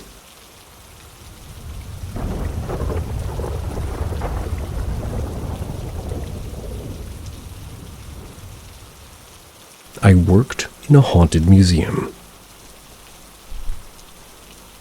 When I was 16, I worked in a county museum for the holidays. My job was to tour people around one of the outdoor buildings. I usually toured people through the house. Back in 1855, a doctor built his house on the land where the museum stands. His whole family lived there, and it looks very realistic. When you walk in, it feels like you're walking in and intruding into someone's home. Now, some days it was really slow. The weather was bad, or there was just, not much going on. Then I would just usually sit in the house for hours waiting for people to come in. Well, one day I'm sitting in the main entrance waiting for people to stop by, and I remember that it had been raining that day, and it was really slow. I had only about 3 people come in about 2 hours. Anyways, I was sitting in a chair that they provided me, and I was scrolling on my phone. My peaceful environment was then interrupted by a strange noise. It was coming from behind a door. It was maybe 5 feet away from me. Since I knew what every part of that house looked like, I knew that the door behind were servant stairs and a door to the cellar. I was a little startled by the noise and chose to ignore it, but I heard it again. It was like if a mouse or something was rustling behind the door. I decided that I might as well go check because I was just so bored. I opened the door, but the noise persisted. I then realized that the noise was coming from the cellar door. Fuck me. Now I had to open the door on the other occasion, but never had any intention on going down. If I had to explain what it looked like, I would say the basement from The Conjuring. It was scary as hell. Anyways, after just debating in my head, I decided to open the door. To my surprise, the noise stopped. Matter of fact, the whole house seemed to stop making any noise. Stood there for a good 15 seconds before closing the door. I locked it, and since my kids loved opening the door and would pester me to let them go down, and went to go sit back down, well, a little bit later I heard creaking. This house is so damn old that almost everything creaks. The doors, the windows, the floors, even the lights make noise. But this was like if a bigger person was upstairs and was walking back and forth. Strangely enough, I recognized the creaking. You know when you're home and that one floorboard creaks? Well, after a while you recognize it and know exactly which board is creaking. I knew that it was an area that was in one of the bedrooms. Kept on going for about 30 seconds before it stopped. Kept really quiet and make sure nothing weird was happening. I knew that no one was up there since the only way to enter was right where I'm sitting, and I knew that nobody had come in. I would have seen it. I would have heard it. Either way, I just tried to brush it off in the old house, maybe breeze coming in or something. Maybe it's just the house settling. Sat back down, went into my phone. About 45 minutes later, some people came in. Gave them a tour, didn't notice anything strange, and wished them a great day. When I sat down, I had a sudden urge to sneeze. After sneezing, I heard a loud and clear, "Bless you, mister." It was so clear that I whipped my head around and looked at whatever said that. There was nobody. Just like in the movies, I said, "Hello?" but with no reply. I waited another 30 minutes to see if any stranglers were left here or something, but There was no one. Safe to say that I toured other places after that.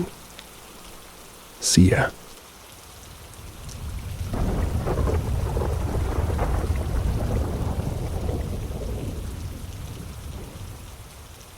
Paranormal M takes why you on a adults journey through the less supernatural frequently and the unexplained. Subscribe now and stay connected to our spine-tingling stories. The darkness stumbling is across calling. some ghost videos, which I ready? rarely do now at this age. I've had previous encounters and situations with whatever's out there that has me thinking about what I have to say now.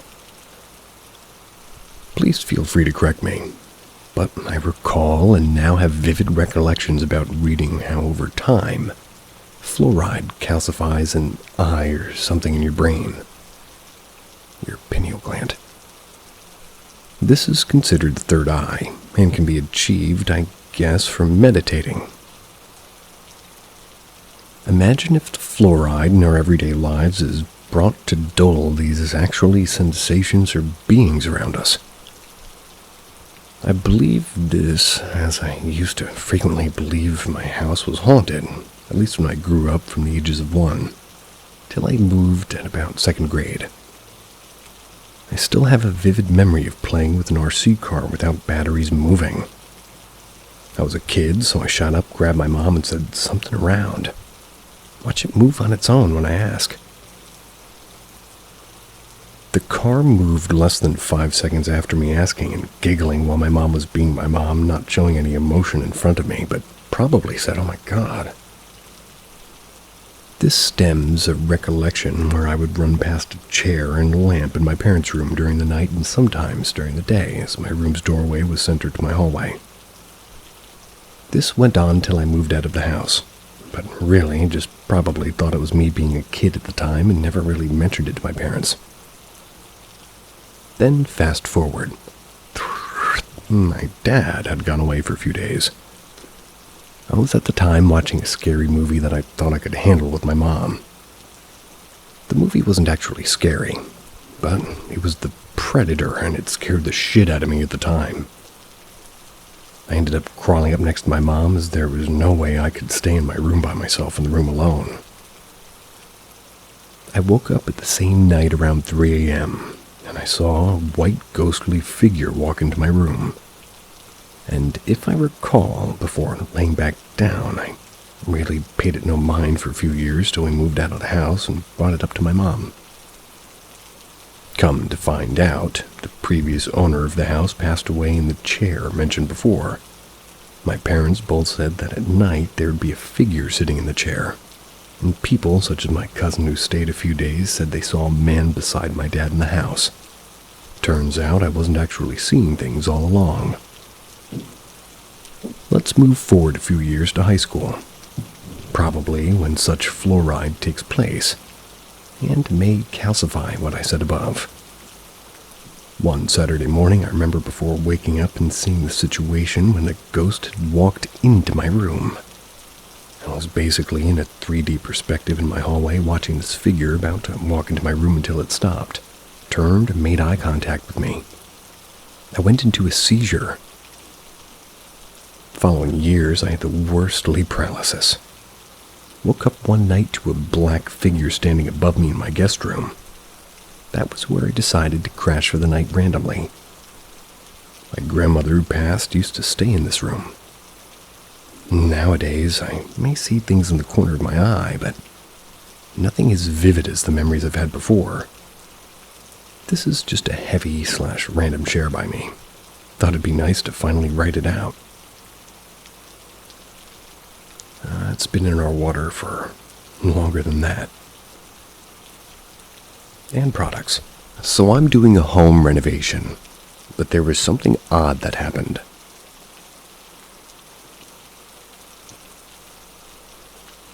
Cool. So, me and my best friend and roommate have been living together, 3 years now. Kind of important because we are so familiar with each other at this point. We have a beautiful historic home in the city, but with the rent skyrocketing and 4 dogs to clean up after.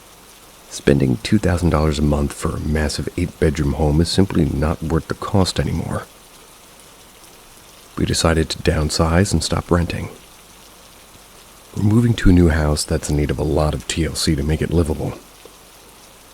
But it was a great deal, and will save me hours of my time in cleaning. Cost $3,000 less a month in bills for both of us. Such a good opportunity. But unfortunately, the house, while new and quite nice, it's been through a rat infestation. It's kind of a hoarding site. The prior resident kept her stuff at the house, but had mostly abandoned it and hadn't even slept there in 4 years. She chain smoked inside every day when she was there, and I don't know if that has ever been cleaned. So we're definitely in the shit right now, getting it back into shape. Clearing furniture and tidying, repainting and power washing. Outside of changing light fixtures and appliances, repairing flooring, we aren't really doing a lot of major construction. Just sanitizing and redecorating, basically. We know the prior residents well, as we bought the house from his family. Definitely seems like the house got how it was due to, like, an undiagnosed depression. Well, currently my roommate is visiting his long-distance boyfriend in NOLA, maybe North Los Angeles, perhaps. I've been focusing on clearing out and repainting the sunroom. I'm almost exclusively there at night. A couple of nights ago, I was doing that when the back sliding door opened to the backyard and I heard my roommate's voice. Not any voice, his voice. I could identify that in my sleep, we're together so much. I couldn't tell what was said at all, but it was exactly his voice, and it sounded like a casual conversation, like he was talking to me out in the yard. I knew he wasn't even in the fucking state, y'all. Despite that, I really didn't feel scared or any bad vibes. I just slid the door closed and kept working. Nothing else weird has happened and I moved on, but I keep rethinking it. Without bringing this up, I asked him if anything weird had happened to him in the house, and he told me that years ago, while staying there, he was sure that he saw a man in the backyard and called the police. We live in a high-crime city, so that's not necessarily unusual. He said the police found no evidence of anyone on the property, and that sometimes when he stayed over there, he would hear weird sounds, but nothing that really alarmed him. That's when I told him that I'd heard his voice in the backyard. And now we're just kind of curious. I literally feel no negativity, bad vibes, or danger on that property, but I feel like I should. A close friend recommended a place, or rather, I place railroad spikes at the four corners of the property and iron nails above the exterior doors that led into the home. I don't know if I believe in that, or what it's supposed to do exactly. But if anybody else has any advice or similar experiences, or ideas about this, I'd love some additional input.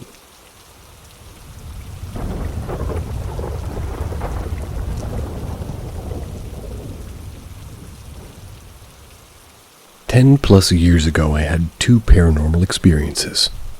25-year-old male. Throughout my early teen years, my family had me do some time at various quote-unquote therapeutic boarding schools. They were anything but that's a topic for another day. One of the schools I went to is located in Utah. While I was there, I went to the Zion National Park.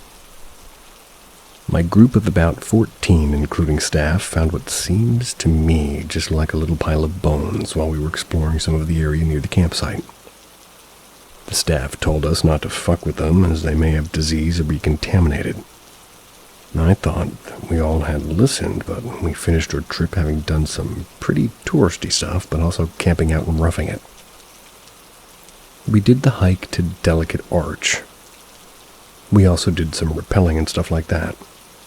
It was a lot of fun. Eventually it came time to leave, and we dropped in Zion, the town, to fill up on an old 90s-style Ford van that we drove there. Name of Telos, if you want to look it up. Apparently that's the name of the facility. While we were filling up the van, a man walked up to us, his face solemn and serious. I forget what he had said his name was, but I remember he said he was from the southern Paiute people. Paiute? Hopefully one of those. It's the native people to that area. Before stuff got much further, the staff pulled him to the side, and about a minute later, and he came and asked if any of us had taken the bones he had told us not to touch. Immediately, two of my friends piped up, which wasn't normal for that place. Normally, nobody took accountability for shit, so I knew that they were shook like I was. The staff's face went from a look of discomfort, and we were all wondering how that guy knew we were around those bones, to a look of actual fear. I swear nobody was around us when we were mucking around and happened upon that little altar. The staff returned the bones. We made the roughly 3-hour drive back to the school. My second experience happened just days later. I don't think that that's a coincidence. The same group of guys, a few less, we were down in the theater room watching a movie. I started to get tired and walked upstairs. While on my way, I started to feel like somebody was watching me. Just eerie. There were dorms all around me, so there were people I could hear them. I just felt like I had eyes on me. I tried to sack up and just keep walking, but eventually I took off. I fell asleep pretty quickly, and I woke to a sharp, raspy voice telling me to say something. I could hear it in my head. It was teasing me because it was holding me down. I couldn't move a muscle. It was not sleep paralysis. There was a figure at the foot of the bed. It looked exactly like a rake. It was peeking its head up at me. It felt like an eternity, but eventually I was able to move, and I rolled out of bed and flew past my roommates out into the common room. People sympathized, but I felt as if they weren't really grasping the magnitude of what had just happened. I was 14 years old for both of these. This is the first time I've told what happened to anyone who wasn't there, save a couple of girlfriends.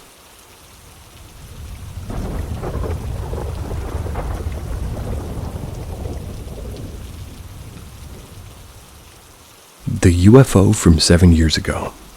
A cancer survivor story. I was camping with an ex in 2015. It was very late, probably 1 a.m. or later. Her cousin and her boyfriend were in a tent on the property that we were at. A small lake on a private property owned by my ex's grandpa in the sticks of Freeburg, Illinois. Our tent had a hole with a screen that you could watch the sky from. I've went back to this story so many times. It was blocked from my memory for at least 3 or 4 years after it happened. Keep that part in mind. I noticed something in the sky. I thought it could be a plane, but the more I stared, the more I noticed it was completely circular, with a constant dim white light in the very middle and nothing else. But I could clearly see the outline of the ship from the moonlight. I asked her, "You see that?" She said yes. That very moment, it stopped above the tent, and its light just became like staring into all the dead lights but white. Within what seemed like a few seconds, the light went to its original glow, and the craft went from a prone position to out of sight within 5 seconds. I remembered nothing else after that night. I remember seeing that light and seeing it leave. Never talked about anything. The next morning, you'd think you'd have to be like, "Dude, do you remember that fucking craft?" It wasn't until really years later, well, I was stuck in St. Louis University Hospital undergoing chemo for leukemia, and it just came back. Then it hit me. How silent that craft was. We were camping far away from people for miles. That craft, a normal craft, would have shaken her tent being so close. And now I speak on the maybe 5 months later, I'm puking up blood at my friend's house for over a day. I didn't have insurance, and I was afraid of hospitals because, well, people die there. Months passed. My ex and I broke up months before that night. By April of 2016, when I saw a doctor, I saw that craft in 2015 in July, I was diagnosed with leukemia, basically homeless and suicidal. I attempted such and failed, obviously, tried to put off treatment until November of 2016. I wasn't supposed to make it according to statistics, but that's what they told me. The few I had who cared check on me. I met my wife, a total stranger, over Facebook the day I checked in. A few days later, she met me in person. I told her of all of my troubles, all of my wrongdoings, all of my flaws, and that I was dying. She still met me. Within days, I no longer wanted the cancer to win. She gave me hope. I finished reading the Harry Potter series a few months and officially becoming a reader. And not long after, I read It. That was my first Stephen King book. I then collected most of them over the years, and I was never supposed to have children after chemo, yet we're blessed with 2. That's because almost 7 years later, that stranger's my wife. I think maybe, did this craft give me radiation sickness and therefore leukemia, a blood cancer that isn't passed down through genes? I say maybe. And maybe did they do other things to me I can't remember? And also maybe, did they save my life? This isn't some story I made up. This is as real to me as anything. This is the past 7 years of my life, and I don't think for certain it was a craft that did it, but maybe it was. Regardless, I may not be in the best shape health-wise. The Slender Man in northern Alabama. When I was a child, my mother took care of my grandparents. We lived in the basement. At one point, my cousin lived there too. We always had a creepy feeling that something was down there watching us. The usual stuff, cats staring at places they normally don't, and drapes moving with no air. Just a general sense of unease. Now, for the longest time, we assumed perhaps it was my great-grandma bound to her furniture below. But once her grandparents moved and my mom moved upstairs, that's when we started having doubts that it was something benevolent. Or at the very least, my Nana's ghost wasn't alone.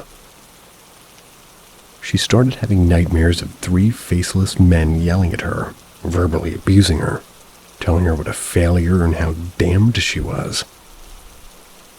I think as a child, not knowing any better, I talked to it and bonded to it or something, strange, chilling familiarity if nothing else. Well, my mom meets her current husband at this time. A good man with a sixth sense, if you believe in that stuff.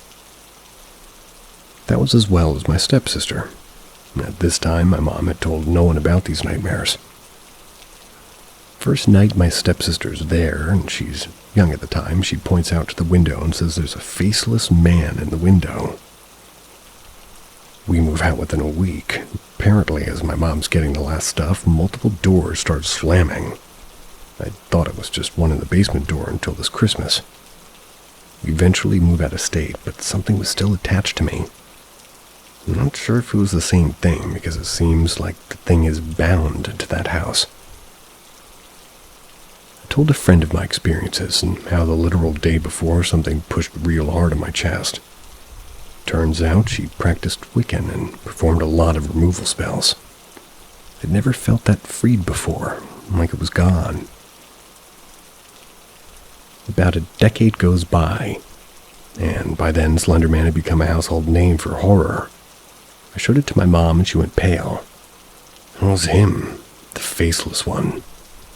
Now for 7 years since showing her that picture, I've befriended another Wiccan or 2. One of them has had a pendulum that could answer yes or no. Eventually, a line of questioning led to that thing. It remembers us all. It wants us to come back. My mom and stepdad moved back to the area, and every time my mom passed the road, she has to go fight going down there. Present day. I come to the region, past the street to the house, and also felt compelled to go down there, but I didn't really do anything.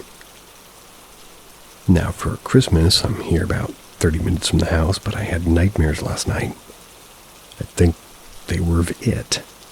My stepdad has a dream catcher blessed by a native shaman to keep some ghosts off the property. But it feels like I'm close enough where it's trying to get back.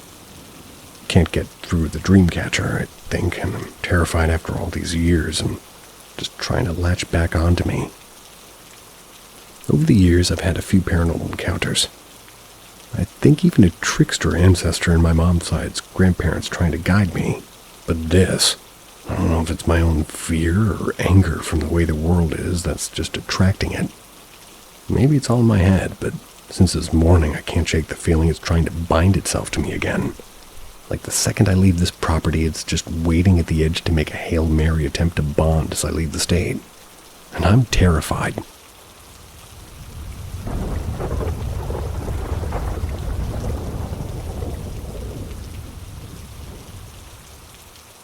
I felt like I was being watched.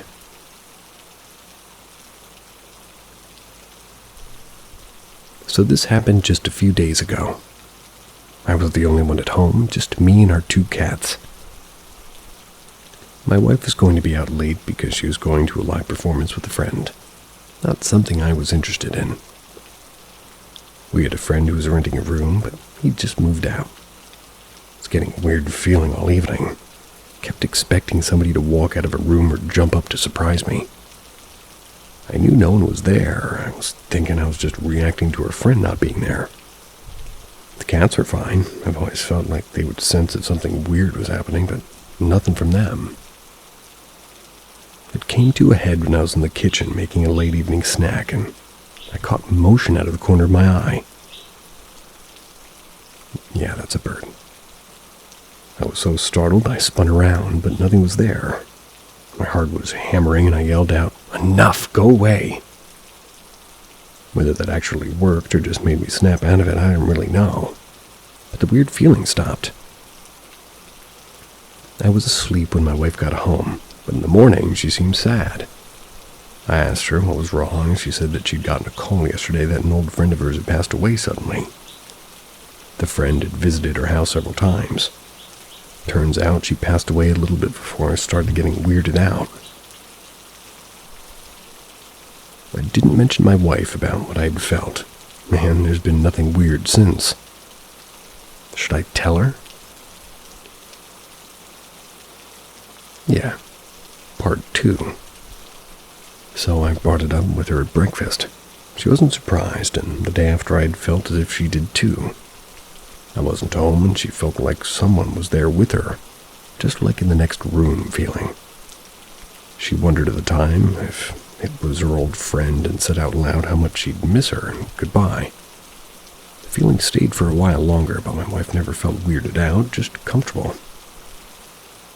She hasn't felt it in a couple of days since. She didn't tell me about it because she wasn't sure if it was just her own head, but now we're not so sure about that. Funeral's today. It's a long drive, but we decided to go. Part 3. As I mentioned, we went to the funeral. On the way, we talked about her old friend and things they did together and her group of friends growing up. She had so many stories. We agreed not to mention what had happened, what we had experienced. We both expected that at least one of her friends would say that they had felt her presence since her death, and we weren't wrong. Almost as soon as we got there, people were asking my wife if she had been visited. Everyone had a story of feeling her presence the past few days. I was pretty much standing on the sidelines as they all caught up with each other. Few of them had stayed in town, most had moved away to bigger places, much like my wife had. And like us, they all decided to return because of the feeling of her presence. I think that's why. She visited her friends scattered around the province in order to get them all together like a reunion, I guess. Celebrating not just her, but everyone. I saw a new side of my wife, and I heard so many stories, and honestly, thought that we'd feel something like a presence at the funeral, but we didn't. I concluded that she had done what she had set out to do, brought her old group of friends back together. They all agreed to keep in touch. My wife was all smiles on the drive back.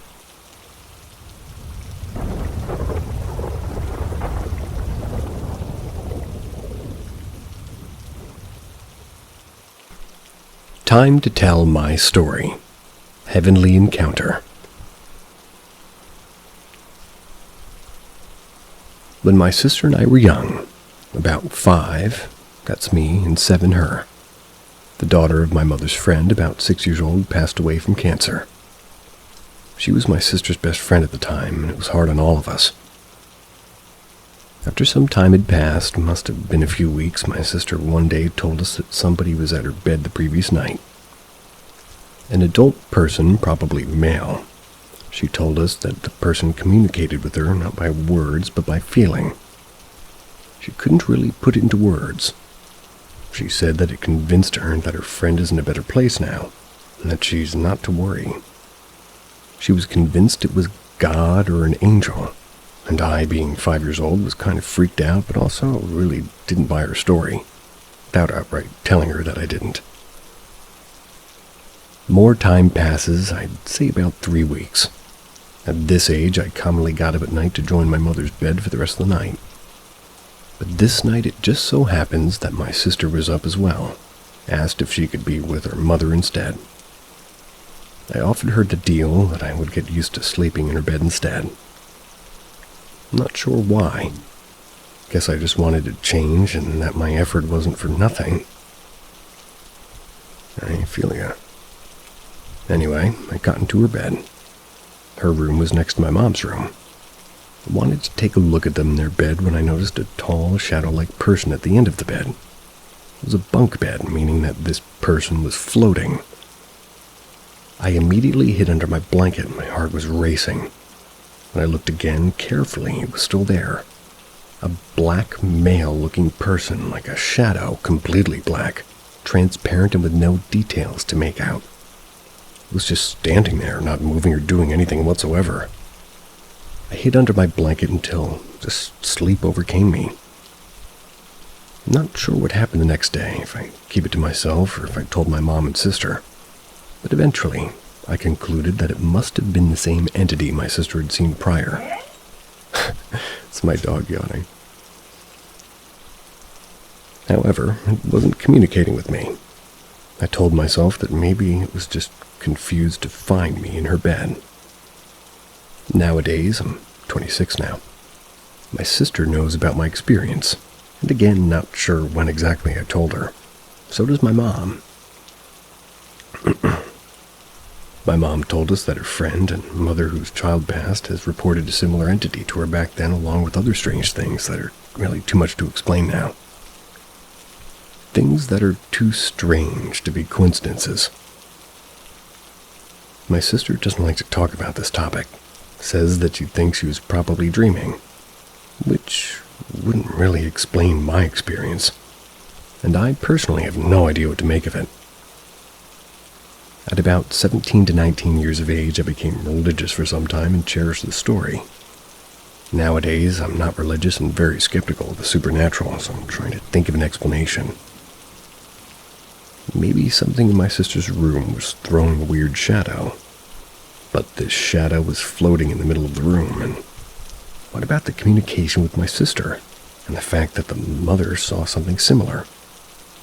Haunts me to this day that I've never experienced anything similarly supernatural since.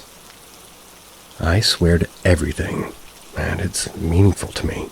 None of this is made up. Maybe it was a child's imagination, but I know what I saw. Our new home came with an unexpected guest. When I was around 11, my parents and I relocated to Texas. That's because my mom landed an amazing job offer. Initially, we stayed in a rental house for about a year until we finally decided to purchase a house. The backstory of our new home was quite intriguing. It previously belonged to 3 elderly women whom the town called the Golden Girls. They passed away one after the other, leaving Dolores, the last owner, behind. After Dolores passes away, her son put the house up for sale, and that's when we became its new owners. We settled in and lived there for maybe 3 years. Throughout our time in the house, we encountered various inexplicable paranormal incidents. Initially, we brushed them off, thinking very little of them. However, one particular day we began to suspect that there was more to these occurrences. It was when my dad experienced something truly eerie. As he walked through the living room toward his bedroom, he suddenly stopped and exclaimed, "Stop it!" Confused, I looked up from the couch and asked what he meant. He then revealed that he had seen in his peripheral vision what appeared to be hands moving up and down behind his shoulders, and they were dancing behind him. My mom also experienced a large hand gripping her arm when she was attempting to sleep. She told me she was half asleep trying to pry these huge fingers off of her arm while a hot breath panted on her face. But the most disturbing incident occurred when I was around 13. One morning, I'm jolted awake by the sound of the garage door handle violently shaking. My dad had gone to Oklahoma to retrieve some of our belongings, leaving me alone in the house with my mom for the time being. Hesitantly, I crept into the hallway. As I headed toward my mom's room, she emerged, still groggy from sleep, wearing a towel wrapped around her head in the underwear. With mascara smudges under her eyes, too. She squinted at me, a typical sight since she was virtually blind without her glasses or contacts. Panic rising within me, I blurted out, "Is someone breaking in? What do we do?"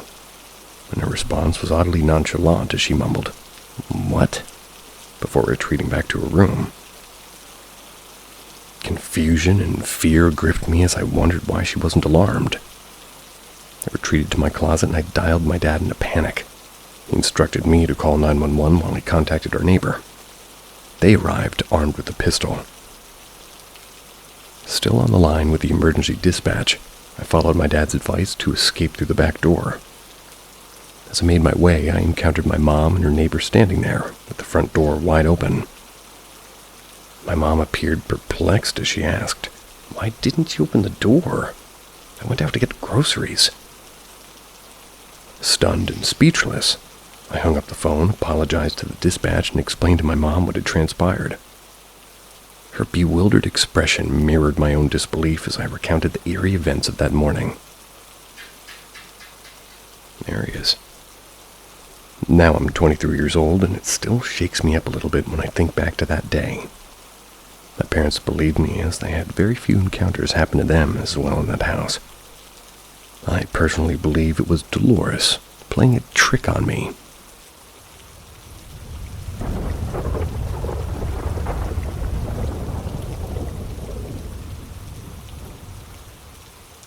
What's a scary experience that you had when you were a kid? I was in 6th grade, and it was scouting season. That's where a school district will go to another school to play some activities. We would all sleep there, and it was all girls. Nighttime came, like maybe 8:33 p.m., I think. Me and some girls were outside the classroom. That's because it was hot inside and the electricity was cut off. I don't know why. Anyway, me and some other Girl Scouts went out and talked to the other Girl Scouts that were going to sleep in a tent. I think there was 3 tents. Tent 1 had 2 Girl Scouts, Tent 2 had 1 Girl Scout and a teacher, otherwise known as a person who was watching and supervising the Girl Scouts. Tent 3 originally had 5, but 2 of them wanted to sleep or quarter in the classroom instead. 10:00 p.m. Our supervisors told us to get inside and sleep. That's because we need to wake up early tomorrow. Well, we all couldn't sleep, so we were all laughing, trying our best not to be loud. One of the supervisors entered and scolded us a bit. That's because we're not sleeping in schedule. Before I knew it, I fell asleep. I woke up to some noise and I thought it was time to get up. But when I woke up, it was still dark and the noise was just the Girl Scout next to me. She was laughing at the other Girl Scout. That was because she's sleep-talking. I couldn't help but laugh as well. So there was 3 awake, not including the one who was sleep-talking, and it was me and the one next to me and the one next to the girl who was sleep-talking. She stopped sleep-talking, at least with me. The girl talked for maybe 5 minutes, and then there was a scream. She screamed for her mom, and not in a sexy way, in a more kind of a help some of the girls woke up scared kind of way. Me and the girl hugged each other, and we were both scared. The one who screamed was, well, let's call her Cuss. They were the one who screamed. We were all super scared, and then our supervisor entered and said, "Oh boy. I kam kahadak na kalasen la sikas." Or in English, don't be scared, because Kas was just frightened by something. After that, me and the others couldn't sleep, but the 3 people next to me slept like babies. A few months later, and there was another scream, and it was Kas again. This time, the girls from Tent 3 came in crying, and one of them said that someone came to Kas's tent. Apparently they knocked, but there's no footsteps nor shadow. We were all so scared, and we all couldn't sleep. 11:22. All of us, none of us could sleep. Kas was still in her tent, and honestly I'm proud that she was able to be in her tent. A few minutes later, we heard some weird humming sounds, like a creepy way. Then me and the girl next to me just held hands because we were both so scared. I didn't know when I fell asleep, but when I woke up it was 3 a.m. and everyone was getting ready for the activities on that day. That was while we all waited to use the bathroom. Some of us huddled and discussed what happened, and a girl next to me, who we're going to call Lisa. Lisa said that she sees something in the window, like a headless girl, or just a girl. That was the scariest experience of my elementary days.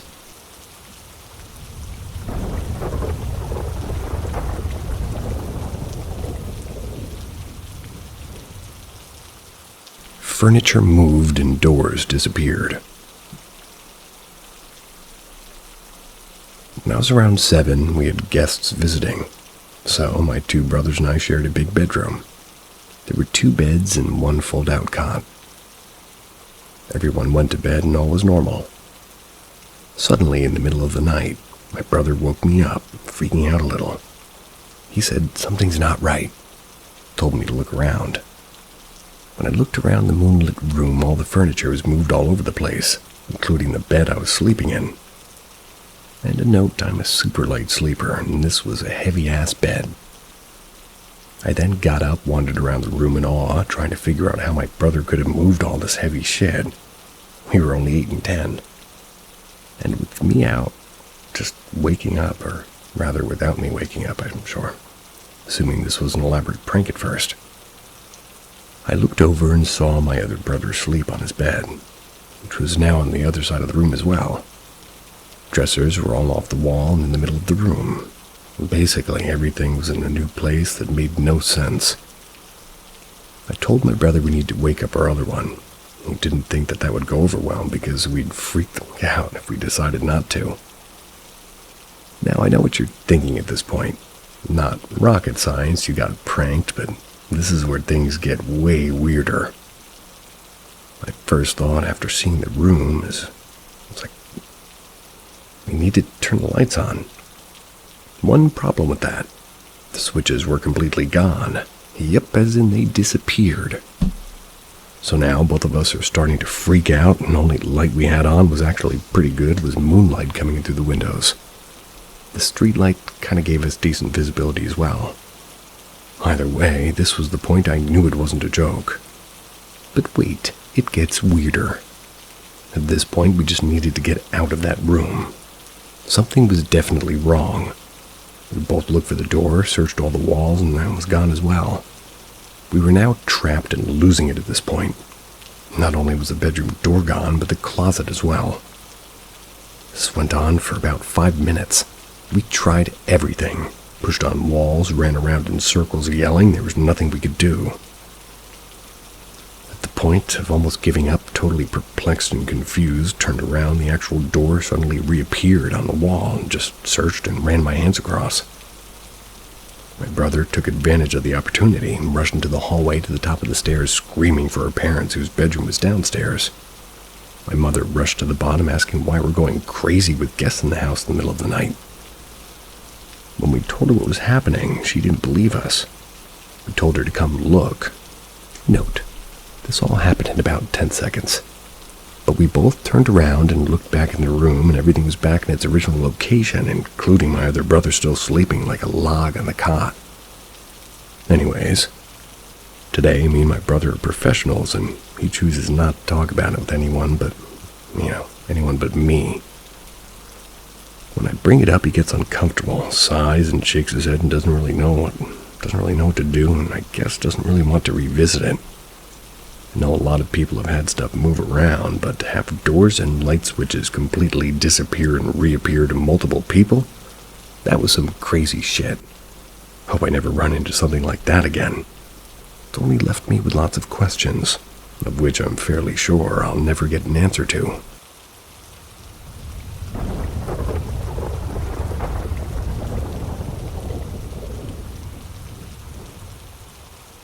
Saved by a familiar voice. For years, since I was young, I'd always told my family that I was never going to grow old. As I grew up, I'd become more specific with my family. I would say things like, honestly, I don't think I'll ever live to see 40. Followed by, I don't know why, but I feel deep down like I'm going to die in a freak accident. My mother would always tell me not to say such things and don't talk like that. I would just shrug it off and move on with my life. December 2019, I became very sick and was bedridden and could barely even stand. My mother, who had COPD, had come to check on me. I don't remember this at all, but I was told by my now husband, who was present at the time of said interaction. 2 days later, my mom had caught my severe chest infection and ended up in the hospital herself. 4 days after that, Christmas Day, finally on the mend myself, I went to see her in the hospital, at which point I was told by the doctor that my mom was never coming home. We needed to start making decisions and arrangements. That's horrible. December 31st at 2:42 a.m., my mother passed away. All these years later, I can still hear her banging on the shared wall with her cane in the middle of the night, signaling that she couldn't breathe and needed help. My husband hears them too. Here's where it gets odd. 8 months later, almost to the day of her passing, I was standing outside barbecuing dinner. I kept hearing a dripping sound. I look all around and see nothing. I asked my husband if he could just run into the house and make sure none of the air conditioners were leaking to the house or anything. And if they were, just turn them off and we'd deal with it after dinner. Moments after he went inside, and while singing along to the Bluetooth speaker, I thought I heard what sounded like a woman yell my name. I hit the pause button and I looked around and listened. Nothing. I shrugged it off and focused on the barbecue at hand. Not even 3 seconds later, I swear I heard my mother's voice yelling, "Fucking move!" I took half a step to my right, and within a second, an air conditioner hit the ground with a deafening, clattering thud, right where I was just standing, close enough that it grazed my leg on the way down. I stood there, frozen in fear and in shock, as my then-fiancé came running downstairs screaming, asking if I was okay. He ran up to me, shook me to snap me out of it, asking if I was okay, and I stood there staring at the mangled mess of what used to be an air conditioner. I very calmly sat the flipper down on the edge of the barbecue and just walked through the house, out the front door, and broke down. Called my friend, who knew various, quote-unquote, predictions I've had. Ones that have come true. She points out that one night during a girls' night I had just said that I would die in a freak accident one day.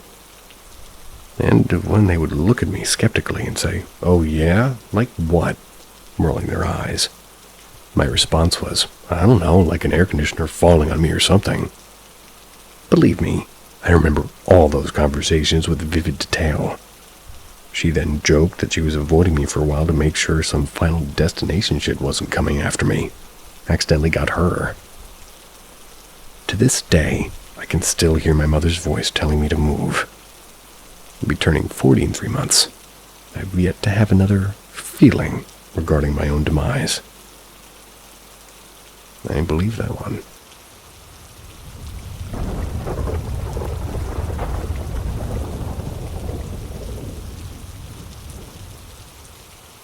Black floating worm. I was just laying on the couch next to my boyfriend. He's playing a video game and I was chilling on my phone. No drugs or alcohol in the system, by the way. I see this small black thing that at first I thought was a spider coming slowly down the ceiling toward me, and I only thought it was a spider because what else slowly lowers itself towards you from a ceiling? But as I shift from it being in my peripheral vision to being my main focus, I clearly see that it's a black worm-like thing. Very thin, maybe the length of a finger coming down toward me. It's moving the way a worm might move. I start to flinch back and I panic the way you do when a bug gets too close, still trying to process what it is I'm looking at and if it's a threat or not. My boyfriend starts to notice that I'm kind of shrieking back from something, or he asks what's wrong. I start mumbling. What the is that? Something's floating. Then suddenly it shifts direction and starts going upward, very slowly, as if it was light as a feather on an upward breeze. But there was no breeze in the room. Now I'm pointing at it because it's not right in my face, and I'm actually gaining clarity that it's not a bug. And I'm saying over and over, right there, see that? My boyfriend's like, where? I'm pointing directly at it, saying, that, right there, see it?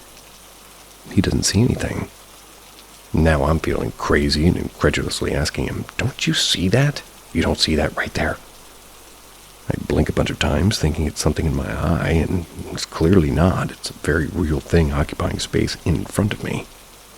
It keeps slowly floating up, and just keeps insisting he doesn't see this wriggling black worm that I can clear as day see floating up toward our ceiling. Finally, it just disappears, like it went up into the ceiling the way a ghost would pass through a wall. And then I'm sitting there just massively freaked out. My boyfriend's still insisting he can't see a damn thing. I stand up, I turn on the overhead light instead of just seeing the indirect lights that we had on, which were comfortable dim setting for when we're relaxing, but not so dark that it would explain any of this. I start pacing under where I saw the black thing disappear, trying to see if it... maybe I can see it now. There's new angles and fuller lighting. Nothing. Rushed to the bathroom, checked my eyes, thinking maybe I literally have something in my eye. But no. I know what an eye squiggle looks like, the way it chases your gaze or disappears when you blink, and this was not that. How do I recover? What was that? I don't take, or rather I take no medication other than birth control, and I haven't smoked weed today or drank, and I've never had any sort of experience like this one. Has anybody ever seen anything like this? My boyfriend says he thinks I'm just stressed out, and today was Thanksgiving, and we've both been home after visiting family for a few hours. I had a full day of cooking yesterday, but I was perfectly calm and content when this happened. Did I hallucinate, or was it a paranormal experience? I'm so uncertain how to go about my night after something like this. I just saw a caterpillar do that outside of a store. Not to say that it was a caterpillar, but it did go up and then go down, and it was black.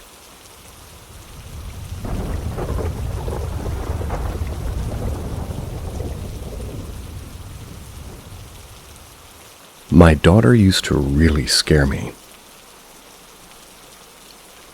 First of all, I'm really glad I found this sub, even though I consider myself as a very rational science person who doesn't believe in the paranormal.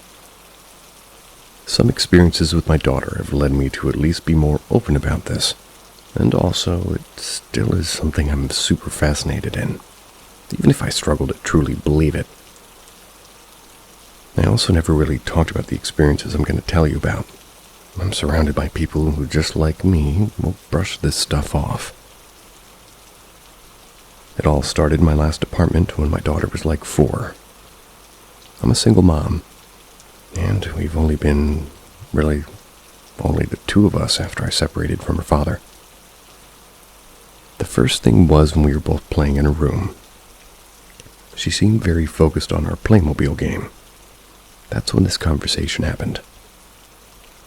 "Mom, he wants you to say hi." "What? Who? The Playmobil figurine?" "No, Mom, the monster. He's sitting right next to you. Can't you see it?" "No, baby, I can't see him." "You sure he's there?" "Yes. You really can't see him. He's waving at you." Then she started waving at something invisible next to me. I brushed it off as fantasy and changed the topic back to our playing. Another time, we're also playing with her Playmobil stuff when, that's sort of between me and her, she was sitting across from me with her face showing toward me. While we were playing, she annoyingly turned around and looked back and made the go away movement. Then she said stop. A few seconds later, she turned around again and did the same movement and said stop it. I asked her what's wrong, then she came to me and sat on my lap and did the same gesture again and said go away. I asked her again what was wrong, and since I was really confused, she was like, Monster keeps touching me and I don't like it. Honestly, this is where I started being creeped out.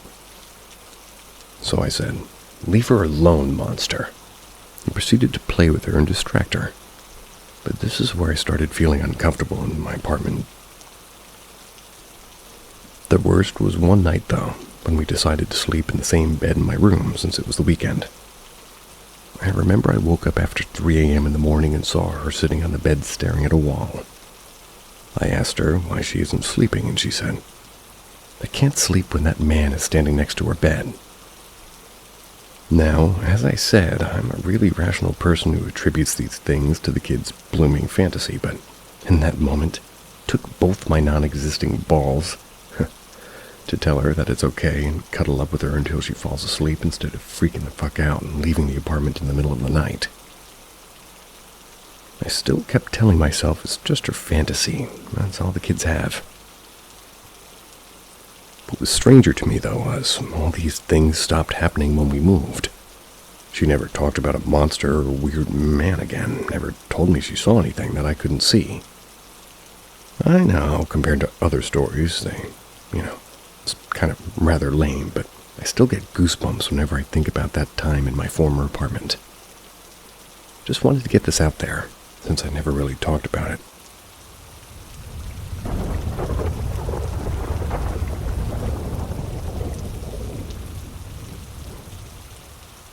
Working in a former castle together with royal ghosts. This happened back at the end of December in 2021. I was working as a security guard in a big museum, which is the former Castle Augustus, the second of Saxony. We had to shut down because, the reason we had not much work to do. Mostly I and my coworkers had to come in because we had to look after workers who fixed electric stuff such as lights and chandeliers. It was the perfect time because nobody else was allowed in the castle, so they would work at their own speed, which meant for us security guards that we often had to be there like 10 or 11 hours. Just looking after those guys. If they even showed up, sometimes they didn't. Because it was in the winter, it became dark very early. Meaning it was sometimes kind of creepy walking all alone through those big halls of the castle. But nothing was as creepy as the stuff I experienced in the antechambers and the throne room of Augustus II. Those rooms were the main attraction, covered in golden ornaments and red, royal carpets on every wall, all remade by hand after most of it got destroyed back in World War II. There was this big iron door at the first hall. It separated the chambers from the rest of the museum. I once had the shift that would walk around the west part of the second floor to close all the doors in the evening, from the tower room to the end of the chambers. It was all going well until I stood in the second antechamber just before the throne room. That's when I suddenly heard steps from the exact other side of the wall. There was the former garderobe of Augustus II, as well as some of its wives' dresses.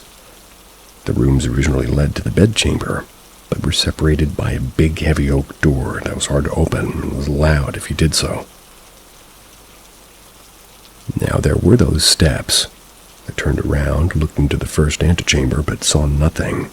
The big iron door was still closed, so I went through the hall, around the corner, to the garderobe room. Maybe someone from the castle used one fire exit to look for something in the exhibition, but there was no one in there. Even as I walked around the whole 2 rooms, looking in every corner, I found nothing at all. So I went back, was now back into the throne room, and just as I re-entered it, I was hearing those steps again, but this time they went exactly from one of the guardroom rooms, right into the bedroom, which was separated by this big oak door. Rushed into the bedroom, looked around, and there was nobody. The big oak door was still closed. The steps had vanished. I got out since nobody was in there, and told this to one of my coworkers who was waiting outside so we could finally turn on the alarm system. I even asked him if he saw someone coming out of the exhibition. He answered with a no, but then told me, this is not the first time somebody heard steps, especially in the chambers. A few other security guards encountered this exact same phenomenon, and nobody can explain what it is. Jokingly, he said that some believe Augustus II is still just walking through his golden chambers, checking if we protect them the way he wants to.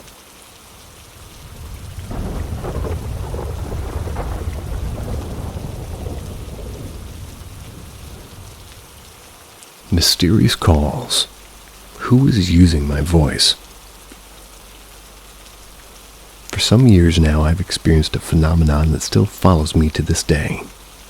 It was December 2019 when I was doing something we call the Novena de Navidad. In Colombia, a ritual for the anticipation of December 24th. After the celebration, one of my friends called my phone. But since I was outside, I stared at it for a moment. Then I put it into my pocket. When I got home, I returned the call to that friend, who, upon hearing my voice, said, "Are you happy again?" Immediately, I asked her what that was all about. She told me that just a while ago I'd been feeling sad. My suspicions grew because I hadn't spoken to this friend in about a week. I asked her what she meant since we hadn't talked for quite a while. To my surprise, my friend said that just a few seconds ago she had hung up on the phone with me. I immediately checked my call history, but only that missed call from my friend was there. I kept asking her until facing her, I asked her to send me a screenshot of her call history. Surprisingly, there it was. A call lasting a few minutes made from my phone. According to my friend, I had first greeted her and said I was playing, like LOL, I guess a video game I really enjoyed at the time.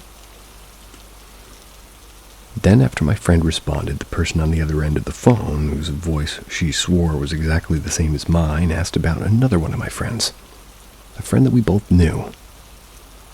The call ended in a rushed goodbye because my friend read the message I sent once I got home. Thought it was strange that I'd sent it while talking to her. Once she finished telling me the story, we tried to recreate the phenomenon again and again, but we only managed to get someone on the other side picking up for a few seconds with no sound at all. Happened again the next morning. My second friend called my phone while I was asleep. Someone with my exact voice started singing while showering on the other end. I, on the other hand, was still asleep. When I woke up, I only had a message from my second friend saying I should call her when I was done showering. I quickly interrogated her. The same phenomenon occurred. The call was registered in her phone, but not in mine. I asked her the same questions. Someone with my exact voice was answering the calls that I couldn't. The phenomenon didn't occur again until December 2023. I came back from work tired, and after doing the well-known Novena de Navidad, I called one of my friends. When she answered, I heard nothing but her younger, distorted voice. Naturally, I hung up. Later, she returned the call, and when I asked her about the distorted call, she denied having even called me. I had the call in my history, but she didn't. Then, in December of 2024, I was on my way to my partner's house because she had asked me to come over. When I arrived, I noticed that she wasn't there. When I asked her about it, she told me that I had called her to tell her to come to my house. All this was from my number and with my voice. A call I didn't make, and unlike my previous cases, it didn't show up in her call history. Worth mentioning that throughout the years, I have had different contact numbers and phones. That's uncomfortable. Haunted airfield growing up in rural Hertfordshire. I grew up in the UK near an old World War II airfield. As kids, my friends and I had a great time exploring the old building and air raid shelters. One day, we're on our bicycles somewhere at the perimeter gate trying to decide whether to spend another day exploring the airfield and maybe chatting to the aircraft mechanics up on the far end who were working in the aircraft hangars, or maybe creating an adventure somewhere else. One of our group pointed up the perimeter track toward the old air raid shelter, come guardhouse, and said, "Look, there's a woman watching us. Perhaps she's in trouble. Maybe we should go see if we can help." So we jumped on our bikes and sped as fast as we could to the old air raid shelter. It was only 100, maybe 150 meters, and we'd covered the distance in less than a minute. When we arrived at the air raid shelter, there was no sign of the woman. We searched around the area and could find no trace of her. Years passed. We turned from children to adults, went our separate ways.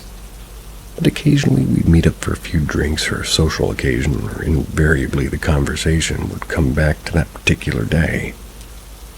You can imagine the startled look on my friends' faces when I tell them that I'd been doing some research on the history of the airfield, and I've come across an article relating to an incident at that very air raid shelter, where a woman had killed her infant child before taking her own life. Had we as kids all those years ago seen the ghost of that woman? If that had been my only experience at that air raid shelter, perhaps I could have dismissed it as a trick of the light, or maybe indeed there was a woman out there walking down the perimeter track that day. But you see, I saw her again, maybe 7 or 8 years later. Wouldn't have been 15 or 16 at the time. My uncle had bought a house that faced the end of the runway. The house and the garden needed a lot of work, though. So during the summer holidays, I helped him and my aunt with jobs around the house and garden. One day, we worked well into the night before calling it a day. I jumped up on my bicycle to cycle home, and because it was late and I was tired, I decided to cycle through the park, which now had been built on part of the old airfield and joined up with the old perimeter track.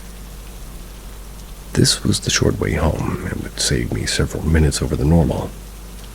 It was a well-lit route along the main road, and it was a fantastically clear night with a bright moon. It was 11 o'clock. I picked up the perimeter track and headed toward the air raid shelter. I didn't want the vibe or atmosphere around that air raid shelter, and I always found it creepy. I picked up speed to pass it as fast as I could. I could see the gap in the trees where the air raid shelter was. With the moon illuminating the clearing, you could quite clearly see the air raid shelter. I dare not look at the air raid shelter as I passed it, focused only on the track in front of me and the gate at the end of the track. I passed the air raid shelter and breathed a sigh of relief. But something made me look back, and stood in the middle of the perimeter track was the woman we'd seen several years earlier, her white summer dress almost glowing in the moonlight. I think I broke my old Paranormal M invites you to experience the unexplained like never before. Subscribe and hit the bell to stay connected to our haunting tales. Let's dive into the darkness together. Something lives with me in Budapest. I'm a world traveler. I've been all over the past 2 years. I've stayed in all sorts of places, from old colonial homes to fancy new high-rises. I've been in Budapest for a week or so. I'm living in an old building that has to be at least 200 years old. In order to access my unit, you have to take the main elevator to the 3rd floor, then walk up a derelict staircase to make it to the 5th floor. As soon as you walk up the stairs, you'll trigger a motion sensor that lights up the seldomly used floor I'm on. I've felt this strange presence on this floor. I hear footsteps in the halls when there's clearly no one living here beside me and a friend that's staying in the same unit. I hear my name being called by my friend, who at the time was out of the house. Another thing is when I enter the bathroom, it almost seems and feels like someone is closing the door behind me, as the door doesn't close on its own unless I walk through it. The other night around 3 a.m., I had trouble sleeping. I went onto what used to be a communal balcony. but is now used solely by myself for a cigarette. I heard somebody frantically running up the stairs, footsteps heavy enough to indicate a man of some stature. The motion sensor triggered and the hallway lit up. I'm being extra cautious at this point, and I'm now basically smoking in the hallway. Nobody came up those stairs. I sat back down on the balcony and heard the same thing. Now, on my second cigarette, being a chain smoker that I am, I go back into the hallway, and again the footsteps stop. Thinking I'm losing my mind, I go into my unit and firmly close the door behind me until I hear the lock click in place. I go about my business. I sit on my desk with my back turned toward the door. The door can only be unlocked with a code. Somebody enters this code, the mechanism creates a beeping sound. After about 15 minutes on my laptop, I get up to go to bed. The door behind me, that was locked, was wide open, and the censored lights in the halls are all lit up. I close the door and I turn on the flashlight in my phone to investigate my unit. I make sure that nobody else is in there with me while my back was turned. There was nobody. No noise indicating anybody had come to the door to open it, or had even gone inside. I go to bed and I'm awakened by a smash in the halls a few hours later, around 5:30 a.m. The door is wide open again. Nothing was stolen, and there's plenty to steal. My friend never woke up during this entire time. I get this uneasy feeling in the halls, and the derelict staircase leads 6 stories down into what I can call an abyss. A total dark and damp basement that's been in disuse for 100 or so years. I'm the only one who smokes, but sometimes it smells like cigarettes in and around the balcony. What is this, and what does it want from me? I'll post photos of the staircase when I'm back at home. Can't wait to leave here. Leave a couple of smokes for him. See if it makes a difference.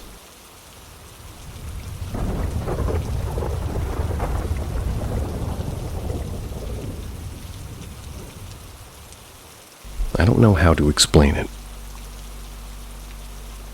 I'm going to be honest. I didn't really think too much of this occurrence until years later. To give you some background, I'm a 25-year-old, but this took place when I was in high school. So maybe 9 or 10 years ago. I was not into the paranormal at the time. I believed in spirits, but I wasn't going out of my way to learn about it. Plus, this was something else. I'm hoping maybe somebody can relate to this. This took course over the span of 4 or 5 minutes, so bear with me, it's my first time saying it. That night was a normal night. It was like any other school night. I was done with homework and I wanted to chill and relax. So, of course, I gathered my 2 kitties and hauled them both to my room against their will. It wasn't raining at all that night, and I think it was around the beginning of summer, maybe. Usually my cats would just do the normal thing. Take a lap around the room, look around, lay in my bed, then leave. But that night they were acting strange. The youngest 2-year-old cat was looking outside my room like he was watching something, while the oldest, the 6-year-old cat, was stressing. Airplane ears and everything. I had this feeling of unease, almost like a gut feeling that when you know something is about to happen. It felt like the air got thicker in a matter of seconds. Trying to hear, it felt like I was underwater or traveling to a higher elevation. It felt like I needed to pop my ears. Another thing, I heard nothing. No leaves falling, no wind, nothing. I lived in a quiet street at the time, but I couldn't hear nature, if that makes sense. All I heard was like a low buzzing. I was able to feel it in my head, too. Then my vision went completely white for like 2 or 3 seconds. I genuinely thought I had my eyes closed, but as I was seeing this white vision, my eyes blinked. I was still seeing complete white. And please bear with me on this part. I still feel kind of crazy and question what I saw, but as soon as that white flash was gone, there was this thread of light coming from my ceiling to the floor. It was see-through, but it was like there was darker specks moving in the light. Best way I can describe it is when you leave blinds partially open in a dimly lit room and you could see dust particles floating. Except my light in my room was on, and this light string was actually darker than the lighting in my room. I don't know why, but I put the palm of my hand right through it. Nothing happened. But also, as soon as that happened, it went away. I have one-story house, or a one-story house, so there's no way my siblings are messing with me, especially at 8 or 9 p.m. How it left is a bit foggy because I just remember it being gone as quick as it was there. The beam of light was skinny.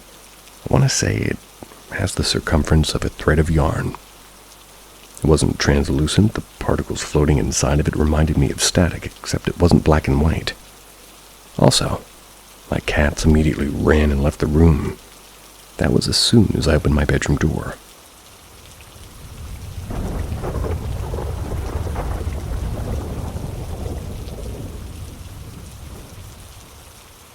Woke up to figure sitting under blanket.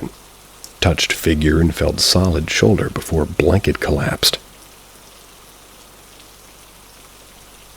For a good while, I was experiencing 3 music box notes playing every night, usually at 3:20ish. Nothing nearby that could make an alarm sound of any kind. We also had weird stuff happening with electrics, and a couple of things never really got round to posting here. Urgent knocks on the door or kitchen window, but no one outside, and I'd go look literally a moment later. We're last in a row of private locked-off little areas, so you have to walk some distance after knocking to disappear from view. Wasn't the neighbors. They weren't in.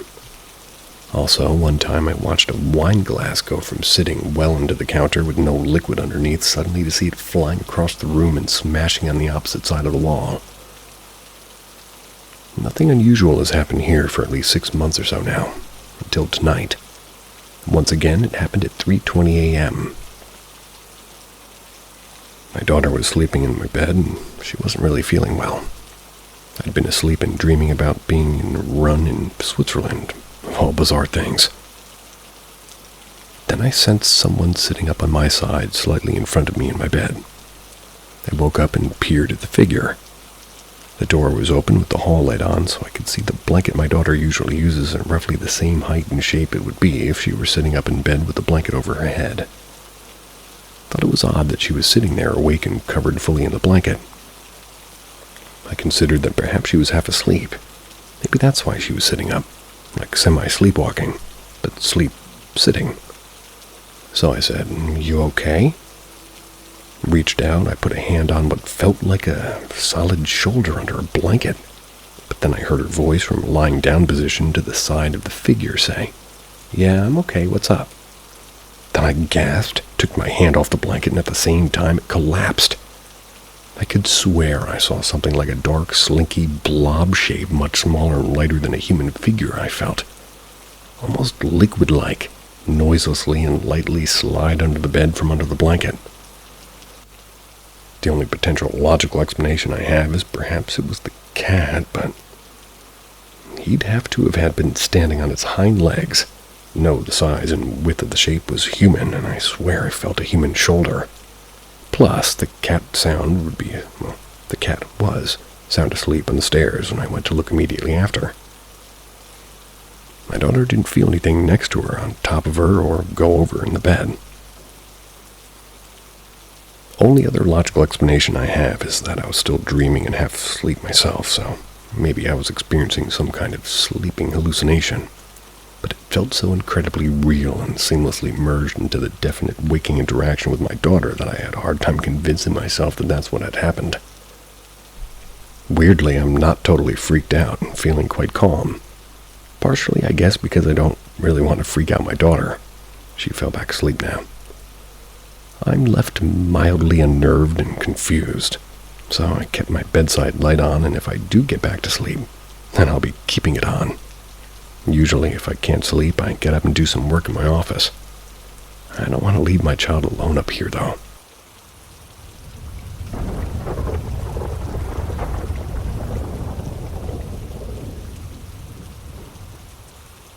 Finally, a place where I can tell this anonymously.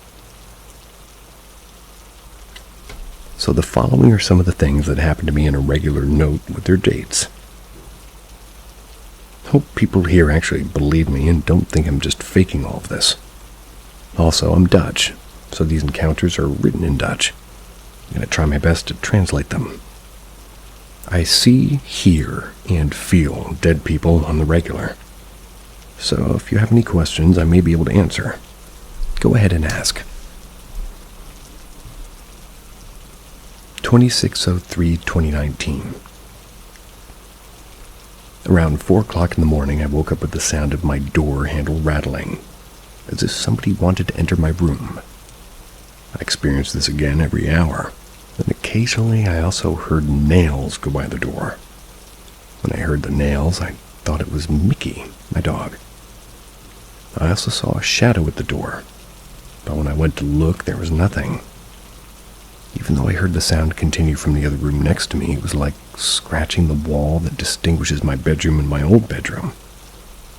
I lay back in bed and the noises became worse. Then I got the feeling that it was an evil spirit and I shouted, "Get out of here!" Then I fell asleep again. 30/03/2019. I talked to my mother about the case a few days ago. Apparently, this story fits very well with the rest of my experiences. I see ghosts, and I've only consciously been doing this for a year now. But in the past, as a small child, I was already bothered by it. Then I sometimes ran from my old bedroom to my parents' because I saw, people in cloaks around my bed. Now I've moved to the room next to my old bedroom, and the old bedroom has become a guest room. Because I see ghosts and I always have the feeling that I have to take a good look around, I have the feeling that my bedroom is my safe zone. This fits very well with the previous story, since the evil spirit wanted to come inside my room did not seem to be able to come in. It also fits in with something I do every day, close to the door of that room. My mother always keeps the door open so there's a little bit of air in the room, so the air is fresh. But I always close the door because I get a bad feeling about it. 05/05/2019. My mother cleaned my old bedroom with sage. I think that's what it's called in English. I don't know the Dutch name. Why this room? Because after telling my story, it turned out a lot of puzzle pieces come together. After the room was cleaned, I had no more problems. I still close the door to this day. 21/05/2019. I've not noted this before, when at the sight of ghosts beginning, at least around that time, last summer I was drinking in the gazebo with some friends. That was the moment that I saw a ghost extremely clearly for the first time. I saw a white figure, a white man walking down the path between the carport and the glass booth. He walked a few times from left to right, but not from right to left. At least he's following book rules.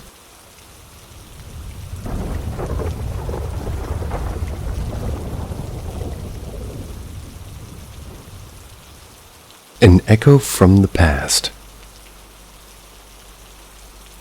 Almost 40 years ago, I was a pupil at a boarding public school, a private school for non-British readers. It's in the rural part of the UK. The boarders lived in a vast, rambling Victorian Gothic manor house near the main school. The story was that the family who originally built it had gone bankrupt a few years after it was constructed. It was sold to a lady who used a wheelchair. This being in the days before widespread electricity, particularly in such a rural location, she traveled between floors by means of a dumb waiter operated by a servant, who pulled or released the rope to allow her to go up or down, with the dumb waiter being accessed through a doorway in each floor. One day a careless servant apparently let go of the rope for some reason, and the dumb waiter with the lady in it fell from the top floor all the way to the cellars, which extended far below the house. It was tragically killed. Bear in mind that I was told the story shortly after I arrived at the school, before the main event of my tale occurred.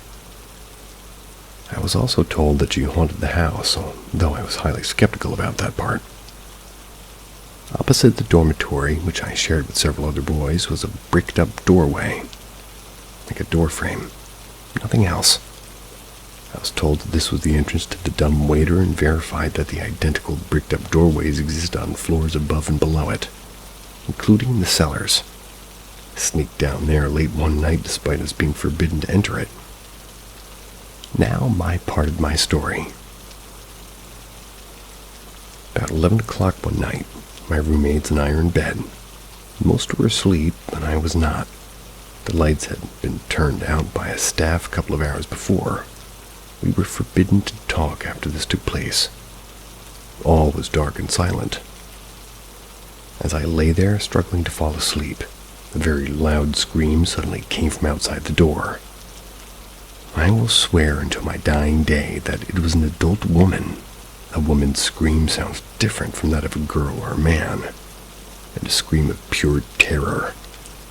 It lasted a couple of seconds and then faded away. My roommates were awakened by it, and I could hear the doors of other dormitories further down the corridor and on the floor above opening as people flooded out of their rooms to find out what was going on. Within a couple of minutes, the housemaster and several other teachers had also arrived on the scene. They accused us of making the noise, issuing threats of severe punishment once the perpetrator was identified. That never happened, of course. I've never been able to explain it. But the scream came, and as far as I could tell, from the old entrance to the dumb waiter, which had been bricked up for over 100 years if the stories were true. It was also definitely from an adult woman, and there were none in the boarding house at the time of night. I know I didn't imagine it.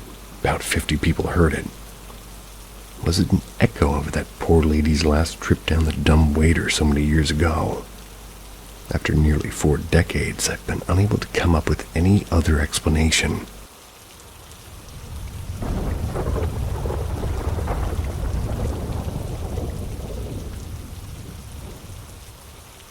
Mom said I was killed on a train. And let me start off by saying, in my whole 24 years of life, I have never been on a train. Roller coasters, most definitely, but an actual train, no fucking way. From the time I was little, when my grandma and mom would take me to Six Flags, that's in St. Louis in the summers, I was beyond exhausted by the time I got there, simply from sleeplessness nights and tossing and turning from pure excitement of what I got to do the next day. I always did what every kid between ages of 7 and 12 do. Had a blast at the park. Then I was asleep as soon as I hopped in the backseat of the truck and we left, not to wake up until we pulled into the driveway. Anyways, I was never scared of roller coasters, not even the ones with a loop.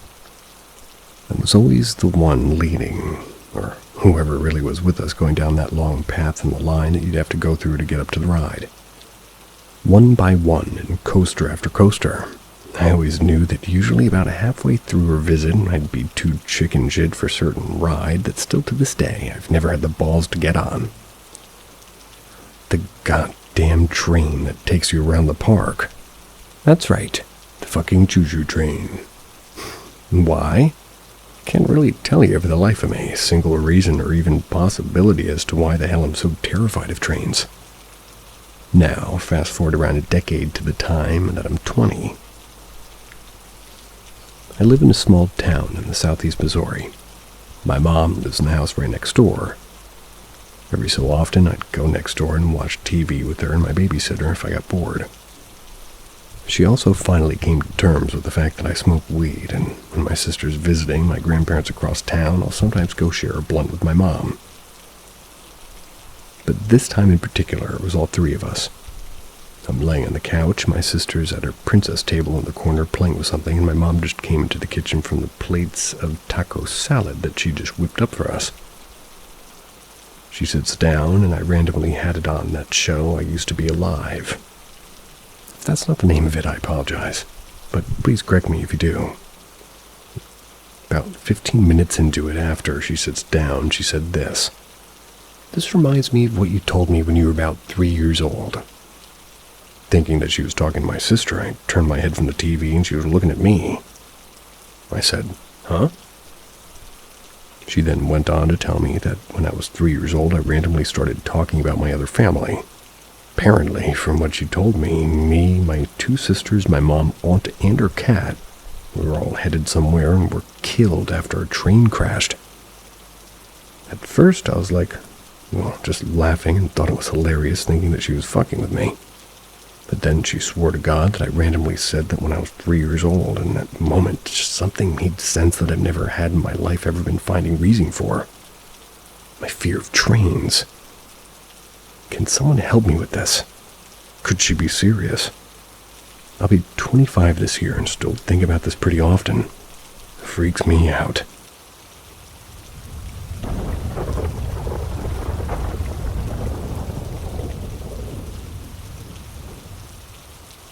He warned me. The 3rd time, I won't wake up.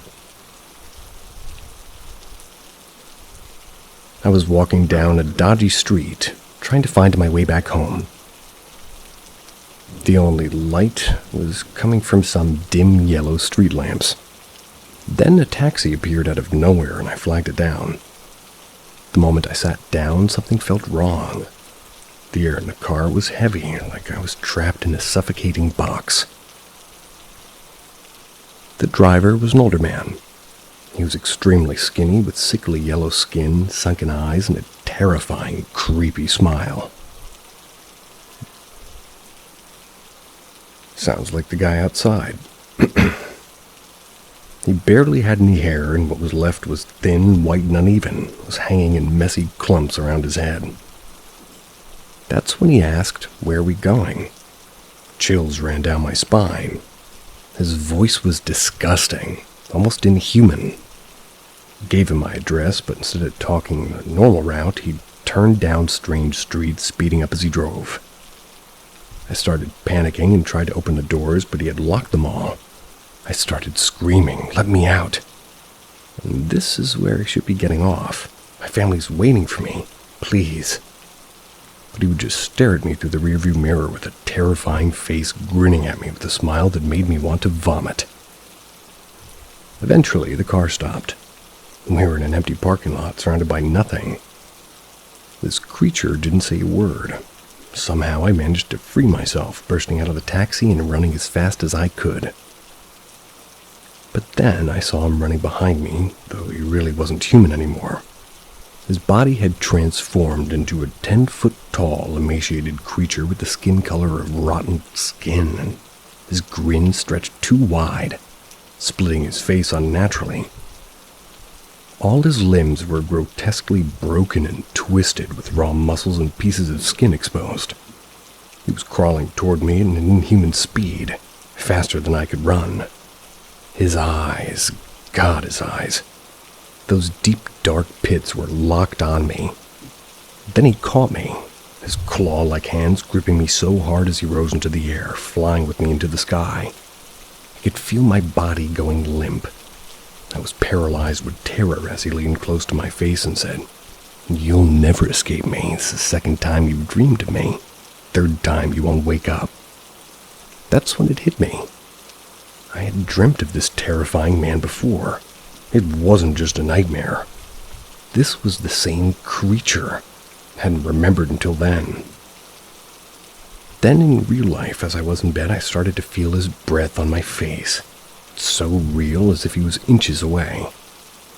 I knew it was a dream, but for a moment I thought it was actually happening. So I was trapped between waking up or not. Both scenarios seemed terrifying. I tried to wake myself up, desperately struggling to move, but I was frozen. Finally, I broke free and woke up. I couldn't sleep for the rest of the night. What if I dream of him a 3rd time? Sorry about the crazy people outside. I can't control it. Weird happenings. This is not my first time having something like this happen to me, but it's the first time it's happened to my girlfriend. It's 2:37 a.m. and I just got home from dropping my girlfriend off at her house. I've had the feeling of someone watching me since around noon yesterday. Then, when I went to pick her up to go to the Walmart around 9:45, when I got to her house, and she, by the way, lives in a really nice mobile home park, I was waiting for her in my car with the windows down for a few minutes. I was reading on my phone when I kinda saw someone walk by my car wearing dark clothing out of the corner of my eye. I didn't look up from reading until a few seconds later. I didn't see anyone in my rearview mirrors, but I could still hear footsteps on the pavement. I even turned around and saw no one there. They didn't go into another house because the 2 lots across the street are empty. Kinda got creeped out. Finally, a few minutes later, Emily came outside to let the dogs into the backyard before we left. So I got out of the car and had a cigarette with her. That was while we were talking and waiting for the dog to do their business. Then we heard this noise next door, like bricks falling. I may have screamed a little. The bricks that her neighbor had stacked up next to this flower bed had all fallen down. This Virgin Mary statue had fallen and her head was broken off. We both walked over to look because it startled both of us. We were worried her neighbor may have fallen inside the mobile home and caused the bricks to shift. She went closer. I stayed on her driveway. She got in front of his house and she looked up from where the bricks had fallen and her neighbor was peeking out the window right at her. We didn't know what the noise was and was looking out the window and then saw her. He thought that she made the noise. He came out and was like, "What's going on?" We told him his bricks had fallen and his Mary statue had broken. He said he'd look into it in the morning.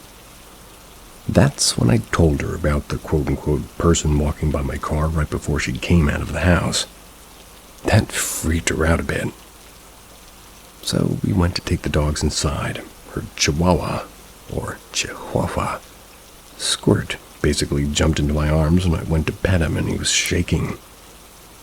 And her Catahoula. Her Catahoula Blow, or Bleux, Blow, wanted to get back into the house. Didn't even come to see me like he usually does. They were scared to death. I don't have any idea what happened, and all I know is we got the dogs settled in the house and we went to Walmart. On the way, she kept looking in my back seat and touching her neck and never let go of my hand. I asked her what was up, and she said something touched her neck several times. Then she told me that she had a feeling like someone was watching her since she got home from work at 8:30 p.m.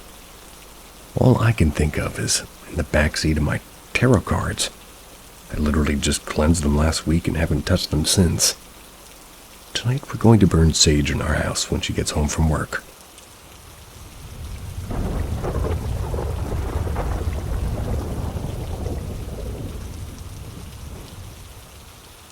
Help me figure out what's going on at my house.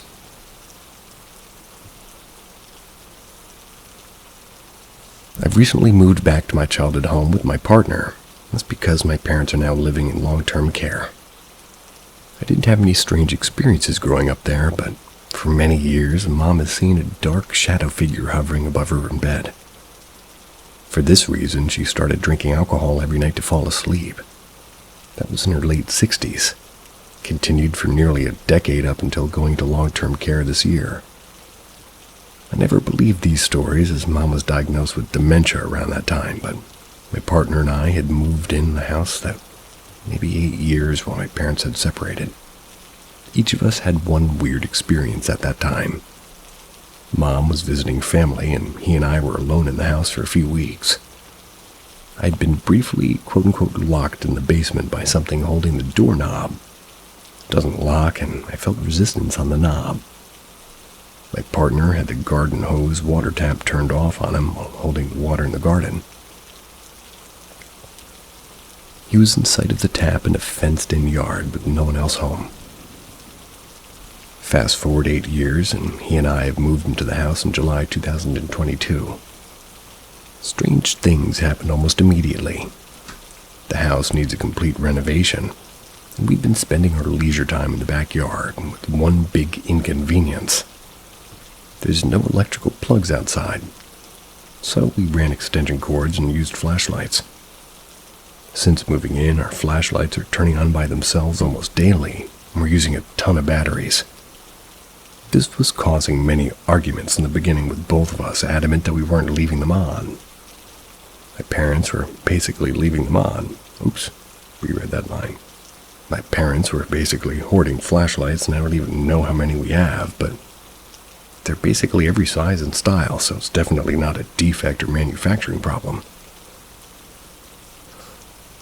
I figured out what was happening in mid-August when different types of flashlights were turning on near me while my partner wasn't home. Started leaving different types of... I left all these flashlights in my line of sight, and I was checking them periodically. Sometimes they'd turn on 4 or 5 times during the span of an afternoon. Sometimes it's the same one over and over, and other times it's different ones turning on once.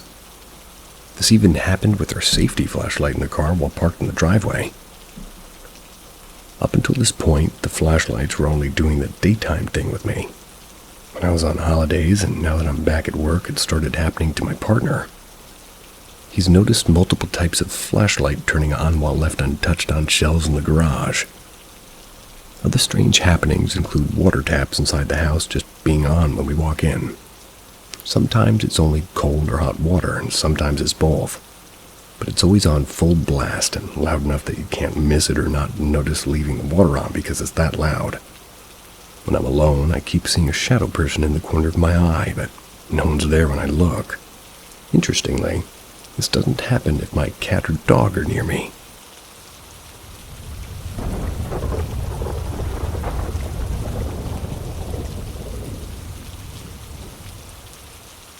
Ask Reddit. When I was growing up, 2000 to 2010, we had a cat in the family called Elsa. She was an outdoor cat. My mother previously had a cat when she was a young adult called Jacko, a big black Tom, but he died before he was born. Anyway, one time Elsa went missing. This wasn't really uncommon, but she'd usually return after a day or two. After a week, we asked around the neighborhood for people to check garages and keep their eyes open. 3 weeks deep, we drive around the area calling for Elsa and whistling for her. 6 weeks deep, we assumed that she had gone too far and maybe found herself in an accident and died. 6.5 weeks after she vanished, Mom pulling into the driveway, there's this huge black tomcat in the front doorstep. It's just straight chilling out. I'm not fazed by the car pulling in nor my mom approaching her, rather it's not. And when she gets to the door, this cat walked down the path and just left. She tells us about the cat, asks us if we've ever seen it in the area before, and that there weren't any black cats in the area, at least that's they were being aware of. So my brother takes a look out the window to see if the cat's still there, and he says, "It's with Elsa." Being kids, my parents thought he was making it up, and when my mom looked out the window, there it was. The first time we assumed we were seeing a ghost. This black tomcat was walking up the pathway with Elsa. It was in horrific shape, and it was following. Elsa had been hit by a car, evidently. Her face was all bloody and messy, and her jaw was broken, and she was extremely thin. While my parents were paying attention to Elsa, this cat vanished. We didn't see him leave or anything, and just suddenly gone. A year or so later, this cat returned. We were all in bed, and cue loud-ass crying from outside. Parents and myself had been in the bedrooms in the front of the house. We look out and we see that Tom sat on the garden wall looking at the house. We were wondering if it was the same cat, but it was a huge boy, so there's no mistaking him. While we were looking, we noticed my dad's car in the middle of the road. As it turns out, he'd left his handbrake off, and it had rollen into the street. By the time my mom was downstairs to move the car, the cat was gone. He popped up a few more times, and in every event, he just vanished. I followed him one time to see where he was going.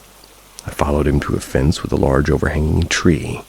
While there was a 5-minute sheet rainstorm, and the plants stuck on the fence. They were keeping me dry. My brother followed it out of the garden once and found a thug trying to break into her neighbor's car. They once walked through her back garden, and when followed, we found her next-door neighbor's dog snagged on a fence. Eventually, we stopped seeing the cat, but we always theorized that it was Jacko helping my mom out, helping her with whatever she was going through, like a rough patch or, just helping raising my brother and I.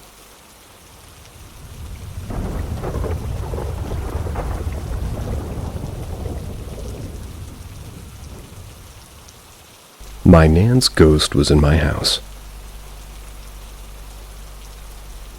I used to live in a very small house in a rural area, and when I was around 12 or 13 years old, my Nan had passed, and obviously our family was very upset, especially my younger brother of about 8. They got on very well. Other than that, our family got through it, and we were all right to talk about things, but it still upsets us, about a month after she passed. After about 2 months, her death finally kicked in, at least for me. That's because I usually wouldn't see her for long periods of time anyway, so it wasn't horribly different from, that time. But it eventually kicked in after about 2 months. After about another month, I began to calm down, but of a night, I start feeling horribly uneasy as I was trying to sleep. It wasn't a kind of not being able to sleep due to temperature, but as if somebody is watching me in the hallway. Thought I was being paranoid until I asked my mother if she felt anything. She told me she thinks somebody watches her every single night at around 9:30 to 10 p.m., which is when we would usually sleep. Me and my mom's room had a wall that was about 10 centimeters thick between us, making it easy for a singular person to watch both of us. Anyway, one night at about 4 months after this watching started happening, my anxiety was growing. I felt the presence of someone in my hallway and quickly jolted my head up to see the outline of my late Nan staring at me. She didn't look happy, but she didn't look mad either. Nonetheless, I threw my head under my blanket and brought it back out almost immediately, and she was gone. Another 3 months went past, and I was home alone. I had a TV in my room, so I spent a lot of my time in there. I was playing The Last of Us when I hear a banging on my door. My room is right next from the door, around 1 meter away.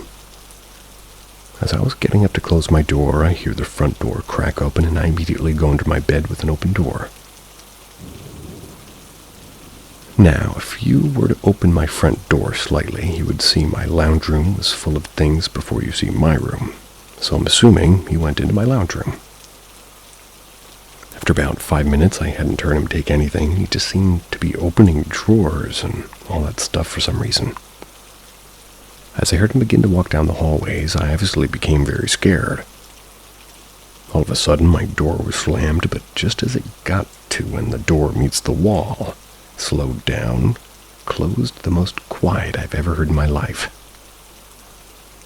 My door didn't have a lock, so I was scared and he was just going to walk in and find me. But as he started banging on the door, he tried to turn the knob, but it wasn't opening. My neighbor had to go down our driveway to get to the house, and when he came home, the man left my door and out the front of the house. After all of this happened, I never felt that sensation of being watched ever again.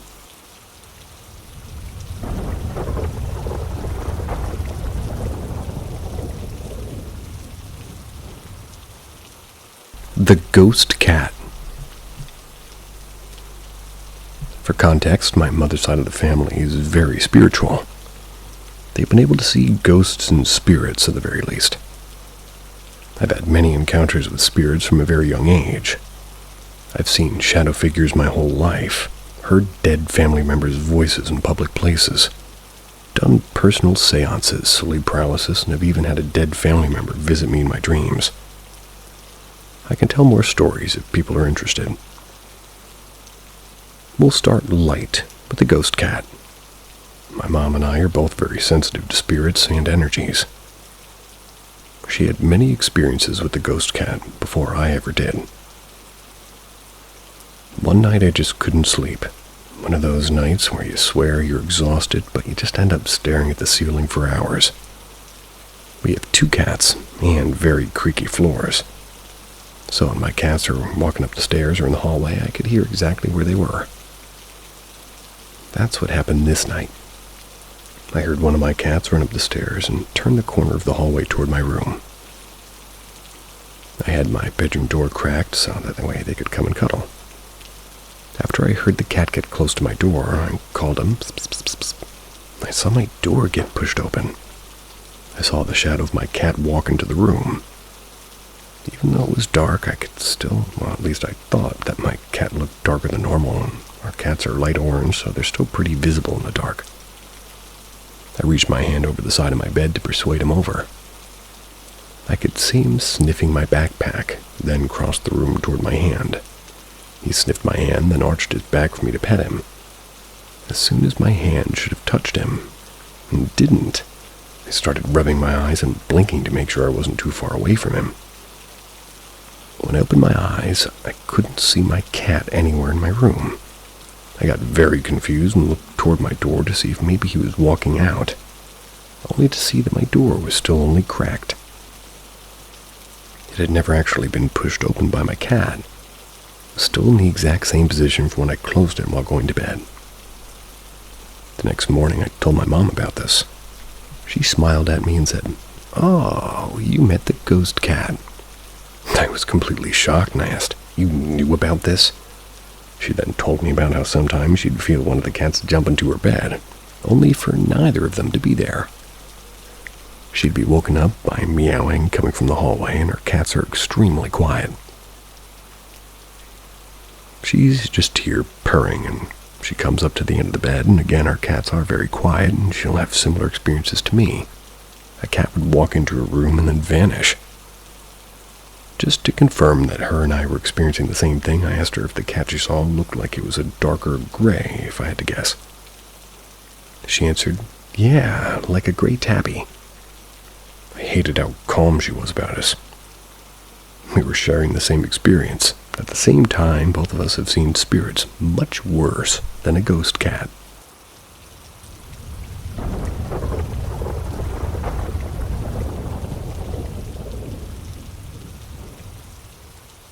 Pediatric hospice patients. In a 10-bed inpatient unit, seeing the same visitors which looked like alien greys.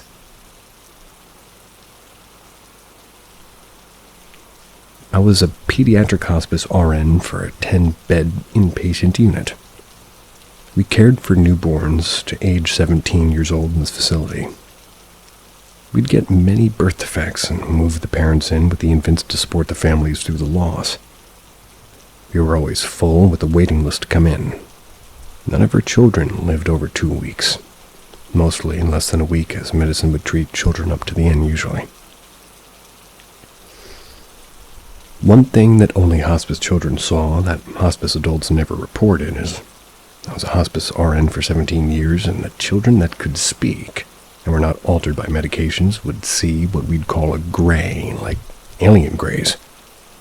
But they'd have a pinhead versus the traditional fat head. I don't know if they were aliens, but from the description, that's what they would most look like. I assumed that they were short, skinny, pale spirits that visit dying children. Some of the children drew them for the staff. That's cool.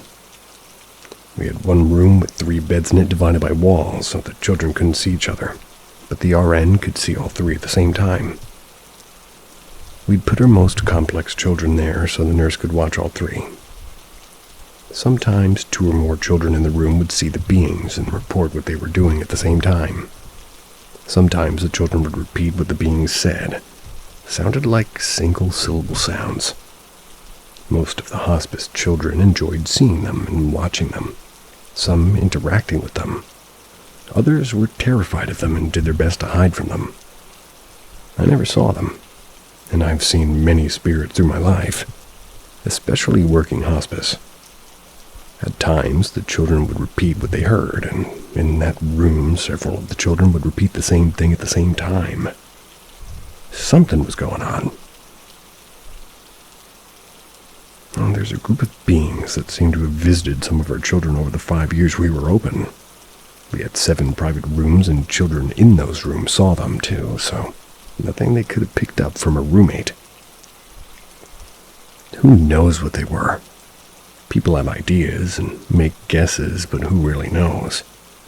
The facility closed after 5 years due to funding. The building's gone. I don't know if it was the location that drew the beings or if it was the children. I did an interview on Jeff Mara channel and talked about this. I repeated the sounds the beings said to the children on that episode. I don't think I'm allowed to link it in this sub. Please don't share my story on your platforms without my permission. David Parker, Phoenix, Arizona. I'm assuming my producer asked you permission. Hopefully.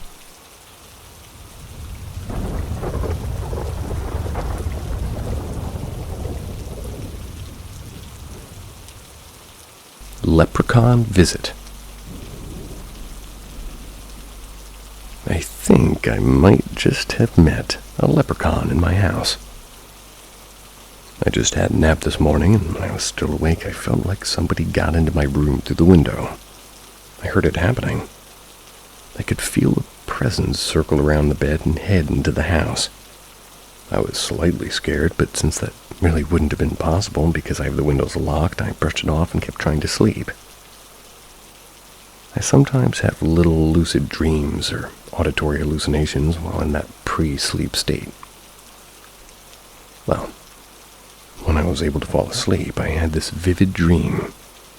I was laying in my bed and I got up heading to the living room. There, I opened a cabinet and inside there was a little man, no bigger than 30 inches, bald with a short white little beard and small, like really separate blue eyes. He said, "The family," and jumped off the cabinet and ran to a corner. He seemed surprised that I could see him. I've had quote-unquote dreams that don't really feel like dreams before. I do think that they're some type of astral projection where we're able to access different realms. They have a very, particular feeling to them, like this big fear and feeling of stepping into a place weird and foreign. And this chill that accompanies it all over my body. I'm also always very present on my mind and body, so I'm way more like being awake. I don't know what are your beliefs, but I don't feel like these are regular dreams. I was initially mad and I told him to leave my house, but he just seemed surprised and a bit scared, almost like a kid caught him doing something wrong. He didn't seem like he wanted or could do me harm at that moment. So I tried to talk to him and asked what he was saying, and he said, "Leprechaun." I'm Brazilian living in the U.S., so Irish folklore is not something I'm familiar with at all, and we don't have St. Patrick's Day or Irish culture present where I lived my whole life. I've heard this name before, but I don't think it's where my mind would go, if that makes sense. He wasn't dressing Irish at all, though he was wearing a gray shirt, and can't recall if they were pants or shoes. I don't even know if it actually, or rather if I actually had an encounter, if the creature was truthful about what they are. I asked him why he was in my house, and he answered something along the lines of fun or trick, and didn't quite get it. At that point, I was losing the grip of this dream, and the whole thing started glitching and fading away, and then it was just an empty space for a moment before being able to wake up. Considering we're getting close to Halloween, I do think it makes sense that this was an actual encounter with some type of spirit or creature that's roaming around. What do you guys think? Was this a regular dream, or was it a leprechaun visit or something else? Have you ever had something similar happen? Enter the chilling world of Paranormal M, where darkness and mystery collide. Subscribe now and stay connected to our spine-tingling stories.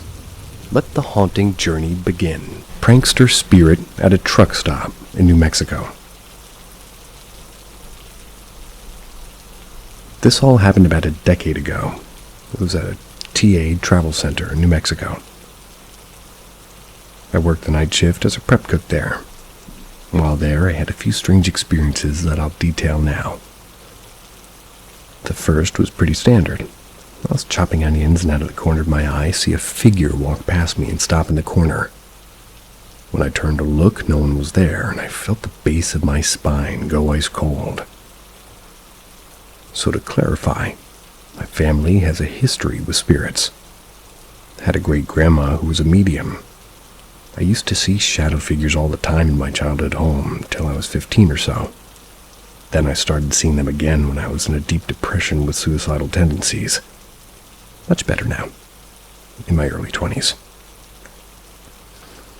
That chill down my spine always accompanied these experiences, and I use it as an indicator that a spirit is maybe near.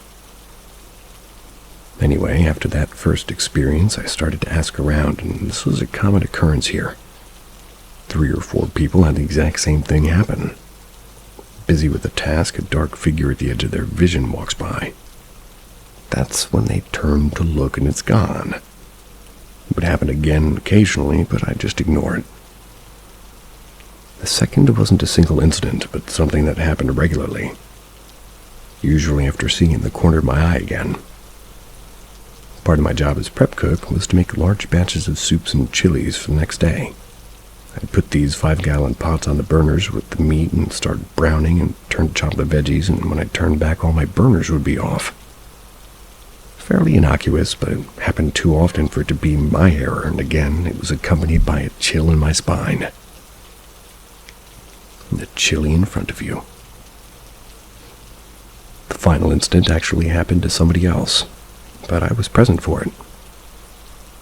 To explain, here's a quick rundown of really how to walk out or in, how the whole thing was laid out. The door was in my prep kitchen. Inside the walk-in was a second door that led to a freezer.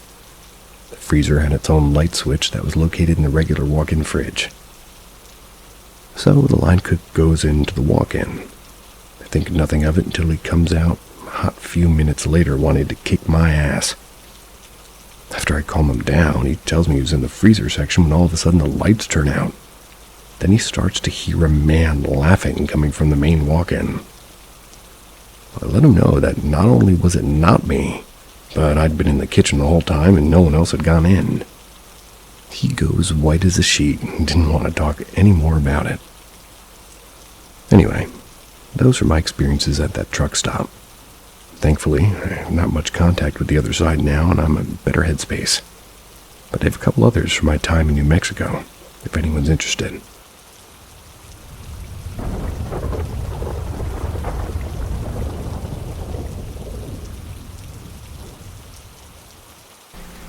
I have been dreaming about the same person who I've never met or seen for years. Could they be a ghost? For about 4 years now, I've been having repeated dreams about a mystery man who always looks the same and feels the same every time I dream about him. The thing is, I've never met or seen this person in real life. These dreams feel deeper than others I've had in the past. I usually have new dreams involving him every 2 weeks or so. They're not usually back to back. I'm a young adult and very introverted.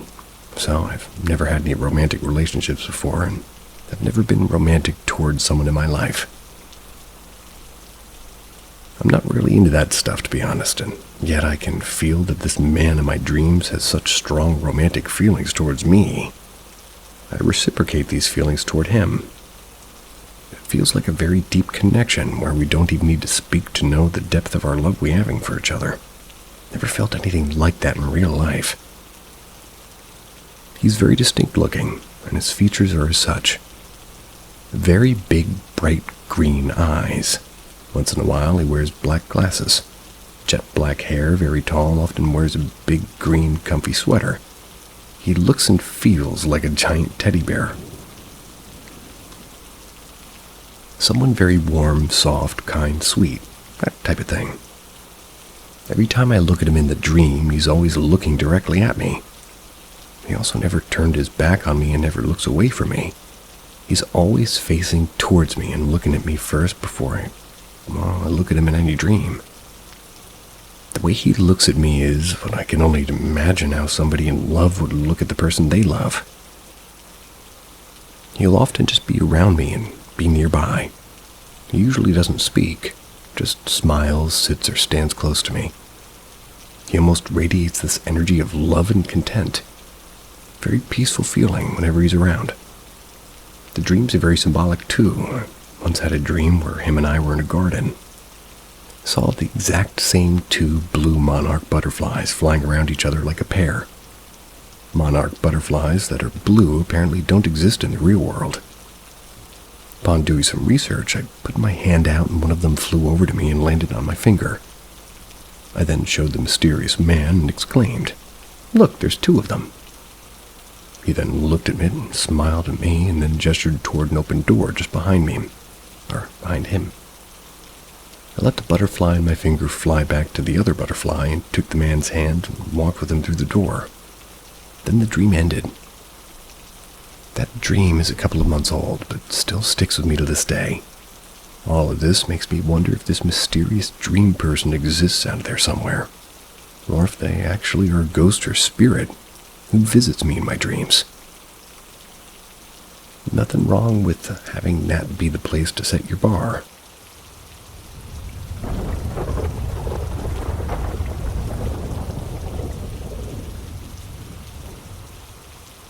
Scariest ghost encounter I've ever had. I have a lot of scary and paranormal things happen to me, usually because I've always lived in older houses growing up. However, while they were all scary, nothing beats this experience I had back when I was a child.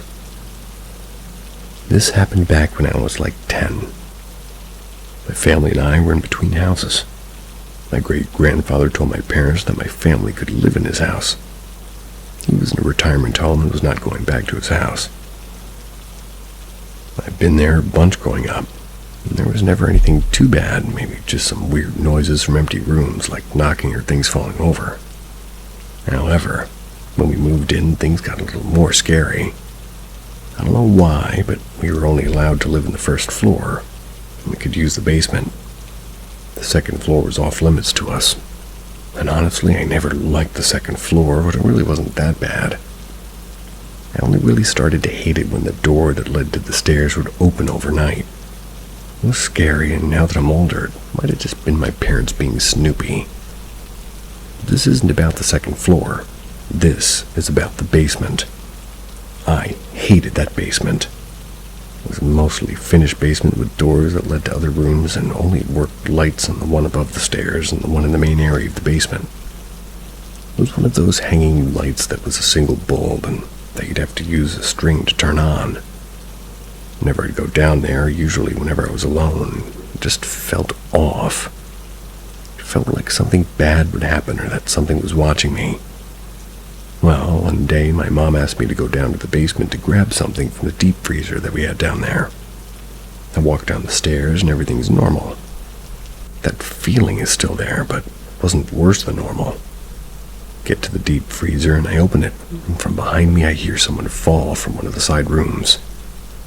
I panicked, but I kept on looking for what my mom was asking for. As soon as I found it, I shit you not, I heard footsteps behind me. I booked it to the stairs. Didn't even close to the deep freezer. Run up the stairs, and as I'm running, I can hear something following me up the stairs, like really loud and booming footsteps. I get to the door of the basement. I try to open it, but it was stuck. So my little 10-year-old body slamming against the door, trying to get it out so the footsteps get louder. After about 10 seconds, I get to the door open, and I just slam it shut after I get through the door. I heard just one loud bang from the other side of the door, like somebody punched the door, like any child would.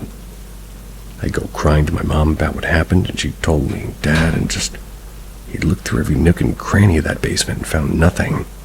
Like nothing was out of place. Nothing was left open. It was just as it was before my great-grandfather moved out. Safe to say, he never went in the basement alone again. Still have a slightly irrational fear of basements because of this.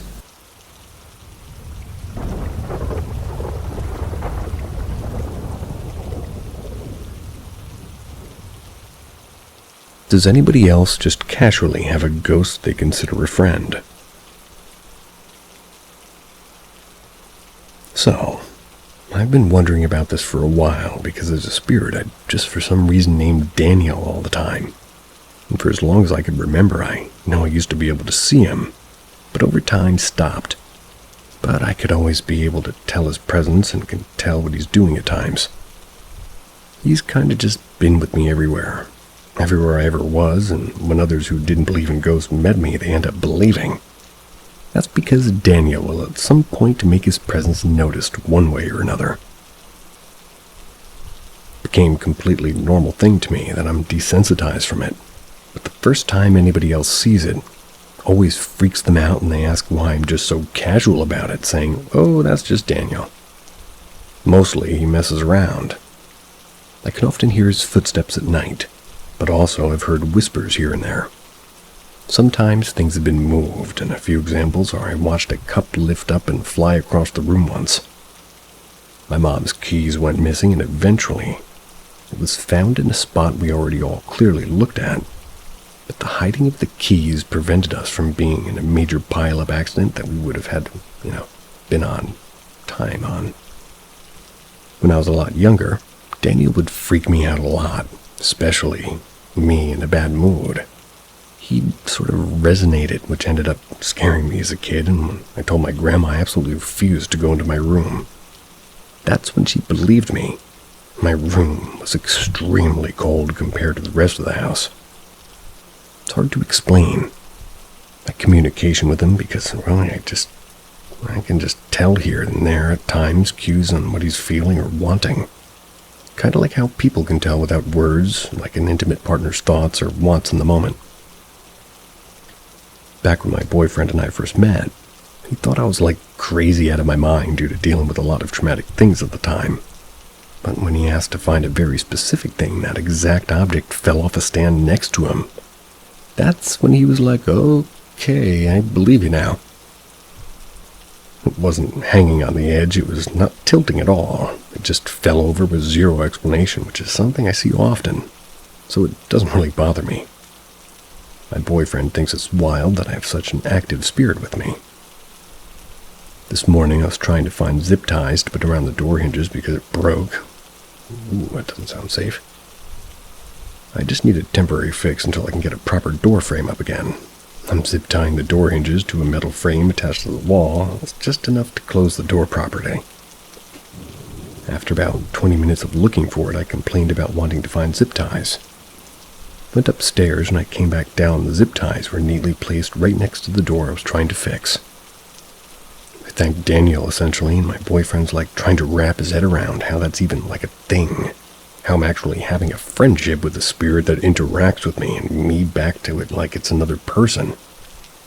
Made me wonder if anybody else has an experience like this. Unexplained encounter. Has anybody had a similar experience? When I was around 16, I woke up one night to go to the bathroom. The bathroom door was across the hall from my bedroom, with the main bedroom at the end of the hall. I got out of bed and I was only thinking of going to do my business and then coming back to bed. When I stepped out into the hall, though, I was overcome with a sense of dread, like something was coming up behind me and fast. It wasn't the first time I had that feeling in the hall. I had experienced it many times over the years, sometimes daytime, sometimes night. There was never any reasoning as to why I would sometimes get that feeling. As soon as you step out into that hall into another room, the feeling would just go away. This night I just did the usual and hurried quickly into the bathroom and went to close the door behind me. It wouldn't close. Stopped about an inch from closing, like something was blocking it from moving further. My first thought was it was likely my dad. He must have been on the way to the bathroom too, coming from the main room.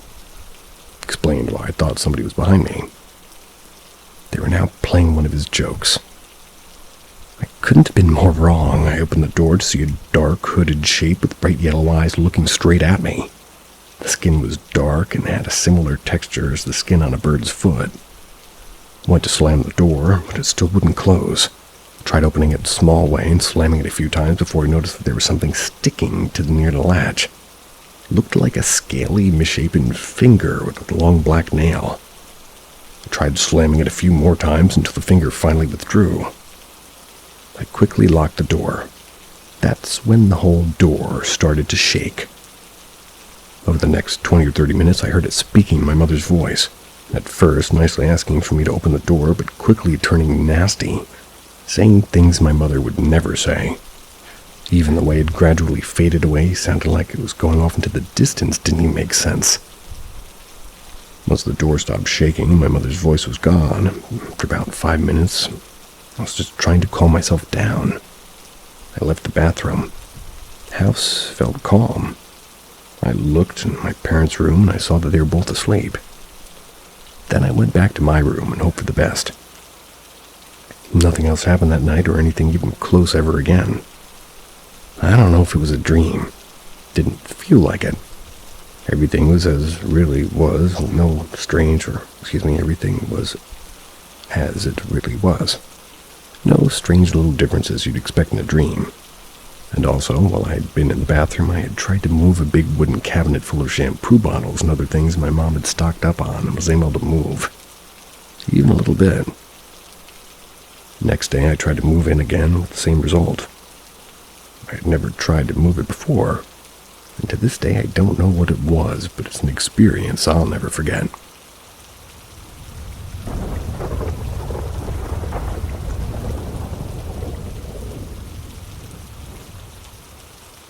Ask Reddit. A bit of a backstory. The house used to have a couple of apartments. One of those tenants murders his wife in the house. He's arrested and thrown in prison for many, many years. Grandparents later move in, remodeled, and pass it on to my mom when I was born. Here are a few encounters that stand out. The guitar incident. My brother 8 and I 12 were about to go sleep. He just starts crying uncontrollably. He's saying he's scared to go to sleep. He looked and sounded genuinely so. Suddenly upset, and he's normally very calm. I finally help calm him, and we both fall asleep. A few hours later, my brother wakes up crying again and gets out of bed and wakes me up. As soon as I opened my eyes and sat up, my guitar that was hanging on the far wall about 8 feet away smashes against my headboard as though somebody lifted it and threw it hard at my head. We both screamed, but I chalked it up to my fault for hanging it wrong. But I knew it could have lifted itself up, or that it couldn't, and then it propelled itself forward. Stayed awake the rest of the night thinking every possible explanation that could have made that happen. I used to always have vivid nightmares about a scary woman who seemed to always be in my mom's walk-in closet. She'd come out at night and hurt my mom. One time, she was putting needs into her pincushion. Needles. When she was hauntingly and rapidly punching my mom's face, but it was like my mom was made of clay. So she'd get horrendously distorted, and when she was trying to escape the room to get my brother and sisters, but my mom was there. She couldn't get to us, which was odd considering the door of the closet was just an accordion door. One day, my mom's siblings and I were downstairs eating lunch. And that's when my middle sister, who's 4, comes downstairs crying hysterically. They say that there's something scary in Mom's closet moving the door. So my mom and I go check it out, with all the siblings and all that creeping behind me. I opened the door, about to go in, watching to see if there's any movement. Nothing happened, so I started to walk toward it, and the door started to move the slightest bit, and I paused. Then all of a sudden, it looked like there was a crowd of people behind the door punching with all their might to get out. The door came out of the tracks on the top and the bottom. The rattle noise was loud and rapid, like it was a machine gun. The unfathomable fear I felt physically made me ill. We ran as fast as we possibly could out of that house to the neighbors. We had the neighbor go in and check if somebody or something was in there. They checked it out, saw nothing but a beaten-up door off its tracks. Moved about a month later. These were only touching the surface of the many experiences that we've had, from orbs to lights turning on and off and doors locking and unlocking themselves. Very inconvenient. If you'd like to hear more, let me know. Interesting experience.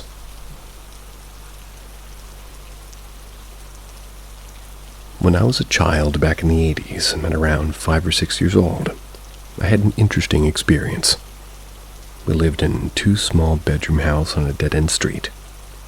It was 225 North Main, in the historical town of Collierville, Tennessee. The town played a small role during the Civil War. It just so happened that a Civil War hospital was positioned somewhere around the area where we lived. The exact location wasn't known, but historians knew it was close to the street that we lived on. It was so close you could actually go out in the yard and dig randomly and find Civil War artifacts and such. Vintage apothecary bottles or musket shot, uniform buttons. It was actually really neat. We often had people digging in our yard or our neighbors' yards by people using metal detectors. They found cannonballs and other Civil War pieces. That sounds fun. But back to my experience. So it's just my mother and I at home at this point during the day. My sister's at school and my father's at work. My mother's in the living room and I'm playing alone in my bedroom. I remember being on my hands and knees playing with like a Hot Wheels car. I recall pushing my little car along and coming to a black boot in front of me, like somebody's standing in front of me while I'm on my hands and knees. I looked up and I remember seeing a man in all black boots, pants, black long overcoat, tall black top hat. It was as if it was a man in period clothing was standing in my room. Can't recall seeing any facial features, but I stood up and walked into the living room. I asked my mother who the man in my room playing with was. She quickly scooped me up and carried me outside and went to the neighbors to use their phone. So my mother calls my father at work and tells him to come home. Someone's in the house. My mother could see the house from the neighbors, so she could tell if anybody left or went into her home. My father worked less than 2 miles from home, so he arrived in no time. He went in the house and searched and found no one. Of course, they questioned me about the incident. All I could explain to them is exactly how I stated before. They asked if he was touching me, and I told them no. They asked was I scared of him, or if I was fearful. Or at least fearful to go back into my room by myself. I told them no. The incident wasn't scary or frightening, and the man had given me a pretty friendly vibe. We had spoke about the experiences many times over the years. As a child, I wasn't prone to lying or making things up, and that's why it rattled my mother so much. She just grabbed me and took half out of the house. Don't blame her. I'm not really one to believe the supernatural, but this is one experience that I just can never really explain.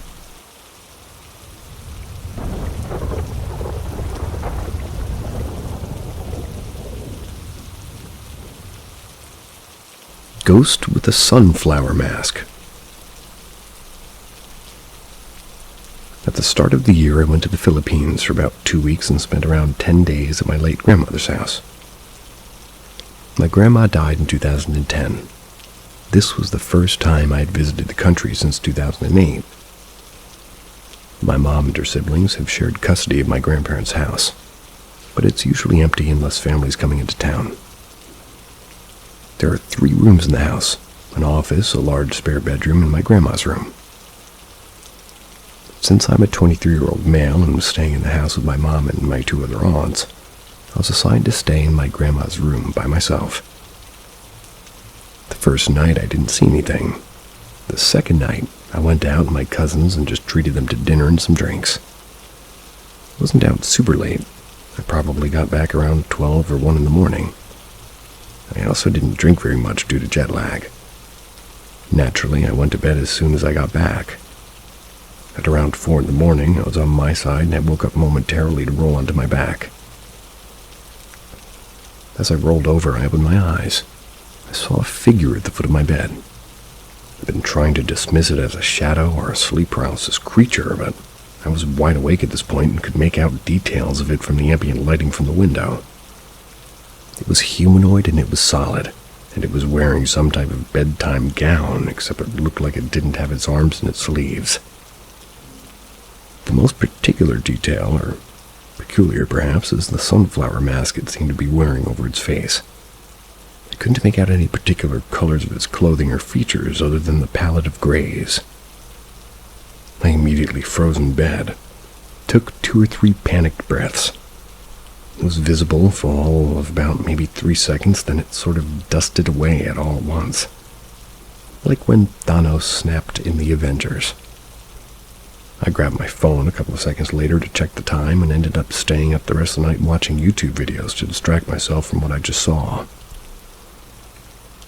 I told the rest of my family about it in the morning. My older Filipino relatives are pretty superstitious, but they couldn't explain this one either. They said it probably wasn't my grandmother, since she knew our family was afraid of ghosts to the point where she requested my grandfather not to come back in any form when he was sick. My uncle said the room I was staying in was used for storage most of the time. So maybe there's a resident spirit that was curious about who was in its room. Either way, I didn't sleep well the rest of the time I was there, but I haven't seen the form ever since. I've looked online for any sort of lore on masked ghosts with little success. I've only run into stories of Japanese spirits with no faces. What do you guys think I saw? Are there any superstitions or stories about spirits like this that you're aware of? The mask sounds cool.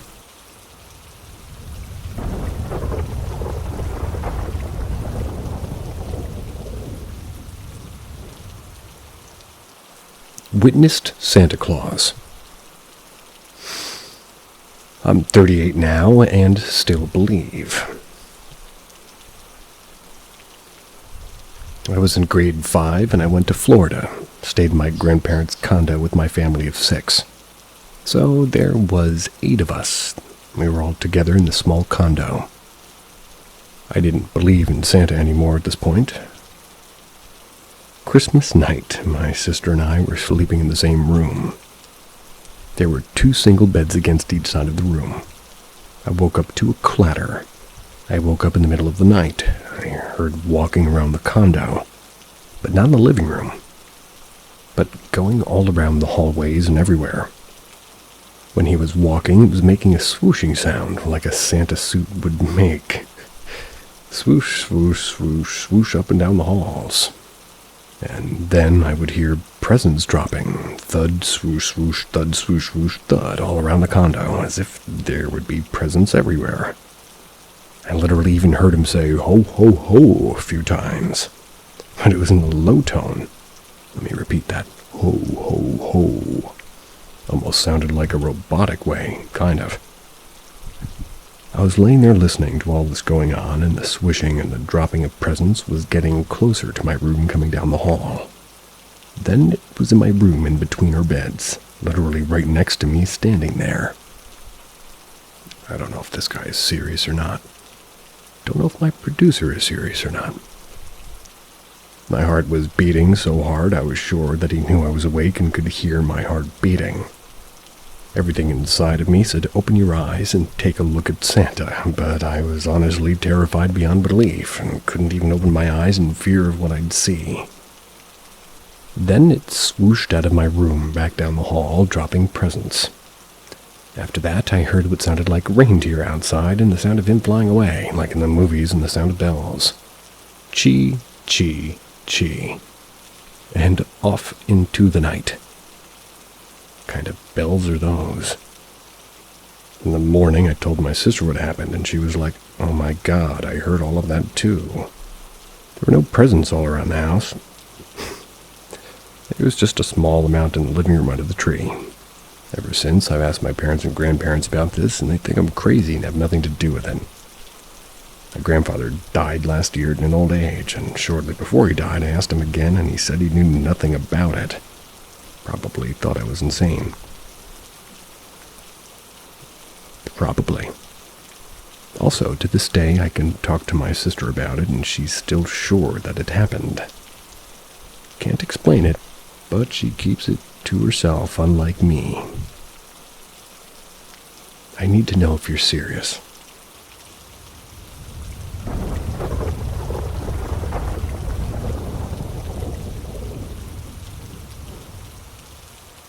Has anyone had a paranormal experience in school?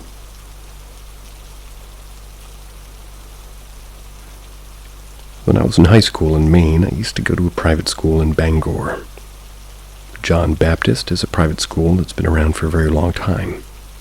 Had my experience in the auditorium. To give you the layout of the auditorium, the main doors open into the auditorium. It's very old. Has stained glass windows and rows of very old wooden chairs facing the stage. Has a balcony seating also. My experience happened one day after theater class. We'd been practicing for the play Grease. The practice had run late, and we finished up at around 11 p.m. Myself and my friend David were going around making sure everything was put away and doors were closed. As we came back to the stage, we noticed someone up on the balcony. They were saying to each other, "Who's that?" because we were the last ones in the auditorium. Everyone else had left, and Mr. Reed was back in the classroom. There was a blonde-haired kid wearing the purple and white leather jacket for the school. David yelled up to him that the auditorium was closed, and we were leaving and he had to go too. He just kept sitting there and looking at us. He said nothing. I then said that we were leaving, so it was time to go. Still, he didn't say anything or move, just watching us. By this time, we were getting creeped out. I had David go find Mr. Reed while I stayed there, and the whole time he was going, this person and I just looked at each other. After what seemed like an eternity, Dave and Mr. Reed came through the doors. Mr. Reed was asking what was going on, and I said that somebody was in the balcony, so he looked up and there was no one there. In the seconds that I looked at Mr. Reed and then back up, he had disappeared. Mr. Reed thought that we were joking, but after telling him that we were serious, we all went up into the balcony to see if anyone was up there. Naturally, there was no one there, but the chair he was sitting in was still down. That freaked us all out. After a very extensive search of the balcony and the rest of the auditorium, just to make sure, we decided to leave. It was past midnight at this point, so we turned the lights out and locked the doors and left. After this, I researched the history of the school. Did find out that a student had committed suicide in the auditorium after his girlfriend had broke up with him. Not sure when or why, and didn't really say. He was so solid looking. After finding this out, I went into the auditorium after classes a week or so later. I said out loud, "Sorry for what happened to you. Hope you enjoy the show." Figured he was there to watch the show. We did the show to a full house, and if he was there, I hope he liked it. That's my story. I'd love to hear yours. Please share.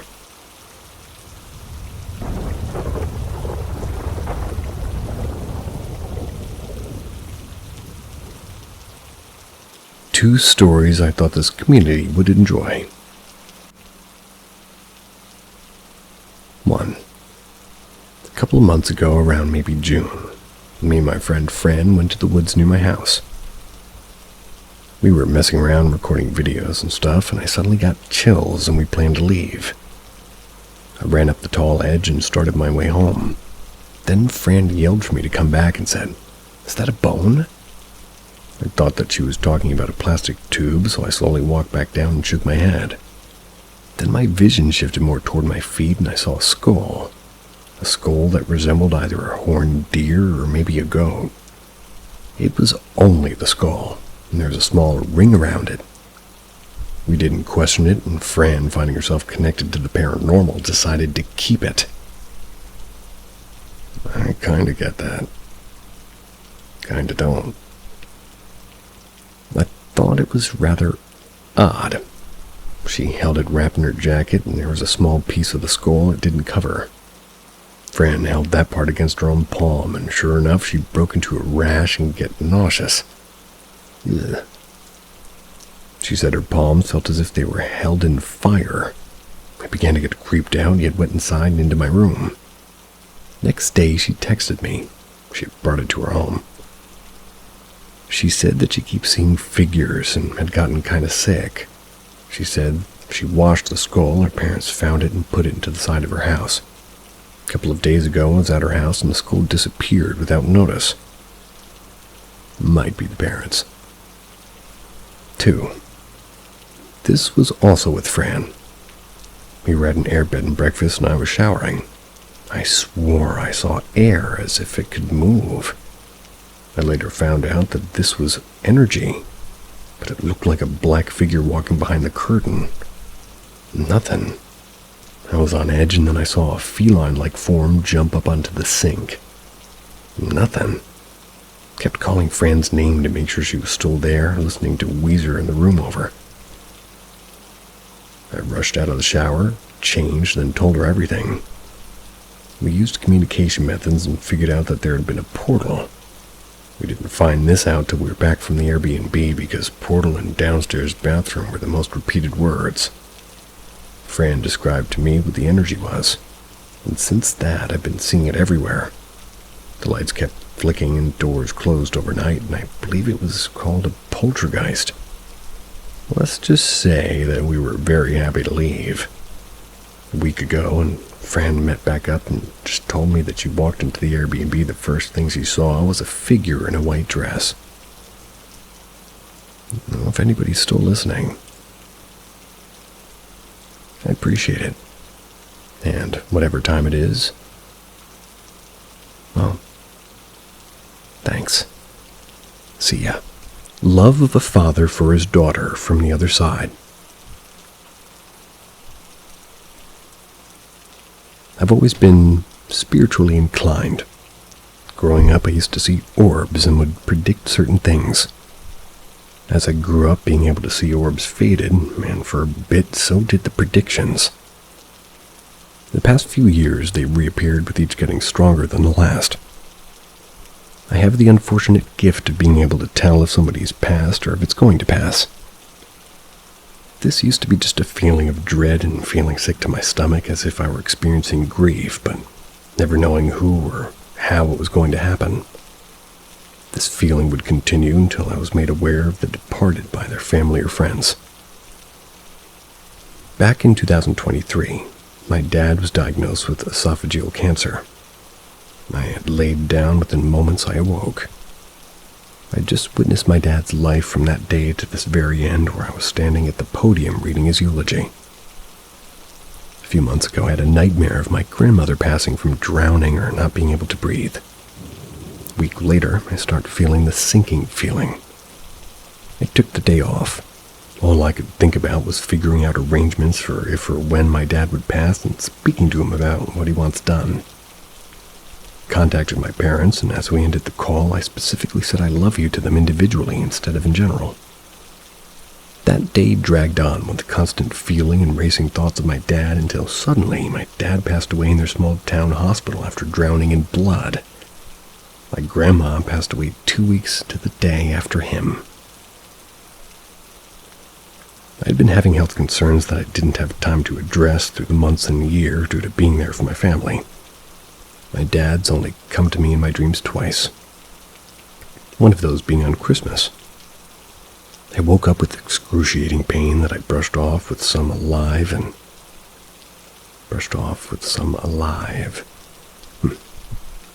I continued with my day. I began having feelings of dread and a constant voice in my head that sounded like my dad. It was saying to get to the cities and not to stay around the small town. As I drove to the cities, I noticed an orb in a video, just taken. I thought of my dad. Shortly after capturing the orb, intense pain came over me suddenly. Tried to brush it off again. Suddenly I felt this urgency and validation to go to the hospital. I ended up needing emergency surgery that night. I had been bleeding internally. My dad passed September 25th. Happened to me December 25th, 3 months to the day of his passing. Wait a minute. Yeah. My dad's spirit is the reason I'm alive today. He continues to watch over us and send us signs every day. I miss him. And yeah, that pause was me being unsure of how many months away that was. I am done with whatever's in my house. My house is well known for being haunted. There has been deaths, murderers, all this in my house. But tonight was the straw that broke the camel's back. My wife is frequently home alone because I work in the next town over, and my mother-in-law does home health. Tonight, she was just scrolling on Facebook when her phone started to go crazy, randomly opening apps even after she closed everything out, and she said that a male voice was coming through her phone. It said hello multiple times. It echoed, but also sounded like it was right there. This is not the first time anything paranormal has happened in her house. But for this to keep happening when she's home by herself is quite frankly pissing me off. I've told whatever it is on multiple occasions that it's not welcome, nor is it allowed to attach to anybody in this house, including her animals. I wanted it to just leave us all alone and leave her house. We have crystals in the house that give great energy, and we've really helped the energy of the house and flow with that. But it seems like the paranormal activity is starting to ramp up again. Sort of beyond over it last night. You're watching TV and watched a white object fly past her window. That's when our window is too tall for any average person, especially in our area of old people to fly by the window, especially from that angle which comes straight from a wall toward the street a few months back. I woke up in the middle of the night and I saw a face hovering next to the TV that swooped down toward me. I stopped about 3 feet from me and vanished into thin air. We've heard footsteps, seeing a child with razor-sharp teeth in the back room twice. The same child as that, and a little bit of the history of how I started this post.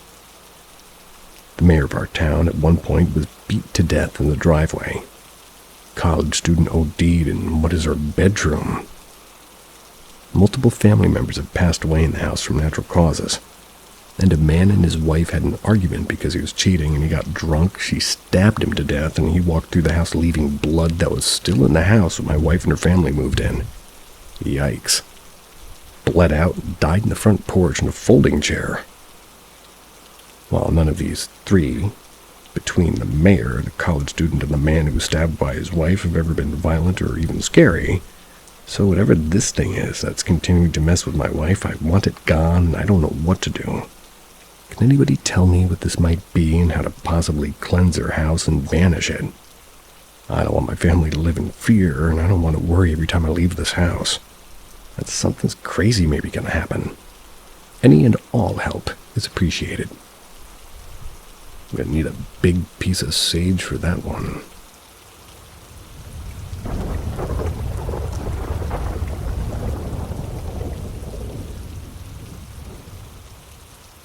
I don't believe in anything paranormal or spiritual, but I have no explanation for what I saw tonight. So I have a dog, and I almost always walk her at night due to my schedule. I'm currently living with my parents, who live in a very upscale private community, one which I'm extremely familiar with and have walked hundreds of times before, both during the day and night. It's a very safe place. I never feel any sort of risk walking at night aside from visibility to passing cars, for which I wear reflective armbands. Tonight I was just taking my dog on her daily walk. We crossed a road that led from one section of the subdivision to another. While entering this next section, I noticed up ahead, about 80 to 100 meters, a figure moving down the road across from the direction I was going. The best way I can describe it's like a person was wearing a slightly luminescent white hat skipping down the street. The problem is, first of all, there wasn't enough light to get a clear view of whatever I saw. I could definitely see the light that appeared to be a hat of a person wearing one, but not enough to discern anything more. The most disconcerting thing was that even if it was a person wearing a light-up hat skipping down the street, they would have been moving in slow motion, almost suspended in air in between jumps. There was also no sound either. After seeing this, I yelled out several times asking if there was anyone there. I didn't get any response. At that point, I noticed that my dog was whimpering and had her tail between her legs. For me, this was the scariest part because I've never seen her act like that in any situation ever. If she sees another person while we're out walking, she'll get excited and pull on the leash, wanting to go up and say hi. If there's another dog or an animal she's unsure of, she'll bark and start running in circles around me. I've never, under any circumstance, seen her act scared and start whimpering. That was enough to make me go, nope, and turn the hell around, and Like I said, I don't have any belief in anything paranormal, but I have no intention of fucking around with whatever the hell I just encountered. So we turned around, finished our walk, and admittedly, I glanced behind frequently, making sure there wasn't anyone following me. We're now home and safe, which kind of leads up to me typing this out right now. I've never experienced something like that, and I have no idea what to think. Rationally, I think it'd be more likely I hallucinated or something rather than it being anything paranormal. But the thing that bugs me the most is my dog's extremely uncharacteristic reaction. If I had been seeing things, then why would she have behaved in a way that she never had before?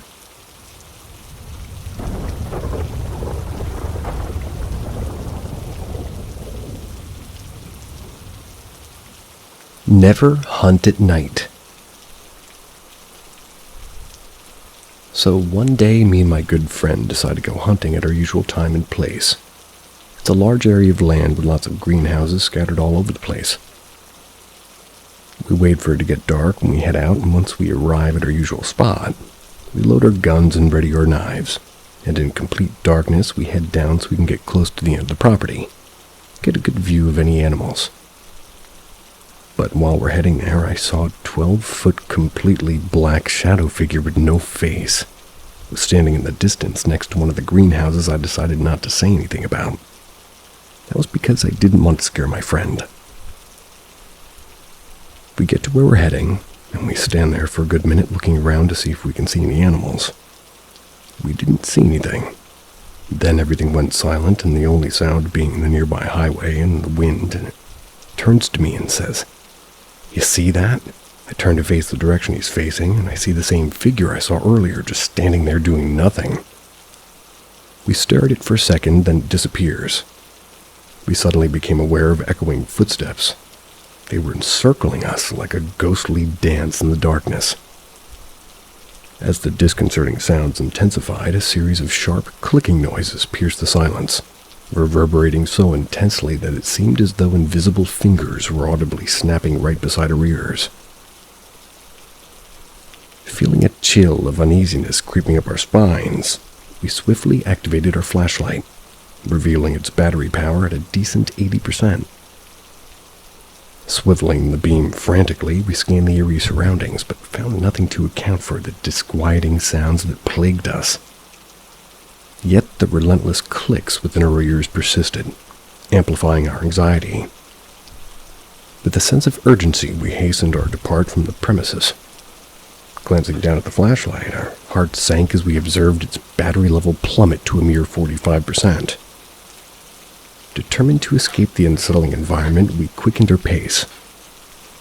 However, within a distressingly short span, the battery indicator dwindled to a measly 1% before ultimately succumbing to darkness. In the absence of light, we fumbled our way out, our senses heightened by fear. Abruptly, I felt a sharp pain in my left hand, and upon inspection, I discovered 3 searing burn marks etched across my knuckles. Seeking solace and security, we retreated to my dwelling and secured away our arsenals of weaponry. This was where our paths diverged, my companion departing for his own home. The following day, I reached out to him, recounting the inexplicable burn marks that marred my hand.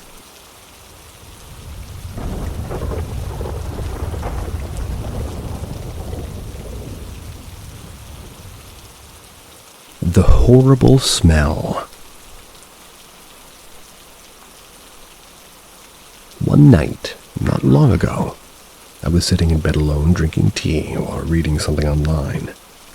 The story was engaging, and the green tea was noticeably sweetened with honey. It was pleasant, just the way I always prepare it. Suddenly, I started smelling something that at first seemed like rotten fish. I was confused. I hadn't eaten anything that close by to fish that day, nor did I have any food in my room. On top of that, it was around 1 a.m., so clearly no one was cooking. As I looked around for the source of the smell, it started to shift into something worse and more foul. Before getting up to investigate, I took one last sip of my tea. The amplified, disgusting flavor and smell suddenly hit my senses at the same time. My vision was dazed for a bit, my body processing what was happening. I gagged and spat the liquid back into the mug. The odor, the remains of the taste in my mouth were stomach-curling. Best way I can describe it would be something in decomposition or dying, or at least what I imagine that to smell like. Reminds me of fish sauce. I peered down at the mug reluctantly. The liquid had shifted completely from when I first made barely 10 minutes prior. What was once a light shade of green was now a foggy brown color with little bits of an unknown brown substance floating around in the mixture. Being that close to the mug made me want to vomit, but I wanted to understand what could have caused it. I moved the tea bag around with the spoon to see if something was wrong with it. It remained intact, unopened, and herbs inside seemed normal. Still the same way as when I first saw them. I couldn't understand what could possibly happened, especially since the shift was so sudden. There was nothing around to suggest that something had fallen into the tea. I got up violently and went to the bathroom to throw out that horrendous substance. Under the bright lights as I watched it go down to the sink, the musty brown substance seemed to have gotten thicker, and the smell became more repulsive with each second. It was like something was mutating rapidly. Brushed my teeth viciously around 5 times, and I used all of my mouthwash. I can't seem to forget the way that liquid tasted. I had been drinking green tea at one moment, and then the next I was consuming something out of a nightmare. I can't possibly seem to figure out what happened. No logical explanation I can think of checks out. It almost seems like witchcraft or something paranormal. I kinda get you.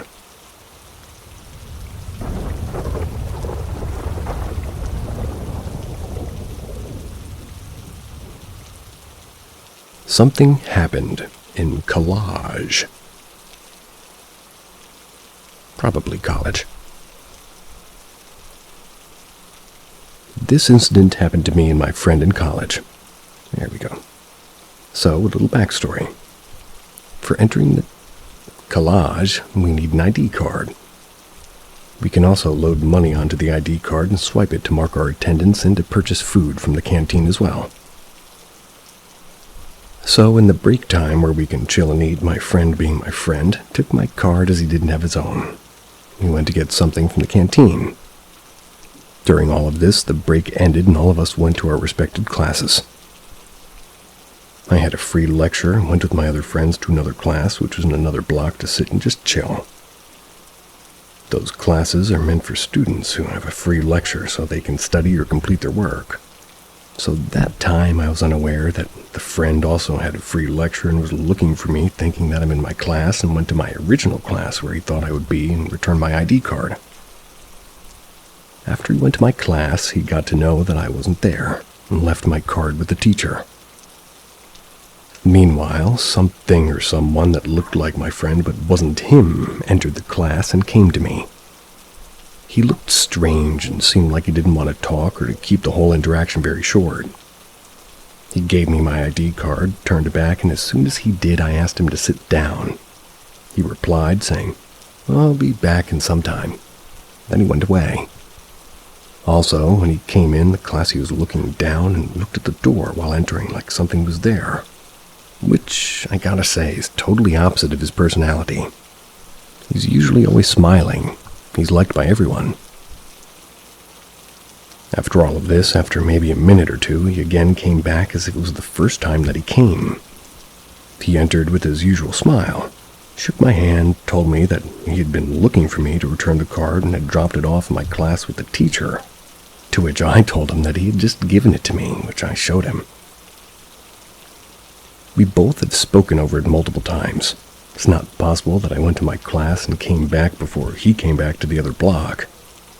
That's because there's only one way to walk between those blocks, and it's not possible for anything human to go to the other block and get the card and return back and sit in class while my friend's coming from the original class to the other block.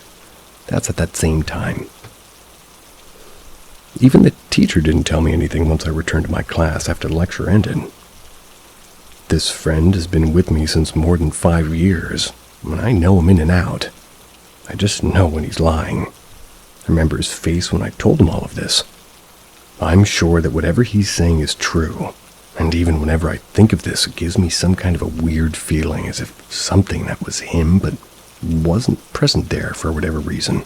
Did a ghost use our walkie-talkies? My daughter, who's 11, really pushed me to share this story here. So please be nice to her. You got it. We've experienced some paranormal activity like lights and fans coming on and off. Toys and electronics doing the same. But yesterday morning, a much creepier moment happened. I have a 2-year-old child as well as my 11-year-old. We were all in the living room listening to music on the TV. My daughter was recording my son dancing. In the background of the music, I kept hearing a bloop, followed by a psh sound. I asked my daughter if she heard it too, and she said yeah. At this point, we stopped the music and could hear the walkie-talkie button being pushed and released over and over again. Both of my kids were sitting in the front of me. Neither of them had the walkie-talkie, but one of them was on the counter. They were both turned on because they had been playing with them earlier in the morning. My daughter and I started looking for the second walkie-talkie, the one that was making the sounds. I was getting progressively nervous because the sound started happening much faster after I yelled out, "Please stop." We heard a woman's voice scream help. We found the walkie-talkie under the couch just sitting there. Nothing else was touching it or near the button at all. My daughter wanted to ask me here if there was maybe an idea or a reason why this happened or what it means. I know walkie-talkies can pick up on other frequencies, so I wasn't so alarmed by the voice. However, the button being pushed repeatedly by itself really scared us. And these are brand new walkie-talkies, meaning no dirt trapped in the button or making it stick. My son got them a day before this happened. I often end up alone during the night, and if anybody can tell me ways to stop the activity, I'd really appreciate it. I have anxiety, and I get afraid sometimes to even go into the kitchen by myself at night. Can't say for sure that it's a mean thing or a nice one and hasn't done anything overtly negative, but just knowing something is in here really troubles me. My son has a speech delay and can't speak in full sentences, but he keeps telling me, "Ghost, room." So, I would naturally go in to check. I obviously didn't see anything, but then he told me, "Ghost boo-boo," and Band-Aid. That was alarming as hell too, because he doesn't watch anything scary, and I'm certainly not telling him any ghost stories. I don't exactly know what I think for sure about all of this, but I guess intuitively I feel something's probably here.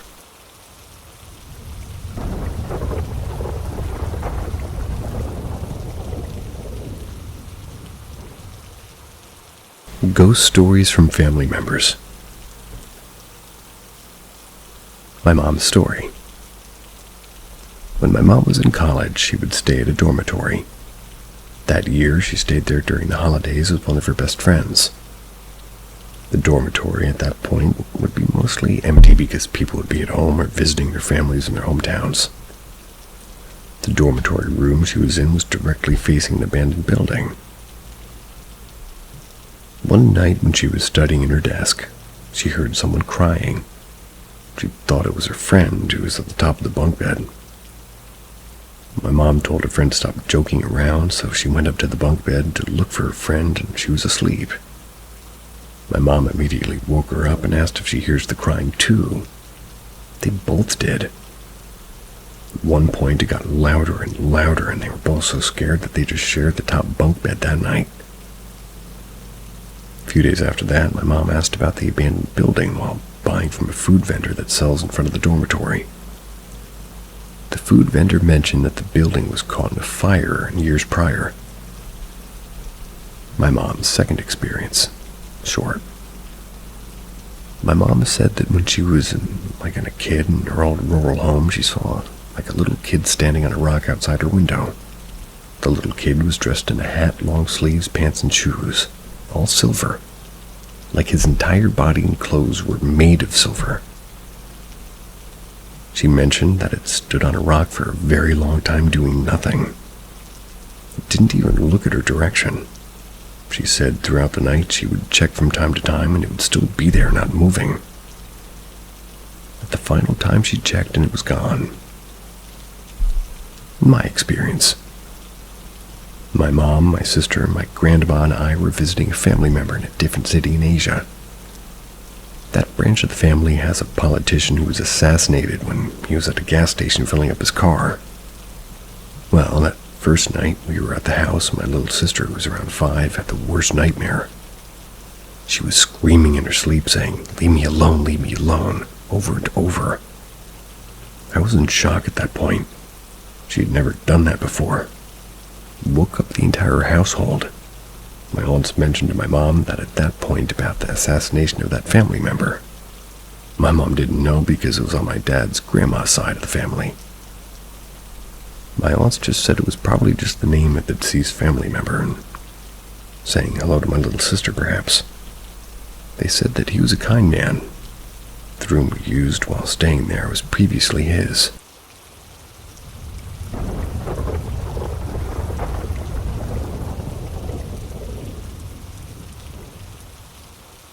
My childhood home has a ghost who resembles the Hat Man. So, we moved around a lot when I was a kid. The first time there was any sort of ghost or Hat Man figure mentioned around me, I was only a few months old. We were in a women and children's refuge. My older brother and I shared a room while my mom had her own. One night, my brother goes into my mom's room and wakes her up crying and yelling, "Bad man, bad man," thinking it was my dad, which it was kind of unlikely as he didn't actually want me. My mom goes into the room, she sees the window open and me on the floor beside it.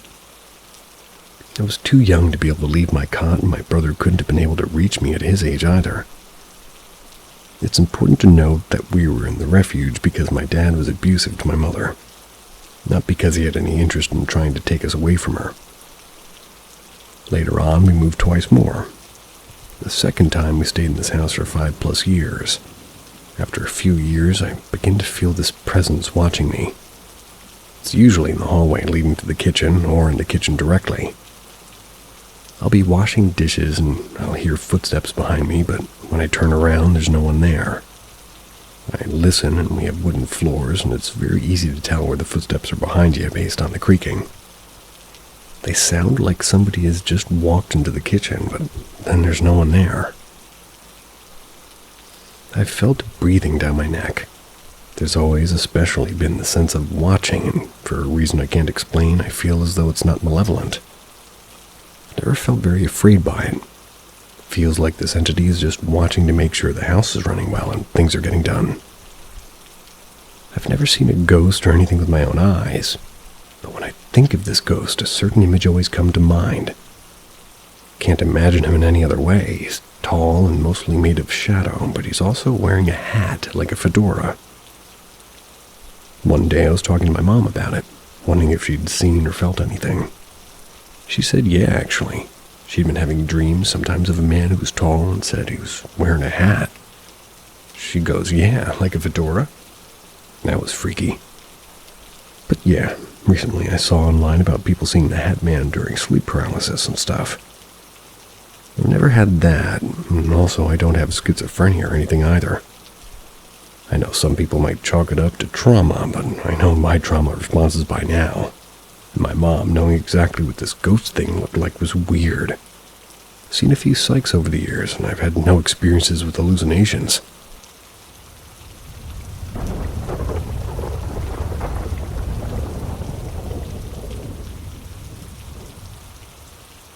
Shadow person encounter of the third kind.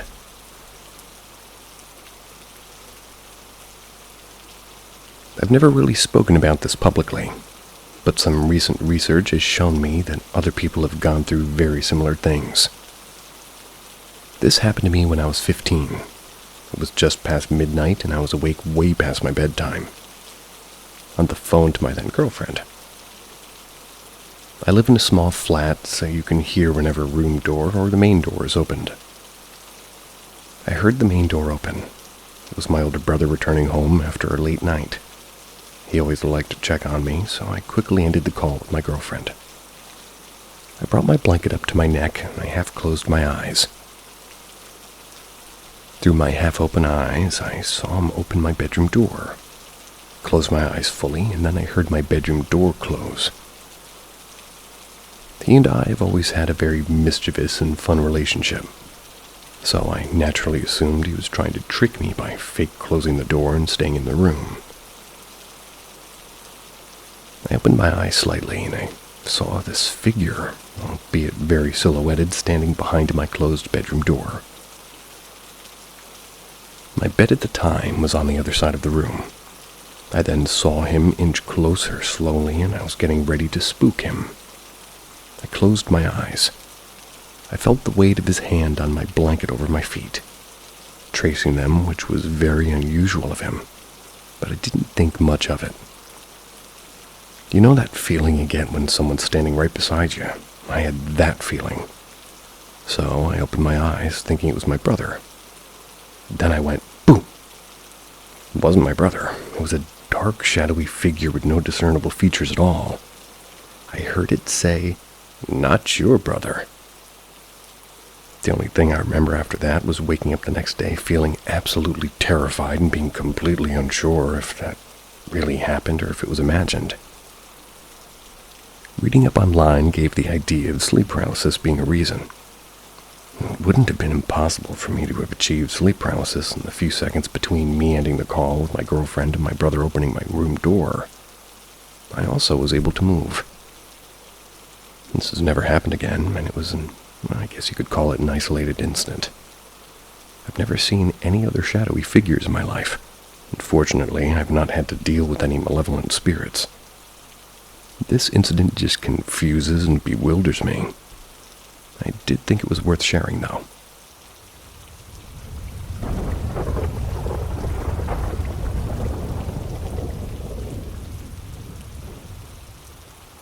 I made a ghost communication app, and I think a demon spoke to me. I watch a lot of investigator YouTubers like Sam and Kobe, and I've seen the equipment that they use. I've also seen some others use apps on their phones, but I've always felt that phone apps could be easy to fake, so I thought, I know how to code, and I wonder if I could program my own app. I managed to get the code working, and basically, how my app works is it picks up either a tap on the screen or a phone physically moving. There's no EMF or anything, it's all actually physical touch. When it picks up one of those two, it randomly selects a word from a huge list of words and displays that word. Couldn't get the text-to-speech to work, so it just pops the word up on the screen. I sent the build to my phone and began testing it. I waited a while, and this was the first conversation I had. This is not the demon, just one of the tests. Me. Anyone there? My phone. Josh. Me. Okay. Hello, Josh. Who are you? Father. Oh, are you a father? No. Oh, are you asking me if I'm a father? Yes, I am. Wife. Wife? Do you mean my wife? Danger. I immediately closed the app, freaking out, and went to check on my wife because that was weird. My wife at the time was also heavily pregnant and was due any day. Every time my wife has been pregnant, I've had the fear of her dying in childbirth. So when I told my wife she was in danger, that she was close to giving birth, it just really got to me. That weekend, my wife went to the hospital and gave birth to her daughter. But during the birth, she, my wife, lost a lot of blood. So seeing that message freaked me out even more. Everything was fine, she's alive and well, but it still freaked me out. Now, going back to when I was testing the app's movement detection sensitivity and trying again to get TTS to work, I must have messed up somewhere. After I sent it to my phone and started it went nuts and cycled continuously through words. Too fast for the text-to-speech to say the word that it picked up. But it did stop on 3 words and said them. Those words were demon, acknowledge, and me. As soon as I heard it say those words, I didn't react audibly. calmly picked up my phone, closed the app, went back to making adjustments to the code. I have limited demonology knowledge, but I do know that if a demon asks for acknowledgement, you do not do it. Paranormal Houses Are Haunted invites you to experience the unexplained like never before. Subscribe and hit the bell to stay connected to our haunting tales. I used to live in an old house in Colorado when I was a baby. Into the darkness. My parents and sister have told me stories of balls rolling across the floor randomly. Sounds of footsteps, boots specifically, in the basement. I used to cry and refuse to sleep upstairs. My dog was also too afraid to go upstairs and would sit at the end of the steps staring at nothing for hours. My dad also woke up in the middle of the night to the feeling and visible indent of somebody sat at the end of the bed. Then he heard it whistling. We then moved to Texas, and would have more unusual stuff happen, such as my toys going off or cabinets opening and closing, and my dad started having sleep paralysis. He's from Panama, and in his culture they believe sleep paralysis is demonic. So my mom covered the whole staircase in religious crosses. After that, my dad never had SP again. We then moved to our current house, which was Native American grounds back in the day. I was probably 11 or 12 when I was sent to my room because I got in trouble for something. My bed was against the wall and my door was halfway open. That's when it just randomly started shaking. More things have happened over the span of a couple years, such as seeing shadow figures in the hallway of my bedroom, seen by me, my mom, and my dad. Objects were moving, random unexplained lights, ringing in my ear a lot. The two that have stuck with me the most is once I was walking out of my hallway to leave for school. That's when I heard quiet feet pattering behind me. Thought it was my mom because she always sneaks up on me and scares me. But when I turned and saw nothing, I immediately called for her. She was in her office on the other side of the house. Another time I was in my kitchen when I saw a hand on the lower part of the walk, like something was peeking at me in the small hallway to the pantry.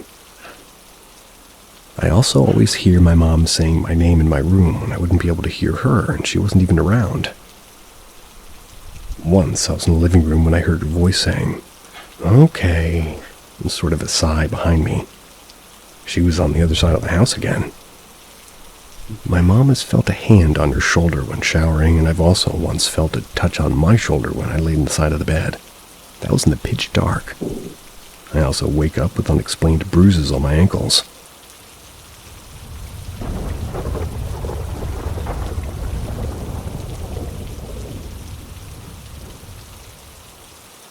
Music box notes at night. Most nights for the past 2 weeks I've been woken once a night at various times, but most frequently between 3:20 and 3:30 a.m. by 3 loud, tinny music box sounding noises. Gets my heart racing each time. I don't own a music box. I've turned off electronic devices. I've pulled out my bed and furniture looking for anything that could be making the sound. Can't find any answers.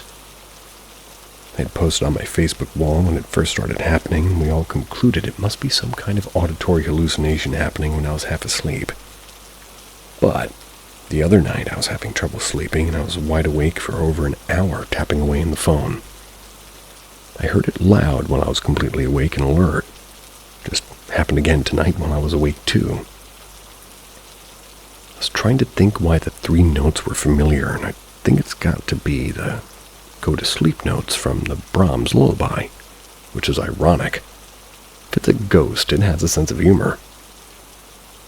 The last 2 nights I've had smart recorder app switched on my phone, the kind that only records if it picks up noise. It didn't happen. I wasn't woken, at least nothing on the recording. Absolutely kicking myself for forgetting to turn the app on tonight. I'm gonna keep trying though. Not the first time weird things have happened in this cottage. Soon after moving in 1.5 years ago, the lights in my room would randomly switch on and off. At first I put it down to electrical fault, but it was odd that it only ever happened at night. Waking us up once we were asleep, daughter often sleeps in my bed, there's like This was after a few weeks it just stopped on its own. Also had a few literal bumps in the night, like loud and sudden ones, which we initially reasoned was happening because of the cat knocking something over, but later realized the cat was outside, etc. My elderly neighbors convinced her place is haunted and has some wild stories that can't be explained unless she's either going to, senile, which I don't think so, she seems sharp as a tack from our conversations, or someone's been breaking in and playing tricks on her. She said the site where we live was originally a nunnery, then a convent school for the time, then a hospital before being converted to accommodation. I'm usually highly logical and skeptical of paranormal stuff, but starting to feel a bit freaked out and exhausted. Me too.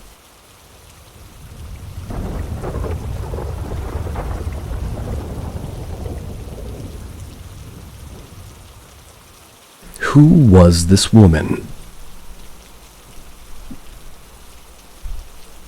This story happened to me when I was a school student.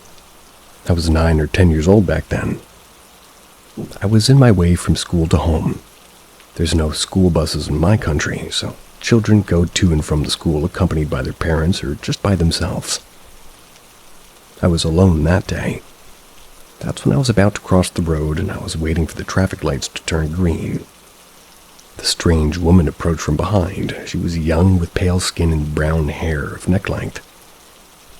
She was wearing a long, ground-length dark brown coat with a hood. It was strange for me because it was the first and last time I've seen someone wearing such clothes.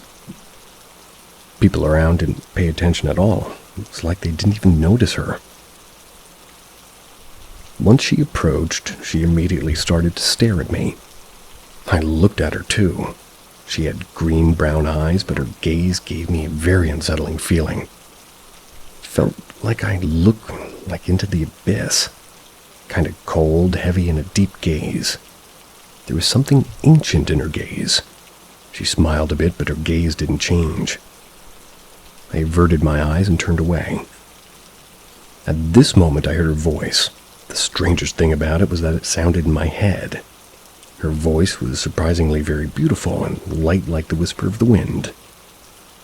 Hard to describe this voice.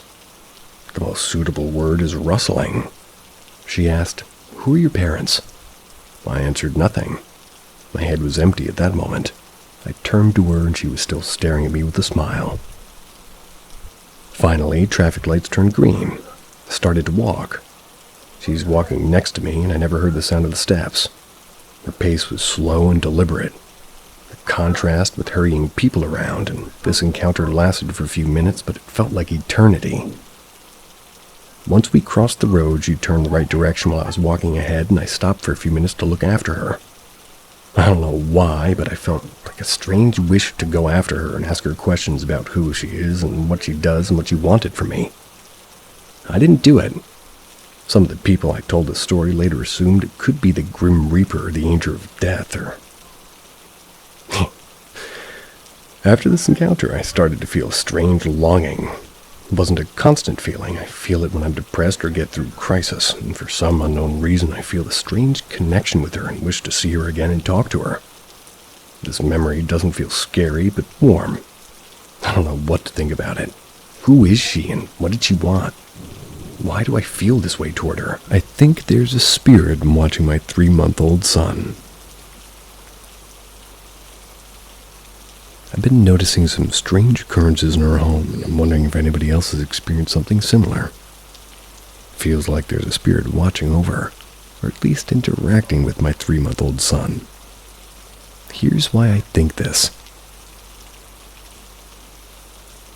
1, my son reacts to something invisible when he's on the changing table. He often stares to his right and babbles or giggles just like he does when me or my partner talk to him. It's like he's interacting with someone. This hasn't happened as much recently, but it used to be a regular thing. 2, the baby monitor moved on its own. One night while my son was asleep in his room, the baby monitor physically moved. We had the motion sensing feature turned off, so it really wasn't that. It only happened once that I know of. 3, temperature fluctuations. This room is noticeably colder than the rest of the house, even when the heating is consistent. When he sleeps in our room, it sometimes gets unnaturally cold or even too hot. 4. Strange noises at night. Twice now I've heard noises that sound like bats squeaking, but the sound's coming from inside the house. It always happens late at night when we're all in bed. 5. Our bedroom door moves on its own. The door is closed by itself a couple of times. I assume it's from the air conditioning, as it's happened during the day. But last night, while we were in bed, I distinctly heard it creak open. Can't explain that. Terrifying dreams with shadowy figures. I've had 2 vivid nightmares that left me screaming myself awake. In one, a shadowy figure came out from under my bedside table. In the other, it entered the room through our bedroom door. My partner told me I was shrieking like a child in both instances. 7. Sleep paralysis experiences. I've also had sleep paralysis twice in my life, though not recently. Both times I felt a strong presence in the room with me. First time it happened, I was only young, but I can remember seeing everything as if it had red lenses on. The second time was when I was in my early 20s. I'm laying in bed when I heard the door open and it felt like somebody was pacing around my bed. Honestly thought somebody had broken into the house. Managed to break the paralysis, turn my light on, and no one was inside. I'm not sure if this was connected to what's happening now, but it's worth mentioning. Something mimicking my mom. Background knowledge. I've always grown up loving all things paranormal. My mom is spiritual and my dad was raised Catholic. They both believe in the paranormal and all that. So as kids, we learned to adopt this too. I consider myself spiritual as well, and I practice witchcraft.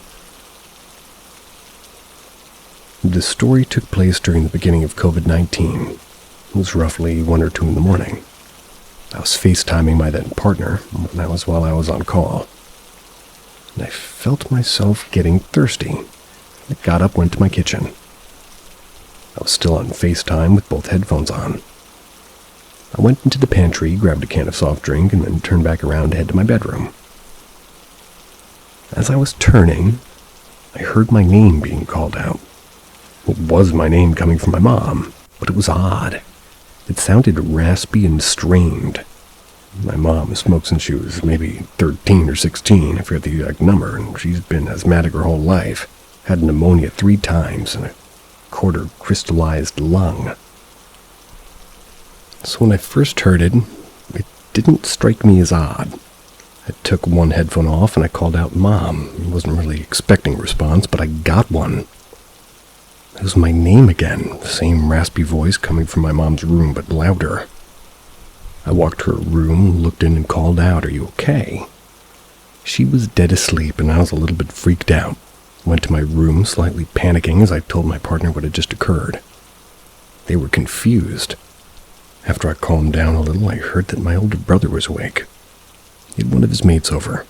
And yeah, I know, not smart during COVID.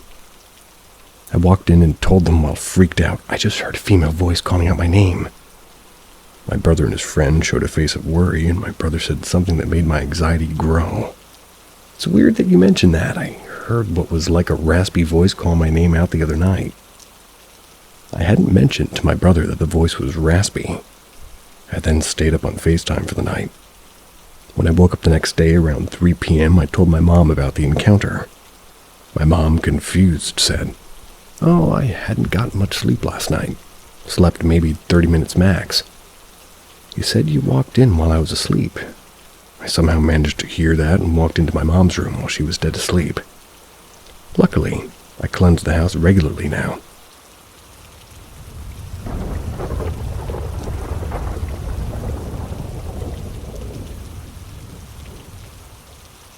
The Scarred Woman of the Girls' Restroom. Their story. One day in the girls' restroom, a girl and her gay friend were freshening up when the friend littered. Suddenly, a scary woman with a scarred face appeared and became furious. The incident was reported to the school administration. The story spread among the students. The guard even recounted the incident, and they burned incense in the restroom that night to appease her.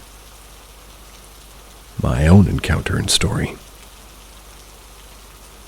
If you've seen my previous post, you'll know this is the time I frequently encountered ghosts. This happened during my second year of college, but I sensed something scary about that restroom from the moment I first enrolled. Can't quite describe the feeling. Heavy sense of dread when entering, so I rarely used it. Though the other two restrooms also had a strange atmosphere, albeit a bit less intense. One day, or perhaps a week later, we were just waiting for our next class. I decided to stay in the corridor while my classmates were either absent or searching for available classrooms because ours was occupied. The corridor is right next to that restroom, and fearing I'd miss my classmates if they found a room, I decided to use it. As I put one foot in the doorway, I saw her face, completely scarred. I saw her in the window. I immediately ran out next to the restroom. It's an open basketball court. You might think it was a prank, but the window's on the outside overlooking the open court. If someone had been playing a trick, I would have seen them running away near the restroom window. But there was no one there. This was during class time, so few students were around. Additional information. Of course, as usual, I didn't tell anyone. People often dismiss ghosts as non-existent, and I understand that, so I kept quiet. However, I have confirmation of what I saw. Don't usually bring up the topic, but it eventually comes up in conversation, and people's descriptions often match what I've seen. Someone who owns a business near the school mentioned a janitress who died in a fire there. Janitor? Didn't know those were gendered. One of my classmates also recounted the incident in the restroom, sharing that information with us. I know it might sound unscared and boring to read, but experiencing it firsthand is entirely different. Do ghosts mimic voices? I've encountered this on a few different occasions. So this started about a year ago. I'd recently moved to my girlfriend's house in the sticks of Pennsylvania. She and her 2 children had moved to the home. That was about 2 years prior. She bought the house on foreclosure, and she redid most of it. The only info she got was an elderly woman and her daughters lived there previously. If I were to guess, the house was built maybe the 60s or the 70s. Could be older. So this is what's going on. She's a teacher, so her and the kids are outdoor at about 8:30 a.m. at the latest. I leave for work at around 10 a.m. I'm usually in the back bedroom, maybe getting ready for work alone. And I've literally heard the front door open and my girl talking. I can never make out what she's saying. It's just the exact sound of her coming in the door with her keys. It's wild. Thing is, she's not home. Nobody is. My pit bull is also alerted by this and runs to the door before I even hear it. My dog also will go right up to the door and growl sometimes. That's when no one is there. I would think that she forgot something or come home from work early, and I would go greet her, but nothing's ever there. This has happened maybe 4 or 5 times in the year. Since I've become aware of it, nothing has happened. That was until we got back from our trip from North Carolina.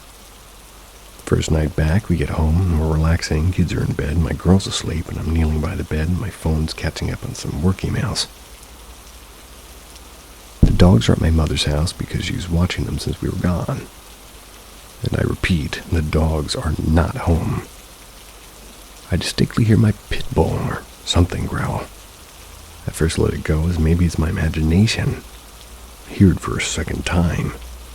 The only way I can describe it is as being almost identical to what it sounds like when my pit hears something at the front door.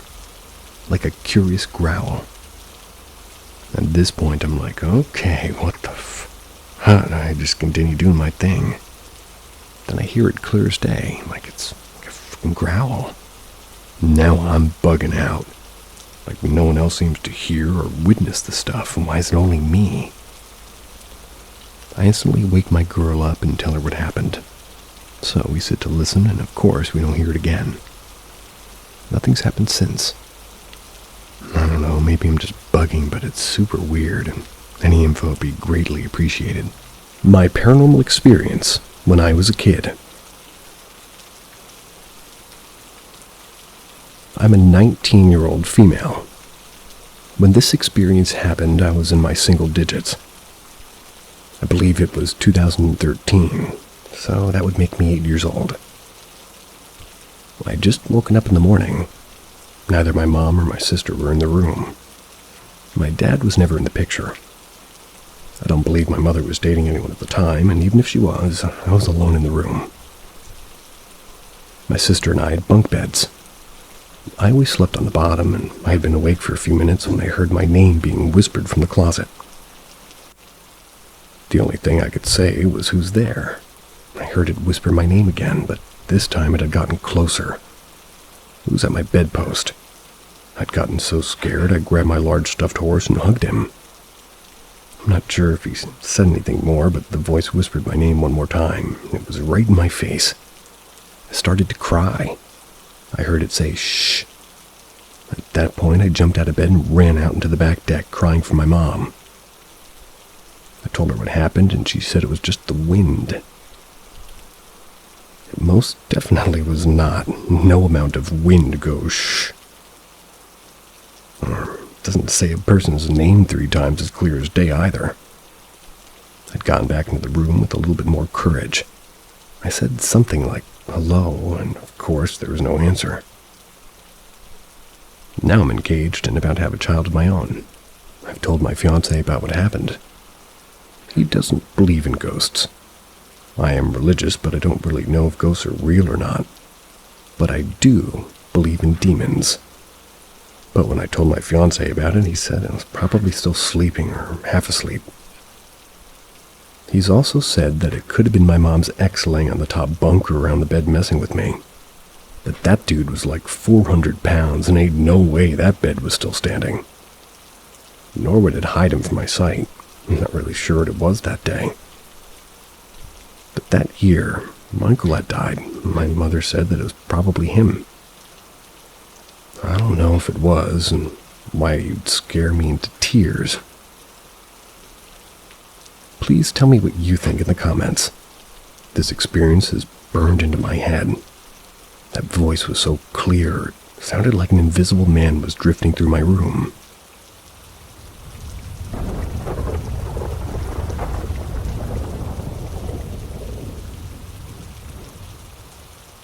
A very personal experience a few nights ago, burned into my head.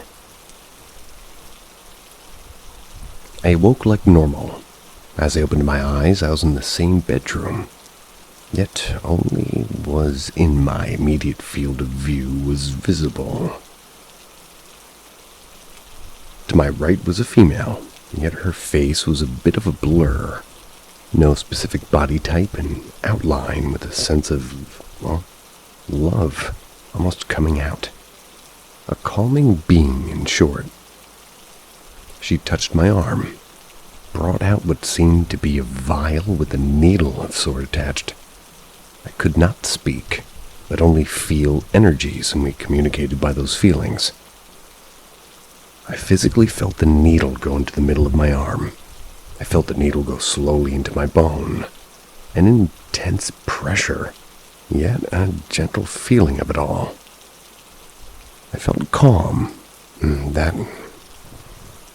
This is, I guess, supposed to happen. She drew the needle out, taking blood. What I can only guess is marrow, or removed something from me that needed to be rid of. Then she placed a slight cut in my arm and placed what looked like a hybrid surgical scissor into the cut. Cut up my entire arm, the first 2 layers of skin deep, exposing the fat layer and then the tendons. I felt nothing. I felt relief that she was cutting up my arm for some reason. There was no blood while cutting, and my skin was pure, it felt. I could do nothing but stare into my exposed, wide-open arm while the blur of her touching my arm. I looked at her trying to make her out, and I looked down again and my arm was like nothing happened. I felt a peace feeling, almost a euphoria while she was communicating to me. I knew exactly what she was saying, but I heard nothing. I then woke up and everything was just said to me was forgotten. Yet everything else was a pure reality to me. I've never felt something so real and so vivid. I do not feel like I woke up again. I feel that I woke up when I encountered her. It's not left my head for 1 second. I have a very confused feeling. As being, this experience was not a dream to me, or at least I don't believe it was a dream.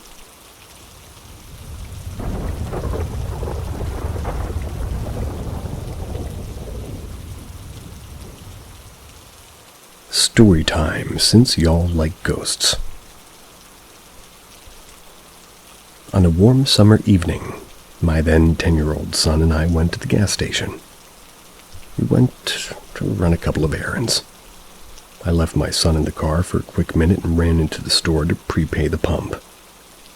After I'd pumped the gas, I got into the car and my son says, "Mom, this weird lady was driving around and she was in the parking lot. She was staring at me." I immediately felt very protective of my boy and said something to the effect of, "I wish a motherfucker would."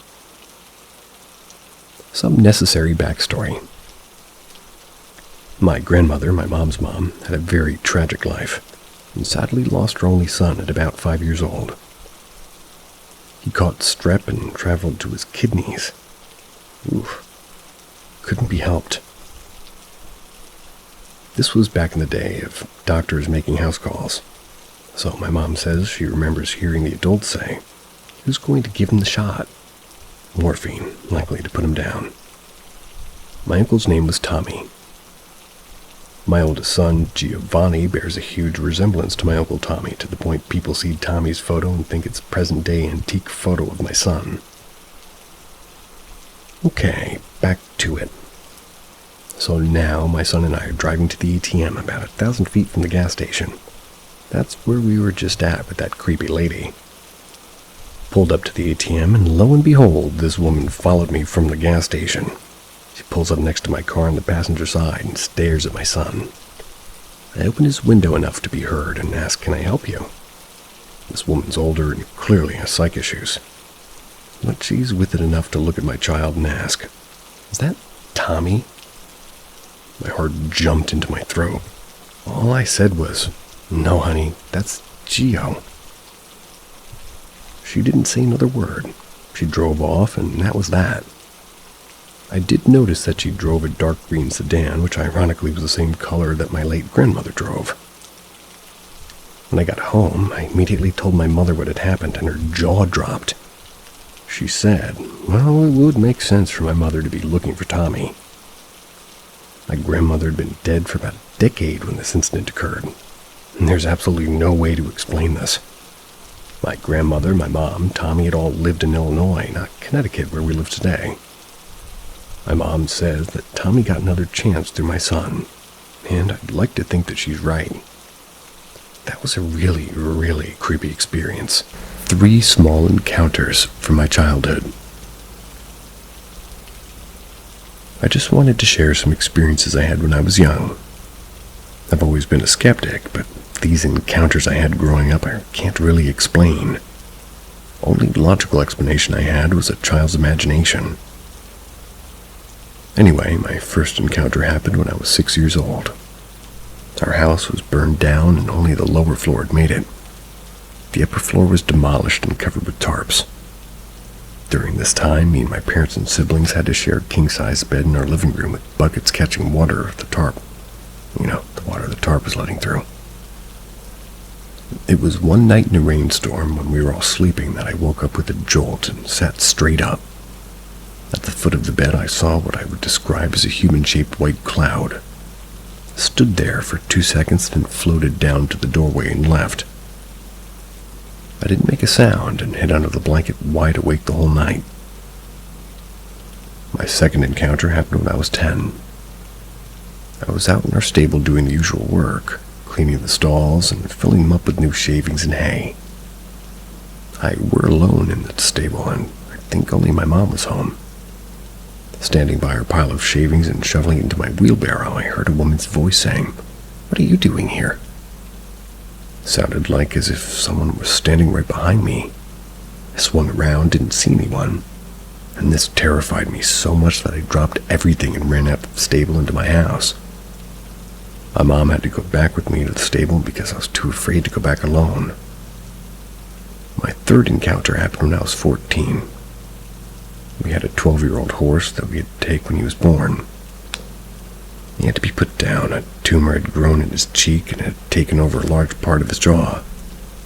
We cremated him and had his ashes put into the soil of a rose bush in our yard. A couple of days after this, I was at our stable working, and I was alone and all the other horses were outside in their paddocks. I was sweeping the stable passage when I heard hooves walking inside the stable on the other side from the part I was in. I ran toward the noise since I thought a horse must have been breaking the fence and got loose. But it was empty. I ran out, and all the horses were where they're supposed to be. I remember walking back to the stable and just crying, thinking that it must have been him. I moved away a couple of years later, and I've never had any experience close to these before.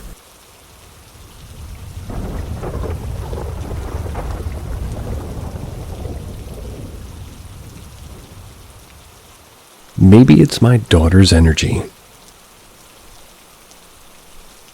I'll start by saying that I'm a skeptic, but my husband was raised in a witch museum and celebrated Wiccan events. Witch museum? I've had more unexplained experiences in the 12 years that we've been together. We have a son, 4 years old, and a daughter, 18 months. They both have done odd things as babies, but it seems to be increasing with my daughter. When my grandmother passed away, my parents moved into the house where she died. I always felt close with this grandmother. I became pregnant the month of her passing. She always wanted a daughter, but had 3 sons. So when I was having a girl, it felt extra special. While pregnant, my then 3-year-old son said he had a dream that Grandma was holding baby Sissy and showing her the boats. We were staying at their lake house. He even said her name that we were considering. My daughter always smiled at the old chalkboard that we inherited from my grandma. It's in her room. When she started crawling there, would be times where she would laugh and reach out to nothing, then crawl toward it. Now, multiple events have happened at the lake house where my grandma passed. My daughter never sleeps through the night here, really. She typically wakes up giggling and babbling. Last night, playfully roaring at nothing. I was alone in the house, putting her down to nap, and I heard footsteps in the hallway. Thought my brother returned, but nope, I was alone. Then when I went downstairs and checked her monitor, I saw the closet door was opened in her room. The room had thick carpet. Those old doors aren't easy to open. It has old decorations in there, so it's not something we would have kept open by mistake. My husband has had very, very vivid dreams of past loved ones interacting with their daughter. That's whenever we would stay the night in that lake house. I thought it could just be the house. We know the history, and maybe our minds are playing tricks, but now I'm realizing that it seems to all evolve and occur with my daughter. Is this something that she might outgrow? What are the chances she's more connected to otherworldly things? Is this a common occurrence with babies or children? When should I be concerned? You'll know when.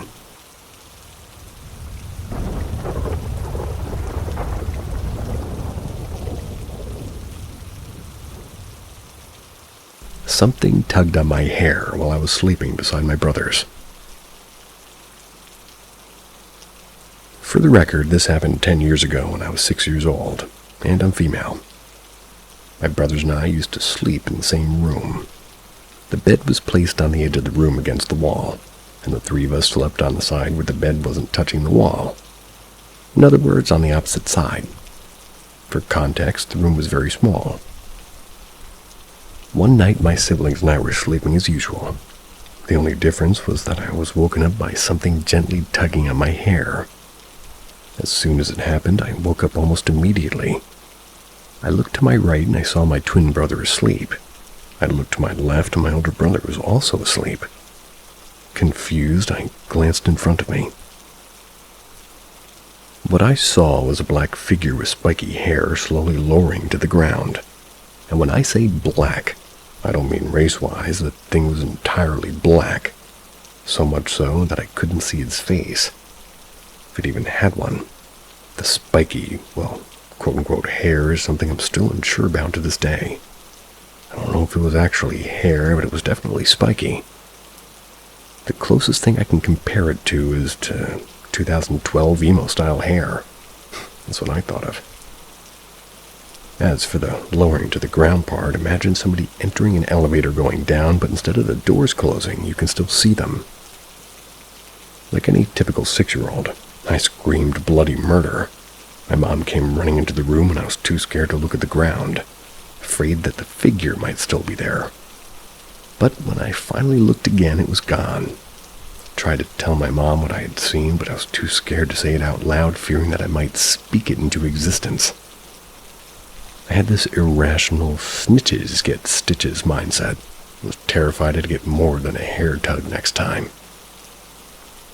I feel ya. A week later, I tried to tell my teacher, but of course nobody believed me, and I don't blame anyone for not really believing me, but as a child, it was just a terrifying experience.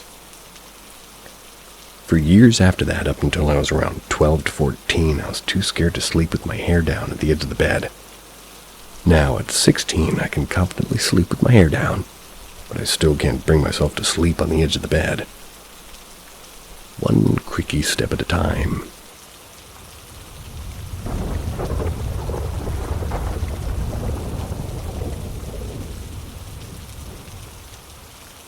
Had my first encounter with something I can't explain back in November of 2021.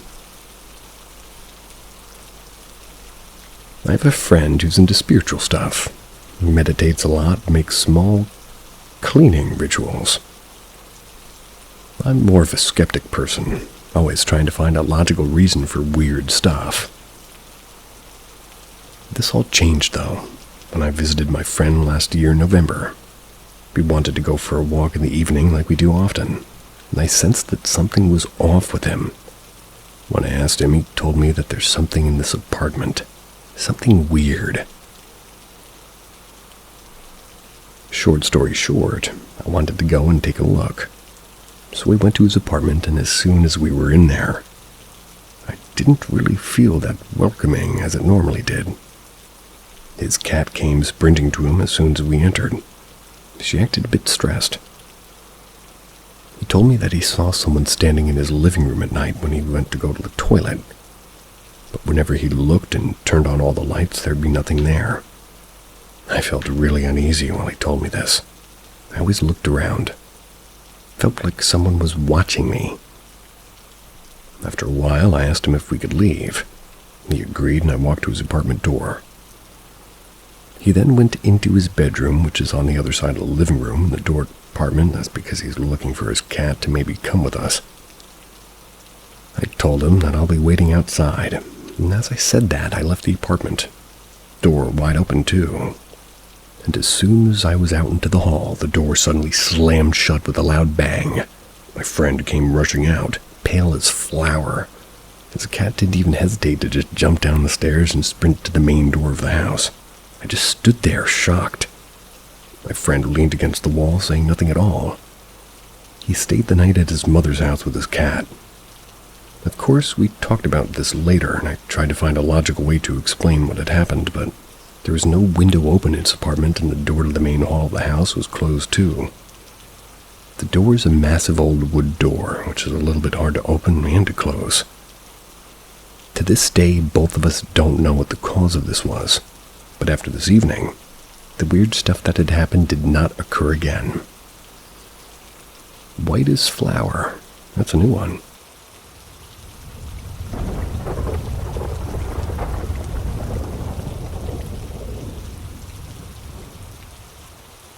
Ghost of pet, or sleep paralysis.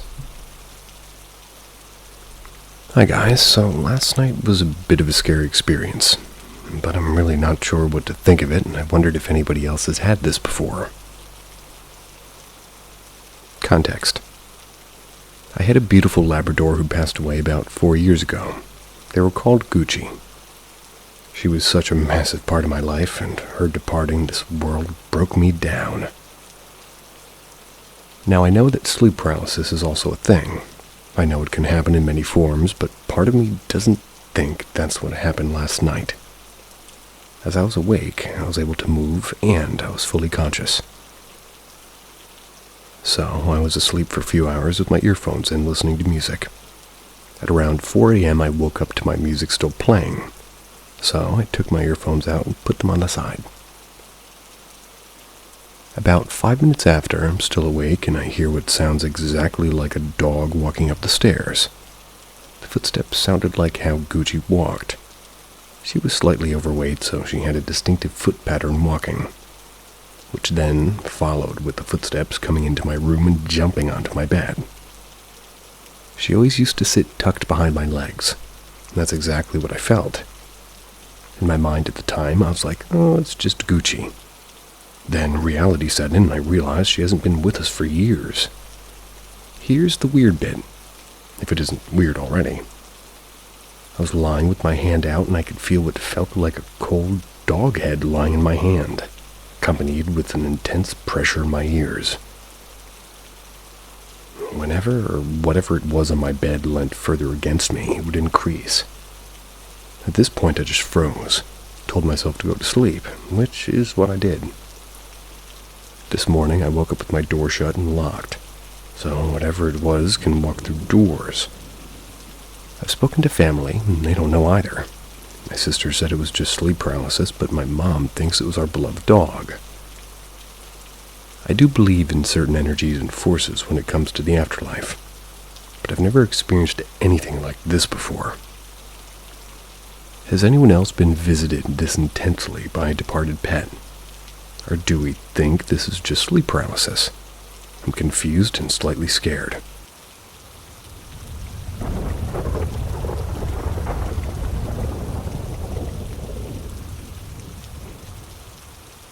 Stared down by a zombie thing. So I used to live near a really well-known forest for being haunted, known as Black Forest. Now this forest is super creepy and very dark, hence the name. I had one very scary and startling experience while driving through this forest, which made me never step foot in the area ever again. On a weekend, I was invited to go hang out with some friends. I had nothing else to do, so I agreed. It was also around 8 or 9, so it was dark out. Now there are 2 ways I could get to my friend's house. 1, go through the Black Forest, or 2, go around the forest and add 20 minutes into my trip. I usually avoided the forest because the roads were somewhat confusing and I just couldn't see very well because of there being no light. However, today I felt impatient and decided to go through the forest. The ride to my friend's house was very uneventful, but the darkness of it all was very unpleasant to say the least. Stayed at my friend's house and I started to head back around midnight, or just around 1 a.m. Now this is when I had my first experience. While I was driving, I look at my GPS a lot because of the roads, and I always wanted to check where I was going because some of these roads look like actual roads, but some are actually driveways for a lot of these houses. I didn't want to trap myself in somebody's driveway, so I checked my GPS a lot. I was driving, came to a stop in front of a red light. I was underneath a very dim street light. It was still pitch black, and I was the only one on the road. As I was sitting there, I got a very weird feeling as if someone was watching me. I then looked to my passenger side door only to see this glowing zombie-looking like man wearing what I could only describe as rags. He didn't look alive, his skin looked like it was falling off. He was very gray in color, and he was just staring at me. I really thought my heart was going to explode because I was so scared. Even though the light was red, I floored it. But I wanted to see if the thing staring into my car was actually real. And right as I crossed through the median, I looked back. Nothing was there, and there was nowhere he could have gone that fast. I was spooked and drove all the way home, trying not to hit any red lights. This was before the big forest fire.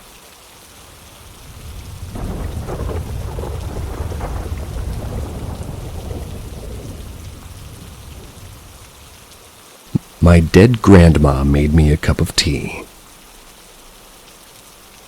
I used to live in a very old house when I was in elementary school.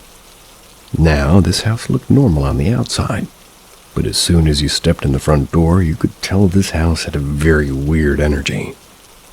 My sister and I usually talk about all the weird things that would happen there, and just how the house had an awful energy overall.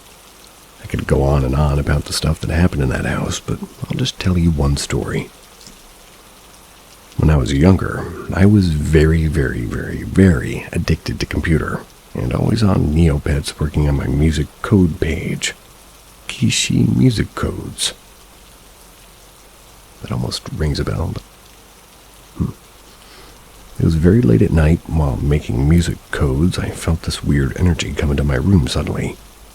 It wasn't evil or anything, but it felt nice and loving. The weird thing was that I instantly knew that this was my grandmother that passed away not too long ago. I looked next to me, and the bed just seemed to indent like somebody was sitting there. I don't know really how to explain what happened next, but I felt that this energy that I assumed was my grandma was telling me that she had to leave, and she loves me. It told me to tell everyone her message. Then, just like that, it seemed to all just disappear. I didn't think much about it after, and just went back to making music codes. The very next day, I was getting ready for school. After I got ready, I sat down in front of my computer and was watching YouTube. My mom was in the kitchen asking me if I wanted tea. I just shouted something along the lines of, "Yeah, I want some tea." And I guess the TV was loud, and the TV was on too, so she didn't hear me. I said a couple more times, but I gave up because my mom just couldn't hear me. A couple minutes passed, my mom came up all scared and asked me if I came in and turned the kettle on because she said it just flipped on while her back was turned. That was while putting something on the shelf. She looked pretty scared. I don't really know what came over me, but I just looked at her and said in a straight face, "Oh, that was Grandma. She wanted to say goodbye last night. It was her." I don't think I've seen my mom look so freaked out, but I just felt like I had to say it was my grandma for some reason. Finished my tea, went to school, and nothing like that happened again.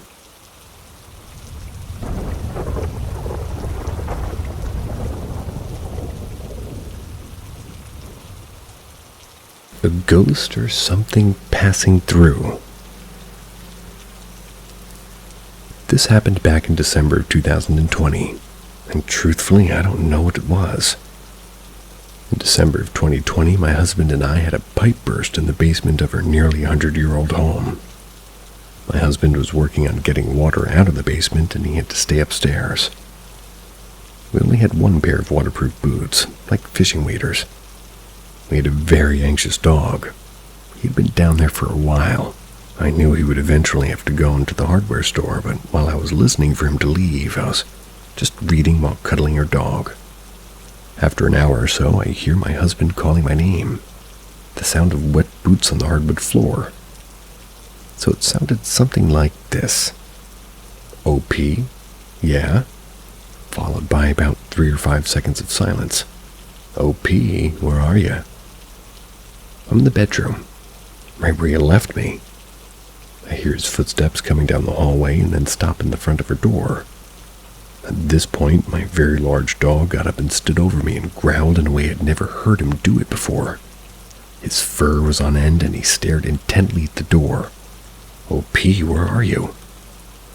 Before I could respond, the doorknob started to twist and twist and twist. The doorknob kept turning but never opened. The dog's going absolutely crazy, growling, and now has himself between me and the door. Just as I thought the door was going to open, the door barked. The dog barked, and the door stopped. There was no noise or retreat of voices. All was quiet. After about a minute, I got a text. It was my husband texting me and asking me if I needed anything while he was out. When I checked his location, he was over 35 minutes away at the hardware store. I freaked the F out and pushed the dresser in front of the door. Checked all of our exterior cameras and no one came in or out other than my husband when he had left. I still don't know what it was. I've gotten mixed reviews on mimics or just a passing spirit. What do you think? And no, it's never happened again. I'll answer any questions you may have, though.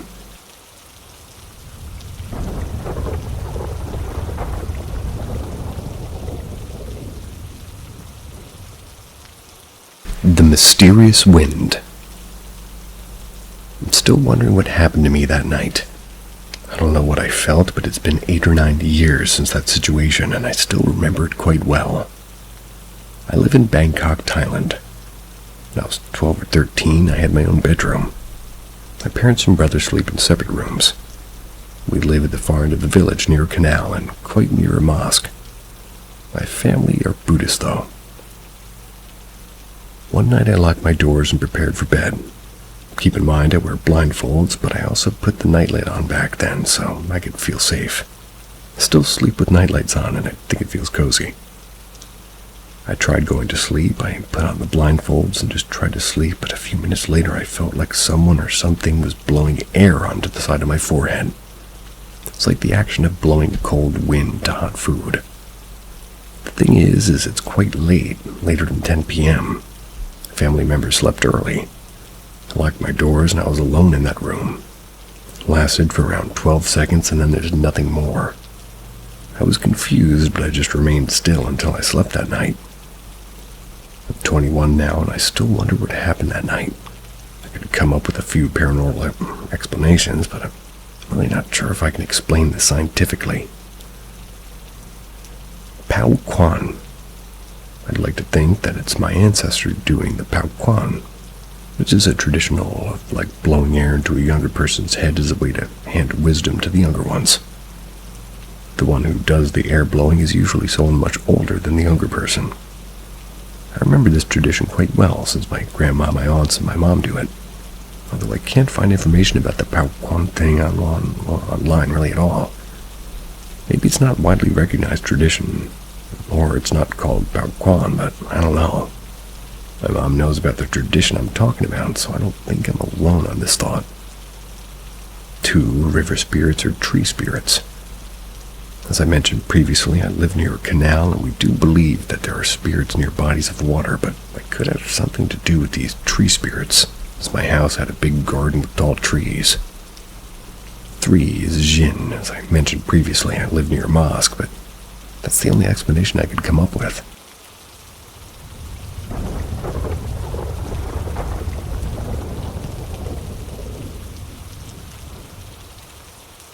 Saw something lurking in my closet this morning. This morning I had the most frightening experience of my life. Just to put a setting in place, my room has my bed in the middle against the back wall, directly in front of my closet.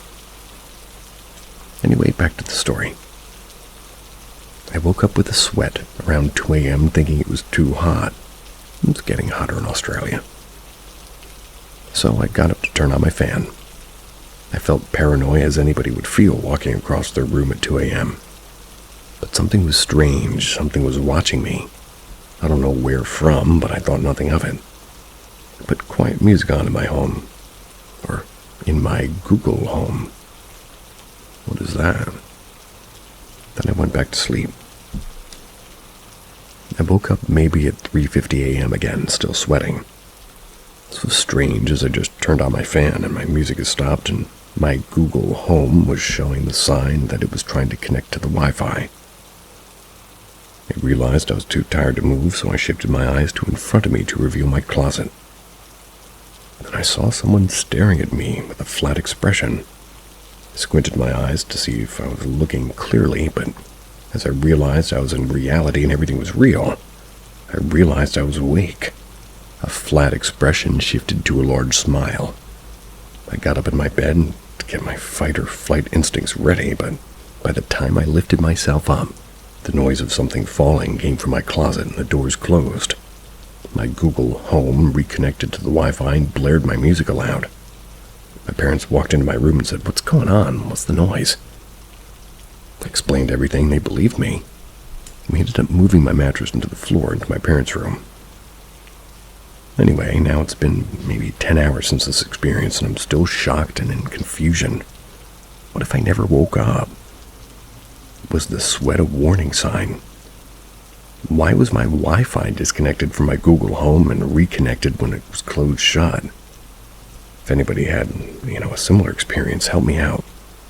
I'm scared to go into my room now. I know it's easy for me to be seeing stuff, but it reacted when I knew I was awake, but something is not right.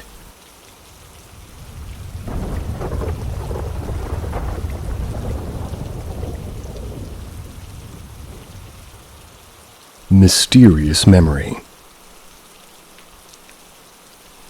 I want to share a random childhood memory that's always stuck with me. I've never been able to explain it, and nothing has ever happened to me like it since. Has anyone else had any similar experiences or anything to add?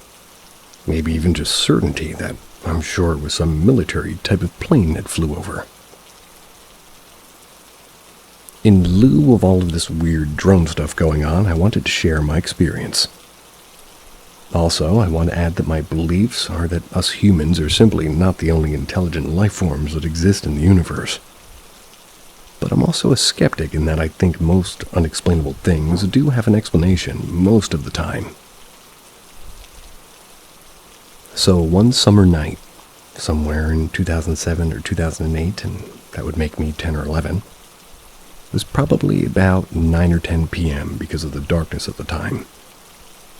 I live in Pennsylvania. My friend and I were walking from my house to hers, about 3 or 4 houses, maybe 100 yards away. Sorry, my brain works in customary. And all of a sudden, there was this indescribable boom that literally sent us to the floor.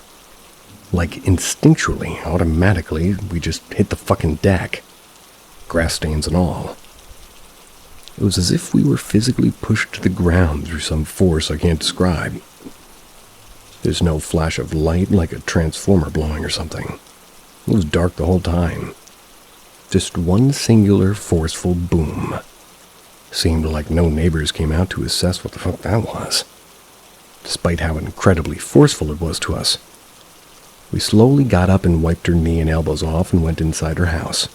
We were like, "Did you guys hear that?" Everyone in her family was like, no. Weirdo kids in your imagination. We just moved on and whatever. But it's always stuck with me because it's just weird as hell. I've heard a sonic boom from a supersonic plane above at an air show festival, and maybe it was similar, especially if you're not expecting it. But it was super weird to me either way.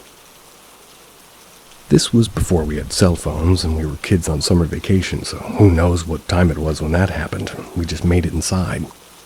So I've always wondered, what if we did have some lost time but just never realized? I always wonder if this entry hadn't saved me from something terrible. I lived in a haunted house when I was a kid. Always felt uneasy, like I was being watched, especially at night. I'd often have intrusive thoughts and emotions, like don't make noise or you'll be in trouble. It was more aimed at a shed in her property, like whatever was there was dangerous. Whenever I was outside, I would keep it in my sights. I even saw an apparition, an old man with thinning hair wearing a white shirt and blue jeans. They were overalls, and they were unlatched on one side. His face looked, normal, and yet at the same time, like it was warping and my mind didn't understand what I was seeing. He just glared at the house from across the street, until he realized I was looking at him. Then he turned to stare at me. I was frozen, which actually happened before I even saw him, just the spot itself, until my mother, who'd gone inside, called for me and broke whatever was happening. When I looked back, he was gone. This was the same house where I was diagnosed with epilepsy. Had my first real only sleepwalking incident of which I remember everything about. Like I specifically recall, wavering for several minutes before grabbing my pillow and taking it with me. If my mother hadn't woken up and I'd gotten caught by a kitchen chair, I feel like I would have gone outside, if not to the shed itself. A few years back, we were back in that area and my mother decided she wanted to drive by it. The emotions I felt were still there, only they seemed stronger than I'd remembered. The intrusive thoughts were there too. They were saying that we needed to leave, that we weren't meant to be there. No one was meant to be there. Now that I'm older, I feel like an old man was separate from the uneasy feeling I felt about the shed. I'm certain it was him who didn't like noise who left the intrusive thoughts and feelings that I'd get in trouble if I'm too loud. But the shed seemed different. The house still stands empty from what I know, and it's overgrown and falling apart. We were told nobody ever lived there for too long.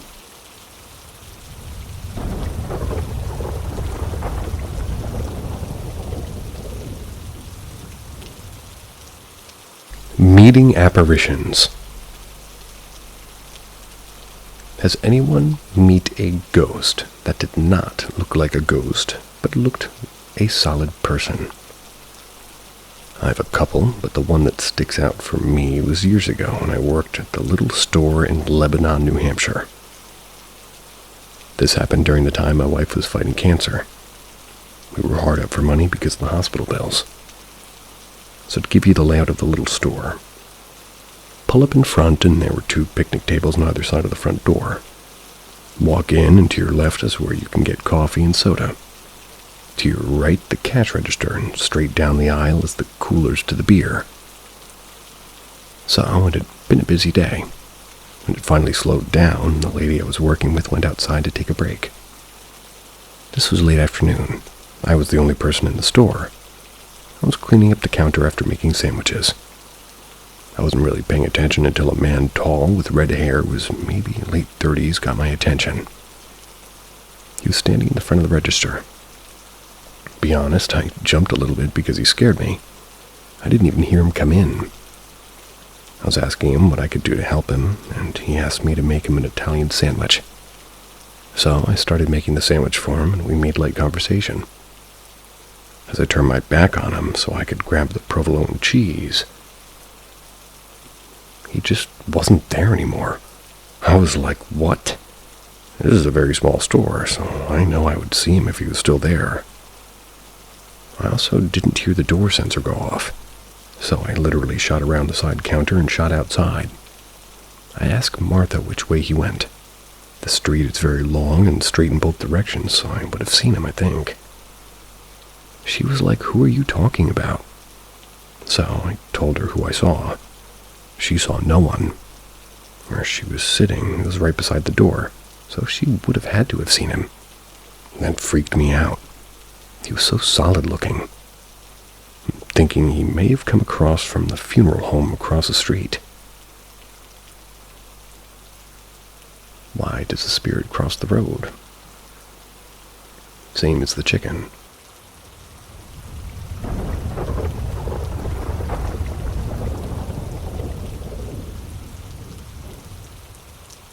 The Haunted Farm.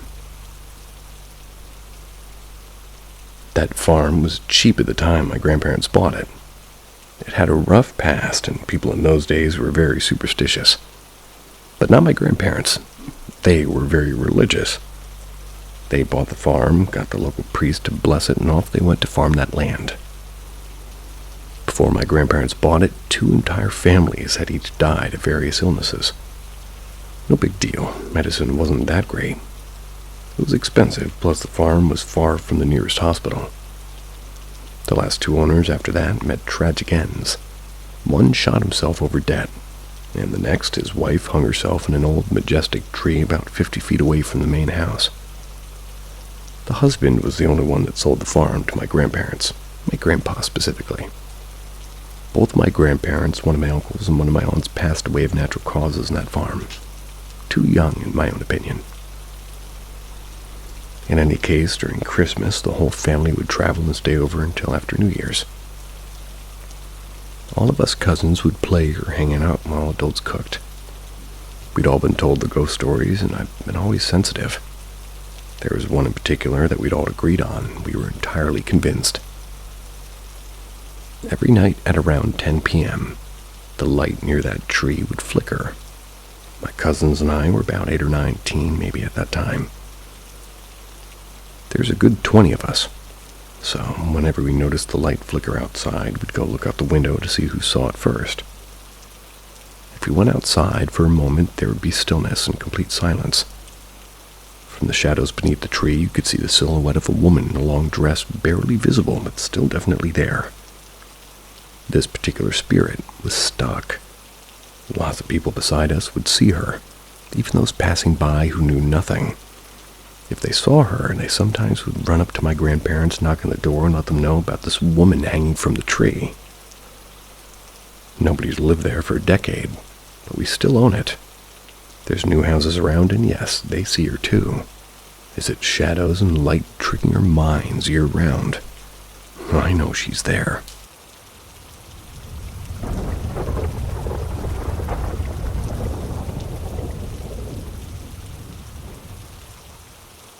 Weird things happening in my new house.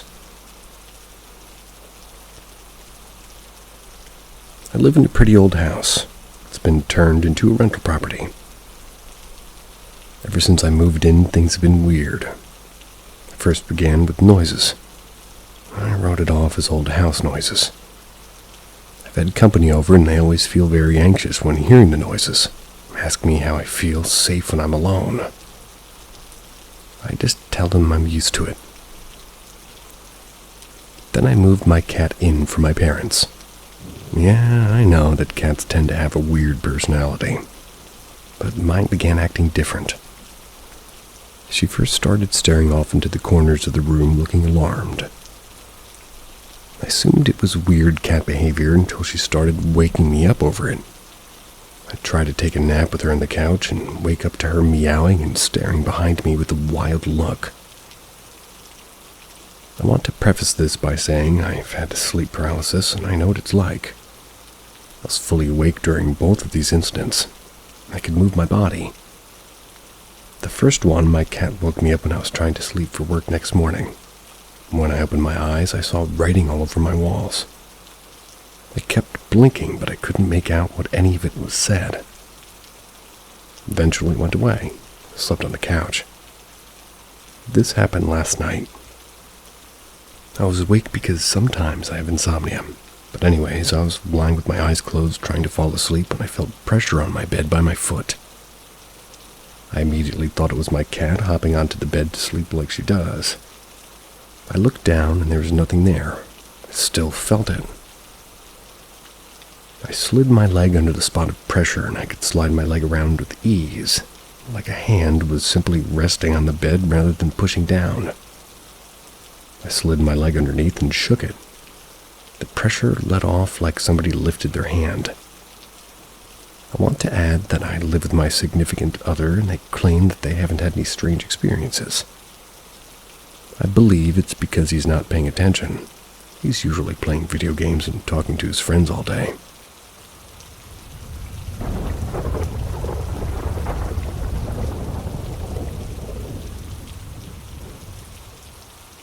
My cousin's wife came to say goodbye when she died. I'm a lot younger than my cousin, about 15 years.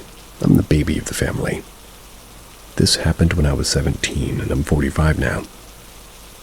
My cousin, let's call him Bob, he was married to Judy. They were expecting their first baby. Judy was 8 months pregnant, and everything was fine, until it wasn't. Right before Christmas, we got a call that Judy was rushed to the hospital. She had a sudden case of preeclampsia. Very soon after, she was transported to a specialized hospital, so the threat was real. Late that evening, we had another call that Judy had suffered a minor brain hemorrhage and that the baby died as a consequence. Judy's condition was stable and scans showed no real damage to her brain. The neurologist was convinced that she would make a complete recovery. I went to bed that night, sad but also knowing that at least Judy would survive. That night I had the most vivid and real dream I've ever had. I was walking down the hallway of a hospital. That's when I saw one of the doors wide open. I peeked inside. I saw a whole bunch of people looking down on something. I was curious, so I approached to have a look myself. People gave me room to watch, and there he was, a teeny little baby boy sleeping in a crib. He looked so happy and comfortable. I just knew this was Bob and Judy's son. Then I heard Judy's voice right behind me, and I turned around. She was still in the hospital gown, but she looked happy and radiant. Then she said, "Oh, I'm so sorry, but I have to go. I have to go with him to care for him." She nodded at the baby boy in his crib. She started to cry, and so did I. She then gave me a very tight hug, and at the moment I woke up with tears rolling down my cheeks. Couldn't sleep anymore that night, and very early in the morning I heard my parents coming up the stairs, followed by a knock on my door. My dad comes in crying, told me that Judy had another brain hemorrhage that night, was now declared to be brain dead.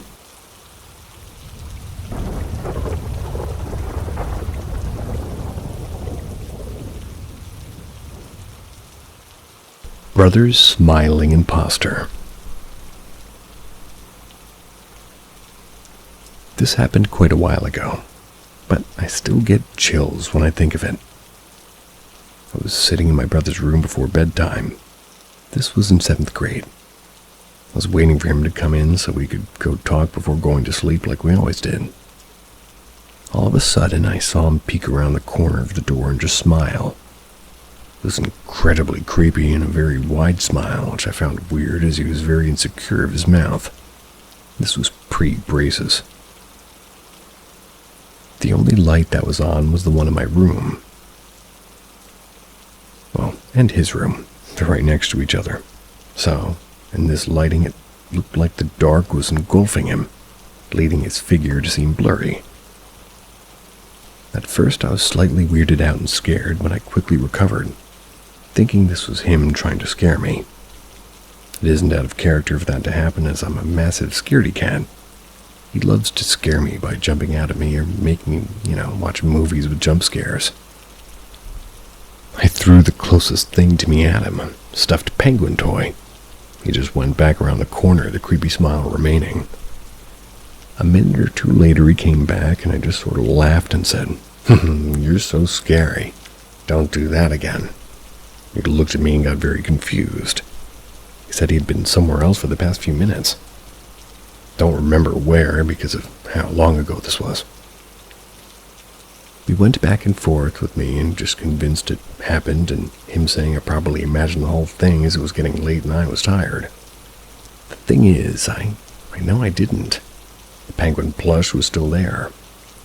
He's walked right past it in the hallway and stepped over it. Other than my own account, there's really no other proof. He swears to this day, years later, that he didn't do it.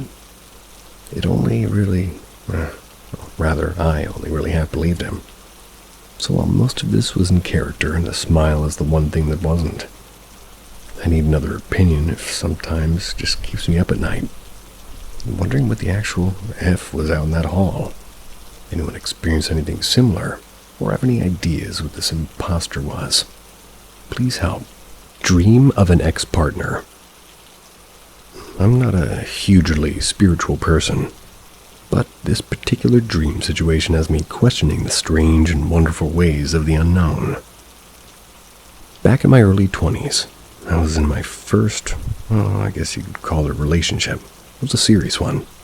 Spent 4 years together, most of it happy, but punctuated by some hurtful things the person did and said to me. We broke up and it took a long time for me to process the hurt, as it often does. Now at 32, I've moved on, live in a different city, and I'm happily engaged to a new individual. In the autumn or fall of this year, I had a dream about my ex. I dreamt I had met my ex in a pub across the road from my new home. We were sat opposite each other. He didn't communicate verbally, but he looked really happy and healthy. Gave me no apology, but I decided I didn't need it anymore. I spoke to him to say, "I forgive you." This seemed to bring a huge smile of joy and relief across his face. I felt no resentment toward him, just a sense that I was so pleased that he was happy in his life, and that so was I. I woke up thinking that was weird, but I felt a sense of growth and a feeling of having moved on with my life. It had been several years since the breakup from my ex, so it seemed to come out of the blue. But I didn't linger on it too much. I just thought it was nice. At the start of December, about 10 weeks after the dream, I got the news that my ex-partner died in tragic circumstances back in September. We weren't in each other's lives anymore, so the news took some time to reach me. I'd forgotten about the dream I'd had a few weeks previous, until my sister asked me, "When was the last time you thought about him?" It was only then that I remembered it was the "I forgive you" dream. We both looked at each other as if to say, that's kind of eerie. Certainly felt very poignant.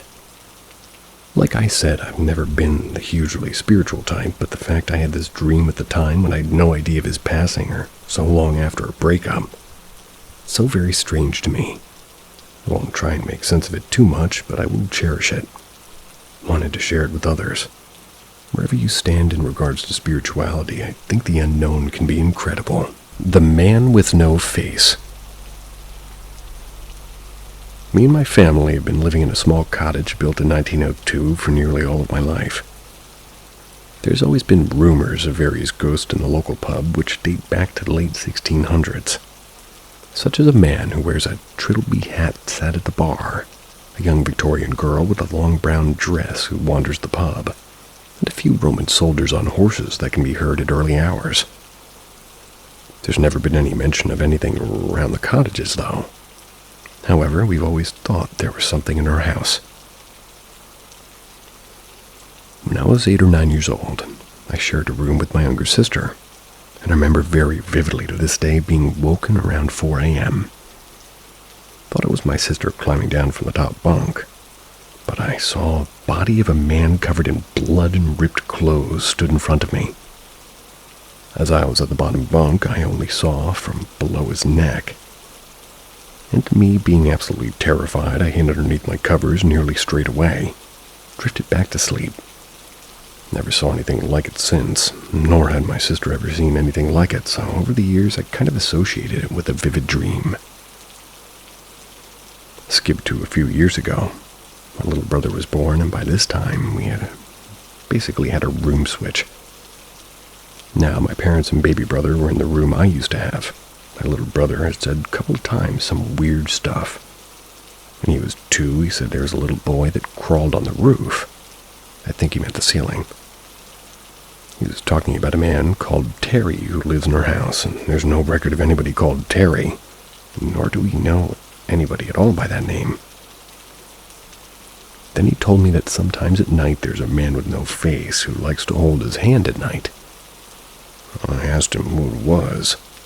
He just said it was the man with no face. I asked him if he wanted to hold his hand, and he said he didn't. I told him he didn't have to hold his hand, and he was happy with this, and replied, "I wonder if he was woken," which is weird language for a 3-year-old. Then he went back to his toys.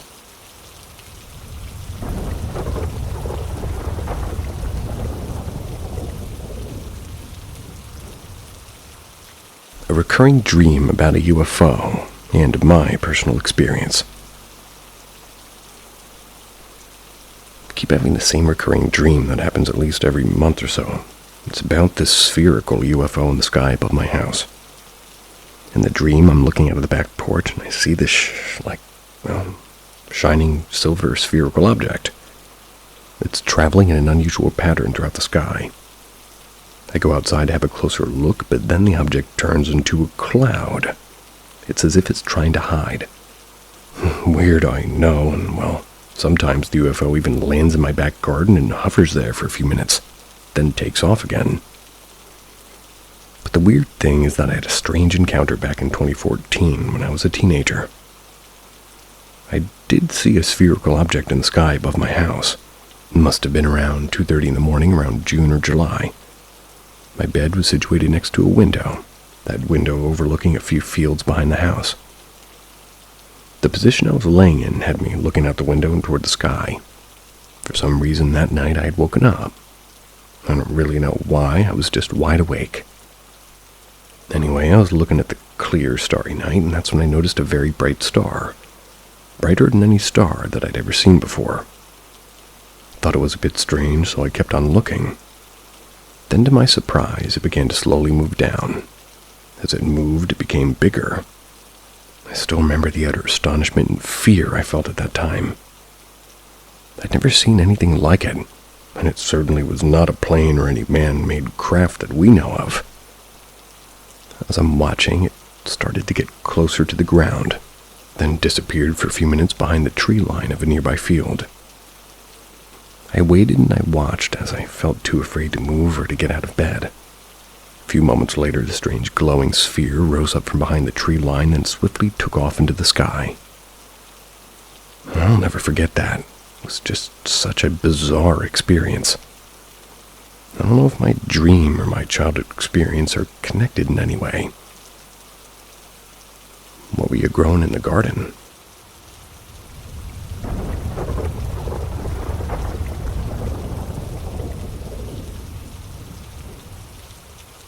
Ask Reddit.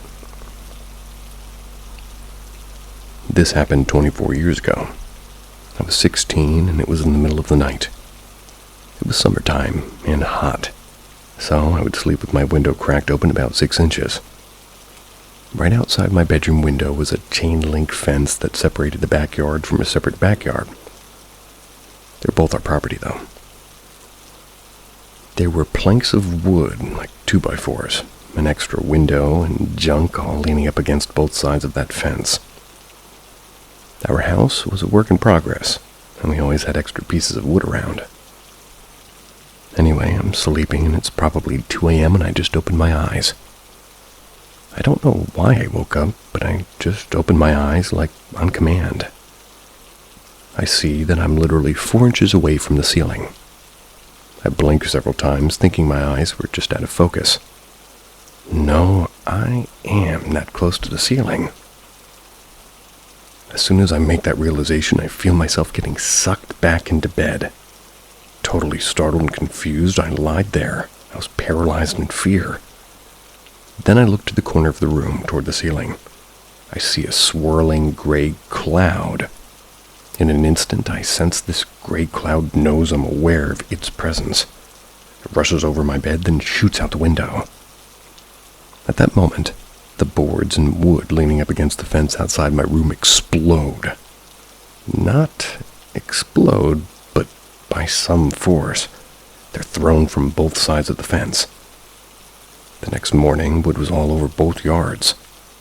I didn't know how to explain what had happened, so I helped pick up all the wood and I carried on. The strange thing is that I knew that it needed an open window to escape, and I knew it as soon as it flew out that window. I don't know how I knew that, but it was important that the window was open. Many years later, I realized that I may have been having some kind of an out-of-body experience, but that was the most real, unreal thing that's ever happened to me.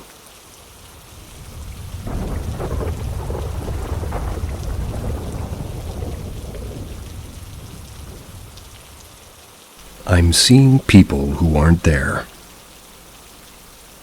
My girlfriend lives in a nice trailer park about 5 minutes away from where I live. We're in the suburb of St. Petersburg, Florida. Where she lives, there's a lot of old and elderly people and not a lot of people our age, mid-30s. A few of the trailers in the park are not occupied because it's mainly snowbirds. People who come for the summer, right? Perhaps? What's a snowbird? I've been with my girlfriend Emily for just about 6 months. We just found out her mom, who lives in another state, was given 6 months to live, and of course Emily was upset. So she asked me to come over, and we ate a late dinner with her. Got there around 1:30 a.m. Friday morning. We have dinner, hang out, and talk, and I rub her back. When she's ready to go to bed, I'm leaving, and we're hugging, and she gives me a really sweet kiss and thanks me for coming over to be with her. When she backs up, I see this old man. He's standing in the yard 2 doors down where no one lives. Gives us a look like he's disgusted with seeing gay PDA at 4:30 in the morning, so I say something along the lines of, "We're being watched, babe." She turns around and I'm still looking at the old man. When she turned to look, he basically turned around and walked around the side of the house, but she should have seen him walking. But she just said, "Are you sure?" The guy that lived there died, and his wife moved back to Maine a few months ago. See, she put it up for sale. She pointed to the for sale sign in front of it, and I swore up and down I saw the guy, and she said she believes me. I described the man I saw, and she confirmed that that's what the man who passed away looked like, down to his khaki overalls and light blue plaid short-sleeve button-up shirt and brown ball cap. It's not the first time I've seen people that she couldn't see.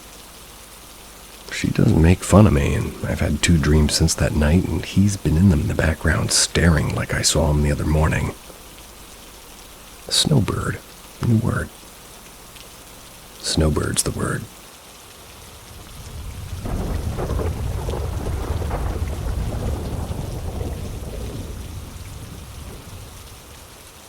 My friends visited me to say goodbye. Maybe. In March last year, my longtime old friend committed suicide. He was living alone. His body was found one day after. On the evening of his death, I was resting. I live alone too. So I was resting on my bed and I was reading something, and all of a sudden I felt this electricity running down my body. The sensation wasn't painful, but very intense, and went like a wave through my whole body. It lasted about 10 seconds, like a wave of goosebumps, but 100 times stronger. I felt somebody's presence. Nothing you can point out, though. I wasn't scared, I was just curious. I am a healthy person, and I was wondering what it could be. Maybe it was something I ate.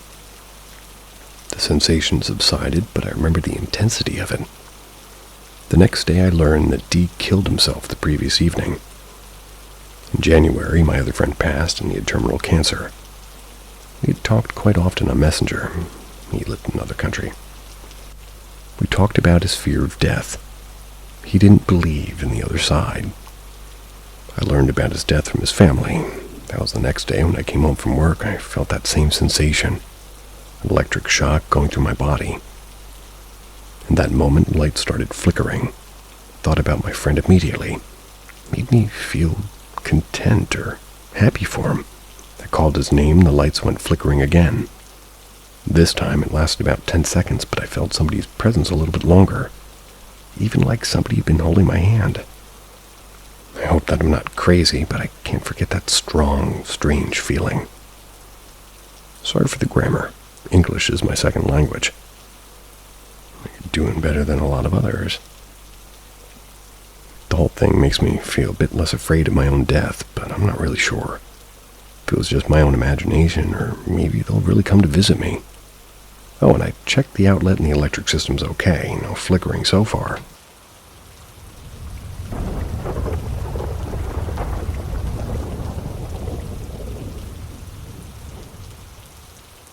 The doors in my house are being weird. The door to my bedroom used to randomly throw itself open, but recently it's almost responsive. A couple of months ago, my friend was over watching my toddler downstairs, while I took a therapist's Zoom call in my room upstairs with the door shut. I heard the door jiggle a little bit. It's very loose. Probably not original to the house, which was built in the 1800s, but very old. I stopped and I looked over my shoulder at the door. Nobody came in. It jiggled again and slowly turned, and I heard the metal thing slide up and the door popped open and it stayed in the frame. Feeling awkward, I said, "Did you need something?" And the door opened just about an inch. I was unable to see in the dark hall, but worried it was my daughter, I said, "It's okay, you can come in." The door flew open, bumping into the pile of laundry against the wall. Nobody was there. My therapist was not as freaked as me. Maybe your adult friend is hiding on the stairs. Not something she'd do, but I looked anyway, no one was there. I went down, asked her, and she said that they hadn't left the living room. My dogs are still in the yard, where they stayed during her visits. A few nights ago, the same doorknob was rattling around like crazy while we were in bed. My dog sometimes gets on her back legs to paw the knob, so I sighed. Without looking away, I asked my husband, "Would you let Maggie in?" And the door flew open. No one was there, no dog, no person. A few weeks ago was the anniversary of the previous owner's death. He was a friend. We keep everything upstairs, but the main bedroom door closed during the day. 4 doors. I came upstairs and every single door was open. I feel crazy being creeped out by doors, but I am. See ya.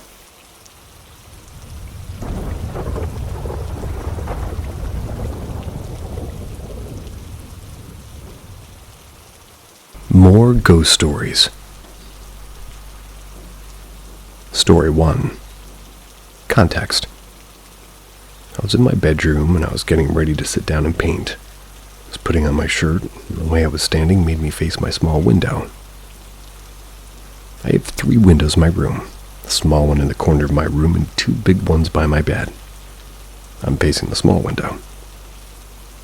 As I pull down my shirt, I look up and I see a light shine across my window. It looked like something floated past. At first, I thought it was my neighbor because my room was kind of closest to their house.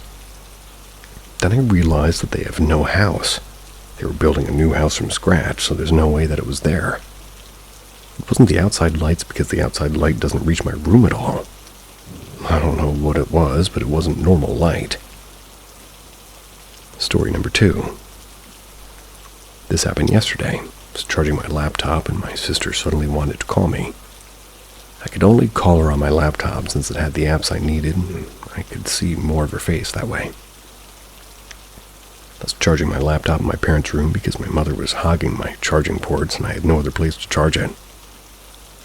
My call with my sister was quite short, so when she wanted to say bye to everybody, my battery was still low. Fast forward, because I don't want to bore anyone. I was coming back into my parents' room. They have a walk-in closet next door to the bedroom door, so you have to pass the closet when you walk in the room. The door of the closet was open, and the light inside wasn't open.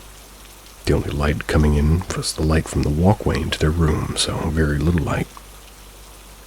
When looking into the closet, the room is very dark, aside from the light coming in. So when I saw a shadow from the lighted part of the room retreating into the dark part of the room, I was obviously confused. I was walking back and forth to see if it was my shadow, but it wasn't. I was gaslighting myself that it was in my head, but the closet just has weird energy.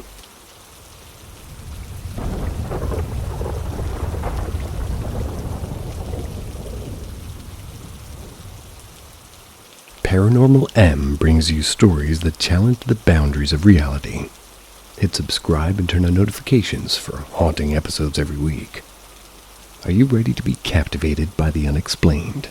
Weird shit happening in my house at night. Hi, I'm writing this because I'm the kind of guy that never really believed in ghosts. But somehow strange things keep happening in my house at night. To start off, 2 nights ago I suddenly woke up. I was in bed, didn't know the time, and heard noises coming from the kitchen downstairs. It was like someone was opening and closing drawers. I heard it 2 times.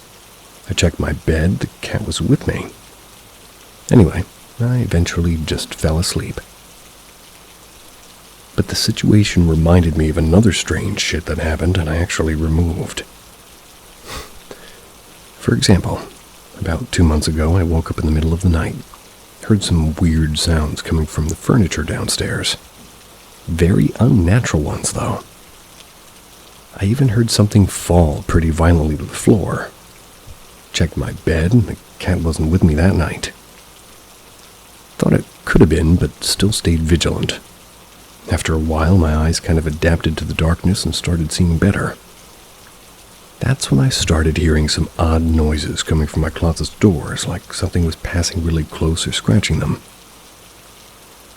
The weird thing was that that room was completely empty. I saw there was nothing next to the doors. Kept looking and being vigilant. Still had no idea what was happening. It wasn't until after a while I felt something quickly touch and caress the upper part and back of my head. Something with no temperature.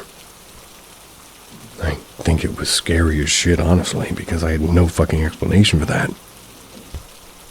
My bed is located right next to the wall. The back of my head was facing it. There's nothing in the room with me. Another time I was laying in bed, probably early evening or morning, turned around to look at the door and saw the outline of a black head looking at me from beside the door. As soon as I looked at it, it retreated behind the door in an instant and disappeared. Last night was fine. I need help. So I need help is in the title.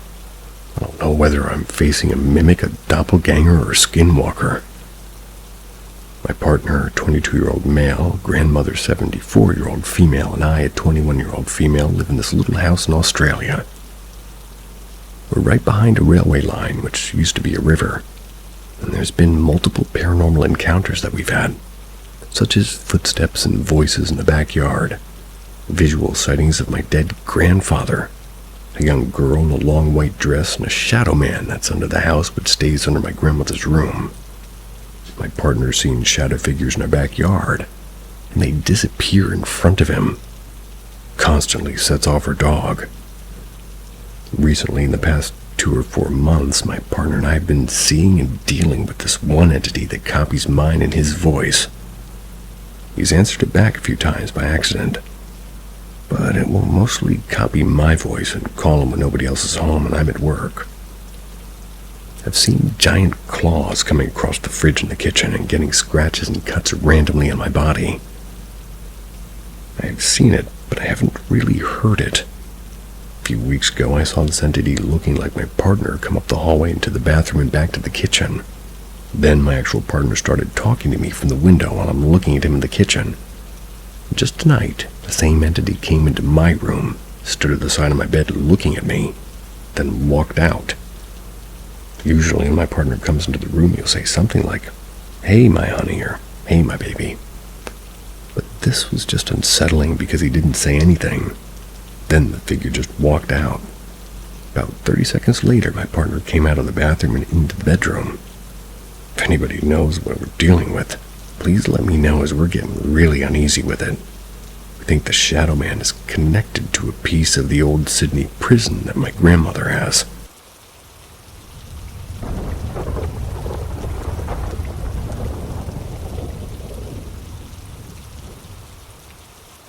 Haven't been able to sleep for weeks. Some background. When I was a kid, I guess I used to have night terrors where my parents couldn't wake me up. I guess I would sleepwalk sometimes and my mom would find me talking to the wall. I guess I was a weird kid. I grew out of it mostly, but sometimes I'll have a nightmare and wake myself up screaming. So, getting to the full story. I recently went home for Christmas. I couldn't stay in my bedroom in the basement because it's currently a construction zone. So my mom has moved my bed into my sister's old room on the second floor. Now, this room is creepy. Seems like a totally normal room when you're in it. But when you're in it for too long, you start to get paranoid and just a general sense of dread. It used to be my bedroom until I moved into the basement. So I go through Christmas break and all, and everything's fine, sleeping in the creepy room. When I fly back to Chicago, things start to not be normal. I live in a studio, and it's rather large by my cats and... well, rather large, but my cats. They've been up my butt lately. Like, they won't leave me alone, and they have to be in the same area with me at all times. They even sleep with me all night. Which, this is where it gets concerning. I sleep all through the night normally, but I've been having the same dream every frickin' night where around 2 or 3 a.m. something creeps up from under my bed and it's squatting by me and grabs my arm. It looks like the pale man from Pan's Labyrinth. That guy with the weird eyes, I think.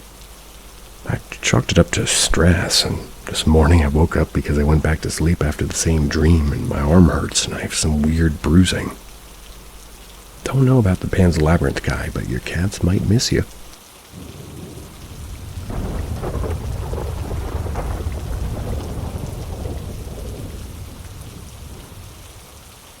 Perhaps I experienced a pause in time or some sort of glitch in the Matrix.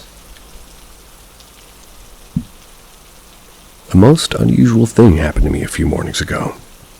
It was around 4:45 a.m. I got up to use the restroom. I walked into the hallway and passed by my daughter's bedroom. I was by this time wide awake. Right away I noticed that her door was ajar and the ceiling light was on. This seemed strange, because she rarely gets up early in the morning.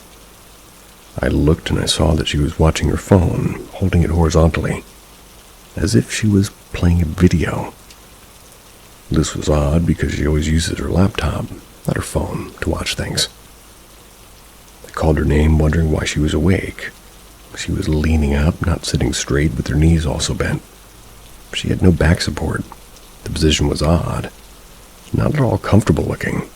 It was as if she'd begun to sit up and time stopped. She didn't react or turn toward me, even though I'd spoken her name in quite a loud voice. She wasn't moving, just sitting up in this strange position as if a video was paused. When I told my daughter what I'd seen, she'd no recollection of being awake that early, or of me stopping by her room. Another odd thing happened simultaneously. One of my dogs, who always chases her cat, usually barks like crazy. While I stood at her door, the dog ran into her room, then around the end of her bed, not barking or looking for the cat. He then shot out of the room as if startled by something. Turned to go continue down the hall, thinking it was weird that my daughter didn't react at all. That she was just watching the phone, sitting at an angle in suspended animation. I didn't think about the dog being frightened until I got to my bedroom. Upon returning from the restroom, I noticed that her bedroom light was off. I was definitely awake.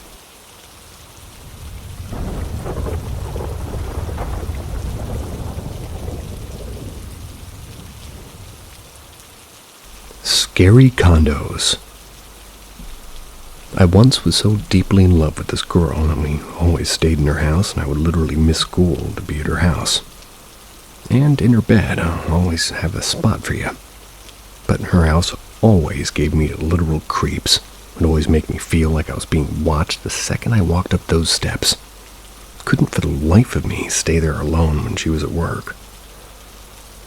I would always see orbs in her room and wake up at around 2 or 3 a.m. almost every night with the feeling of breathing on my face.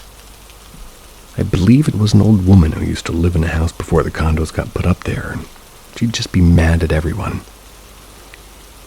I've had multiple friends leave the property over seeing this woman or feeling weird about the condo complex all the time.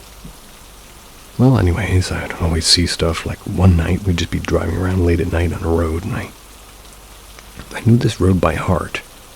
Never seen anything out of the ordinary. But this night was different. We drove up this hill and we'd seen a woman walking, which is really not normal. And this was a nice neighborhood. Never ever seen walkers or bikers on this road. But this woman had an attire like she was in the 50s. Had a polka dot dress on and a pink purse. She also had, puffed up hair. A perm. It's like they did it in the 50s. We drove past her and I seen her eyes, and they're completely black. No whites in the eyes whatsoever. I had the hairs on my arms stick straight up, and we drove faster and faster to get away from that woman. Long story short, I ended up having to move away from this girl to be able to stay at my own place, and the night I got away, my ceiling fan, which had been broke for 2 years with no movement whatsoever, turned on at 3:30 a.m. Started spinning backwards. Stood up from the room and demanded the sport leave my house in the name of Jesus. I think they meant spirit. That I wasn't afraid of it, or I wasn't in that experience. I've just went to this girl's house again, nor have I spoke to her. And we really were in love. Just couldn't imagine being taunted for the rest of my life. Odd experience last night. Back in 2017, I lived at a house with some very fucked up vibes. Everybody in my family heavily struggled with mental health and anger issues at that house. Everyone felt watched all the time. I could never sleep at night. The closet opened by itself all the time. Next door neighbor and I picked up on it, and we would investigate. We found some odd shit, like the crawl spaces having blood on a rock that looked fresh. We took some photos on the iPad of stuff. Anyways, eventually we moved out of that house, and at the new house my mom told me a guy lived in it for a while and he had committed suicide. I had an iPad, but around the end of us moving out it stopped turning on. Yesterday I plugged it in for the first time in almost 5 years, just for the hell of it. Came back in a few hours to put it back, but to my surprise it had turned on. I became determined to figure out the password. Oh boy, good luck. After a lot of unsuccessful attempts, I started to have a persistent thought of 4 numbers. I asked my parents about these 4 numbers and my mom. They said that it would make sense if I changed one of them. It was my last attempt of the night, and I thought for sure it wouldn't work, but I typed in the 4 numbers and the iPad opened. I didn't have time to look through it that night, so I put it back and tried to sleep. But I couldn't sleep because I felt this horrible sense of dread. The light was doing weird things on the curtain, and I felt on edge like someone was watching me. Like back in 2017. I don't know, maybe it's all a coincidence. I just feel something weird is bound to that iPad. There's a lot of photos from the old house on that iPad. It's kind of a silly sentence, but I don't know. Why not a haunted iPad?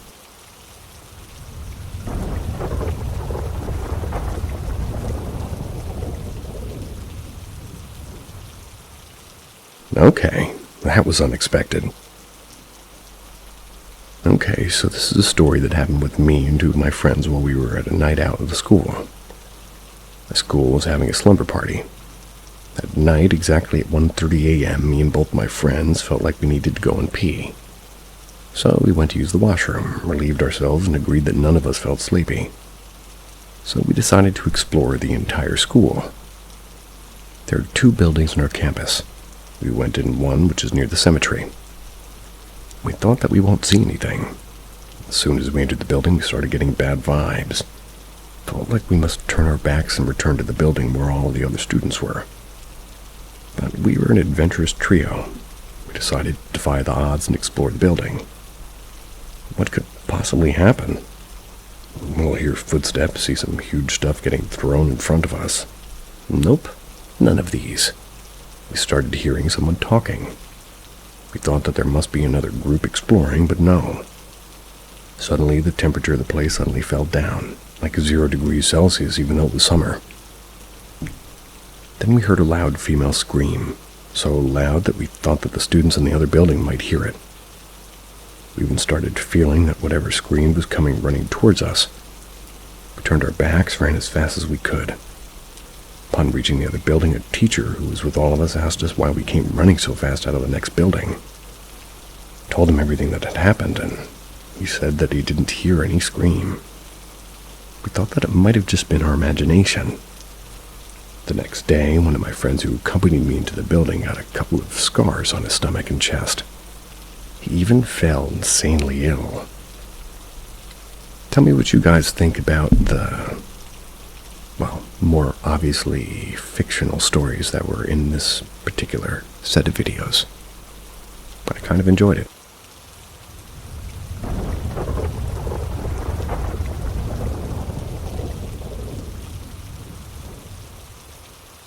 Haunted house in New Mexico. Okay, so this happened when I was around 13 or so. My family moved out of our family home and went to Clovis, New Mexico. I don't live there anymore, and I'm fine with sharing it. Right off the bat, this house was a creep show. It was a small white adobe house with, like, these big 3 in front of an old, some sort of a big letter 3 in the front. It had an old locked shed in the back with some grass and whatnot. The first night I was there, my parents went out to go do something, leaving me and my 2 brothers in the house alone. The boys were asleep, and I was on my phone watching videos on a makeshift bed that we had, due to it being our first day in the house. Anyways, as I was laying there, I heard the front door open and close. assumed my parents were home. I got up and walked to the living room, but I saw nobody. I thought it was just me, and I started to go back to my room when I heard the back door open. The door with this glass sliding door. So it was easy to hear when it shifted or opened. When I went to investigate, I saw this cat-like thing. I'm not sure how to describe it, but it was like a guy in a cat mask that goes over your head like a rubber one. Of course, I freaked out, but it was like I couldn't move, like I was frozen or something. This thing looked at me and opened the shed, and the locked shed, by the way. Just pulled it open, walked in. Then I blinked and I was just awake in my makeshift bed and forgot what happened. When I was getting ready for school that morning, I looked outside through the glass sliding doors. The shed was open. Yeah, I had a lot more experiences in this house. I think I have pictures in my old phone. I'll have to see. Alright, if anybody wants to ask questions, feel free.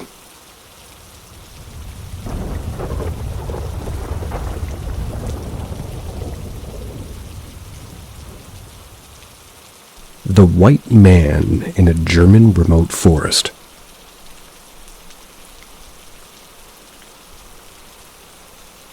Hey guys, I live in Germany.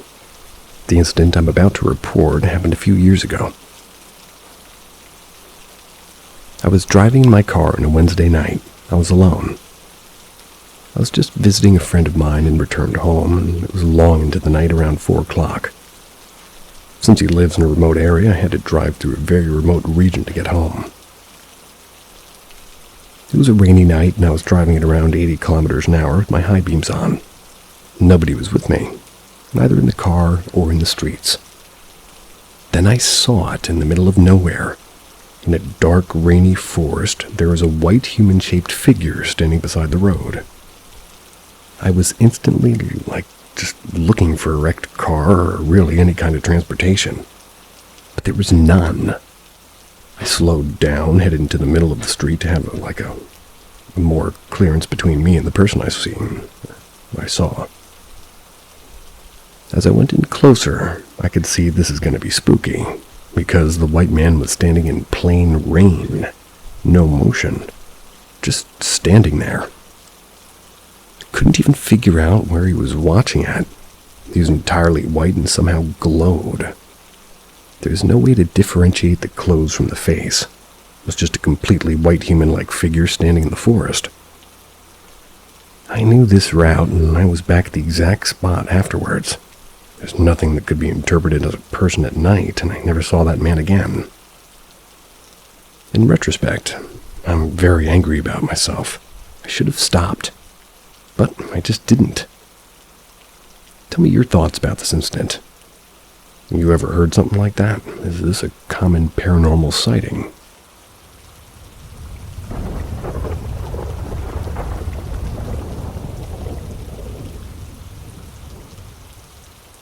Creepy alien contact.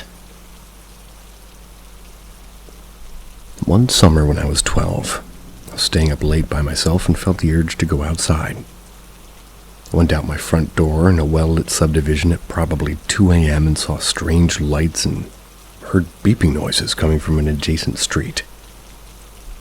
I walked down to the entrance of that street, and I shit you not, it was a classic saucer-shaped UFO sitting in a cul-de-sac. I ran back to my house and tried to wake up my brother, but he wouldn't budge.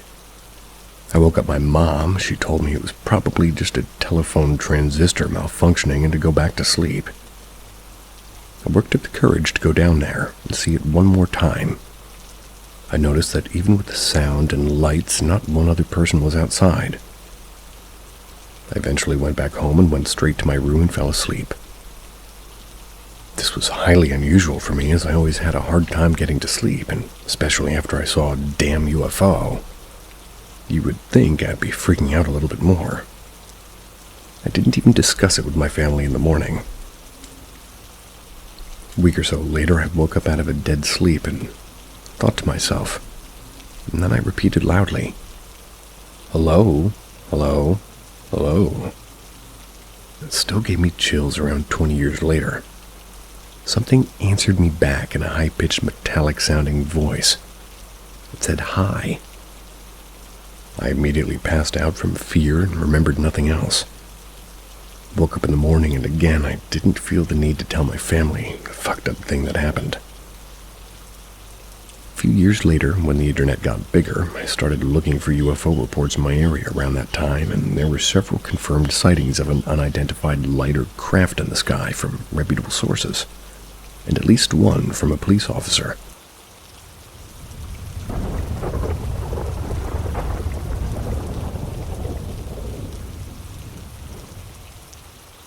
I see her in the corner of my eye.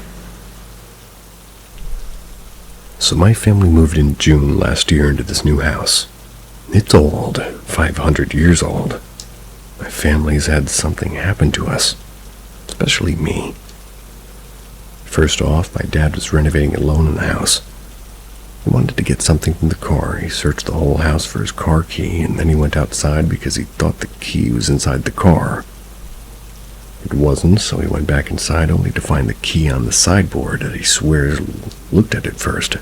Didn't put it on that. So I always see things in the corner of my eye, or things standing at specific places, and everybody too sees them here. Then the second incident was a family friend of ours. She was calling herself a medium. And when she entered the house, she said that there were spirits here, but not bad ones. Next instant, my stepmom walks down the stairs and feels, cliche I know, a cold running down her spine.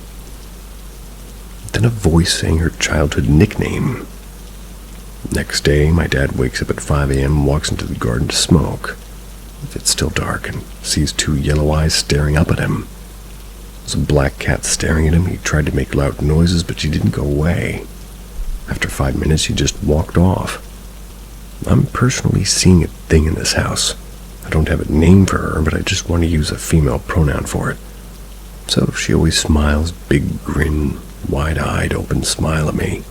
She has claws and about 2 meters tall. I think like she's waiting around the next corner, about to yank me into the dark where she comes from. I see her in my head chasing me up the stairs, and when I stand on top of the stairs, she pushes me. I sometimes wake up with a big scratch mark on my arm. It's really scary.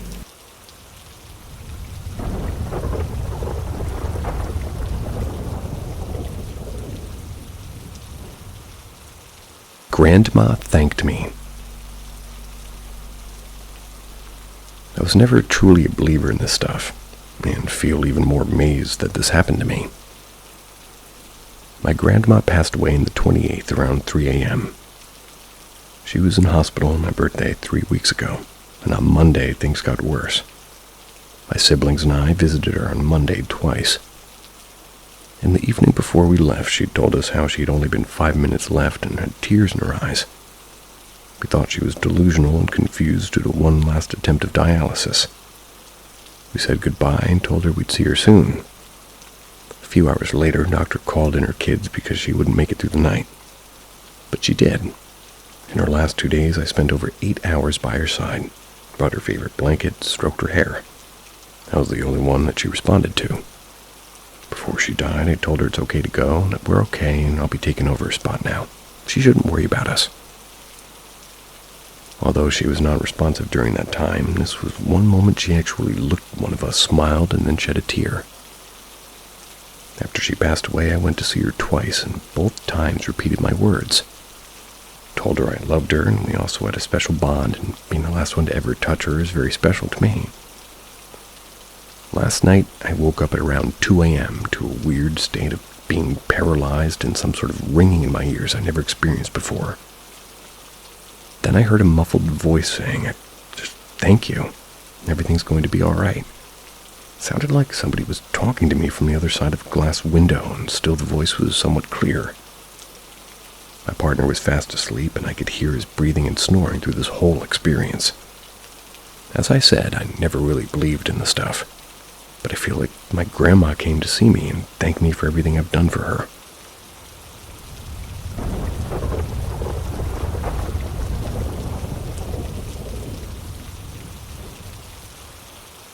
Recorder playing in the middle of the night.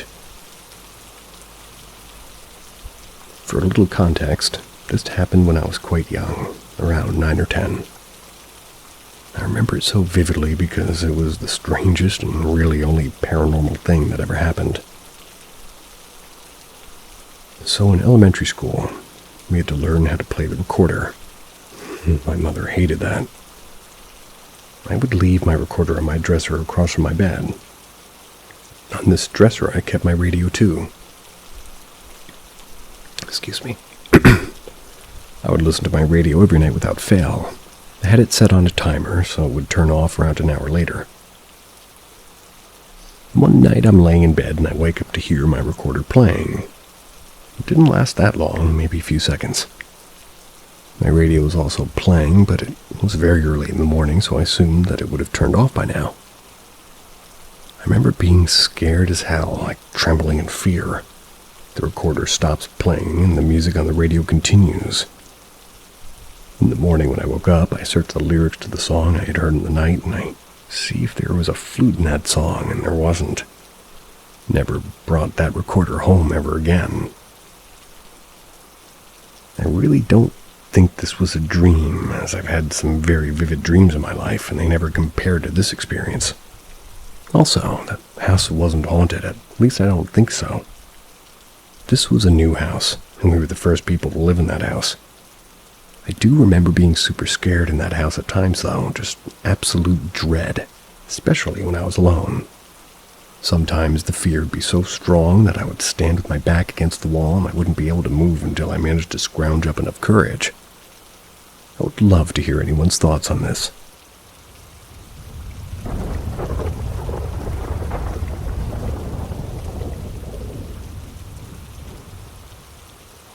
Seeking expert opinion on what happened to me. A few days ago, my grandmother passed away. After the funeral, I went to her house to spend time with my grandfather, who was understandably heartbroken. While we were talking, something strange happened. The chandelier in the room started flickering erratically for about 10 minutes. In that moment, I instinctively felt it was her, perhaps in the midst of transitioning between this 3D existence and another plane.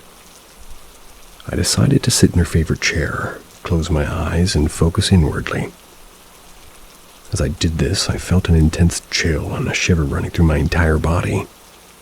The exact same sensation I sometimes feel during deep gateway sessions. A feeling I know others have reported experiencing as well. In my mind, I repeated a simple phrase. "Grandma, don't worry. We're all fine here. I'll help Grandpa get through this. You can go now. You don't need to stay here." Almost immediately after repeating this message, the flickering stopped and the light returned to normal. It hasn't flickered since. This experience made me wonder, like, have years of practicing gateway techniques unknowingly given me abilities or sensitivities that I'm only now beginning to discover? Could this be a kind of heightened awareness or connection to other planes of existence? I'd love to hear your thoughts. Anyone else experience something similar? Or gateways or other practices seem to amplify your ability to perceive or interact with subtle energies? For me, this is more than just a coincidence. It felt deeply meaningful. Still processing what it could mean, but I'm grateful for the tools and understanding these techniques have provided me, even in moments as profound as this one. Looking forward to your insights and experiences.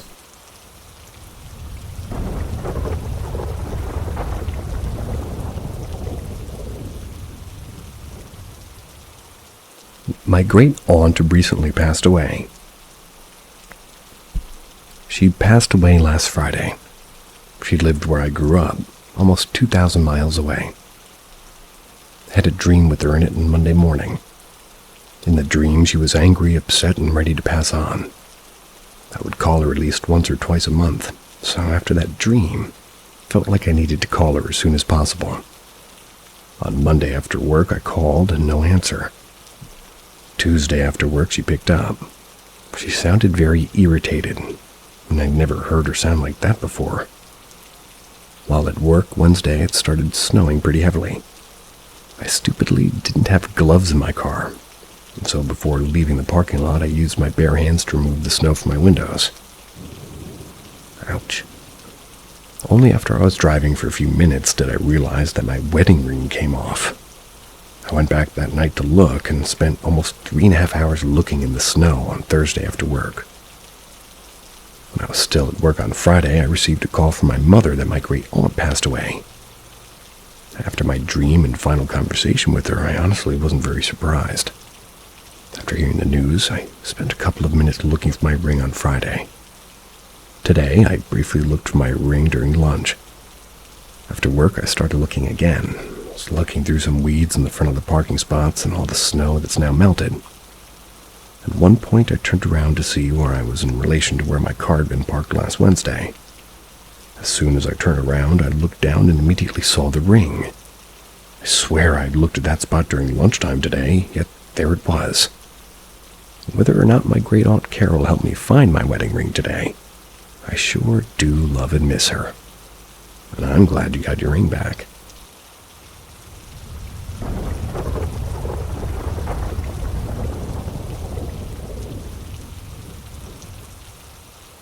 My experience. Growing up, I've seen a fair share of paranormal things. In 2020, my aunt passed away, and during Christmas at that time, our Christmas tree would turn on and off, and we have 3 settings. That's in order to get to the last setting that you need to press the button 3 times. Sometimes it would randomly turn on to the 3rd setting. We knew it was a ghost as we had a lot of spirits in our house, including my aunt. A few months after Christmas, around 4 in the morning, we had our garage opening and closing on its own. We had called the police and they told us nobody was inside or outside our house. My mom used to be a medium, so she figured it must have been a ghost. My mom went to a medium later on and found out that the spirit does these things, and it was my aunt trying to get my mom's attention. Fast forward, now my aunt is still with us, as a spirit. In her new house, but they live in my mom's bathroom most of the time. My aunt's ring was stolen by my other aunt and was never returned to my aunt's daughters. That was until a few months ago. I noticed a reddish silver ring in my mom's bathroom. Totally a Greek echo. Brushed it off as thinking it was hers until one day it disappeared and wasn't found until a few weeks ago in my basement by me. We asked everybody we knew if this was their ring, and everything said no. Sorry. My mom, thinking it could potentially be my aunt's, went to a medium to connect with my aunt and figure it's hers. That's when we found out it was my aunt's, and she brought it here, but clearly my mom wasn't paying enough attention to notice, so she put it where most people go all the time, the basement. I wish I was more connected into the spirit world so I could actually talk to spirits. Just wanted to share my story and asking for tips on how to get more connected. Living in a haunted house with a dark past. I've been living in this house for a while. Seemed pretty normal at first, but over time things started to get really strange. Started with sudden loud noises like banging on the walls or furniture being moved around. I thought it was just the house settling, but then the real weirdness began. Crying. Started hearing the sound of someone crying at night, soft at first, then louder as time went on. Sounds like a woman in pain. Comes from somewhere inside the house. I can't pinpoint where it's coming from, but it's unmistakable. I've tried to ignore it, but the more it happens, the harder it is to pretend it's nothing. I then found out something that makes this even worse. Apparently, back in 2021, something horrific happened right here in this house. A group of 7 men allegedly assaulted a woman so brutally that she didn't survive. Worst part, the case was supposedly covered up by corrupt police officers and justice was never served. Bastards. Since I heard this, I can't stop thinking about her. Could it be her spirit trapped here, crying out for justice? I don't know if I believe in ghosts, but the things happening in this house feel too real to ignore. I'm scared and I feel helpless. I've been trying to rationalize it, but it's hard when you hear somebody crying in the middle of the night. No one else is around, and I don't know if I'm imagining things or if there's something truly supernatural going on. Has anyone experienced something similar? And do you think there's a way to help or maybe make this stop? I'm not sure where else to turn. I'd appreciate any thoughts or any advice.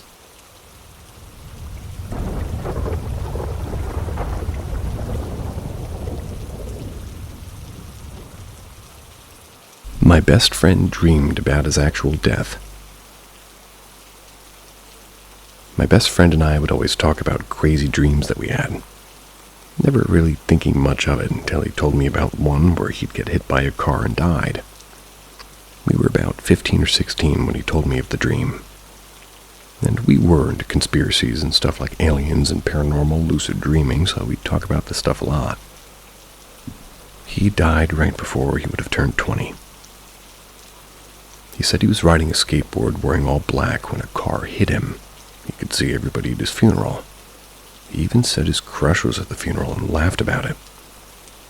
He just kept going on about how it was so real and it really shook him up until eventually I forgot about it. Then a few years later, after I'd long forgot about the dream he told me about, it happened for real. His crush was at his funeral. He did get hit by a car and die. He was wearing all black like in the dream, his work clothes. And he was riding my skateboard. It was all true. I still don't know what to make of it all. Every single detail I remember from his dream came true, and I'm sure there's parts of it he told me that I don't remember. I felt crazy. I didn't tell anyone about it. I just don't know why or how he saw it happen in his dream, and I think, what if he never told me about it? Just left me with so many questions. But I guess now I have proof, at least to myself, that our souls go on after we die. I just wish I knew why he experienced that dream and told me about it. Like there has to be some kind of a reason. I just think about how I wouldn't believe the story if I hadn't had that experience myself. Has anybody ever experienced anything similar?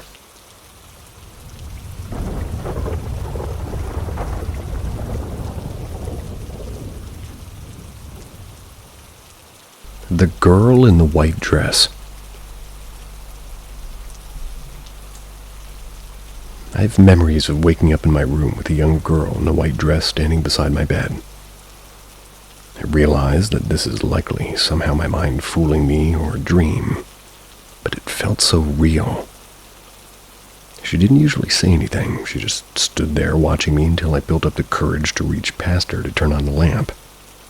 She was always gone when I turned on the lamp. I had a hard time sleeping after this happened, so I usually stayed up and just dealt with being tired at school the next day. Sometimes I wouldn't see her, but I felt like she was there. I would hear a female voice that I assumed was hers from the darkness of the hallway outside my bedroom. She would try to convince me to go outside, but I never did. Sometimes I would turn on the lamp and it would end, but the worst times was where the lamp wouldn't come on no matter how often I turned the switch. It's been about 30 years now. I have a hard time remembering all the details, but it was terrifying. My parents pretty much ignored anything I said about this sort of thing after I complained about my bed moving at night, so I stopped telling them about all of this. As an adult, I don't know if I could go back there and sleep in the dark. I've always told myself it was just a series of related bad dreams, but it's odd to me that almost all the creepy stuff that ever happened to me was in that house, and over half were in that room. Fortunately, now I live alone in my own house, and this kind of thing almost never happens. And the minor things I've experienced are very easily attributed to dreams or waking hallucinations. Either that the house was fucked up or something changed about me, but whatever it was, I'm grateful it's over.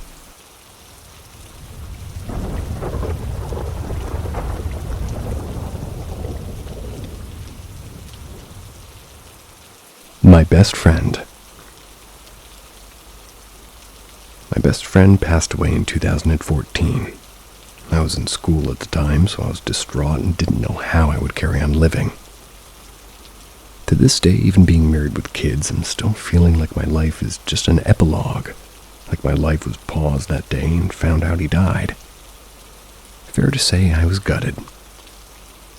Anyways, I got really into my PC gaming and would play Counter-Strike with my other friends when I the friends I met in college.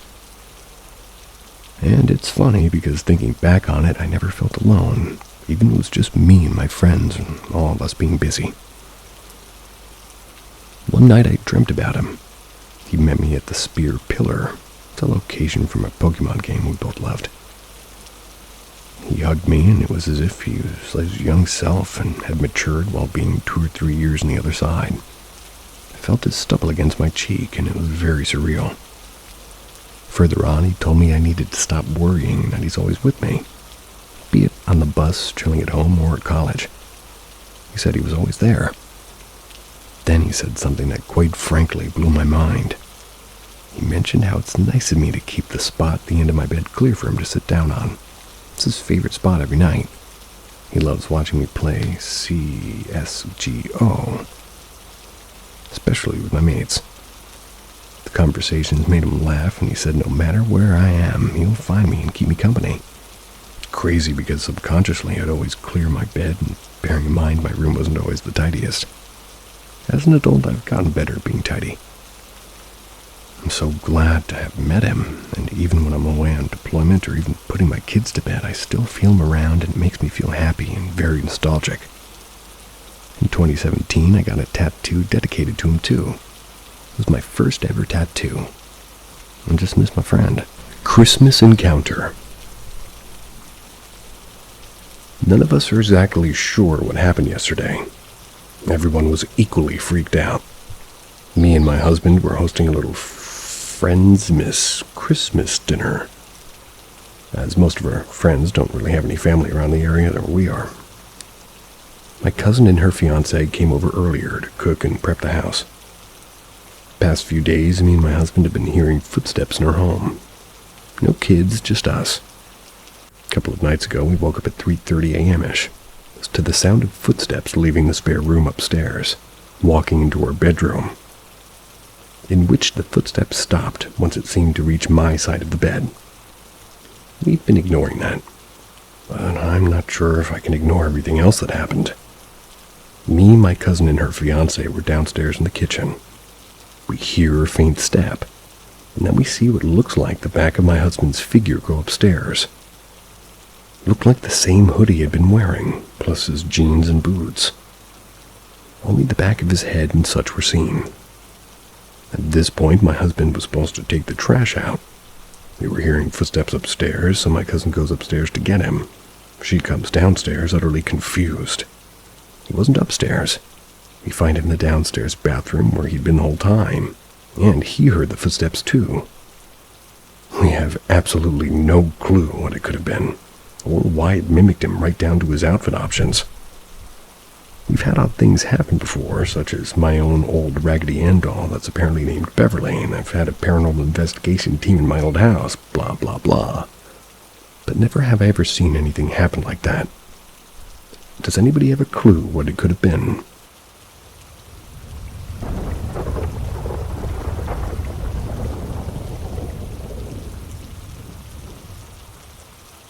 Grandma's little reminders since she passed. My grandma was a retired school teacher, and she was always incredibly involved and interested in her kids and her grandkids, and her great-grandkids. Dementia and old age took her away, but not before meeting my son. Even at 90 years old, she insisted on sitting on the floor to play with him. She also remembered his name at every visit and knew that I was his mother. When she passed, I had just experienced a miscarriage and caught COVID. Couldn't attend her funeral.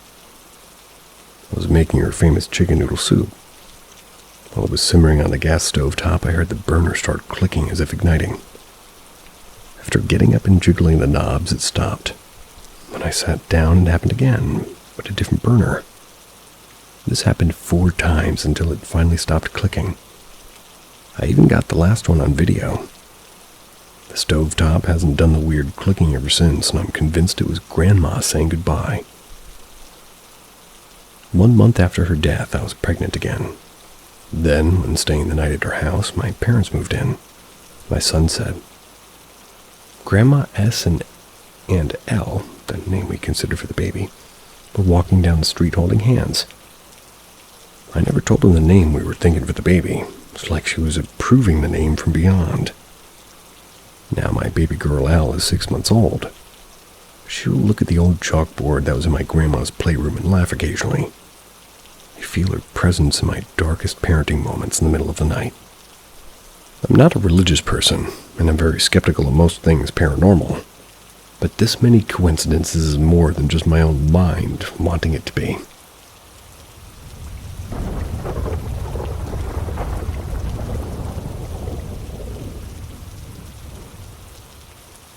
I've seen my dead cat twice after his death. Okay, so on my 7th birthday, my cat Trey died. He all of a sudden became sick and he couldn't survive. Trey had very distinctive features. He had 3 legs and lost one on an injury. He had a brown and black spot near his stomach. His meow was very recognizable. Once you live with a cat, you know their meow is like the back of your hand. Anyway, right after he died, probably about a month after, I was at school.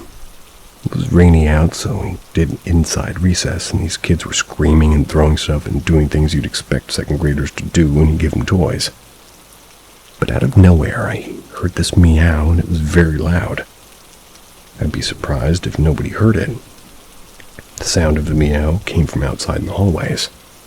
I poked my head out, and there's nothing out there. The meow sounded so much like Trey's, yet he's been dead for about a month before that happened. And why did nobody else hear the meow? This is the 2nd time, and this is more recent. This is on October of 2024. Went on a trip to Canada for the weekend. Went to Niagara Falls. After everything is done, Niagara Falls and the tour, we go back to our hotel room. Now I walk over by the bed and something happened. It's hard to explain. So you know when people see this glare of light in the corner of their eye? Well, it's nothing too crazy, but for some reason this is the shape of Trey. And not only is it that, it is also moving. Walking out from under my bed to walking backwards to going behind the bed. I don't know how to thoroughly explain. So that's the easiest way to explain it. Thoughts?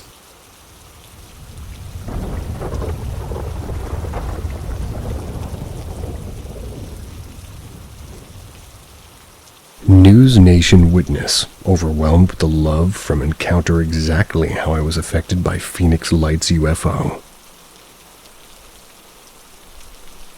Watching that man cry on the segment last night is exactly how I felt when the Phoenix Light UFO flew right over my head in 1997.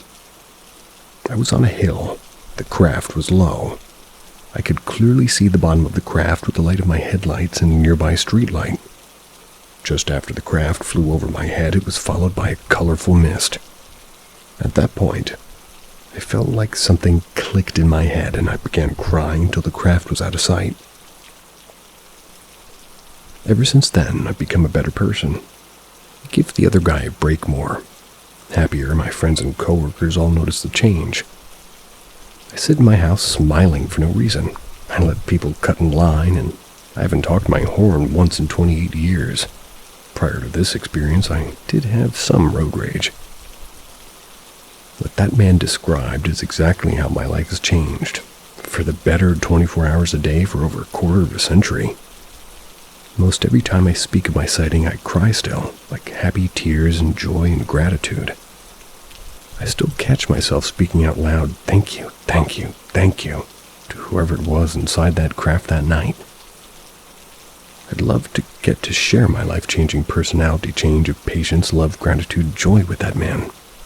So grateful they included that in the segment. Of all the other witnesses to the Phoenix Lights I've spoken to, none have had a profound feeling of gratitude and love that I felt.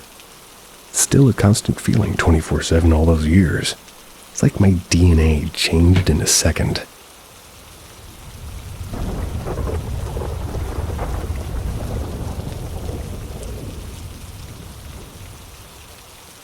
Has anyone encountered a hand? So basically it happened 2 times. I'll explain. About 3 months ago on my usual daily walk, I was walking that day in the evening. I was at a road in my village where new houses were being built. As I was walking, in front of me, a dark, solid black arm from below the elbow, including the palm and fingers, was running from my right to the left. Then it went under a metal sheet. It made a noise, so I knew I wasn't imagining things, then disappeared. Jump to a month ago. I was in my bed scrolling on Reddit before going to sleep. After a while, out of nowhere, I feel and see my blanket moving and rising by my leg. Then a fucking hand grabs my left leg, firmly holding it tight. I shook my leg strongly, instinctively, and as I moved my leg, I felt a kick in him, I felt it kick my hand. Or kick a hand. Now I know it's going to sound batshit insane, but I shook it off and continued scrolling. The only reason for my reaction was because I'm used to paranormal stuff happening to me. For example, not related to this story, I was at a friend's house and we were outside chilling, talking at 3:38 a.m., and I remember this vividly. I was on a couch facing the kitchen. I see a shadow figure, black but transparent. Like it was black, but you could see through it. I tell my friend to look and see what I'm seeing, basically, and he goes white. He's a complete skeptic. That moment was confirmation for me that I'm sensitive to these things. It wasn't my first rodeo, but that was the first time somebody else saw what I saw.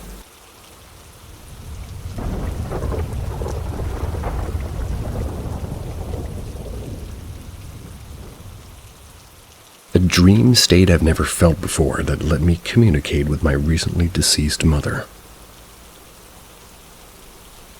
This happened 3 days after my mom passed away from sepsis, pneumonia, and brain cancer. It's January 3rd, 2021.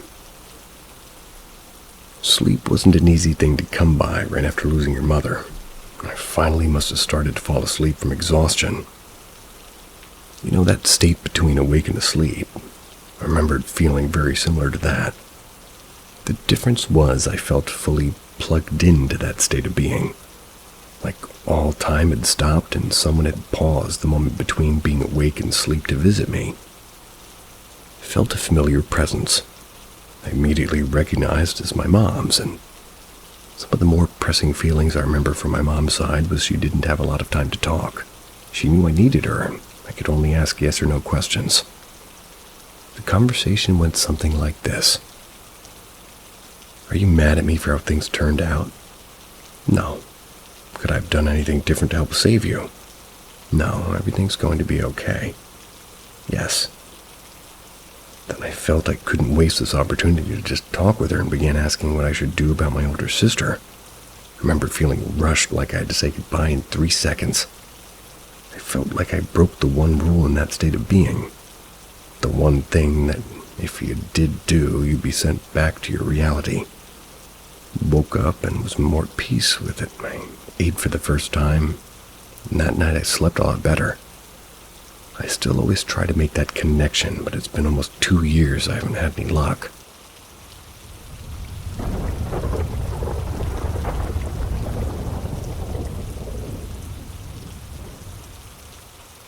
Nightmares and mimics.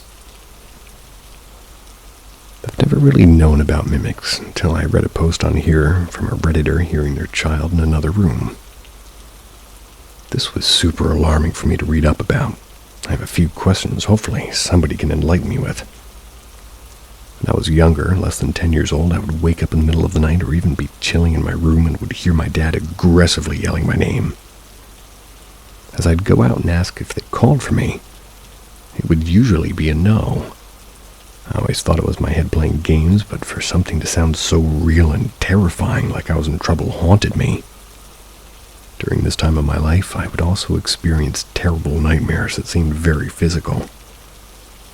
My room's the first room of the only hallway in a very small house. This, I wouldn't even call it a dream, would happen multiple times a month for years. I could be dreaming of anything good or bad, whatever, and I'd hear aggressive running and stomping down the house. It'd be coming toward me. Swing open my door and almost felt like it jumped on me, as I said. Felt like big sacks of flour being thrown on my back. And it was always when I was laying on my back toward the door. I'd turn around, my door was closed as if nothing happened, but I felt it.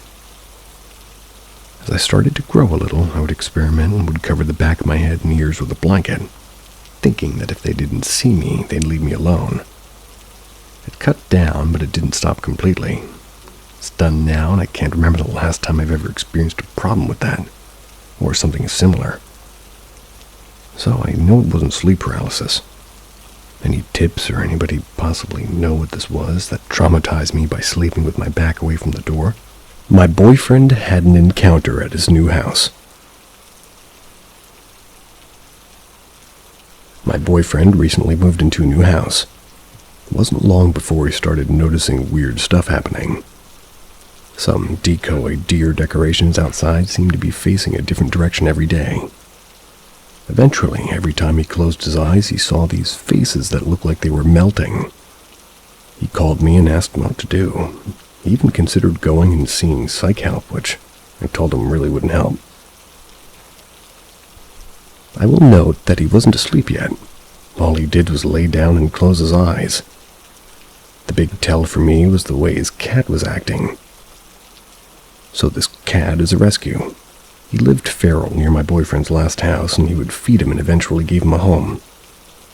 Because of how he grew up, this cat wasn't really always the most loving unless you really get nipped when you pet him. As soon as these visions, for lack of a better word, started, the cat would not leave him alone in the house. It stayed on his legs at all times. And when the vision actually occurred, he would wake from a dead sleep and just stare into space.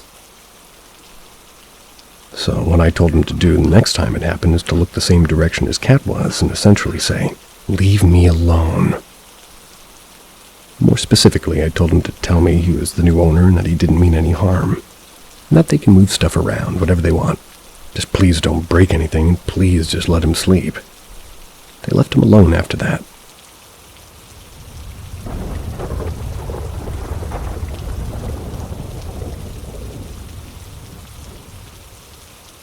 I think I just experienced something paranormal. It's the day after Thanksgiving now, technically, so I'm over at a relative's for the holiday. Had the plan to stay for a couple of days, so I brought my Xbox. I was playing for a while, and I heard down the hall my mom calling my name, specifically my mom's voice. But my mom is out of state, otherwise not here. I tried shaking it off, but then it was sounds of footsteps or little thuds. I walked around to sort of find where the sound was the loudest, and it was in front of the kitchen door. I tried shaking it off again because it's a condominium, so maybe it was just the upstairs neighbor things. Until I continued to play my game, sitting in the living room, which for context is right next to the kitchen and attached to the dining room in the hallway. The sounds kept getting louder the more I tried ignoring them. So I looked in the direction of the connecting areas and I could see a face.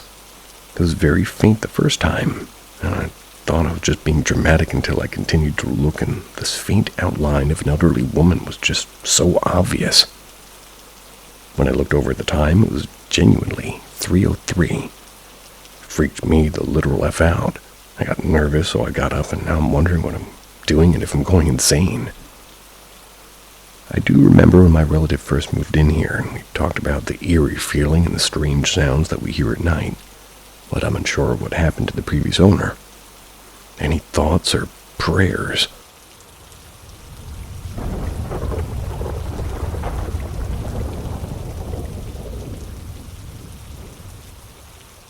Exploring abandoned school. So me and my friend found an abandoned school building and decided to check it out on the inside. When we entered, there was nothing too weird going on. We walked a bit around looking into classes and guessing what they might have been for. We were somewhere in the second floor when we started hearing footsteps on the third floor, moving to the attic. My friend wanted to leave, but I decided to check it out. When we entered in the attic, though, it was completely empty, except for some interesting items. The first odd thing I saw was a random ladder that had been sprayed with paint. Just a table and pants, also painted with paint, and a knife. I decided to leave when I noticed the knife, and This is when I heard the basement door slam, and not just normally slam, but violently slam. We stayed silent for a few seconds until we heard footsteps going down to the basement with heavy steps. When we noticed this, we decided to take this chance and just bolt. We ran downstairs to the main floor as fast as we could, running out of the building, taking our bikes, and got the hell out of there. We came home safely, not believing what possibly could have happened if she got to us, until I froze. My friend asked what was wrong until I said, "Where was the person that entered the attic?" Didn't hear or notice anyone leave the attic, and it was completely empty. So, where did he or she go? We still don't know the answer.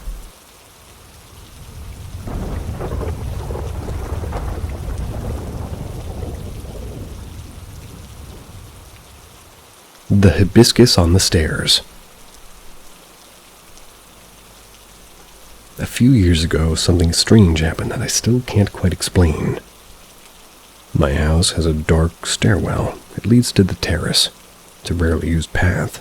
It's covered with sheets, spider webs, and an eerie sort of darkness. It wasn't a place I visited very often. One day, I'm making my way to the terrace. I found a single hibiscus flower laying on one of the stairs. It was odd, considering we don't have a hibiscus tree in or near our house. The nearest one belongs to a neighbor, but they live quite far from the staircase. To make it even stranger, the staircase is covered with sheets with no gaps for anything to enter. I picked it up and thought nothing of it. But the next day, there it was again, another hibiscus flower on the stairs. It kept happening for a few days, and always just one flower on the same few stairs until it suddenly stopped. It's quite mysterious. Couldn't have been the wind, or the flower seemed too large for insects to carry. My only logical guess is rats. I was gonna say put it in tea, but never mind. I use the staircase often now as I'm building a greenhouse on the terrace. Full of flowers now, but still no hibiscus though. Sometimes when I'm walking up the stairs, I catch myself looking around for that singular hibiscus flower. It was probably rats, but maybe, just maybe, it could have been a gift from something unknown.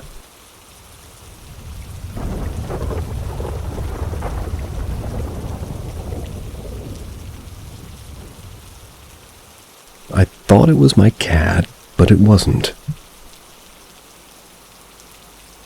This happened a few nights ago. Just found it kind of hilarious. I was up late studying, finally went to bed at around 1 a.m. I was absolutely exhausted. For context, I have a cat who always wakes me up in the morning. Like clockwork, he would hop on through my window, pokes me awake before my alarm even goes off. That night I was dead asleep. That's when I felt something near my face, like a snout or a muzzle. Half asleep, my brain immediately went, "Oh, it's my cat. Must be morning already." When I opened my eyes, it was still pitch black outside, definitely not morning. And it wasn't my cat. Can't explain how, but I saw, and more than that, I felt the presence of this big dog or hound standing right next to me, its face really close to mine. I should have been scared, but I couldn't give two shits. I just thought, oh, it's not my cat. Then I rolled over and just went back to sleep, because getting good sleep was more important than being scared. When I woke up in the morning, the memory of it hit me. I thought my reaction was very odd. Normally I get scared quite easily. I don't even own a dog. I have no idea what it was, maybe a shadow, some kind of spirit, or just my tired brain playing a trick on me. But whatever it was, I completely ignored it because it was just me being too tired to care.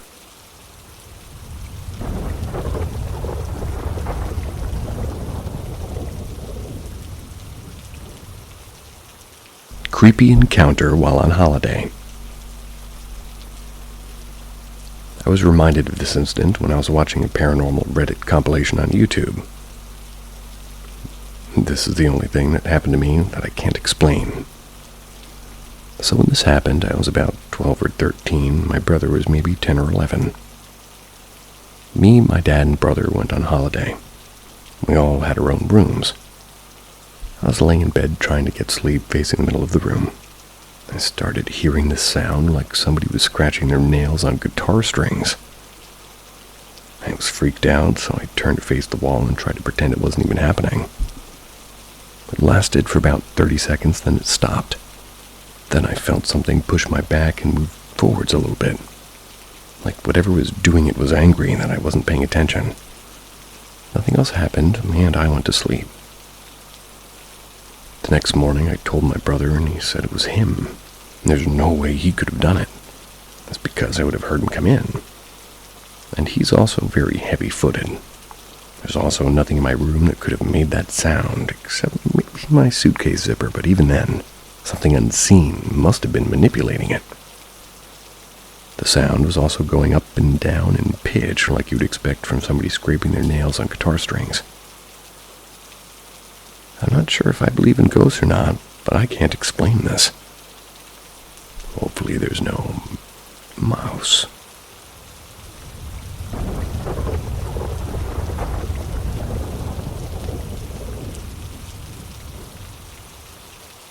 Work office bathroom.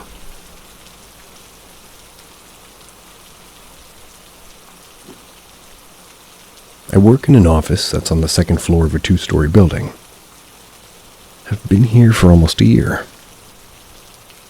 Since I started here, I've always felt a sense of dread every time I went into the women's bathroom. I've also had a few things that have happened while I've been in here. A few months ago, I recorded a voice text. I sent it to my husband. I was alone in the first stall.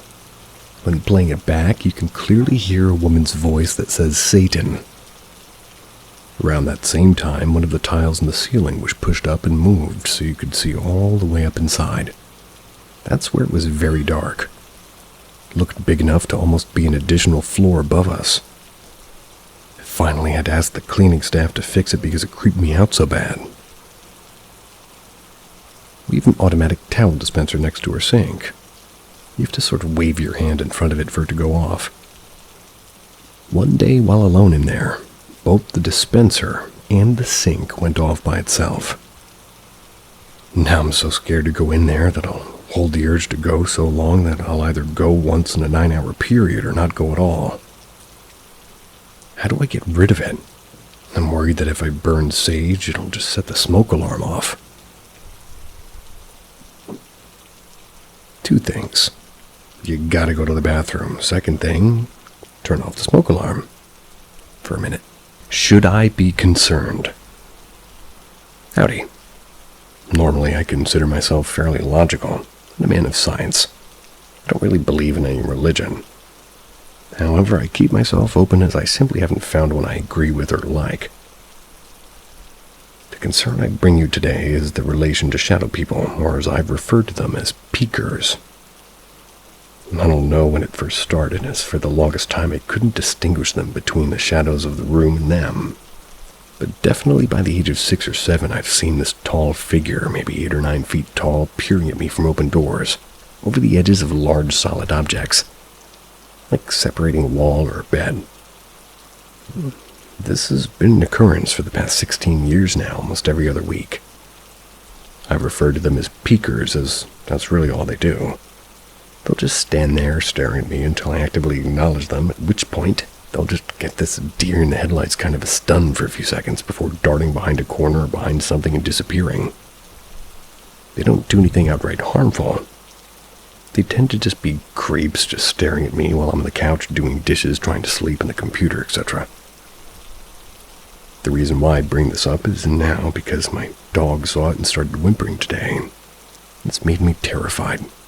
I'll gladly answer any questions about my experience, and I thank you for all my information that you can give me.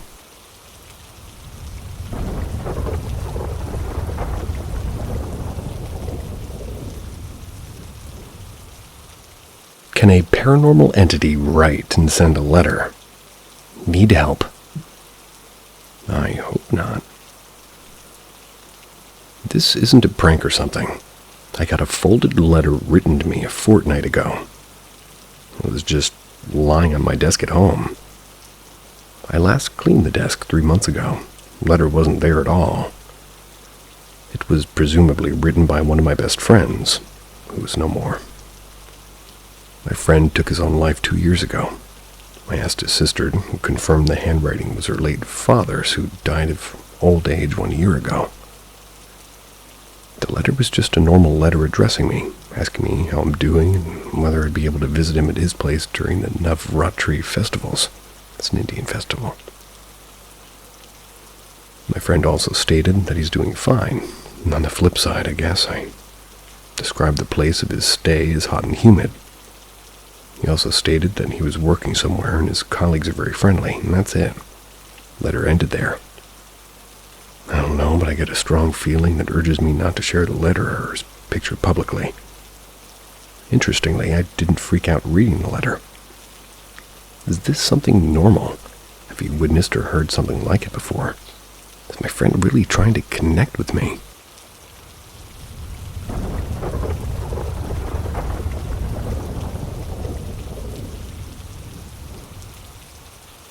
I spun around and they were gone. When I was a kid, we used to visit family in another part of town. I knew all the kids around, so we would often go on my own for the afternoon. On my way back from visiting a friend, I took a shortcut that led through a wooded area where there was an old cemetery. I looked at the old stones, most of them unreadable, as I walked past. I continued on the path and came to the stream with a wide bridge. My sneakers made a stomping sound on the old boards. About halfway, and I saw a funeral party approaching.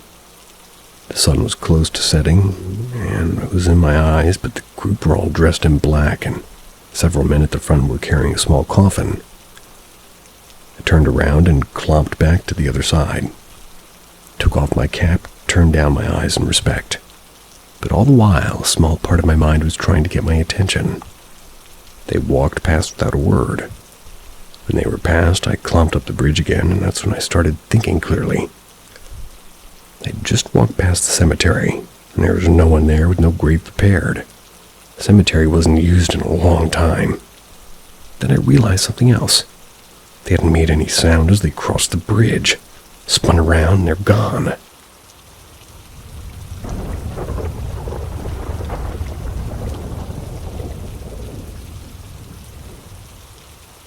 Was it my dad's spirit? My dad passed away a month before I had this experience. At my mother's house, there's a garage where we used to spend most of our time.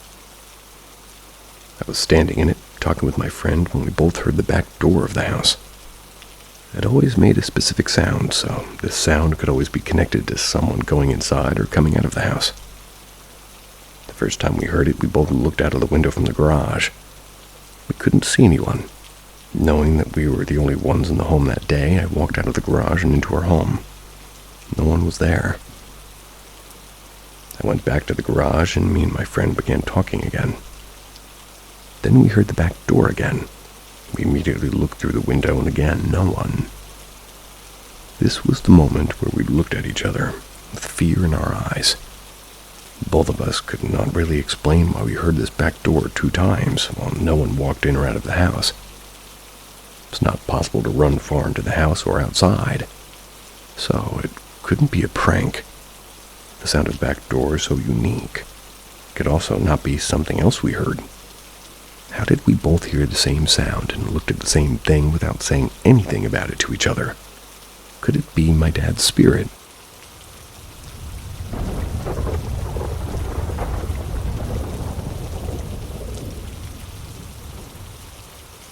Please explain to me how this happened. I woke up all cold and freezing today. Absolutely awful. I find I didn't have my socks on, so I think I must have moved my legs too much and searched for them in bed.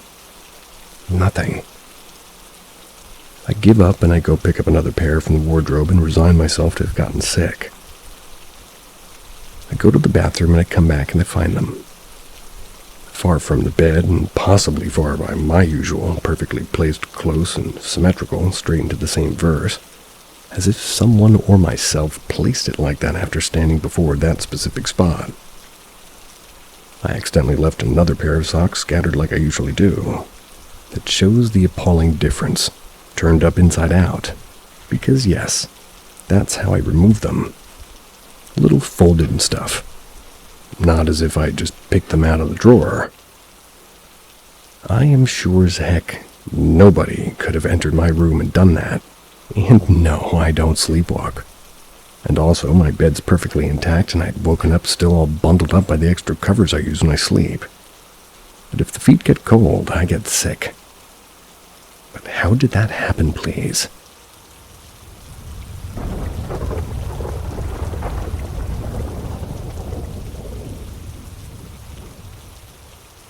Rhythm rooms. This is a really strange experience I've had quite a few times in my life, but less and less so as I've become older, to the point now where it's been at least 4 or 5 years since the last time. It's only lasted a few minutes then. I want to know if anybody else has experienced something similar.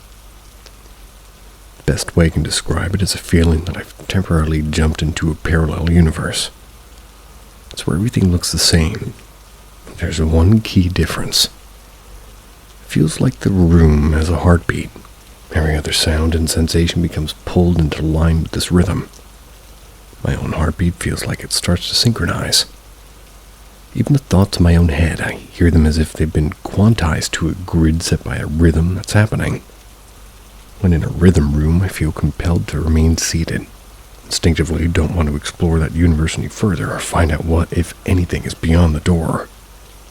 So far, it's only ever happened at home, and only when I'm very still. It used to happen semi-regularly when I was trying to fall asleep. When I was a lot younger, those episodes felt like they went on for hours. But it's also happened in the daytime, like when I've been sitting still and I usually snap out of it and back to reality within a few minutes. Quite a distressing sensation, and one that's difficult to describe clearly. Was it supposed to happen?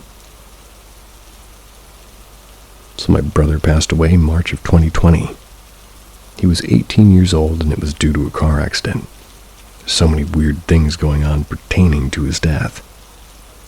He was ejected from the car and his body landed in front of a house with the address number 777. When you look at the address on Google Maps, a Subaru was driving by that address at the time Google took the photo. My brother also drove a Subaru. My cousin was best friends with my brother. My cousin's girlfriend's sister was the car coming the other way, and the sister found my brother. Out of everybody who could have been passing by at the time, it was someone we knew. Another young man passes away due to an accident less than a quarter mile down the road from my brother's accident. Me and my family thought the best way to process our grief was to see a psychic medium. It was a group session. My family, the last ones to be seated, well. And of everybody we could have been seated next to was the mother of the kid who had died by my brother's side. What do you think of these coincidences? Is it the universe speaking? It's always speaking,